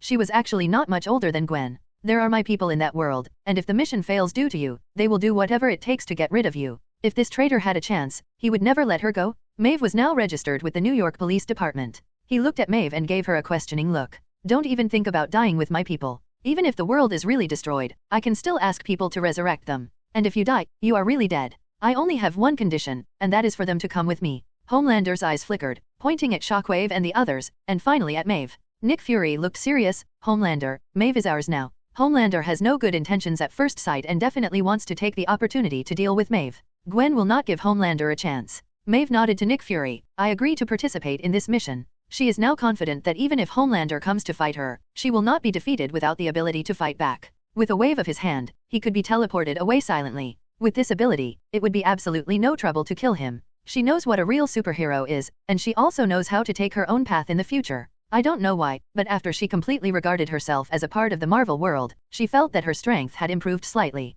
In the 2 months since she came to Marvel, she has experienced a lot and has become a lot more mature. Sister Maeve. Gwen frowned and came to Maeve's side. In another world, if Homelander wanted to attack Maeve, 5.1 would definitely not be his opponent. Ron, hearing this name, Homelander's heart skipped a beat. Deep in his heart, he still retained the fear of Ron. Ignoring Homelander, Nick Fury looked at Tony Stark. Please send a suit with them. Mr. Wayne, can you tell me what abilities you have gained? Captain America asked curiously. In the next battle, Bruce Wayne will be their comrade fighting side by side. Only by understanding the abilities of your comrades can you cooperate more easily in battle. Just call me Bruce. Bruce Wayne put on his helmet. You want to know my ability? Let's have a fight and everything will be clear. Like Captain America, he also wanted to know the strength of Captain America and others. If he is held back during a battle because he is unclear about his strength, this is not what he wants to see. The two had the same purpose and hit it off immediately. Bruce bent his legs and flew up along the well mouth. Captain America also made a slight jump and jumped out. Natasha Romanoff and the other three looked at each other and quickly followed. Captain America and Bruce found an open space far away from the underground base. If they really want to fight above the underground base, they are afraid that the base will collapse directly. Captain America looked at Bruce suspended in midair with envy in his eyes. Your ability is flight. More than that? Bruce said. Are you ready? Come on. Captain America did not take off his shield, but raised his fists. Only close combat is the best way to test the opponent's strength, and the strength can be clearly seen at a glance. Bruce obviously understood what he meant. His body flashed and he leaned down instantly. Bang, bang, bang, bang. The two of them got close in an instant, and after a violent collision, there was a series of fist and kick attacks. Both of them are fighting masters, Bruce aside. Before Captain America was injected with the super soldier serum, he was just a little boy full of justice. The physical strength is not good, and the fighting ability is also not good, but after the injection, not only did he strengthen his body, his brain was also strengthened. Make him smarter, and he will learn whatever knowledge he needs. Especially in fighting, in a short period of time, he became a fighting master who was no weaker than anyone else. The two of them fought, and it was fine at the beginning. As the strength of the two of them exploded, the battle became so intense that Natasha Romanoff and the other three couldn't keep up. In addition to being able to see the figure clearly, the attack is completely an afterimage and cannot be seen clearly at all. Hawkeye could occasionally see clearly, and while watching, he explained to the two of them. They know Captain America's strength. If they give him time, he has the ability to collapse a mountain. And Bruce Wayne, just now, was just an ordinary person. But I went out 24 times, and after I came back, earth-shaking changes took place. His physical strength is not weaker than that of Captain America, and he also has flight ability. It's just another Homelander, except the eyes can't shoot lasers. No, his close combat ability is far stronger than that of Tsukuni. Just like Frank, if he had the same strength as Homelander, he would definitely be able to hold down Homelander and beat him up. While watching the battle, their hearts were filled with shock, and they were thinking about whether they should go back and inject a dose of number 5 compound. Hawkeye turned to look at Natasha Romanoff. Do you still have compound number 5? Can you give me one? Such a small bottle can have such a powerful power. It is really greedy. Don't think about it, just one. Natasha Romanoff didn't even look back. Besides, this thing depends on luck. After the injection, it is completely uncertain what kind of super ability you will get. To get good super ability, the luck required is probably not much different from opening a can to get something good. Hawkeye smacked his lips. Okay, then I'd better save my luck and open the can. However, Bruce is really lucky to have such a powerful ability. Hawkeye saw that Captain America was almost using all his strength, but Bruce Wayne still held on firmly and shook his head in envy. With the strength Bruce has shown now, the four of them, including Banner, no, Hulk, can overwhelm him. Bang! Captain America and Bruce suddenly punched each other hard. Bruce used his strength to distance himself from Captain America and stood more than 10 meters away. I can feel that you didn't use your full strength just now. Captain America looked at Bruce with a hint of admiration. This is a fighting genius like Frank, who reached the pinnacle of humanity in a mortal body. If only compared to the strength before strengthening, Natasha Romanoff and Hawkeye combined may not be able to beat him in close combat. You know, Hawkeye and Natasha Romanoff are not weak at all. Although Hawkeye is good at using bows and arrows, he is also a master of swordsmanship, and his fighting skills are not weak at all. The same goes for Natasha Romanoff. She completely uses her fighting skills to make up for the weakness of being a woman.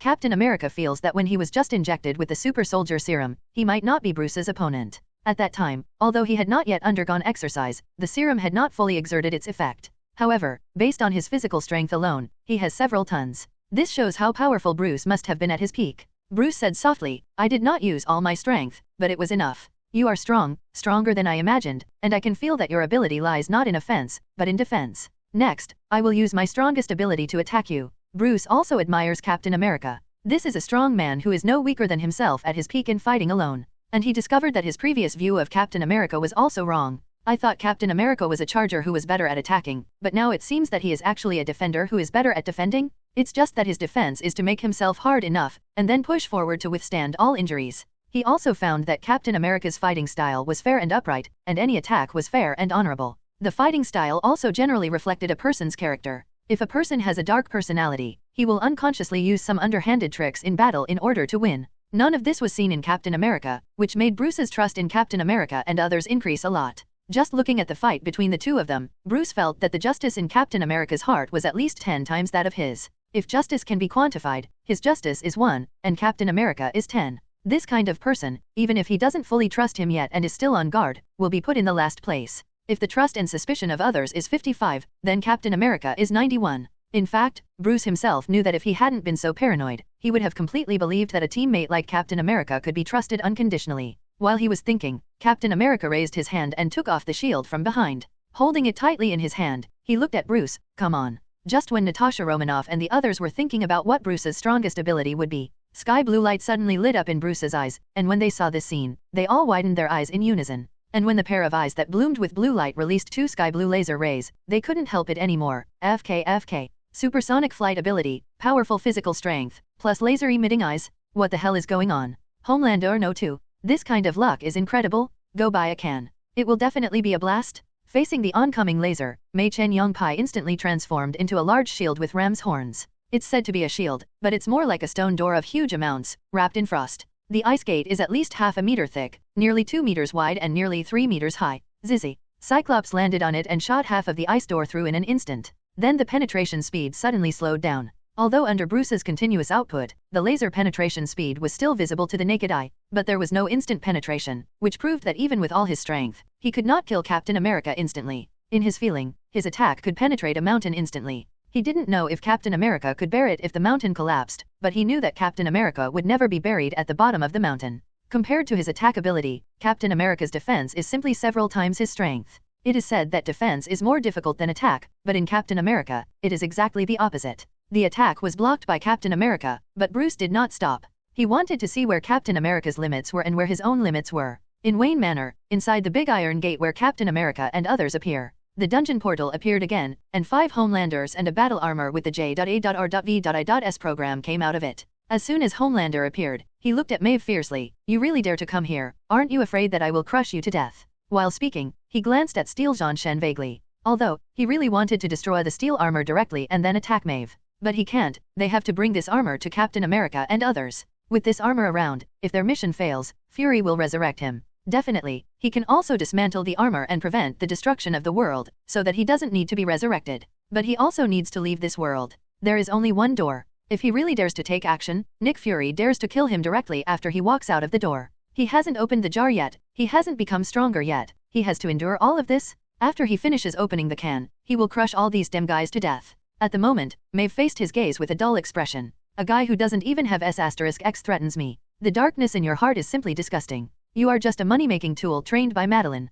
Do you really think of yourself as a god? He spoke without mercy and directly exposed Homelander's background. After following Captain America and the others to the Marvel world, they collected information through Tony Stark. She has seen too much about Vought Company and the secrets of the Super 7. It can be said that there is darkness in everyone's heart, and everyone is controlled by Walter Company using various means. She will never return to that kind of environment in her life. Maeve ignored the stunned looks from Shockwave and the other 3, and turned away. What do you mean? Homelander looked extremely ugly and stepped in front of Maeve. Mr. Homelander, please stop here. It's time to go find Captain Rogers. J.A.R.V.I.S reminded. She provoked me first. Homelander pursed his lips, suppressing the anger in his heart. You really dare to come here, and you're not afraid that I'll crush you to death. J.A.R.V.I.S projected the image of Homelander threatening Maeve just now. J.A.R.V.I.S, you were the one who threatened Miss Maeve just now. Please stop here and complete the task as your first goal. You. Homelander looked at the steel armor, his eyes couldn't help but glow red. Don't you know what you're doing is stupid?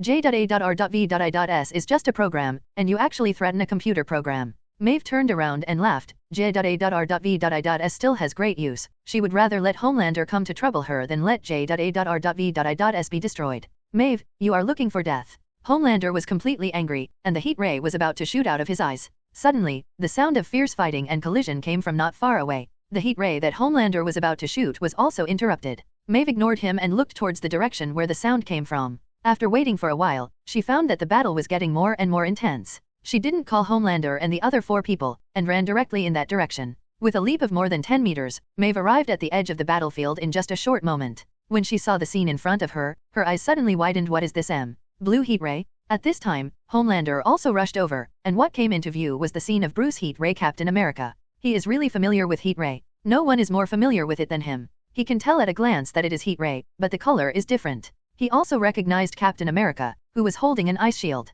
This was exactly what they were looking for. Captain America and Bruce also saw the coming Homelander, and Hawkeye clenched his bow and arrow, staring at Homelander closely. Homelander, why are you here? The dungeon portal is near S.H.I.E.L.D. If Homelander can come here, doesn't it mean that he went to S.H.I.E.L.D? Bruce walked up to Captain America and asked, enemy. Captain America nodded first, but then he saw Maeve beside him and shook his head. Not sure, let's wait and see. He frowned slightly, secretly alert, but then 733, when he saw a golden red armor appear, he was stunned. Natasha Romanoff looked at Captain America. Captain, what do we do now? Tony Stark? How did he get mixed up with Homelander? Director Nick Fury asked me to inform you that the portal is only accessible but not accessible. After watching the projection, Hawkeye released the Artemis bow. Homelander will definitely try his best to complete the mission and buy the can after going out. Moreover, Shockwave is a guy who can compete with Locomotive, so he is not weak at all, so he can be regarded as a fighting force. Instead, the voice of J.A.R.V.I.S came from inside. Captain Rogers, this is J.A.R.V.I.S. It's just that I don't know how much the price of resurrection will be. There should be a chance of getting the Dragon Balls out of the jar. The destruction of the world must be prevented before the World Gate can be completely stabilized. Bang! The armor fell to the ground, but the mask did not open as Captain America thought. Shit, B.D. Fury? You acted like a human being this time. Captain America looked at Bruce. Bruce, let's go back to the underground base first. Captain America looked at Shockwave. Strange, unfamiliar, Homelander person? As long as someone knows about Ron's jar, it's impossible not to be tempted by it. The 3 of them are included in the information on the Black Robe Picket world. There are not many black spots, so Captain America and others did not target them too much. Homelander and Miss Maeve are the helpers he arranged for you. I hope they can help you. Bruce raised his eyebrows. Okay, let's go back first. Okay. Bruce nodded expressionlessly. I need to know, apart from you, what are their strengths? When the group returned to the underground base, Bruce asked Captain America first. They won't hold them back, right? Hawkeye still can't believe Homelander. This guy is too powerful and too unstable. However, he didn't dare to trust it completely. After all, this involved a whole world. The disappearance of the World Gate proves that they have no escape route. Now they are finally fine. Even if they fail, they will not die completely. Captain America thought for a moment. Since you have made a deal with Fury, I hope you will abide by it. As for the Shockwave trio, Captain America just nodded to them. Upon hearing the message from JARVIS, the heavy pressure in Captain America's heart suddenly relaxed. Captain America shook his head. Probably not. Don't worry, I will catch them. Homelander's face turned dark instantly as he remembered being thrown out of the jar shop by Ron. Homelander was silent for a moment, not seeing any difficulty on Captain America's face, and then he nodded. I will. In addition, he asked me to tell you the most important thing. If your mission fails, he will ask Mr. Ron to resurrect you no matter what the price. After thinking for a moment, he guessed that these three people were probably connected by Homelander. Maeve is okay, Homelander is a helper? J.A.R.V.I.S. Are you sure this is Nick Fury's arrangement? Homelander wants to open a can? Are you afraid of being slapped to death by Ron when you get to the can store? J.A.R.V.I.S. did not explain, but released footage of Nick Fury threatening Homelander on the other side of the World Gate. In such a short time, Shockwave also arrived on the battlefield. After hearing the news brought by JARVIS, Bruce thought that someone would be less interested in saving the world. As a result, he didn't expect that all the faces of Captain America and 4 random people showed him only fighting spirit. Don't be afraid of death, trust your teammates, don't worry about all the fighting spirit. It's really good to have such a bunch of teammates. At least he has a lot less pressure on his heart. Bruce muttered in his heart, what if that gate to the world is real? In the end, it really existed forever, and he really didn't mind getting in touch with these people. Captain America listened to Bruce's question and looked at his team members. Barton is good at bows and arrows. When he uses a bow and arrows, the damage caused will not be weaker than my fists. Natasha Romanoff is good at most thermal weapons and mechanical driving. Give her a fighter plane and she can fly it. Among us, she is not very powerful, but she has also been strengthened. Captain America's eyes fell on Starlight and Deep Sea. I don't know their strength. The overall ability is not as good as Natasha Romanoff, but the overall strength should not be too weak. Following Captain America's introduction, Bruce's eyes swept over the 4 people again. Different from Hawkeye and Natasha Romanoff, this is Starlight and Deep Sea. Bruce didn't see any trace of training. Without super ability, they would be just ordinary people. He shook his head slightly in his mind and was about to wait for Captain America to introduce the rest of the people. At this time, Seeing Guang suddenly said, my strength is not weak. Vought's information records are incomplete. My ability is energy absorbing, including electric energy. As long as I absorb enough energy, I won't be weaker than Shockwave, and I have learned fighting skills. She knew this was her chance to express herself. From Captain America's introduction, it could be seen that she had been underestimated. She admits that she is not strong among others, but she must not be without value. People who are worthless will not be remembered, and they are not worthy of being resurrected after death. She wants to fight for a chance of survival for herself, rather than die with the deep sea. Even if she still has to die, she will die in a different world from Shanghai. Shockwave? Bruce looked at Captain America, and Captain America said, he is Shockwave. Hearing Captain America call his name, Shockwave took 2 steps forward. Captain America continued, his ability is supersonic speed. The speed is about 3 to 5 times the speed of sound. In addition, the body is also relatively strong, with a strength of about hundreds of tons. However, the only drawback is that he is not good at fighting. If someone is not slower than him and has better close-range ability than him, he will have no power to fight back. Bruce listened to Captain America's words, nodded slightly, and then looked at the remaining 3 people. Captain America looked at Maeve, Miss Maeve, a pure physical strengthener with super ability. Aside from defense, if you only compare your physical strength, you won't be able to compare with me. Bruce raised his eyebrows and glanced at Maeve, finally finding someone he could understand. No wonder Captain America would introduce her later. Maeve can be regarded as a major combat force. Thinking of this, he couldn't help but be slightly curious. Maeve was already pretty good and only ranked 3rd from the bottom. What was the situation with the other 2? Also, Captain America deliberately didn't introduce Bruce Banner. Isn't this guy really here to make soy sauce? Bruce doesn't think Banner is stronger than Captain America. Captain America looked at Homelander, his name is Homelander, and his abilities are the same as yours. Bruce and Homelander both looked at each other in surprise, the same means exactly the same. Is there an identical super ability in this world? Homelander looked at Bruce intently. After a moment, his pupils shrank. Did you inject compound No. 5? Bruce didn't speak, and Captain America took over and said, that's right. How is that possible? Homelander couldn't believe it. Compound No. 5 is a product of Vought Company. Where did you get it? Captain America didn't shy away from it. When I went to your world last time, I obtained it from Vought Company. Bruce Wayne is the first user of Compound No. 5. This is impossible. For adults, compound number 5 is poison. Homelander looked ugly. There's no way that thing can give adults super ability. Furthermore, it has severe side effects on the body. Even if it is used by me, it will cause permanent damage to the body. Although compound number 5 was a product unique to their world, he didn't care if it was obtained by S.H.I.E.L.D. He only cares about himself. What makes it difficult for him to accept is why Bruce has the same ability as him. God, he should be the only one. Facing Homelander's unacceptable roar, Captain America replied in a calm voice. We have improved it so that it does not need to be injected from infants and can be used directly by adults. Furthermore, as far as we know, Watt Company is also studying the interim compound and has achieved certain results. The temporary compound number 5 can be used directly by adults to obtain super ability that lasts for 1 day. Captain America doesn't have a good impression of Vought Corporation. If we say that the super abilities in the Black Robe Picket team have the possibility of being forgiven, then, all senior executives of Watt Company do not deserve to be forgiven. Walter Company is almost the largest dark source in the entire world of Black Robe Pickets. Bruce Wayne has gloomy eyes, injected from infancy, experimented on babies? This company is not in his world, otherwise, he will definitely arrest them all, no, kill them. Although Batman has sworn not to kill anyone, he doesn't mind temporarily borrowing Joker's vest when faced with such a person. The man was killed by Joker, what does it have to do with Batman? Bruce has lived for decades and is no longer a fool. In addition to various skills, the most useful ability he has learned is flexibility. Why not kill people? Can evil be completely solved by not killing people? Can all criminals be frightened into fleeing Gotham without killing people? Does not killing people make Gotham the safest city? Captain America's words made Starlight and Shockwave's pupils tremble violently. Compound number 5. Injection from babies? Give people super ability? Every word made them unconsciously question. Impossible? Absolutely impossible? They are the chosen ones? Born with super ability. We are unique, people all over the world say so, how can it be false? Noticing the expressions on their faces, Maeve had a complicated look on her face, as if she had seen herself before. However, she just shook her head and said nothing. Captain America said, okay, let's stop this. If you still want to know more, you can come to S.H.I.E.L.D after the mission is over. At that time, I will help you retrieve information about Watt Company. After finishing speaking, Captain America introduced Banner to Bruce Wayne with a serious expression. Bruce Banner, after transformation, can transform into the Hulk. Huh? Bruce Wayne was stunned and transformed into a co-author. He was not a researcher but also a combatant. The Hulk, who is nothing but pure strength, is stronger than any of us in terms of strength. Captain America's words directly shocked Bruce, Homelander, and others. Captain America is aware of their strength, and if he says this, he will definitely not collapse. In other words, this is true.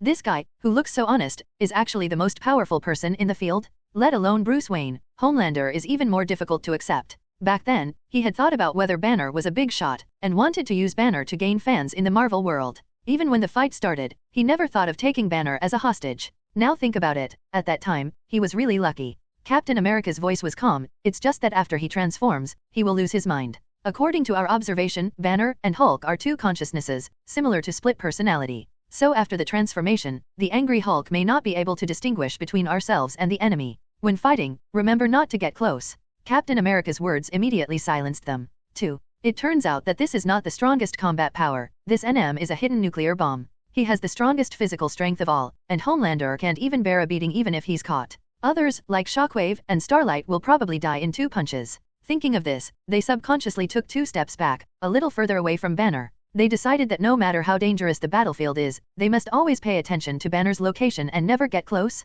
Banner, are you serious about taking a step back? Feeling a little embarrassed, Banner scratched his head and changed the subject. Well, Bruce, what should we do now? Also, you didn't even finish answering the 2 questions before and left. Bruce glanced at them speechlessly. I've been away for so long, don't you think you can use your own brains? He has said so much, don't these people even have any ideas? It is my blessing to have you here to save my world, and it is also the blessing of the world. Ahem. Captain America covered his mouth in embarrassment and knocked it. It's not their fault. I was completely confused when I came to this world, and then there were so many messy accidents. Huh? Wait. Captain America suddenly turned to look at the steel armor controlled by the J.A.R.V.I.S program. J.A.R.V.I.S, you first get information about this world. I'm so used to using Tony that I forgot that Tony also uses J.A.R.V.I.S. J.A.R.V.I.S. Okay, Captain. Who is he? Bruce looked at the steel armor. Captain America had just been introduced to everyone, but there was no introduction to him. Captain America said, it's called J.A.R.V.I.S.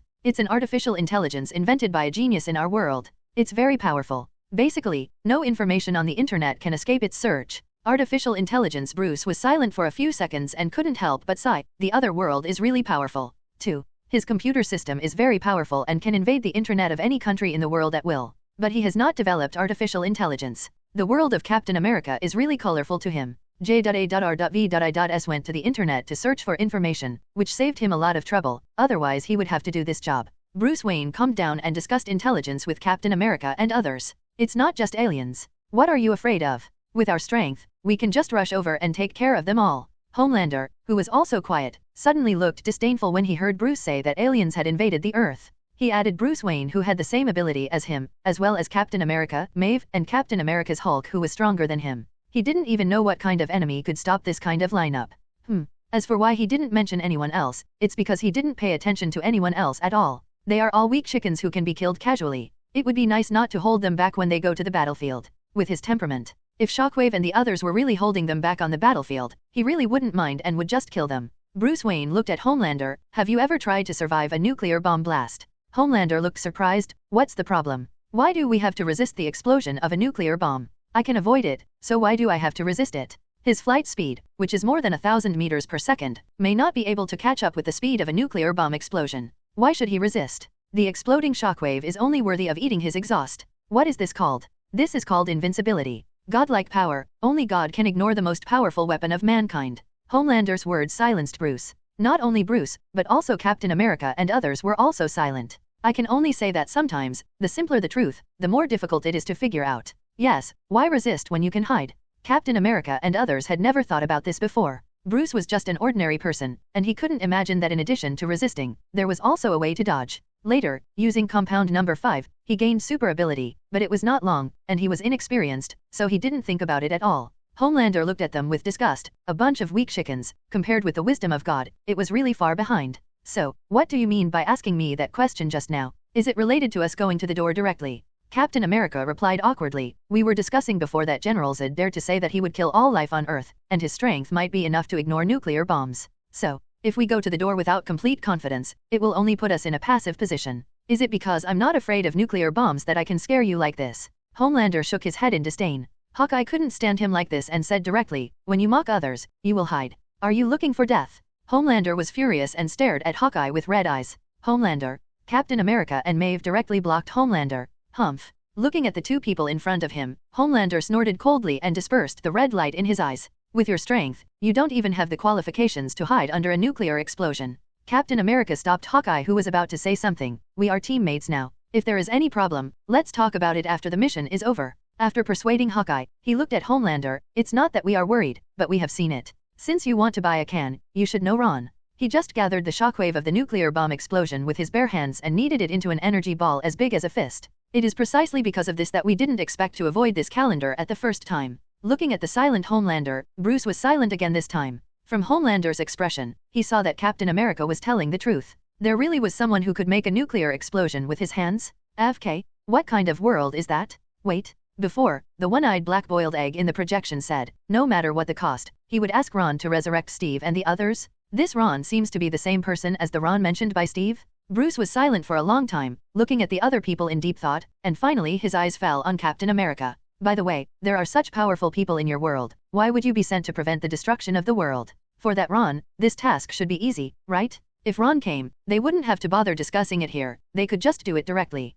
Captain America shook his head. He only sells cans, and he usually doesn't care about other things. Cans? Bruce Wayne asked in confusion. Yes. Captain America nodded. The door to the world was opened from his can china. My power, Barton's bow, and arrow, all came from his can. Even, in his jar, there are things that can revive people. In short, it's amazing. Until now, no one knows what can't be found in his jar. Resurrect the dead. Bruce pondered. Is this really possible? More than that? Captain America smiled bitterly. We can't even imagine how powerful he is. We suspect that he can travel through time and space, change the future, and even cross the world. If he wants to destroy the world, we have no way to do it, but fortunately, he just wants to enjoy life. Moreover, he will sell us jars that can open powerful abilities. Bruce shook his head. No one will be good to others for no reason unless he is profitable. Bruce shook his head. No one will be kind to others for no reason, unless he is profitable. It's not that Bruce Wayne doubts Ron, it's just that he thinks so. Ron, you are so right. Well, that's exactly what happened. It's just that except for Yaang, who vaguely knew something, the others didn't know anything at all.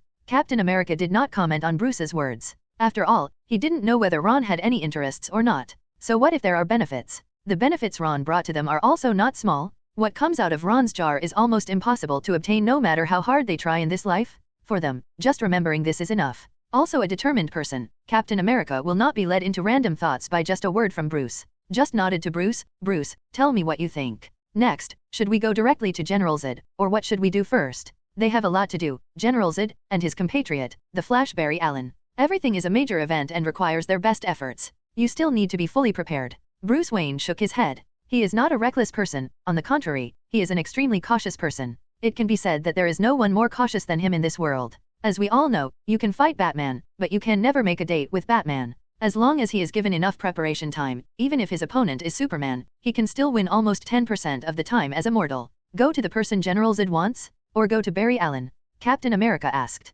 Banner said at this time, we shouldn't need to find that person. I guess it won't be long before that person appears on his own. Whether they are Zod's friends or enemies, they will take the initiative to find him. No. Bruce Wayne said solemnly, there is another possibility that he cannot show up.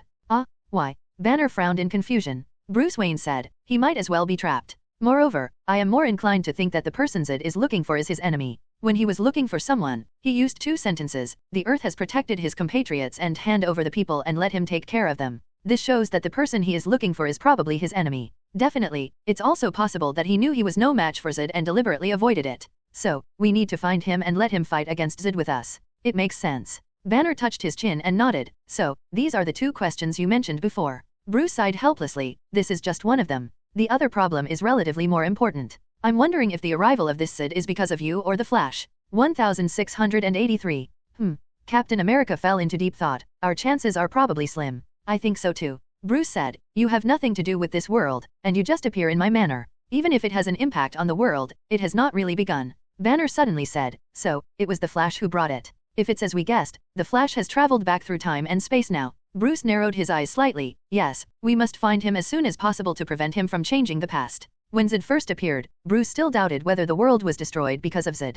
But now, he doesn't think so anymore. The destruction of the world is not the destruction of the Earth. He also just figured out that for humans, the Earth is the world. But for people in another world, their side, and the whole world can be called the world. The disaster brought about by Zod would at most destroy the Earth. No, it wouldn't even be considered destroying the Earth. In other words, kill all humans on the Earth, including other living beings at most. If he wants to destroy the world, Zod's power is still far from enough. Bruce is very confident in his current power, and Zod cannot be much stronger than him. Otherwise, we wouldn't be unable to find individuals and still need to demonstrate online. In other words, Zod's power cannot bring disaster that will destroy the world. Zod's invasion was due to the arrival of the Flash, but the destruction of the world was still due to him changing the past. The first thing to do is to find Zod's compatriots and stop Zod from destroying the Earth. The second thing is to find Barry Allen and kill him. Definitely, Bruce just thought that it was impossible to kill. Barry Allen must exist and must be alive, except that it may lead to more serious consequences. If possible, Bruce would like to persuade him to give up the idea of changing the past.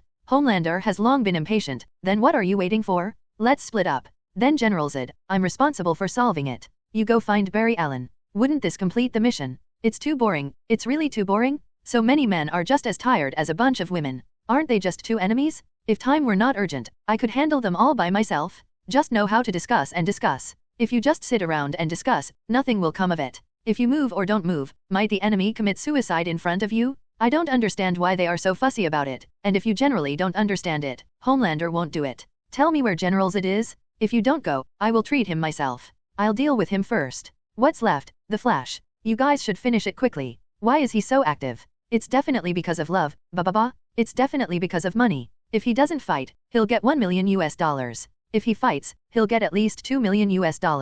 There's no upper limit. The more intense he fights, the more money he'll get. How could he sit still with such a good thing? The enemy was right in front of him, just waiting for him to go up and make money. Money is ABD, if you don't make it, you won't make it in vain. When he looked at Zod now, it was like looking at a mountain of gold that was within easy reach. Bruce blinked and turned to look at Captain America with a questioning look. What's going on? Captain America shrugged and gave him a look. How about letting him send? Oh no, I mean, let him try to die? Bruce's eyes were complicated. Try to die? Okay, then let him try to die. After the 2 made eye contact that others could not understand, Bruce nodded to Homelander. Okay, leave that Zod to you, and I'll find out their location for you. However, you have to think carefully. We will not support you. Everything must be done by yourself. Okay.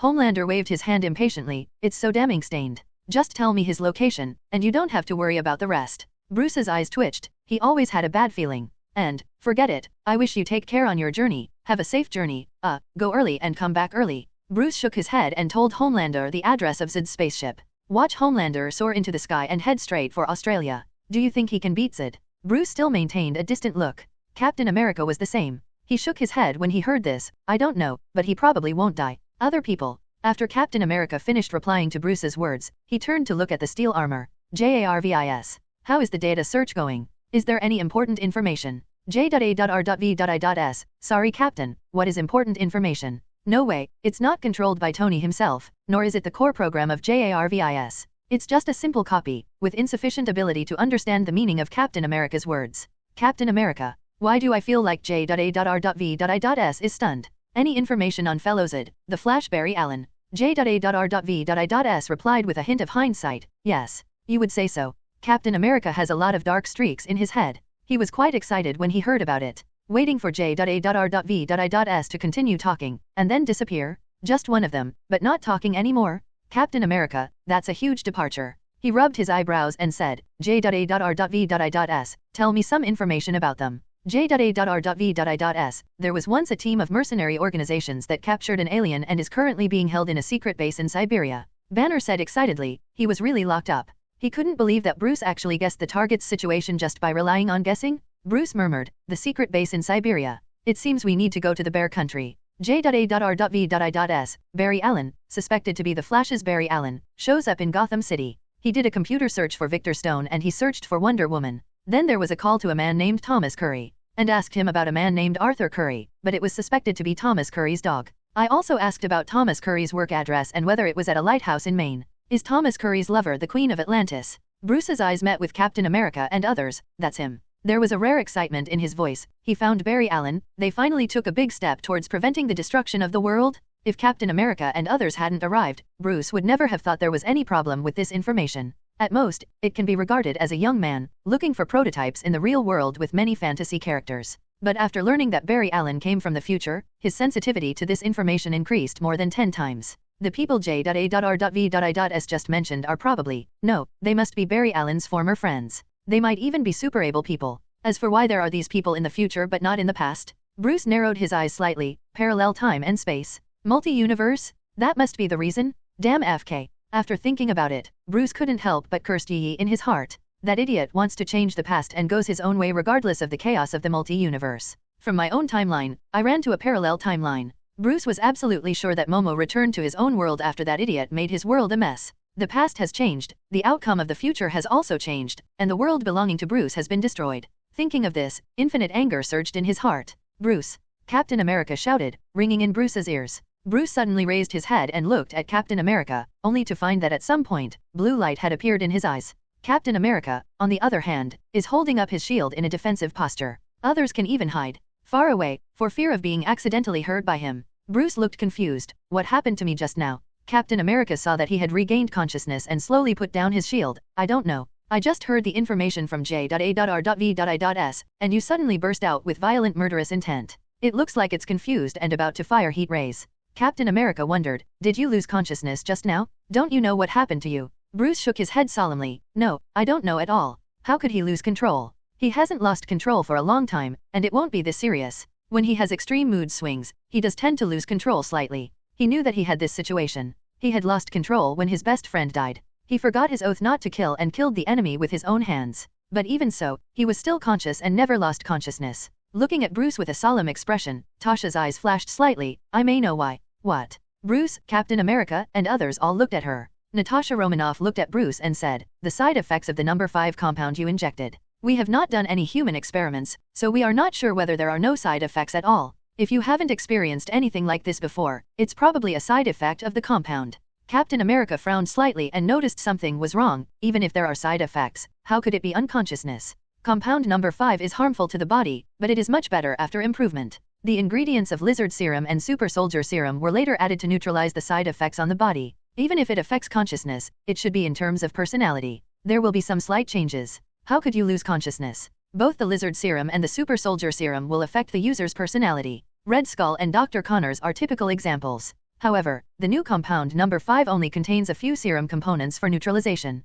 Therefore, even if there is an impact, it will not be serious and is completely within the tolerance range. After hesitating for a moment, Natasha Romanoff glanced at Banner. A little Hulk serum is added to this bottle of compound. Captain America and others were silent. This time everything made sense. Hulk originally lost control after transforming. I don't believe it. Bruce's situation just now is not exactly the same as Hulk's, but it is also very similar. Banner looked very ugly. Why do you need to use Hulk serum for experiments? If he was the same person before, he would probably fall out now. Even if he doesn't fall out now, he will fall out immediately when he gets back. He has gone from hating Hulk to accepting Hulk. What he couldn't accept was that they forcefully used Hulk serum without knowing the power of Hulk blood. If even one of Hulk's cells enters the human body, it will be devastating. Hulk cells will quickly devour the user's own cells, and eventually engulf the user together. It can be said that no one understands Hulk serum better than him. Banner quickly came to Bruce's side. Don't move, let me check. He checked everything from his hair to his face and finally his pupils. After checking it, he breathed a sigh of relief. Fortunately, on the surface, there is no problem. However, your reaction just now was probably affected by the Hulk serum. Banner looked at Bruce. Is there a laboratory? Let's draw blood first and test it before we talk. Bruce's face didn't look good either. Through Captain America's words and Banner's expression, he knew something was wrong with his situation. But he still rejected Banner. Now is not the time. We will wait until the group relationship is over. Banner wants to say something else, but considering the current situation, there was already target information, so he swallowed the words that came to his lips. Captain America patted Banner on the shoulder. Don't worry, Bruce is probably not serious. You know Hulk best. If he can really transform into Hulk, he shouldn't be unconscious. After saying that, Captain America looked at Bruce. Don't worry, this matter is over. You can go to our world, and I will ask Ron to check it for you. With Ron here, those side effects can be easily eliminated. At the moment, compared to the solemn expressions of others, Bruce had regained his composure. He nodded slightly to Captain America. He had no choice. Although there were side effects, he also gained powerful power. If you gain something, you have to give something. He knows this truth better than anyone else. Barry Allen is coming to Wayne Manor. A pile of trash, just an alien general. Even if he can cross the universe, it's just because of advanced technology and he is timid. Homelander is flying in the sky, constantly complaining about Captain America and others. It's not like he hasn't tried before. His physique is fully capable of flying in the universe. If it weren't for the fact that the body needs nutrition and must eat and drink, otherwise he would be able to travel through space on his own. And without air resistance, he can even fly at the speed of light. This is what gives him the confidence to defeat Z alone. How strong can a guy who relies on technology be? As long as that Z dares to come out of the spaceship, he will let them know what a calendar zone is. Homelander narrowed his eyes slightly. Kill him, and the spaceship should be mine, right? By the way, how much can a spaceship cost? It's a lot. It should be able to sell a lot of cans. Ha! Homelander suddenly raised his hand and slapped himself. What are you thinking? How can you sell this? A unique thing should be in your own hands. Only in this way can I get more benefits. Homelander never thought about Vought Corporation at all, when the spaceship was given to Vought. Is it worthy? Now that I have a spaceship and have established myself in the Marvel world, wouldn't it be nice to take Madeline over when the time comes? After knowing the power of Ron, the magic of the jar and the hugeness of S.H.I.E.L.D, he now has a slight disdain for Vought Company. He was with Walter before because Madeline needed it, and Walter could bring him the care of countless fans. Now, as long as his cooperation with S.H.I.E.L.D goes smoothly, he can get more fans. Fans of countless worlds. Even fans of aliens in the universe? To put it bluntly, Homelander has expanded and it feels like the Earth is too small to accommodate his great god. Homelander, God, it's nothing if it doesn't light up the multi-universe? Lighting up the multi-universe starts with you, Zid. Homelander at the moment, the peculiar spaceship can already be seen. In the distance of the black spaceship, there were troops surrounding the spaceship. And in the distance, there are constant soldiers gathering. In the sky, there are also armed helicopters and fighter planes circling. When they saw humans flying rapidly in the sky, the two armed helicopters, without saying a word, directly controlled their machine guns and fired a bullet at Homelander. The file-sized bullet on his finger didn't even break Homelander's face. Crackling like rain, falling from his body. Damn BD. Homelander pursed his lips and gritted his teeth as he looked at the gunship that shot him in the face. His eyes glowed red, and two heat rays shot out, sweeping directly from the helicopter. In an instant, both helicopters split into two halves and fell crookedly downwards. If you dare to offend God, I will send you to hell in advance. Mainly, the sudden attack of the armed helicopter interrupted Homelander's beautiful fantasy. There was a cold light in his eyes, and he glanced contemptuously at the other planes circling around him. That is to say, we have to maintain our image, otherwise, everyone will die. After all, he is here to deal with aliens and is a positive figure. He just destroyed two helicopters because the other party launched an attack on him without saying a word.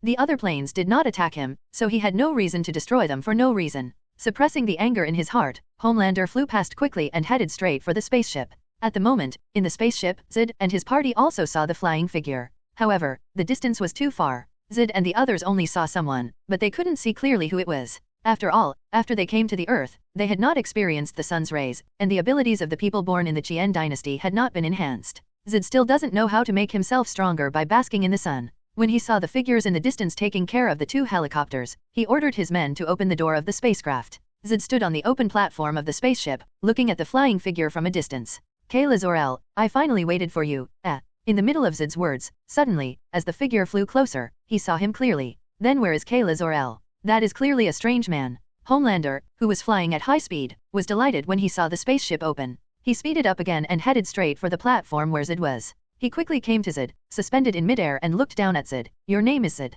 Captain, Barry Allen is coming to Wayne Manor. In Wayne Manor, in the underground base, because of J.A.R.V.I.'s words, everyone fell into silence at first, and then everyone sighed. Bruce Wayne looked at J.A.R.V.I.'s first. Are you sure? J.A.R.V.I.'s, yes, the taxi they took has arrived at the gate of the manor. Captain America frowned and realized something was wrong. J.A.R.V.I.'s, you mean, them? J.A.R.V.I.'s, it's 2 Barry Allens who look alike, and they've entered the manor. Banner's eyes lit up. It's the future Barry Allen and the present Barry Allen together. After Bruce understood all this, he rushed out of the underground base. Let's follow. After Captain America gave the order, he jumped out along the well mouth. At the moment outside the gate, the young Barry looked at his future self. Are you kidding me? What the hell is this place? The Flash Barry didn't answer him, pushed open the rusty iron door and walked in. Young Barry looked at his back, and then at the gloomy, foggy manor. He paused and followed reluctantly. Where is this? Hell? You are not going to hell, are you? The Flash Barry said without looking back. Stop talking nonsense and follow up.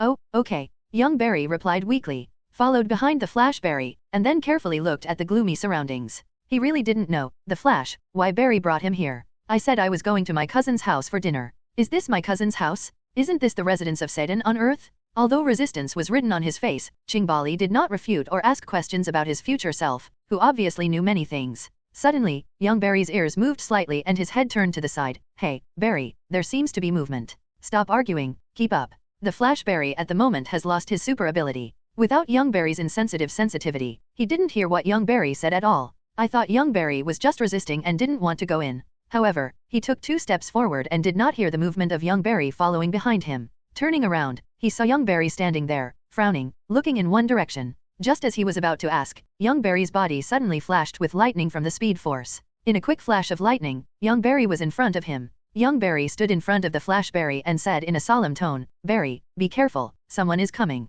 As soon as he finished speaking, the Flash Barry hadn't even responded to the meaning of his words. I saw the fog in the manor rolling rapidly, and a black shadow flying towards the 2 of them quickly. When the black shadow flew closer and saw the other party's costume clearly, the Flash Barry's eyes widened. Batman, Batman, Batman can fly. He knows that Batman's equipment has many abilities, one of which allows Batman to glide. But it's just gliding, not very fast. But now, it was at least 10 meters above the ground, coming towards the 2 of them steadily and quickly. Fake? Could it be that the Batman of this world is Superman? Oh no, is he a Kryptonian? Bang, accompanied by a slight landing sound. Bruce Wayne, wearing a bat suit, fell in front of 2 Barry Allens. Bruce looked at the 2 Barry Allens in front of him who were almost identical. He knew that this was the person he was looking for. Before he could speak, the Flash Barry asked first, Are you really Batman? Bruce Wayne. However, the Flash Barry was halfway through asking when the fog rolled in again. Several figures rushed out of the fog and stopped beside Bruce. Then, under the gazes of the 2 Barry Allens, a total of 8 people stopped in front of them one after another. Seeing the 9 people staring at the 2 of them motionless, young Barry carefully tugged on the Flash Barry. Are we in the wrong place? How about we leave first? After speaking, he faced Bruce and others with a smile that was uglier than crying. I'm sorry, my cousin and I went to the wrong place. We're leaving now, we're leaving now. You're right, Barry Allen. Bruce's powerful voice, which belonged to Batman, shocked the 2 Barry Allens. Young Barry's body that had just turned around turned back again helplessly. Looking at the Flash Barry, he spread his hands and said, You said you wanted to come here.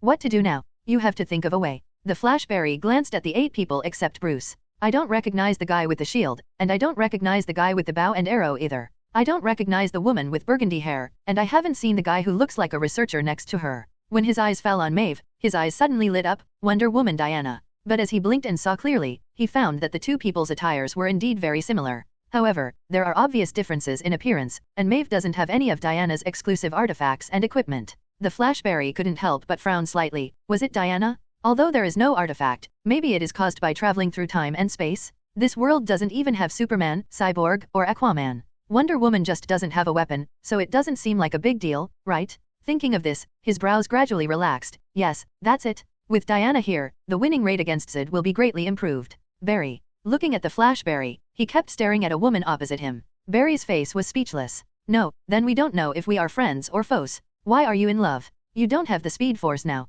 If the other party rushes over, don't blame me if I can't stop him. Young Barry's call brought the Flash Barry back to his senses. He looked away from Maeve and looked at Bruce and Maeve. Bruce, Diana, I am. My name is not Diana, my name is Maeve. Maeve looked at him with a smile. Plus, we know who you are, the Flash Barry Allen. The Flash Barry was silent, he felt something. Something seems wrong. On the spaceship, looking at the arrogant Homelander, S.H.I.E.L.D fell into silence. After a moment, he said, Who are you? Where is Kayla Zor-El? Homelander glanced down at him, ignoring S.H.I.E.L.D's words and even more ignoring the weapons in the hands of the Kryptonian soldiers around him. He first flew around the spacecraft, and when he flew back, he nodded with satisfaction. Not bad, not bad, not bad. This spaceship suits him very well. Just suspended in midair, looking down at S.H.I.E.L.D. S.H.I.E.L.D, right. I'll give you two choices. Either surrender to me, or I'll send you to death. Which one do you choose? Ignorant human, you are looking for death. Behind S.H.I.E.L.D, the Kryptonian female adjutant Fiora, wrapped in a battle armor, suddenly cursed. With his legs slightly bent, he rose into the sky and punched Homelander directly in the head.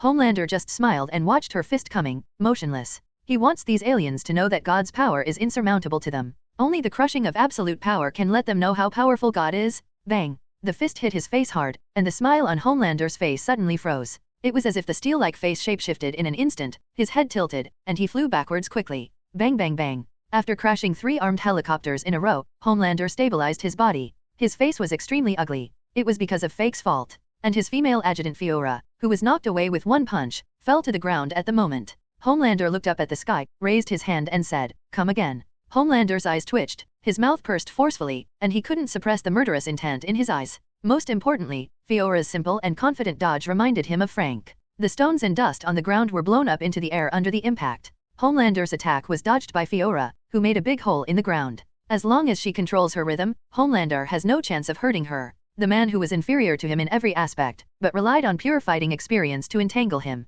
Facing Homelander's dive, Fiora dodged slightly and avoided Homelander's attack. Boom! The shockwave of the impact instantly spread to a radius of nearly 100 meters. The ground cracked under his feet, and his body bounced up instantly, hitting Fiora's faceplate with a punch. Fiora still maintained the same posture as before, waiting for Homelander to stand up. He leaned his body to the left and took the opportunity to strangle Homelander's neck with his right hand. He was able to dodge his speed and the force of his attack just now. Let Homelander, as soon as he sees her, lose the slightest desire to fight and dare not face her at all. Homelander swore that he would kill this woman. Weren't you very arrogant just now? Come again, let me see if your strength is worthy of your tone. Fiora doesn't need to, she just needs to stand here and wait for Homelander to come to her. Even if the strength is not as good as him, with a sharp enough weapon, it can already threaten him. In the first battle in this world, to be embarrassed by a woman is simply unforgivable. With that said, taking advantage of Homelander's opportunity to counterattack, Fiora used her right hand hard and threw Homelander heavily to the ground. In the dust, Homelander got up and pounced on Fiora again, and the two quickly fought into a ball.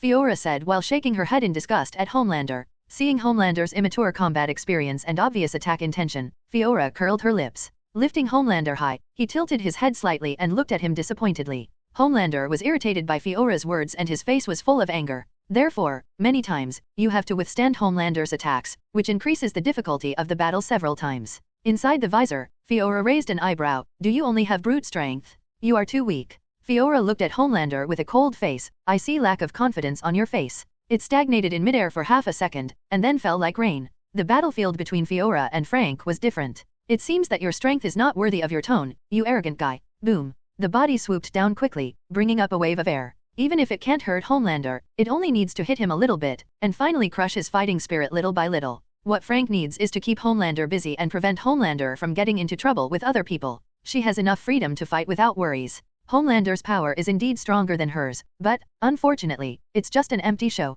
At the moment, he was standing in the pit, looking at Fiora who was standing there mocking him, with disbelief in his eyes. However, Homelander was so angry that he completely lost his mind. With each attack, the intention becomes more obvious, allowing Fiora to see through it at a glance, and then quickly counterattack. She doesn't need to resist Homelander's attack, she just needs to dodge. Unable to dodge, he used his strength to push aside Homelander's attack. Then, he quickly turned around and punched Homelander directly to the ground. Bang! He added a heavy kick and kicked Homelander in the abdomen. Homelander felt a huge force coming from his abdomen, and then his body flew out uncontrollably. It flew hundreds of meters and bounced on the ground a few times before stopping. Homelander put his hands on the ground and slowly straightened up. Just standing in the distance, looking at Fiora, gritting his teeth hard, his masseter muscles bulging high. Damn it! Damn it! Damn it! An angry low roar was squeezed out from between the teeth. Just as Fiora was waiting for Homelander to rush up again, she saw Homelander's eyes turn red. Suddenly, 2 finger-thick heat rays shot out very quickly, and bang! Fiora was caught off guard and shot directly on the mask.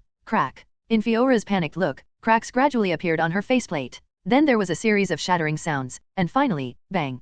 Fiora's faceplate exploded. The visor also bought Fiora a moment of dodge time. When the visor exploded, Fiora's head quickly moved to one side, and 2 red rays were reflected on her pupils. However, she was not shocked by the power of Homelander's attack. Without her visor, exposed to direct sunlight, the Earth's air quickly poured into her body. The intense discomfort caused her pupils to lose focus. He raised his hand in confusion, only to see a double image of the hand close at hand. For a moment, her face was dull, but the next second, she suddenly hugged her head tightly in pain. Bang! He knelt heavily on the ground and shouted 600, as if he was undergoing great torture. This scene fell in Homelander's eyes, making him stunned for a moment while he was still angry. Was it just hit? Wasn't it dodged? Did you see it wrong? But he was only stunned for half a second, and then he was overjoyed. No matter what. Anyway, I, Homelander, am the winner? He flew into the air and looked down at Fiora proudly. Dem BD, do you know the power of God? I will kill you all. Just as he was about to use Heat Ray to attack Fiora again, 2 figures jumped from the spaceship and landed in front of Fiora. Watching Zod letting his men take Fiora away and then looking directly at him, Homelander's proud expression froze. Fiora is obviously Zod's subordinate, and his subordinates are so strong, but what about the general? Homelander has no doubt that Zod must be a strong man whose strength and speed are not weaker than his own. He is even sure that he has fighting skills that are not weaker than Fiora's. When he thought of this, Homelander rose into the sky unwillingly. Just wait for me, I will come back. He, Homelander, is not running away, but making a strategic retreat. The other party doesn't follow martial ethics, bullies him into being alone, and makes him play wheel battles. He will go back and call for help now. Looking at Homelander's leaving figure, Zod's eyes showed a trace of thought.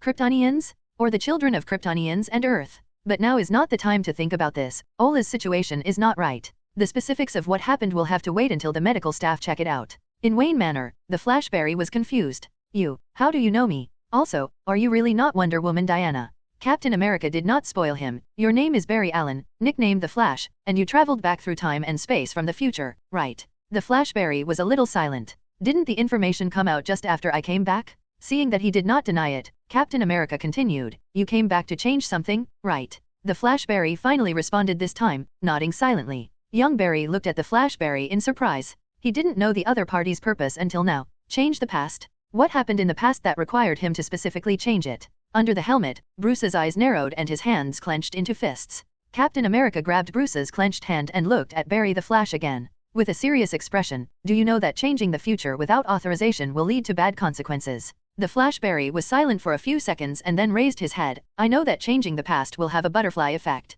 It may even change many things, and may even lead to the disappearance of many people. But what I changed was small things, very small things, just my family matters. It only involves 2 people and will definitely not affect anyone else. He didn't even think about changing his mother's death, but just wanted to change the sentence against his father. His father was definitely not the murderer of his mother. He just wanted to provide his father with evidence. My father loves his mother so much, he can no longer bear the crime of killing her. He doesn't need to come into contact with his parents. He just needs to put the ketchup his father wants to buy on it. It's enough to let the camera record the time Dad was in the supermarket. Young Barry fell into silence inexplicably, but the family matter only involved 2 people? You know, their family is a houseworker in the Lord. Bruce looked down at him and said in a low voice, your arrival is no small matter. As long as you show up, the world has begun to change. Zod probably appeared because of you, and this world will eventually be destroyed because of you. Impossible. The Flashberry suddenly said, it's impossible for the world to be destroyed. Even if the world is destroyed, I will definitely travel back in time to change what happened. At this point, the Flashberry was suddenly stunned. No, I have lost my speed force. If you lose the speed force, you can't travel back in time, and you can't change it. Could it be said that it was really my appearance that led to the arrival of Zod? No, he came to Earth to find Superman. Superman will defeat him. Wait, Superman? There is no Superman in this world. There is no Cyborg, no Aquaman, and no Diana. There is only Batman in this world, but Batman is an ordinary person. Huh? No, Batman is not an ordinary person. Others are not ordinary people either. The Flashberry suddenly looked up at Bruce. Are you Batman Bruce Wayne? Or a Kryptonian? After asking Batman, he looked at Captain America and others. And you, who are you? What? You actually traveled across the world to save our world. After a while, young Barry exclaimed, "This is so cool.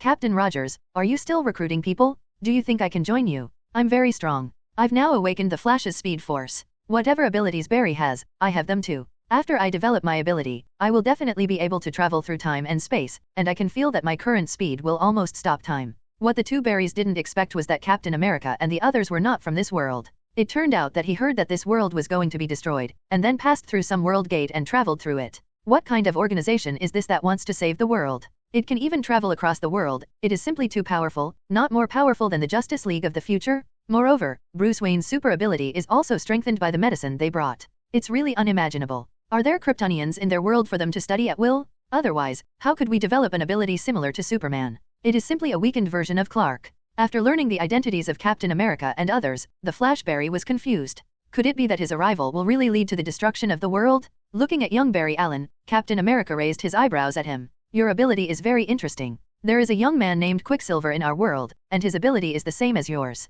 It's just that I haven't heard him mention whether it can travel through time and space." Young Barry asked in surprise, "Does he also have the Speed Force?" Captain America shook his head. "No, he was born with the ability to simply awakening the mutant gene." Young Barry clenched his fists excitedly. "If I have the chance, I will definitely compete with him in speed. He is only 18 years old, which is the age for curiosity." On the other side, Bruce looked at the Flash Barry. "How are you considering it? Are you willing to give up and change the past?" The Flash Barry opened his mouth, but couldn't make up his mind. After a moment, he said in a low voice, "Let's solve General Zod's matter first, and then we can do that, okay?" He looked at Bruce. "Don't worry, Bruce, if I want to do something, I will tell you in advance." "Okay." Looking into the Flash Barry's eyes, Bruce said after staring for a long time, "But remember, don't take time too simply." Bruce picked up 2 sticks from the ground and put them together. "The timeline is not what you think." Bruce bent one of the sticks slightly. The Flash Barry understands that the 2 sticks together symbolize the timeline, and the slight bending symbolizes the branching of the timeline. But after he traveled back through time, he discovered that things were not that simple at all. Many people in the world have disappeared, and they are superheroes. Bruce threw away the wooden stick in his hand and grabbed a handful of messy weeds from the ground. Putting them together haphazardly, the timeline looks more like this. They are intertwined, and no one knows when the intersection occurred. It's even possible that one only crosses with another 12. However, when you travel through time and space, you will most likely go from 1 through 2 and finally arrive at 3. The Cyborg, Aquaman, Wonder Woman, and Superman you mentioned are all superheroes in your world, right? Looking at the Flash, Barry nodded. Bruce continued, "But in my world, they don't exist at all. This means that we are not on the same timeline at all." The Flash Barry was attracted by Bruce's words, and he agreed with many of Bruce's views. Some didn't agree with it, but it allowed him to indirectly verify that it was evidence that he had brought about all the disasters. The world is not a movie, there is no protagonist. In other words, everyone is the protagonist of his own world. In the world of the Flash, everything he has experienced is a timeline, and other people have other timelines. The timeline is chaotic, but it also has its own order amidst the chaos. The arrival of Barry the Flash, the more people he comes into contact with, the more timelines will be changed. Especially, I didn't come to this timeline on my own initiative. He clearly remembered that he was punched out by a weirdo. The more he thought about it, the more confused he became. Can I really only watch my father being charged with killing my mother? But, at the cost of a world, in exchange for changing the past. Bruce patted him on the shoulder. "Don't think about it. If possible, go to Roger's world and meet a man named Ron. Maybe he will give you the answer." When he saw Barry's complex expression in the Flash, Bruce knew what decision he had made.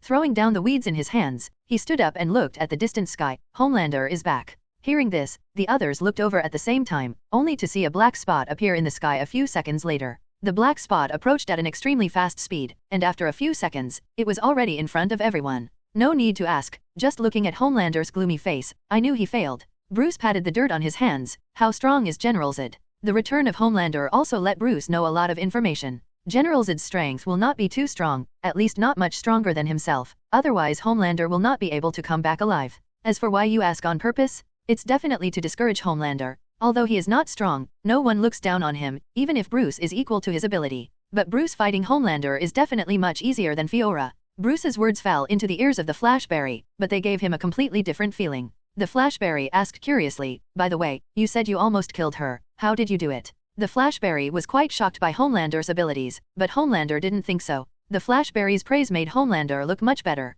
However, Homelander didn't know that, and he stared fiercely at the Flash Barry. The Flash Barry was even more surprised. "You almost killed Fiora." Bruce stood in front of Homelander. "Don't forget your mission." "In the end I almost killed her," but Zod suddenly rushed up with his men. Taking a deep breath, "Those aliens are weaker than me, but have strong combat experience. What does it mean that I can come back alive? Am I weak? Homelander dodged and came to the Flashberry. Boy, I advise you to organize your language. However, the woman was also seriously injured. She had fallen to the ground when I left. That's General Zod? He also has a bunch of subordinates, 2 of which are difficult for even Superman to deal with. I am God. What TM Superman? Are you comparing me to him? I am a god. No one knows how strong he is, but his speed is no weaker than mine. He no longer had any hope of turning the Earth into Krypton. After losing hope, he had a death wish in his heart. I'm afraid Superman wouldn't even have a chance to kill him. And General Zod can't even defeat Superman? The corner of his mouth curled up, telling the scene at that time. Everyone was shocked by Barry's words. They knew how fast the Flash was. Superman Clark, the strongest superhero in our world, is terrifyingly powerful. If there weren't so many of them, they would still be fighting with me, and they would definitely not be my opponent. Hearing this, the Flash's face turned ugly. It's over. The Flashberry looked at Homelander in surprise. You went to see General Zod. The Flashberry was puzzled. You are really strong. Superman almost didn't defeat Zod in 3.2. This is obviously a mockery. There is a female alien among them. She is not as strong as me, but she can beat me to a tie. He had heard from Superman that Fiora was Zod's lieutenant and was very strong. Superman once said that if he hadn't stopped General Zod from changing the Earth's environment. That's the Kryptonian female warrior who held Superman down and beat her up. She's very powerful. By the way, I came back here to call for help. As long as you help me stop Zod and let me kill everyone else, the mission will be solved perfectly. Regardless of whether you succeeded or failed this time, you haven't said that you have obtained information. How strong is Zod? Homelander pursed his lips, looked into Bruce's eyes, and finally chose to compromise. You can actually come back alive, you are so strong. He is not afraid of Bruce, he is for the 2 million, he is for the jar? You said you broke her visor and then she knelt down in pain. The Flashberry refused to give up and looked at Homelander again to confirm. Homelander nodded proudly. Yes, it hit the head, she must have been seriously injured. It's over? The Flashberry looked ugly and looked at Bruce hurriedly. Bruce, act quickly. If we don't deal with them quickly, we may not have a chance in the future. Bruce sensed something was wrong. What happened? What's wrong? The Flashberry explained. Zod and the others are house invaders just like Superman. Kryptonians have the ability to become stronger when exposed to the sun. I don't know how strong they will be in the end. Anyway, I don't see the upper limit in Superman. At that time, Superman took advantage of them not knowing this and just basked in the sun through this shield. The effect was but not much, and the team defeated them. Moreover, Zod is simply a born warrior. At that time, Superman had been basking in the sun on the Earth for decades. But what about Zod? When Zod first came to Earth, he was no weaker than Superman. Later, he adapted to the discomfort of the sun in a short period of time. Then, his strength soared rapidly, and he knew all the abilities that Superman could do. It is conceivable that luck accounted for a large part of Superman's ability to defeat him at that time. And now, they don't have Superman. Fiora may not adapt as quickly as Zod, but the longer they delay, the lower their chances of winning. As long as Fiora adapts to the sun in advance, Zod and the others will definitely try to take off their armor next. By then, they will not be facing the naked Kryptonian Daku. But no one interferes with the top laner, Daddy Zod, who has developed into a 6-god outfit, as well as his 6-god jungler and shooter follower, and on their side, they are all underdeveloped Xiaokaken. How to beat him? Hit him with his head? On Zod's spaceship, the medical staff had no idea what had happened to Fiora. They could only take the painful Fiora back to the spacecraft and put it on the detection equipment. Even the armor dared not help her take it off, for fear of stimulating unknown injuries in her body. Medical staff only dare to scan the head without a visor. How is the situation? Zod looked at the doctor seriously. Medical staff 24 shook his head solemnly. I don't know, no damage has been detected at the moment. But what is very unusual is that Commander Fiora's physical fitness is improving rapidly. Moreover, this kind of improvement is harmless. I can't find the reason yet, so I can only wait and see. He has lived for 2.300 years and has never seen anything like this. There is no harm in improving physical fitness, but it is just crying with headaches. Huh? Hold your head. The medical staff's eyes lit up. General, Commander Fiora, it's probably because he can't bear it mentally. Can't bear it mentally? Zod looked at him. What do you mean? That is, the physical fitness improves too fast, and the energy in the brain cannot keep up. The more the medical staff talked, the more excited they became, and they vaguely discovered some blind spots. We Kryptonians are physically powerful, and Commander Fiora is the king of war second only to you. The pain in her brain is probably trying to adapt to the increase in her body. Zod looked thoughtfully at Fiora lying on the instrument. After a while, he came to Fiora. How does it feel? Fiora held her head with both hands, and when she saw Zod coming, she forced herself to open her eyes. But as soon as she opened her eyes, an incredible look appeared on her face. Fiora stared blankly at everything in front of her. General, why are you transparent? Also, I actually saw the sky outside through the spaceship. As she spoke, she turned her head. You all turned transparent. What's going on? At this time, a sudden violent noise flooded into his ears again. She held her head in pain. It's so noisy here. Listening to Fiora's inconsistent words, Zod's eyes flashed. Then he exited the room and gave the order, immediately seal the room where Fiora is, isolate all sounds. After saying that, Zed stood outside the hospital room, watching quietly without moving. He could clearly see that when the machine started running, Fiora was obviously in more pain. When the room was completely closed, all sounds were cut off. At least Zed couldn't hear the sounds from the secluded area in the room. When he looked at Fiora, it was obvious that Fiora's condition was much better. Although it was still painful, he felt that it must have been too painful before and it had not eased yet. Sure enough, it was because of the sound. General Zed's eyes flashed. What caused her hearing to improve? There are also eyes. He has not forgotten that Fiora just said that she is transparent. He also said that he could see outside through the metal wall of the spaceship. Is this perspective? Was it the ray that guy shot that caused this situation? If it is really him, should we capture him and give it a try to every soldier? But if it wasn't him, then why? Could it be because of this planet? Zed looked at the sun outside through the window. He didn't know why. After coming to bring this planet, he has been feeling his power increasing. Up to now, it has reached a bottleneck. Although there will be improvement, it is far from as scary as before. He once asked Fiora and they felt the same as him. He didn't know what the reason was, and he didn't have time to study it now. But all this does not delay him from transforming this planet into his home. Just find Kayla Zor-El, draw her blood, and begin the transformation. When the transformation is completed, he will have plenty of time to study. Marvel World, S.H.I.E.L.D, world outside the gate. Gwen was looking at the door to the world depressedly. How could she enter but not exit? If it weren't for this restriction, she would have followed Maeve in just now. He disappeared for 2 months before, and the gate to this world cannot come out at any time. If it were to be delayed for who knows how long, she wouldn't know how to tell her parents. Nick Fury looked at Gwen with a hint of surprise in his eyes. Miss Stacy, is Ron back? Gwen was looking at the door of the world in a trance, and casually replied, I'm back, I'm in the store. Huh? She was stunned. Yes, ask Ron, what if he can go in and out? No, this stuff was created in Ron's jar. Ron must come and go as he pleases, and come and go as he pleases. Thinking of this, Gwen's eyes gradually lit up. I'm looking for Ron. Ignoring Nick Fury, Gwen jumped into the sky and flew straight to the Ken shop. Nick Fury looked at the black spot that Gwen had transformed into. Phil Coulson, prepare the car, go to the Ken store. Yes. Phil Coulson replied immediately, and then a car quickly drove up. Boss, get in the car. Phil Coulson was sitting in the driver's seat. What are you going to do? Nick Fury pulled him out. You and Agamemnon stay here and I'll go by myself. Phil Coulson, what's wrong with killing the donkey? You need me to pick up the car? You don't need me to open the can? You can't afford it at private expense, but you won't use me at public expense, right? In short, Phil Coulson had a very complicated look on his face. He hadn't opened a can in 2 months, so he thought too. Phil Coulson, how about I make some extra money? Agamemnon said loudly with its toothy mouth. For a moment, Phil Coulson's expression became even more complicated. Please keep your voice down, for fear that the boss won't hear you? How could such a capable subordinate like me abandon my boss and take on private work? Phil Coulson looked around and saw no one nearby, so he said in a deep voice, do you have a way? The corner of Agamemnon's mouth twitched. I heard Frank say that he has a way, that is, worry-free jar store. Ron was drinking tea, and Yaang was sitting quietly aside, looking at Ron from time to time with a hint of obsession. Ron put down the teacup gently. Yaang noticed that all the tea in it was drunk, and stood up to pour it for Ron. Crunch, the shops were pushed open and Gwen broke in. At a glance, they saw Ron drinking tea and sunbathing. He flew towards Ron, but Yaang grabbed him by the collar. Gwen, what are you doing? Sir Ron, you were so tired yesterday and need to rest today. Gwen, am I that insatiable? Yaang, do you even need to ask? There is no doubt, you are the one. Gwen blinked her big eyes and struggled with grievances, waving her hands. Ron opened his eyes, and with a thought, Lu Wen was put down from Yaang's hands. What's the matter? Are you so anxious? Ron asked before pouring a cup of tea for Gwen. Drink the tea first and speak slowly.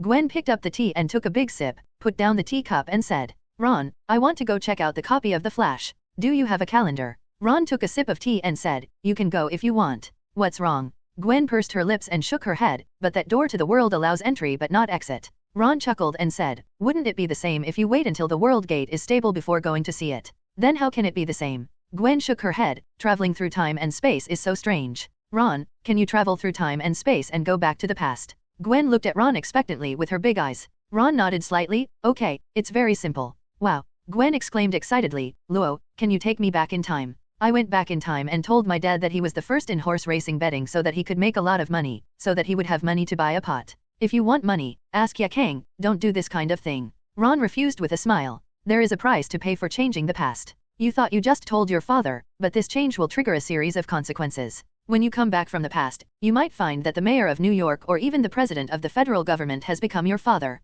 Gwen looked at Ron in surprise. Isn't this a good thing? A good thing. Ron raised his eyebrows slightly. What if his wife is not your mother? In other words, they are already 7.80 years old? You are not their daughter, but have become their granddaughter. Ron said softly, this is the consequence. If you change it a little, time chaos will occur. If you can't figure out the timeline and can't find your original time, never do it. Gwen was silent for a moment and nodded politely, then can you do this? Ron nodded, definitely, it's very simple. Gwen looked at him speechlessly, what he just said was so serious, are you trying to scare me? Gwen held Ron's arm and said coquettishly, Luo, last time you said you would accompany us to the world of the Black Robe Pickets. As a result, just arrived there. You ran away and left me and sister Yaang there. Without you, we wouldn't be happy shopping. Now why don't you accompany us to another world? Ron pinched her little cheek and turned to look at Yaang, didn't you enjoy your shopping last time? There was nothing unhappy about it, but Gwen had the happiest time shopping. If Captain America hadn't informed them, she wouldn't have wanted to go shopping for another 2 hours. But Yaang didn't say anything, because Gwen was looking at her pleadingly with big eyes.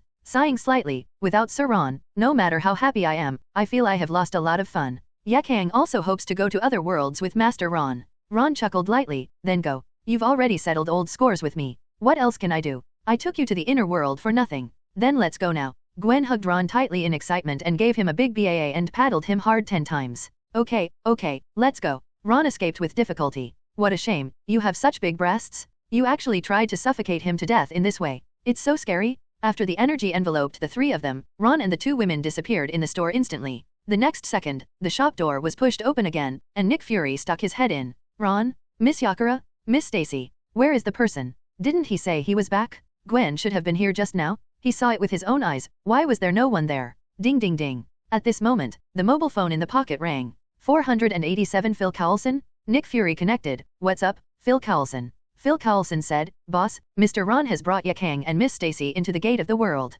Nick Fury was silent, so he came for nothing, right? At the moment, Captain America and others helped the Flashberry regain the Speed Force. In order to gain strength, he was struck by lightning. The Flashberries will made Captain America and the others recognize him. And Barry's description of the Kryptonians in the Flash made them numb. Bruce went to the Siberian base of the Bear Country alone. Brought back the captured Kryptonian girl. Well, she looks like she has less hair anyway. That is, Kayla Zor-El. Kayla Zor-El praised them on the spot. What is a Kryptonian? When Bruce brought him back, he looked very weak. But when the sun appeared and she was exposed to the sun, she lived. The body automatically flew into the sky, absorbing the energy of the sun like a sponge absorbing water. What is she, Superman? Female. Homelander looked up at Kayla Zor-El who was basking in the sun. Turning to the Flash, Barry asked, I don't think she's that good either. The Flash Barry shook his head, I don't know, the Superman of the future world is named Clark Kent. He is a man. Zed and Fiora also called him Kall at the time. They had never heard of Kayla Zor-El. Male? Female? Homelander glanced at Maeve with disdain in his eyes. Females always make people feel uneasy. He has not forgotten that Maeve betrayed the Super 7. When this incident is over, he will make Maeve pay the price. Suddenly, 2 heat visions dropped from the sky and shot straight towards Homelander. Without enough time to dodge, Homelander raised his head and fired a heat ray to meet him. The 2 attacks collided instantly, leaving Captain America, Bruce, and others stunned. Didn't you say that this Kal-El is one of our own? How could he suddenly attack? You just said Kal-El? How do you know him? Where is he now? Kayla is obviously looking at Homelander with her heat vision, but for some reason, Barry always feels like she is looking at him. I'm from the future, Superman, that's Carl, he's a superhero in the future. The Flash Barry hurriedly said to Kayla, these are our own people. Can you take back your heat vision? We will fight against Zed together. Both lasers were obviously red, but they were stunned to see a distinct feeling from them. One of our own. Kayla's voice was cold, he is also a Kryptonian. No, Carl and I are the only survivors of Krypton. Where did your ability come from? Homelander pursed his lips and gritted his teeth. Kryptonian? I am Homelander? I am a god. Homelander turns up the power again and he wants to kill this alien woman. At this time, another ray came and hit the location where the 2 rays collided. Barry said, you are not enemies. Bruce's cold voice came. If you make trouble again, I won't kill you, but I don't mind destroying you. A completely different blue heat ray, right in the center where the 2 collide. With the addition of third-party forces, the originally barely balanced beam was instantly disrupted. It exploded with a bang, causing shockwave to destroy all around. Captain America saw that the shockwave was about to affect Banner. His eyes widened, and the shield in his hand instantly turned into an ice shield, blocking Banner. Banner took 2 deep breaths. Half a minute later, he felt his heartbeat slow down, and then he gave Captain America a wry smile. Captain, super ability people are really too unstable. I'm really afraid that Hulk will come out and hammer them all to death. Just a little bit, just a little bit. He couldn't hold back and let Hulk come out. If Captain America hadn't been in time, he would have used shockwave to get closer. All he could say was, people here, I am not targeting anyone, you are all rubbish. What is ultimate power and what is pure aesthetics of violence? Hulk said online. Seeing shockwave disperse, Captain America said nothing and could only smile at Hulk. He is also afraid, but it's not like he hasn't tried before. He can stand up to Hulk now, but it won't last long. Hulk's big fist, punch after punch, forcefully trying to stuff it in, he can't afford it. It can be said that his big ice shield can be blasted by Hulk. After all, it's not Brahm's original shield, it's just a shadow condensed by Ice's blood. There is power, but definitely not much. The defense is strong, but it can also be targeted in different directions. In short, it is not as good as the superiors but more than the inferiors. As long as the strength is not enough, no one can break it. But if the strength is enough, it's over. Captain America, who is only good at defense, can't run away and can only be beaten. Hulk, mine is so big that you can't resist it. Kayla frowned slightly and looked at Bruce in confusion. Strange, how do you have such power? The Flashberry felt that he could no longer watch the show. He flashed and appeared among the crowd. Don't fight anymore. As soon as Ron appeared with Gwen and Yaang, he heard such a classic sentence. For a moment, I hesitated, thinking I had gone to the wrong door. Blinking his eyes, he tilted his head and looked around. After seeing Captain America and the others, well, I was right, there was something wrong with them. He looked around the crowd and saw that each circle was clearly distinguishable. The foursome of Captain America plus Maeve, the foursome of Homelander feels vaguely isolated. And most importantly, the protagonists of this world, the Batman Quartet. Bruce plus 2 the Flash plus a female Superman. Huh? Why is there something wrong with this Bruce? Ron took a serious look at it. Oh, Super Batman? His strength is even better than Homelander. Ron. Captain America looked surprised. Why is this guy here? But the surprise was followed by excitement. Mom Quan fake? Destiny is here. Flying dragon riding on the face. How can we lose? Tell me, how can we lose? Natasha Romanoff, Banner, and Hawkeye also had smiles on their faces. This wave has 6 cards left in the hand, 2 kings, 4 threes. Unlike them, Homelander had a flash of panic in his eyes. The only impression that Ron's power left on him was that it was unsolvable. He didn't even know what Ron was good at. With a wave of his hand, he was in trouble. This is Ron? Bruce looked at the sudden appearance of a man and 2 women in surprise. Well, it can be said that it is unremarkable, that is, the only advantage is that it is handsome. Is this really the man Rogers has been touting? If it weren't for the changes in the expressions of Captain America and others, Bruce wouldn't believe it at all. Ron nodded to Captain America. You do what you do, we do what we do, you don't have to worry about us. Let's play? Captain America smiled bitterly in his heart, and only Yaang could say such a thing. Now, they have gathered their strongest strength for S.H.I.E.L.D. The weaker they are, the less likely they will win. It's possible that this point is the key to determining victory or defeat. Bruce and the Flashberry wanted to say something else, but in a blink of an eye, Ron and the other 3 had disappeared. Bruce's pupils shrank. He didn't see how Ron disappeared at all. He couldn't help but think silently in his mind, how should I guard against this kind of person? All I can say is that he is worthy of being of the same kind as Iron Man, seeing a threatening person. The first thing that comes to mind is how to restrain the other party. Rogers, let's go. Now is not the time to think about that. Bruce temporarily forgot about Ron, turned to Captain America and said in a deep voice. Young Barry raised his hand. How do we get there? Bruce looked at Natasha Romanoff. Can you fly a fighter jet? Natasha Romanoff nodded. Definitely. Okay, you all follow me. Bruce turned and walked towards the underground base. Arriving at the underground base, Bruce found a button that he had not touched for a long time and pressed it gently. Kaka. Along with the harsh sound of chains, a secret door was opened above the base. Then, a bat-shaped fighter plane was lowered from above. Bruce said, the space inside the fighter jet is a bit small, please squeeze in.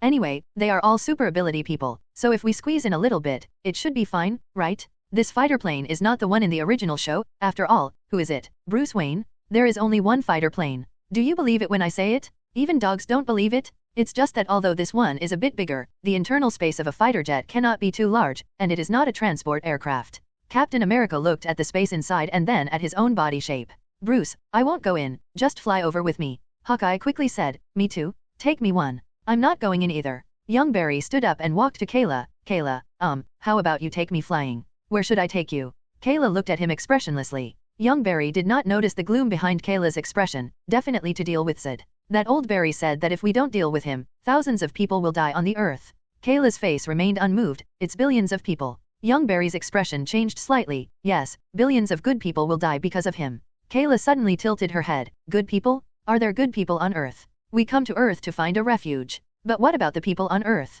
They locked me up. In a dark room, all I faced was countless research instruments. In their eyes, I am not a living being, not a person in need of help, I am just a research material. Yes, that's right, there are indeed a lot of bad people on the Earth. But there are also many good people and wonderful lives. Young Barry pursed his lips and nodded in agreement, trying to reach a consensus with Kayla and letting her speak her own words. Like an innocent little baby, an actor who devotes himself to art, and definitely me? Young Barry looked at the Flashberry on the other side. There's that old Barry too. S.H.I.E.L.D. is looking for you. Old Barry said that after Zod finds you, he will kill you, pull out your blood, then destroy the earth and transform it. In order to prevent this from happening, he did it before you were rescued. He experienced lightning strikes in the body of an ordinary person, just to regain his strength. These are good people. If you hate the bad people, we can work together to fight the bad guys around the world after we deal with Zod and make the bad guys disappear. Kayla's expression did not change at all. Really? Zod wants to kill me, then let him come to me. As for the rest, protecting the Earth? Sorry, I'm not from Earth, I'm from Krypton.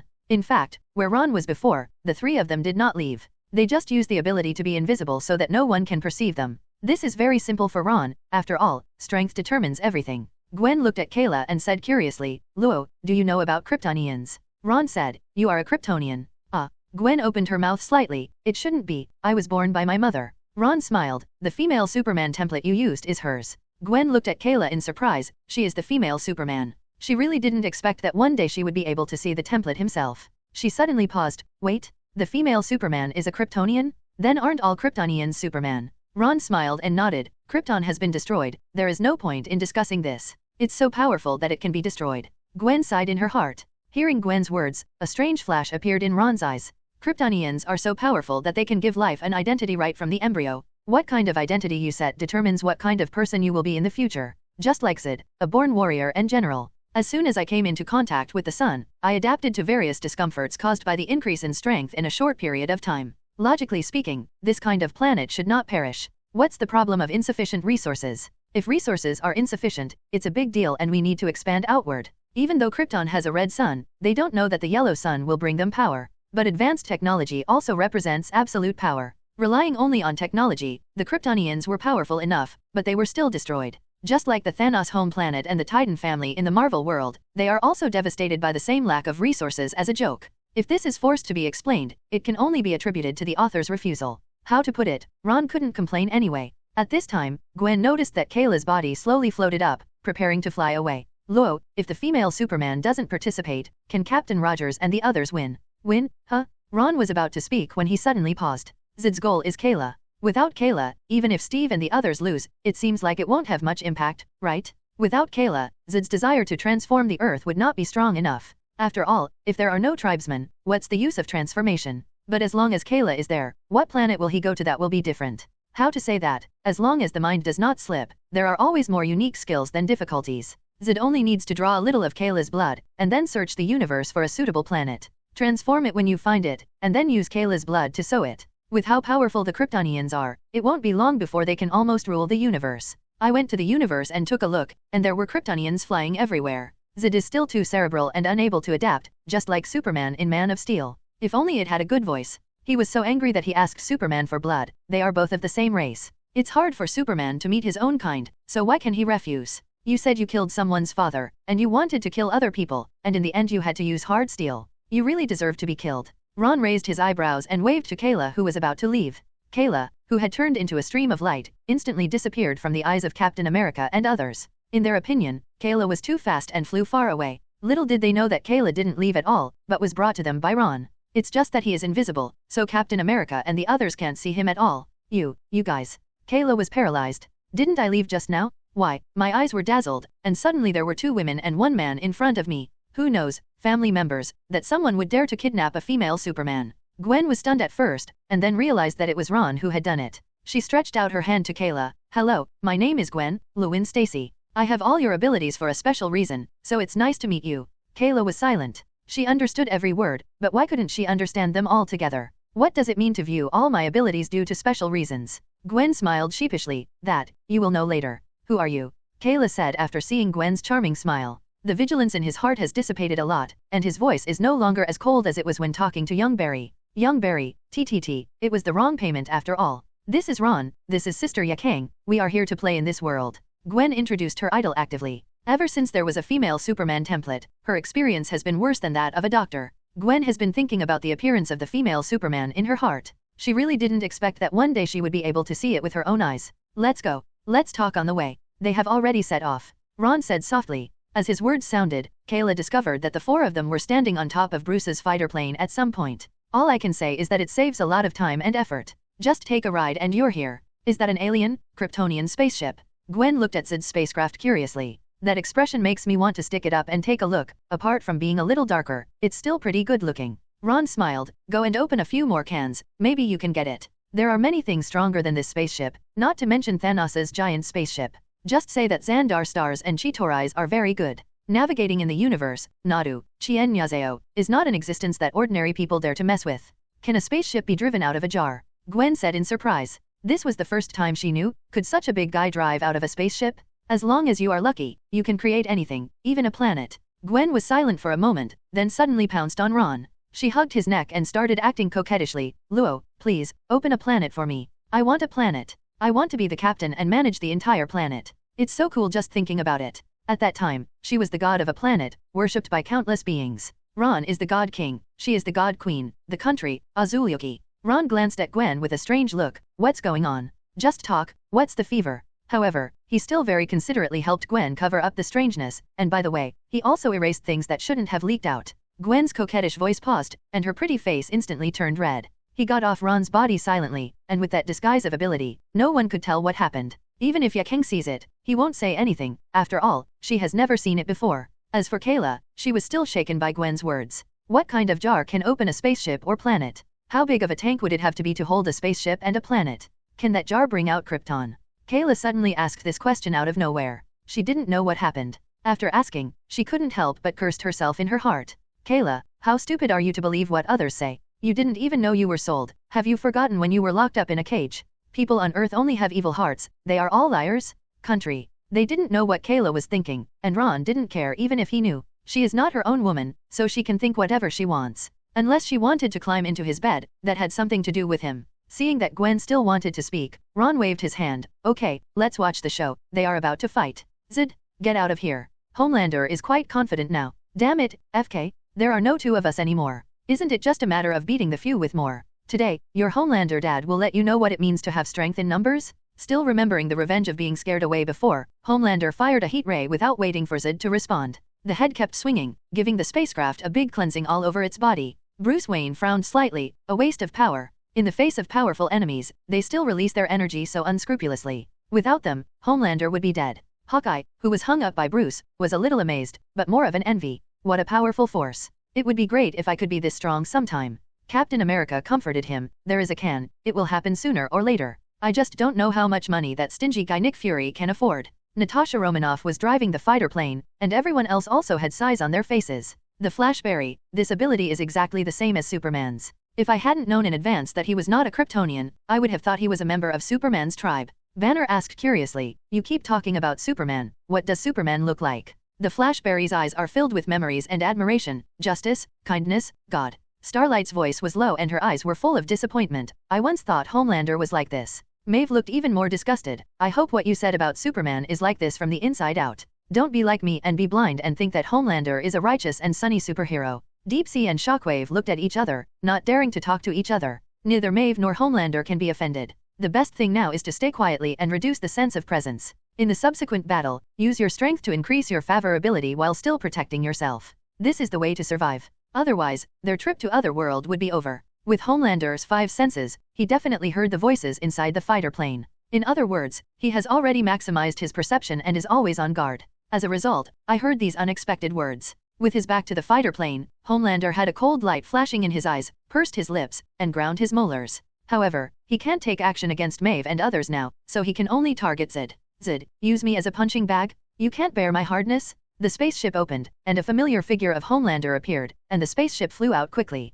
Even his eyesight felt like he was seeing after images. FIO 113 did not wear the heavy armor like last time, but a close-fitting black battlesuit. The battlesuit has a twisted F logo on the chest. That's like Superman. F is the unique symbol belonging to the Fiora family. Seeing Homelander coming for trouble again, Fiora didn't hold back at all. Absorbing the energy of the yellow sun, her strength quickly doubled in a short period of time. This speed of getting stronger is her warrior's ability, but then, the speed of getting stronger will become much slower. Already, enough for her to completely torture Homelander. Looking at the familiar Fiora, Homelander's expression became even more ugly. He understood that what Barry said was true. Fiora was not only fine, but also stronger. This was Homelander's first realization after being punched. He looked at Fiora who was catching up, used his strength to quickly distance himself, and turned around with a heat ray. Damn woman, I let you escape last time, but I will definitely kill you this time. However, when heat ray was about to hit Fiora's face, Homelander's expression froze. Because they saw a familiar picture. Just like Kayla's heat rays with him,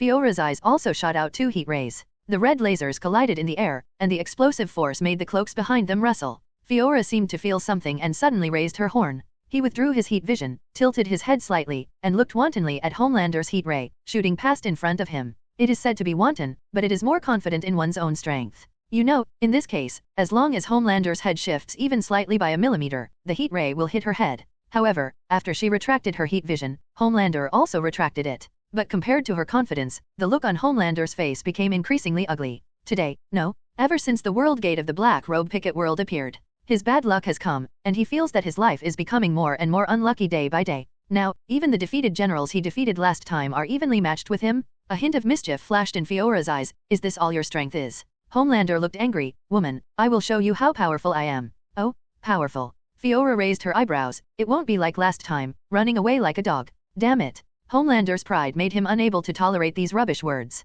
And Fiora seems to have discovered this weakness in Homelander. Opponents who can break through their defenses with just trash talk are simply, Sita, easier to deal with. Please give her a fight with such opponents. She can defeat them all in one go. Facing the Homelander coming towards her, Fiora is like a matador, teasing an angry bull. Just stand still and move your body slightly to avoid every full-force attack of the bull. Feeling that he was being played, Homelander became even more angry. Being teased, getting angry, losing one's mind, being teased again, getting angrier, losing one's mind. Homelander has completely become a crazy-eyed bull under Fiora's teachings. Definitely, compared to Bull, Homelander's fear of death gene is engraved in his bones. Before Fiora showed the power to crush him and felt the threat of death, he would be extremely angry. However, once a death threat was perceived from Fiora, he can wake up from his anger immediately, turn around and run away. The main theme is a person who is afraid of death. Anger is anger, he still understands that there is only one life. Whoosh! The wind attribute arrows that kept spinning were shot from the ground.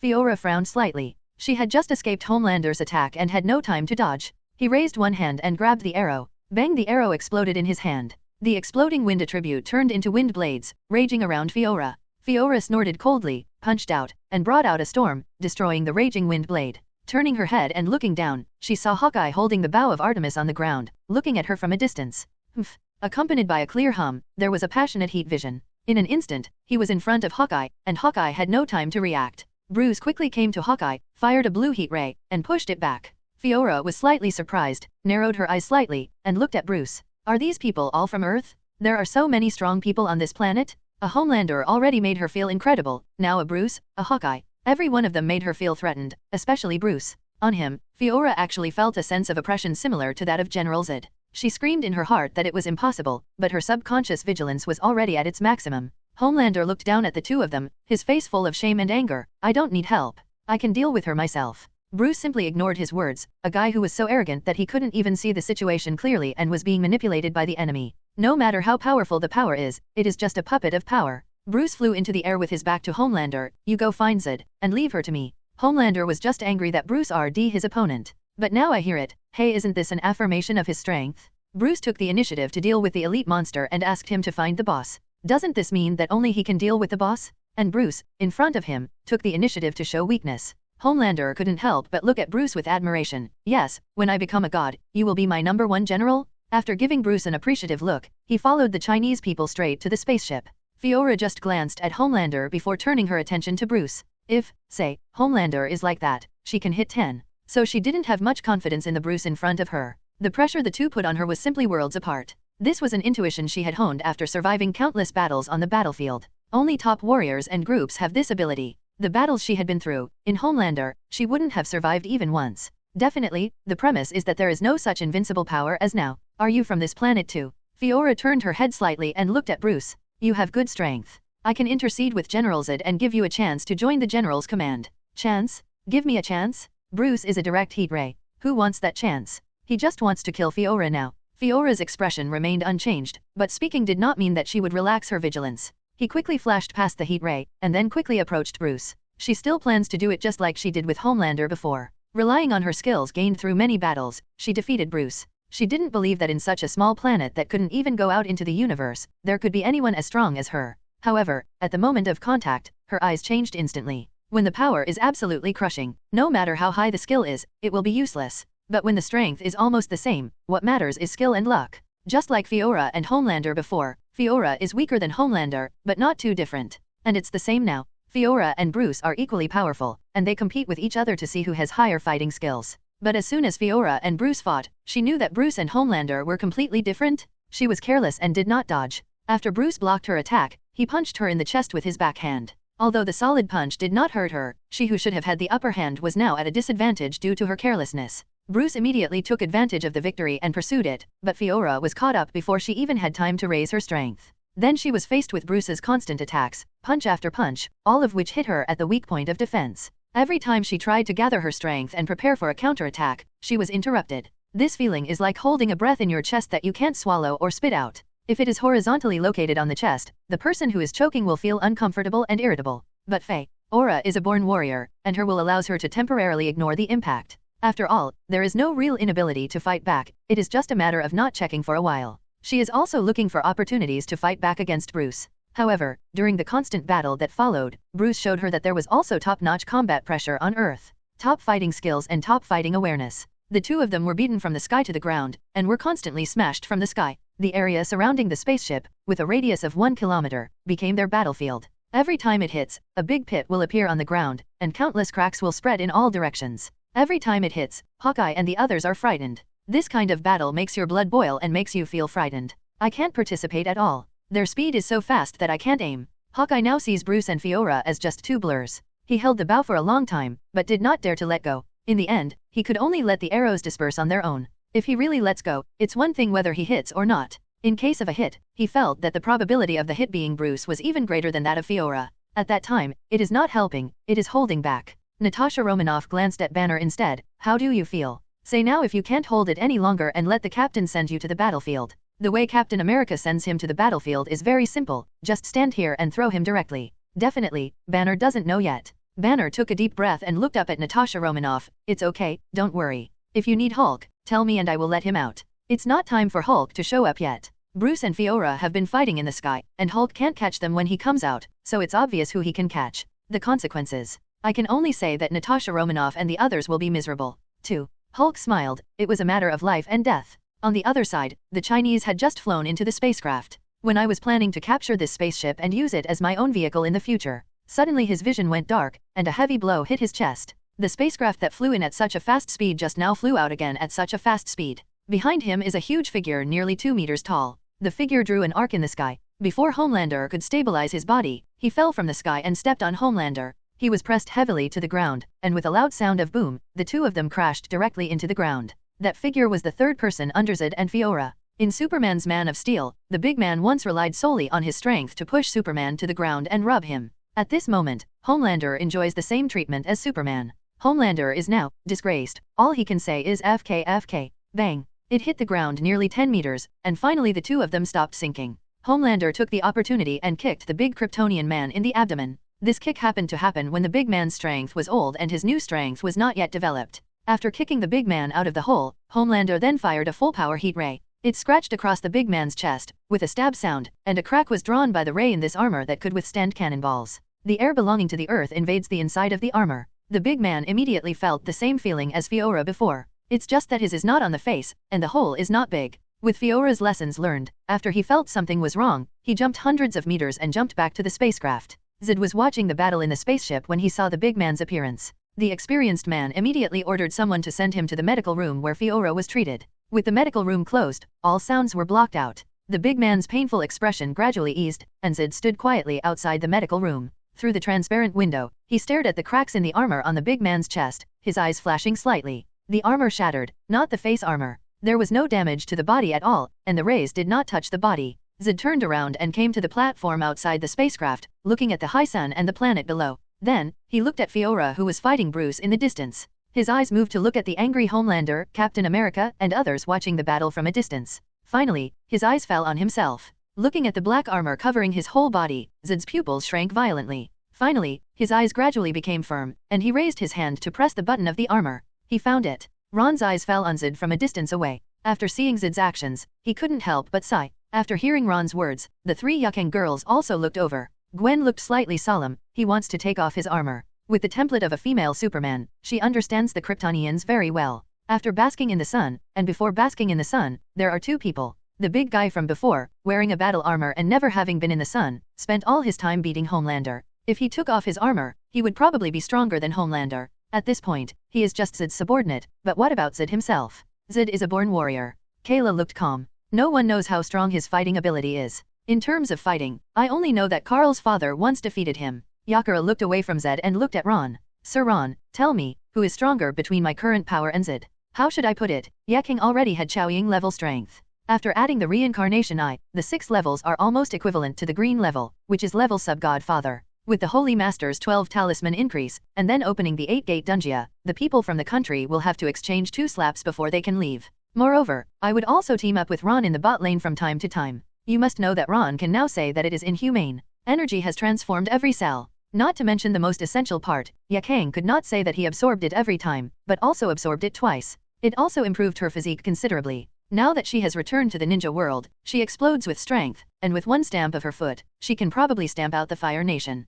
If she were to be more serious and use all her strength, the entire ninja world wouldn't be enough for her. Ron raised his hand and rubbed her hair. Be confident, not many people can match your power. Zed will not be your opponent either. Kayla looked at Yaang in surprise. This woman who didn't even say anything at first, how could she? Hearing Ron's words, Yaang's eyes suddenly turned into crescent moons. While they were talking, Zed had already taken off his armor. His will is far stronger than Fiora's, and Fiora and the others are in unbearable pain. It only made his face look more ferocious, and his body was trembling visibly, but he stood firmly on the platform of the spacecraft. Just like that, facing the sun and feeling the sunlight falling on his body, power emerged from every cell, gradually strengthening his body. From the depths of cells to the surface of the body. He also understood why Fiora and both of them were holding their heads in pain. The chaotic sounds coming from all over the world made his eyes red, not heat vision, but bloodshot. In just a short moment, my whole body was wet with sweat. Ah! Zed suddenly raised his head and roared. Then, 2 red rays emerged from his eyes. It reaches straight to the sky and shoots into the universe. After the explosion, Zed stood up straight and clenched his fists. So, this is power. If his body wasn't still shaking and his eyes were bloodshot, anyone would have thought that he had adapted to the surge in power. However, even if he has not fully adapted, the power he can exert is far stronger than before. The beam of light reaching the sky on Zed's side was also noticed by Captain America and others. The Flash Barry's complexion changed slightly. It's over. The second one has appeared. What he didn't know was that a third energy-receiving Kryptonian was in the medical room and would appear soon. Young Barry blinked his eyes with envy on his face. What's going on in the world now? How come everyone can shoot lasers with their eyes? Old Barry, can we do it with the Speed Force? The Flash Barry ignored him and did not delay him from talking to himself. It seems like it's not possible. If it was possible, you would have used it long ago. It's a pity that such a cool ability is not mine. It's so sad. Shut the FK up. The Flash Barry couldn't stand it anymore. Is now the time to talk about this? Zed has broken the seal. The enemy's strength has greatly increased, and no one on our side can resist him. Are you still joking? Do you know that if you can't stop Zed, the world will be over? The Flash Barry has seen clearly that it is Zed who bursts out with power. This is even more unacceptable than being Zed's subordinate. Zed's power is stronger, and he doesn't know who can stop Zed who opened the small universe. Young Barry was very irritated by the Flash Barry's words. Zed, you didn't bring it. You can't make me stronger by talking to me, and you can't make us weak by talking to me. What's wrong with me saying a few words and being envious? Besides, now I know I'm worried. When I tried so hard to persuade Kayla, where were you? Come out and persuade her with me. Now that she is here, doesn't our chance of winning increase? Young Barry is so angry. It's not like I haven't worked hard for us. You don't have to praise me, but you can't always scold me, right? I am the young you. I am only 18 years old. You want me to be as mature as you? An old Barry. Is this reasonable? The Flash Barry looked into young Barry's eyes, opened his mouth, and was speechless. He couldn't explain why his current personality was so withdrawn. Why do I rather keep a lot of things in my heart than say them? This was something young Barry didn't understand and would never understand. Young Barry had a perfect childhood, but he didn't. His mother died when he was a child, and his father was imprisoned for murder. His childhood became a shadow in his heart, and he could only escape and avoid communicating with others. Young Barry wouldn't understand these things, and he wouldn't tell them either. Young Barry should not be affected by his misfortune and should enjoy a perfect childhood. Enjoy father's love and mother's love, and finally grow into someone he envies. Looking at young Barry, his eyes flashed and his expression looked slightly lonely. I'm sorry, I got a little emotional. For some reasons, I'm not very good at getting along with people, including myself. Young Barry originally wanted to say something more stubborn, but when he saw his appearance, all I can say is that young people are kind and never make things difficult for others. That, if you need me, I will participate in the battle. It's just that I have never fought before, and I don't know how to fight with the Speed Force. Remember to teach me. The Flash Barry nodded with complicated emotions. I will. Bruce, who was fighting Fiora, was not affected by Zed's explosion. On the contrary, it was Fiora, after seeing that S.H.I.E.L.D. finally became as powerful as herself. In her excitement, she lost consciousness for a moment, and Bruce caught her and punched her again. Although she was at a disadvantage again, Fiora always had a smile on her face. People from Earth, I will give you one last chance to join the General. I promise that your status will be no less than mine. However, the only response she received was Bruce's iron fist and a headbutt. This headbutt hammered her directly into the ground. Bruce looked at S.H.I.E.L.D. with solemn eyes. Fiora had already made him unable to escape. How should S.H.I.E.L.D. deal with it? Relying on Homelander? No kidding, if Homelander was reliable, pigs could climb trees. His eyes flickered from Captain America, Banner, and the two berries. Now he can only place his hope on them. I hope you can really stop him, right? Bruce was still normal at first, but what he saw suddenly changed his tone. He couldn't believe it. Captain America actually lifted Banner up and threw it out? With Captain America's strength, the force of throwing it, even if it is held back, is definitely comparable to a cannonball. Banner? Who? Hulk. Bruce just watched as Banner turned into a big green man while flying. Hulk hit the ground with a boom. In front of him was the shadow cast by S.H.I.E.L.D's spaceship. Hulk, who had just appeared, didn't know where he was yet, so he subconsciously looked up. Who? Hulk. He, Hulk, doesn't allow anyone to stand on top of him. He, Hulk, is not allowed to exist with such awesomeness. He jumped up with his legs and jumped straight to the spaceship. However, where he stood was directly below the spacecraft. When Bruce saw this scene, his expression was quite complicated. No wonder Hulk would lose his mind. If you want to jump onto a spaceship, is there any way to jump straight up from the bottom of the spaceship? But what happened next made him numb. I saw Hulk jumping in the air and hitting the bottom of the spacecraft with one punch. With that punch, the huge spacecraft hull instantly tilted. The scene was like an ant jumping up and punching the elephant, and the elephant staggered back 2 steps. Bruce, is that reasonable? Hulk, reasonable? Bruce. Suddenly his confidence increased. S.H.I.E.L.D., who was on the spacecraft platform, suddenly felt the spacecraft shake violently and then tilt backwards. His expression changed slightly, and he instantly flew up, quickly heading towards the bottom of the spacecraft. When he came under the spacecraft, he saw a big green man holding on to the outer shell of the spacecraft and punching it. Damn monster! S.H.I.E.L.D. roared and flew towards Hulk. Bang! The two of them collided heavily, and then quickly fell from the air. It turned into 2 meteorites stuck together and fell to the ground. S.H.I.E.L.D. goes up again. Hulk comes down. S.H.I.E.L.D. presses Hulk's head into Wong Li. Using the method of flying close to the ground, he used Hulk's head to plow a long ravine on the ground. His strength will eventually run out, and Hulk is not a puppet. S.H.I.E.L.D. has just started energy absorbing, and he is still far from becoming a Kryptonian who fights together. Although his upper limit is very high, he can at least reach the peak level of an ordinary super player. But potential is just potential. Hulk's potential is also ridiculously high, but he is not in the same developmental stage now. However, the two guys in the developmental stage showed amazing fighting scenes. The punches hit the flesh, and no one chose to defend, even the sane S.H.I.E.L.D. He was relying on the external pain caused by Hulk to suppress the discomfort in his body. During the battle, S.H.I.E.L.D.'s fighting ability is evident by constantly adapting to the pain. At the edge of the battlefield, Captain America clenched his shield. Hulk has entangled S.H.I.E.L.D. Let's go too. As soon as he finished speaking, the two berries rushed out. Under their speed, everything. They all seemed to be stationary. Captain America and others had just taken a step forward, and within 2 meters of running, they had already arrived in front of Hulk and S.H.I.E.L.D. The Flash Berry punched S.H.I.E.L.D. in the abdomen, and Young Berry kicked S.H.I.E.L.D. in the butt. But in the blink of an eye, Captain America and others were still running, and S.H.I.E.L.D. had already been hit 20 times in a row by the two of them. Those who were beaten turned into afterimages, flying around in the air. What an outrageous ability. Captain America walked dozens of meters in 1 step. As soon as the first step was taken, I saw this shocking scene. You must know that Quicksilver also has similar abilities, but Quicksilver is only powerful in speed, not in strength. But Barry Allen's Speed Force seems to have not only strengthened his speed, but also strengthened his physique. You know, the ultimate speed also represents the ultimate attack ability. Not everyone is a Quicksilver. Just like a locomotive, just by relying on several times the speed of sound, a person can be transformed into a Tiana Sanhua. But the one who felt worse than him was Shockwave. Shockwave, who followed Captain America forward, was left stunned. With his speed, he had only rushed 100 meters, and he was already beaten? I still have the goal of overtaking the locomotive? What kind of thing is a locomotive? This is speed. This is the ultimate speed I'm looking for. Oh, this speed directly opened the door to a new world for Shockwave.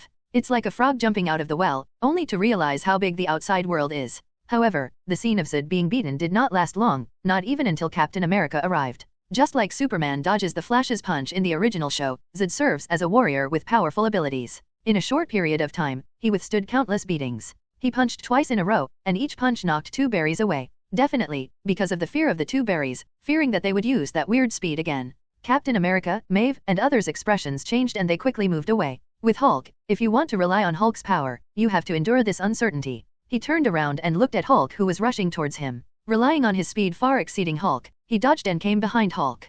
Crack. The iceberg shattered, and Captain America backed up against the shield. Without even raising his fist, he directly hit the iceberg with his head. It's not that Hulk is targeting them, but that they should be standing on Hulk's path to seek revenge on Z. As Young Barry's punch was empty, the Flash Barry's attack was also empty. For this reason alone, they became Z's scapegoats. After Maeve and others dodge, he raised his shield high and used his final skill Ice Crack. Suddenly, I was really immersed in the Flash Barry, and the expression of Young Barry who beat Z together changed. But Hulk, who fell behind them, stabilized his figure and saw their backs as far as the eye could see. Huge amounts of icebergs smashed into Hulk, creating a path of ice eroded by the cold air. Listening to the roar behind him, Captain America turned around and shouted, without caring about anything else, "Get out of the way." It flew directly over 100 meters and hit Captain America. It's a pity that this blow didn't hit Sid. A hint of complexity flashed in Captain America's eyes. After delivering this blow, within a short period of time, he could no longer perform this kind of attack. Adapting to the rhythm in battle and making rapid progress are the standard features of a powerful warrior. His eyes moved rapidly, just like when Uchiha Madara opened his Sharingan and fought against an army of ninjas on the battlefield. Hulk had just stopped, not been knocked down. Now he launched another attack on Fan. His rich combat experience and strong reaction speed allow him to quickly react to the rhythm of the Flash.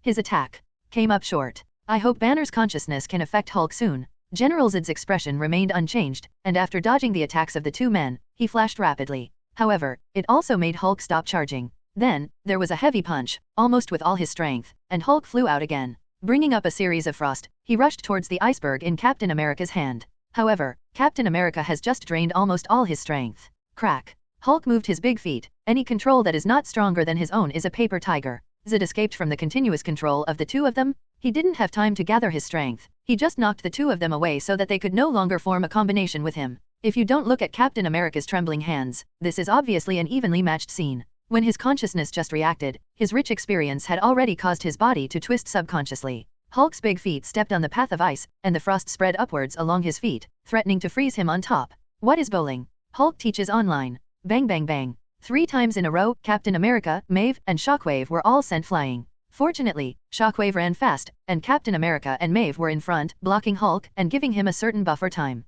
Otherwise, he was already weaker than the two of them, and now he would lose half of his life. Hulk jumped up high and hit Zed. The two of them fought each other hard and fist to fist again. Shockwave stood up, his eyes twitching, and he came to Captain America with a frightened look.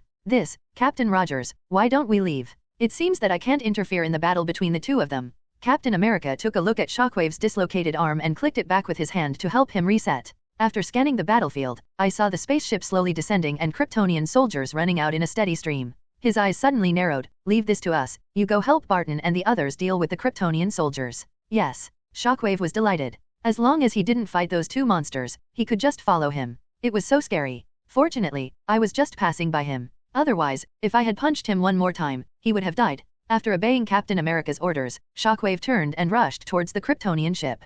Captain America looked at Maeve and thought about asking Maeve to Shockwave with her. But Maeve guessed what he was thinking and said first, I'll deal with Zed with you. His eyes fell on the place where Hulk had just hit him, and he saw that Maeve was basically uninjured. Knowing that Maeve's strength was not as weak as he thought, he immediately nodded. Okay, we are right. For a time, 2 battlefields were formed. One is in heaven, Bruce Wayne, and Fiora. One is on the ground, where Zed faces Hulk, 2 Berries, Captain America, and Mei Xiao. Homelander looked back and forth between the 2 battlefields. His eyes moved away from Zed and Hulk, and finally fell on Fiora. Well, 250, you have to pick the soft persimmon and pinch it. This one is relatively soft. After choosing his target, Homelander soared into the sky and headed towards Fiora. I plan to work with Bruce Wayne to defeat Fiora first. But as soon as he participated in the battle between the two, Bruce Wayne withdrew from the battlefield instantly. Looking at Homelander, are you here to help me, or are you here to help her? In less than 10 seconds, he blocked 2 of his attacks, resulting in him being punched 3 times by Fiora. Homelander suddenly felt insulted. I'm definitely here to help you. You don't appreciate it and you still scold me? Then stop playing with it. There was already a lot of anger built up, and he fired a heat ray at Bruce. #yen% Bruce was about to curse, his pupils shrank, and he quickly dodged. But on the other side, Fiora curled her lips and followed up with a hot gaze. Unlike Homelander's unpredictable heat ray, Fiora predicts where he will dodge. Bruce couldn't dodge, so he could only raise his hand and resist Fiora's attack. At the same time, his eyes are fixed on Homelander. When this time is over, he will definitely kill Homelander. Homelander also noticed Bruce's gaze, which was always the case. Their strength is almost the same, their ability is the same. Who are you trying to scare? He snorted coldly, his eyes glowed red, and he was about to attack Bruce again. Homelander, don't forget that you were hired by the director. At this time, Hawkeye shouted from below. Mr. Ron is in this world. If he knew that you were the kind of person who attacks teammates from behind, do you think he would sell you a can? Homelander's face suddenly changed. He pursed his lips, turned his head, and fired heat ray at Fiora. At the same time, a red flaming arrow shot at Fiora. Facing the two attacks, Fiora had to dodge. But after she dodged the heat ray, she saw the flaming arrow flying past her. Suddenly, there was a sound of boom, and the arrow exploded. It turned into a ball of flame and enveloped Fiora's whole body. Within seconds, a figure walked out of the flames. Fiora's whole body was not damaged at all. He glanced down at Hawkeye slightly, and shot a warm gaze casually. Seeing that Hawkeye easily dodged it, Fiora stopped paying attention. Disgusting ants, once you deal with them, it will be your turn. Fiora took the opportunity to glance at Zid's battlefield. When she saw Zid constantly repelling the enemy in a 1v5 battle, vaguely gaining the upper hand, her eyes sparkled with admiration. He is indeed the strongest General Zid. They have followed General Zid since Krypton. For hundreds of years, General Zid has never let them down. All of them believe that this time too, General Zid will lead them to rebuild Krypton. After getting the Code of Life, they will be the saviors of Krypton. On a new planet, let the Kryptonian civilization be rebuilt and eventually rule the entire universe. Feeling that Bruce was attacking again, Fiora withdrew her gaze and fought with Bruce again. Lo, who do you think will win? Gwen looked slightly nervous. Looking down, he subconsciously hugged Ron's arm. I don't know since when, the world has become more and more outrageous. Thinking back to when she first walked with Ron, her enemy was just hatred. Although she wasn't strong at that time, at least she wasn't strong in hatred. At most, the ground will collapse and a building will be knocked down. Later, I went for a walk with Ron and Yaang, and the big lizard I encountered was only big enough to overturn a car with my hand. Looking back later, Apocalypse directly destroyed a city and built pyramids. Magneto is manipulating the magnetic field of the entire planet and wants to destroy human civilization. Now, those who destroy heaven and earth at every turn are terrifyingly powerful. Ron lowered his head slightly and glanced at his arm that was sunk in the mountain. COL. This girl did it on purpose. Ron chuckled and replied, don't worry, Zid and the others will definitely win. Gwen rolled her eyes, you reassure me that we will win. Haha. Ron rubbed her little head, this is fate. In the original Fate, Zid won, and the female Superman was killed and her blood was extracted. Zid transformed the Earth into Krypton, and everyone in the world faced death. Then Barry, who belongs to this era, uses the Speed Force and constantly goes back to the past, trying to prevent the female Superman from being killed by Zid. Ultimately, in his constant journey back into the past, he gets lost in time and space. Forget yourself, just remember that you want to change the ending. The Flash Barry came to this world, it was the lost him who did it. Ron looked at Gwen, so, this is fate. Unless you are strong enough to break fate, you can't change it. Is there really destiny? I have always heard of destiny but never seen it. Gwen didn't believe in fate before, but then she met Ron and she felt it was really magical. Originally, she was bitten by a spider and should have gone to the hospital. But for some reason, instead of going to the hospital, I went to see a psychiatrist, who also found Ron. Then, there is no more. As she thought about it, Gwen's eyes were fixed on Ron. Ron smiled, it definitely has destiny, like. His eyes fell on Kayla, she will definitely participate in the battle and help Bruce Wayne deal with Zid. After hearing Ron's words, Kayla's pupils shrank unconsciously. He, can guess what he is thinking? She did have the idea of helping just now, but only she knew this, how could Ron know? Gwen looked at Kayla in confusion. She had not forgotten what Kayla said before. When she came to Earth, she came to ask for help in my difficulties. As a result, when they came to Earth, they were treated as research samples. Such an experience left her with no favorable impression of the Earthlings at all. How could she help the Earthlings fight against their enemies? Gwen felt that if Kayla were replaced, it would be good if she did not follow Zid to deal with the Earth. She didn't dare to go to the hospital for examination at that time, because she was afraid that she would be detained in the laboratory and studied by others. Thinking about that kind of scene makes people feel scared, not to mention that Kayla has actually experienced it. But when she saw, Kayla fell silent and did not refute Ron's words. Gwen's eyes suddenly lit up, do you really want to go down and help deal with Zid? Kayla, I did think so just now. I don't know if it has anything to do with fate. I just know that after hearing his words, there was a voice in my heart that made me think I should do this. So, if I go down there, I'm going to die. Kayla looked at Ron. Ron shrugged, who knows? Hearing Ron's words, Kayla raised a smile on her lips, then turned around and flew out. Ron dissipated the energy that enveloped her and watched her rush towards Zid. Gwen suddenly shook Ron's arm. Lo, if they are destined to fail, doesn't that mean Captain Rogers and the others can't go back? Wait, what about us? Can we not go back? It's over, she just returned home after missing for 2 months, and she's going to disappear again. Last time I went back, luckily I brought a large-sized tiger whip to my father George, and I escaped with my life. What else can she use to get a chance of survival this time? She can't take Ron back, can she? Huh? Gwen blinked, it seemed like it wasn't impossible. Ron felt a chill coming from the bottom of his heart and narrowed his eyes. Why did he have a premonition of being plotted just now? Let me figure out who is behind the murder. Huh? Ron slowly turned his head and looked at Gwen. Good guy, the bad guy is actually next to me? On the battlefield below, with the addition of Kayla, the situation was barely maintained. It stands to reason that in the original drama, Fiora's strength was not that strong at all. Is this a counterbalance to Captain America and their arrival? If according to the previous strength, even the Flash can be killed, then Captain America and the others can really complete the task without any pressure. Look now, Fiora and Zed's powers are constantly growing. Before, Bruce could still suppress Fiora a little bit, but as they irradiated the sun for longer and longer, they began to suppress Bruce, Captain America, and others. This is because the Kryptonian big man does not have the strength to adapt to growth. Super abilities such as super hearing allow his brain to continuously evolve in order to withstand it. When his brain evolves and he comes out of the spaceship and joins the battle, the situation will become one-sided. This is because having the ability to transform into a Kryptonian Superman. There are only 3 people with potential. If those soldiers had this potential, Zed wouldn't even need to show up, and the soldiers would be able to deal with Captain America and the others. So now the situation seems to be very good, but it is all false. If one of Fiora and Zed cannot be eliminated quickly, then the only ones who will be eliminated next are themselves. Fiora and Zed obviously know this better, and they are also stalling for time. The longer time goes by, the stronger they become. When helpers arrive, they will truly win. Therefore, Zed sees Fiora at a disadvantage from time to time, and would rather be beaten than go to support her. In the end, he even tried his best to mix the 2 battlefields together. He and Fiora have experienced countless battles together, and their cooperation has long been 1 + 1 greater than 2. As for Captain America, they also have Homelander and Young Barry, these 2 fighting chickens. Not only did they hold back, they even had a sense of counter-suppression. Natasha Romanoff, how are you doing? Hawkeye noticed that Natasha Romanoff was injured and quickly helped her get rid of the enemy. Natasha Romanoff frowned slightly. It's just a scratch, it's okay. She looked at Starlight, Shockwave, and the others who were strong enough to deal with the Kryptonian soldiers, and looked up at Captain America and their battlefield. The battle over there is the decisive one. If Captain America cannot win, it will be useless no matter how many Kryptonian soldiers they kill. If Captain America wins, none of these satellite soldiers will survive. Hawkeye also followed her gaze, clenching the bow of Artemis tightly, loosening it,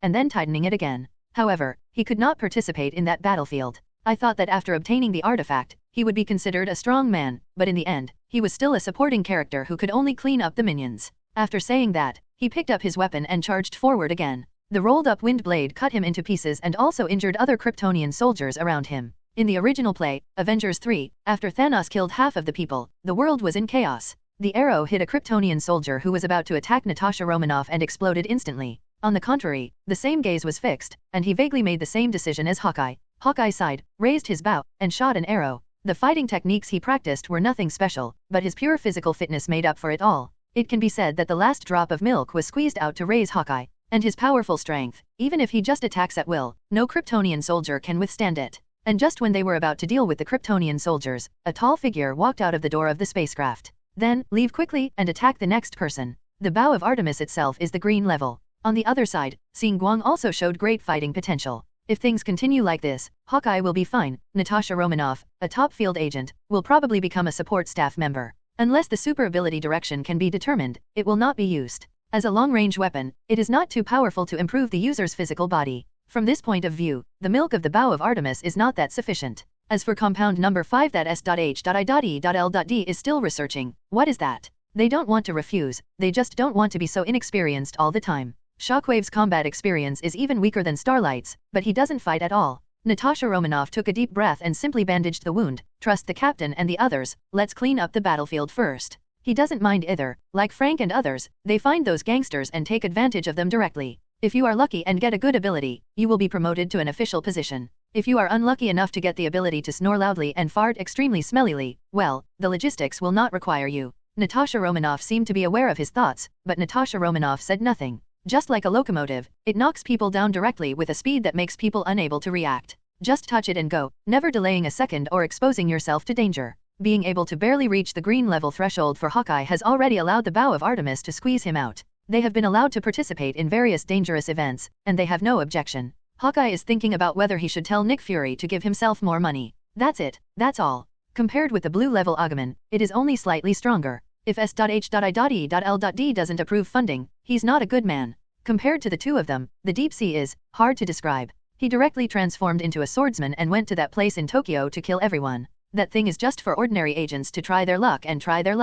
That figure was the big guy from Krypton. He just glanced at the battlefield and saw Shockwave wreaking havoc on the battlefield. After he gave him a hot gaze, he ignored it. It didn't matter how many Kryptonian soldiers died, as long as General Zod defeated his opponent, it was worth it. If they could get the code of life back, they could rebuild the planet. He flew towards the battlefield where S.H.I.E.L.D, Captain America, and others were, entered the battlefield, and kicked Homelander away. He still remembered what happened before, but he generally didn't hold grudges, and would take revenge on the spot. Now that his strength has improved, it's his turn to take revenge. Although the big guy from Krypton is not as strong as Fiora in terms of overall strength, he is stronger than Fiora in terms of strength. And now, he is also a natural nemesis for Homelander, and he is worse than Homelander in all aspects. Speed, flight, hot vision, strength, and combat experience all crush Homelander. Then, Homelander was unlucky. He was directly pressed to the ground by the big guy and struggled hard, just like a weak boy being pressed down by a big muscular guy, with no power to resist. Damn it. Homelander released the heat ray with all his strength. The big guy noticed his thoughts and pressed his head.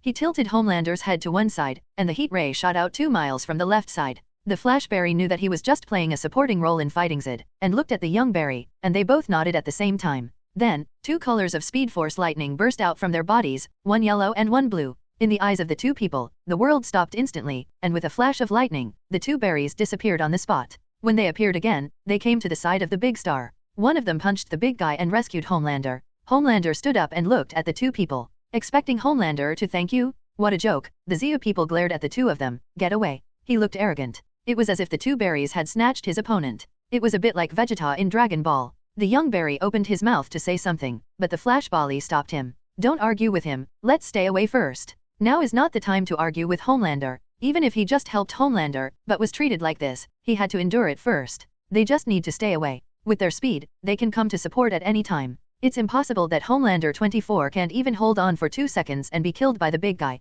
With this thought, the Flashberry comforted the young berry, and the 2 flashed and appeared in the distance. Homelander nodded with satisfaction. This is more like it. Well, you are so obedient. When I become a god in the future, I don't mind giving you a position as a trusted subordinate. Bang. Homelander, who was still dreaming, was punched on the back by the Kryptonian big man. Under huge amounts of power, his head and feet bent backwards, turned into a cannonball, and flew out. The big man kept his pace, flashed, and followed closely. While Homelander was not steady, he kicked him again, causing Homelander to change direction. His body flew involuntarily towards the battlefield of S.H.I.E.L.D and others. Then, the Flashberry just stood still when he heard a click. He widened his eyes and looked at the scene in front of him in disbelief. Such a powerful Homelander, it was just less than 2 seconds later, and he was killed in seconds? Captain America and others were also stunned when they saw Homelander in S.H.I.E.L.D's hand. His pupils dilated, anger and fear still remained in his eyes, and his head drooped weakly. Pa! As S.H.I.E.L.D let go, Homelander fell to the ground, and dust splashed. After fighting until now, there was finally death among them.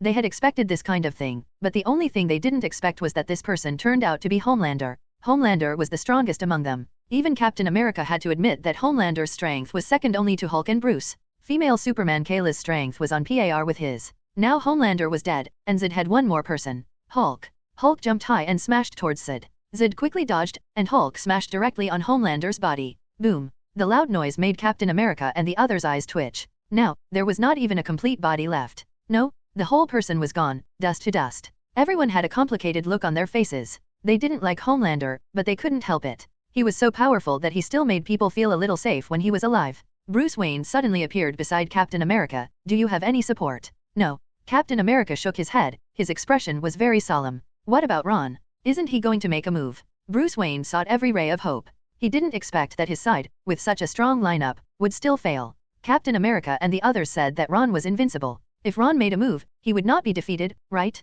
Captain America still shook his head. I don't know. We just know Mr. Ron, but we are not familiar with him. If he doesn't want to make a move, we can't force him. Bruce's disappointment flashed in his eyes, but he also understood Captain America's words. Just like him, it is impossible for him to agree to a random request from a beggar on the street. The inequality in strength naturally leads to an inequality in status. Captain America and Bruce need to discuss things, but Fiora doesn't need it. It seems that they are not the ones who are at a disadvantage now. Fiora flashed behind Captain America and swung the sun circle. Bang! He blocked it with a shield in time, but he was still hammered hundreds of meters away. Bruce Wayne turned around and fought with Fiora again. On the other side, the big Kryptonian took over S.H.I.E.L.D and went to Hulk. S.H.I.E.L.D flew in the air, looking down at everyone below. 2 red rays shot directly at Kayla. Killing Kayla and taking back the Codex of Life was his ultimate goal. Kayla quickly dodged sideways, and before she turned around, S.H.I.E.L.D had already arrived in front of her. He punched her away, flying hundreds of meters away, and hit the mountain wall heavily. He directly smashed the rocks and sank deep into the mountain. S.H.I.E.L.D left a residual image and forcibly smashed into the king of the mountain.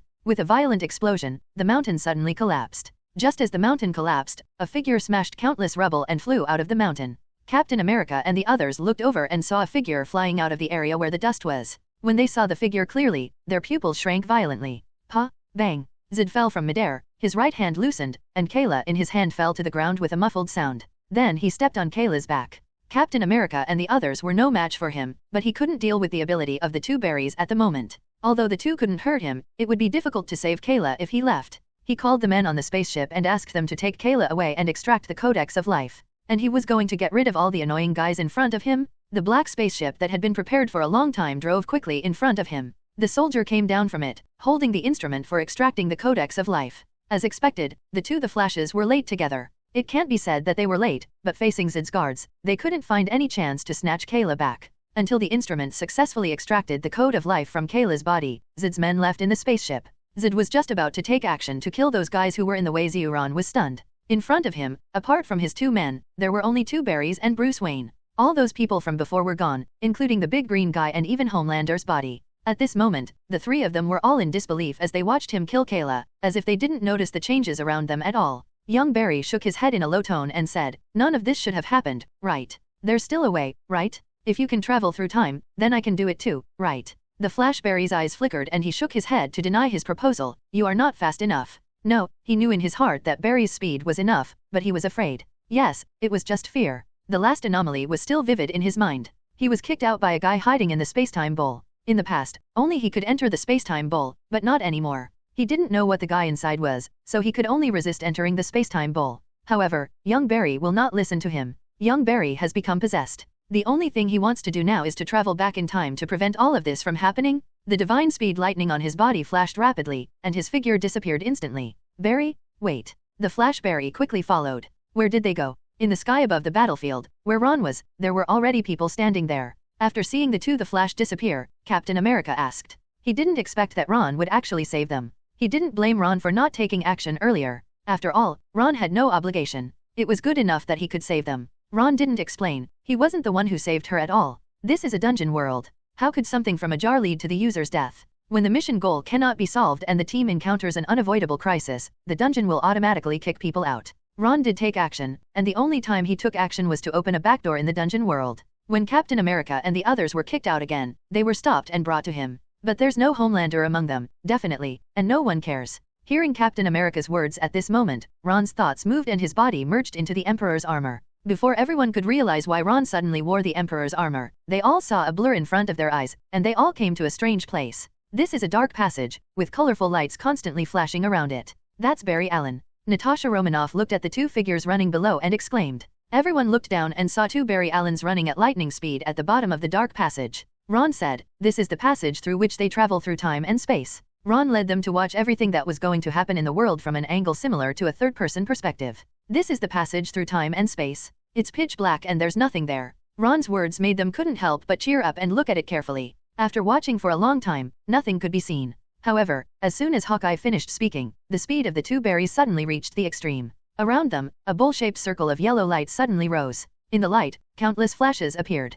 People even saw themselves in the picture of the S.H.I.E.L.D world. Is that what we just fought? On the screen, it is the scene of Captain America and several people fighting against General Zod. On top of these scenes, there are also scenes of Bruce Wayne challenging Fiora and then being held back by Homelander. Captain America's eyes flashed slightly, as if he thought of something, and suddenly said, "What if they come back to when we were fighting Zod? Will we also go back together? Or will there be two of us?" Everyone else was stunned. Yes, they are in the picture, so what will they do if the Flash goes back to the past? "You don't belong to this world," Ron said softly. "When you appear here, it proves that you have left the copy. That's just a projection of your past time, it won't affect you. This is the jar's protection for them. If they really traveled through time, then they were the real ones at that time. They won't know that they have already experienced it once in the world of the Flash. If the Flash makes changes this time and causes their death, it will be real death. But with the protection of the jar, they were kicked out of this world in advance. This is like the main god's space, arranging for you to complete tasks. Hey, man, definitely, this is our ability to stay on as long as we want." Ron didn't speak, because it was destined, and at this moment, something happened in the bowl of time and space. He always wanted to get rid of Fiora and go to support, but he failed. "Wait, Barry, I didn't mean me. How's it going? Have you had a good rest? Follow me quickly, I need your help." In other words, it was not them at all, but was specially projected to avoid errors in what happened during that time period. Although they seem to understand but not understand, it does not affect them in the slightest to continue reading. Then, he turned into a blue lightning again and ran back, with extremely fast fragments on his body again. The Flashberry's pupils shrank violently, and he shouted, "Barry, give the vibration." Afterwards, he had another piece of spaceship fragment on his body and ran back. However, he didn't understand what the Flashberry meant. Filled with infinite anxiety, he found the timeline again and rushed out. Seeing them appear at the time when the female Superman was defeated, the two rushed to stop S.H.I.E.L.D. from killing Kayla. He was not familiar with the resonance ability, which led to mistakes. After completing the mission, everything happening in this world will be blocked by the main god space. And suddenly a piece of fragment, like a scimitar blade, got stuck inside when it passed through young Barry's arm. Countless fragments of the spacecraft passed through the two of them, just like passing through the air, passing through their bodies. The Flashberry stopped young Barry. "Wait, can we stop for a moment?" Looking at young Barry, he went out to stop S.H.I.E.L.D., and then failed, and Kayla was still killed. Young Barry once again chose to travel through time, and the Flashberry followed closely behind. Even if someone travels through time and space, goes back to the past, and catches them, it will not affect them in the present at all. It has nothing to do with who they are. The Flash before Barry could finish speaking, he saw young Barry disappearing into the bowl of time and space. And everyone watching the battle also came to the bowl king of time and space again. Contrary to them, Bruce Wayne received a message from the Flashberry this time. With Ron's control, their sights have been following the Flash. He won't succeed, right? A trace of unbearability flashed in everyone's eyes. "Barry, wait, listen to me." The Flashberry wanted to stop him, but he had already rushed out again. Looking at the Flashberry staying here, he said anxiously. The Flashes released the Speed Force at the same time, forming a super electric charge and destroying S.H.I.E.L.D.'s spaceship. The spacecraft exploded, forming countless spacecraft fragments. Everyone discovered that at this time, they were still performing the same behavior as before. The scene in the surrounding yellow light moved, and it showed that young Barry failed again. But this time, Ron did not take Captain America and the others out with him, but stayed in the bowl of time and space. S.H.I.E.L.D. punched each of them and knocked them away. Then he personally controlled the instrument and extracted the code of life from Kayla's body. Young Barry turned to look at him, spread his hands and said, "Hello, everyone. As we wrap up this video, I want to share a quick note. I have a Patreon account. If you'd like to support me and enjoy on-demand audiobooks, you can become a Patreon member. Alternatively, you can check out my Google Drive link, which has 500+ novel audiobooks available through my Ko-fi or Patreon shop. I appreciate your support.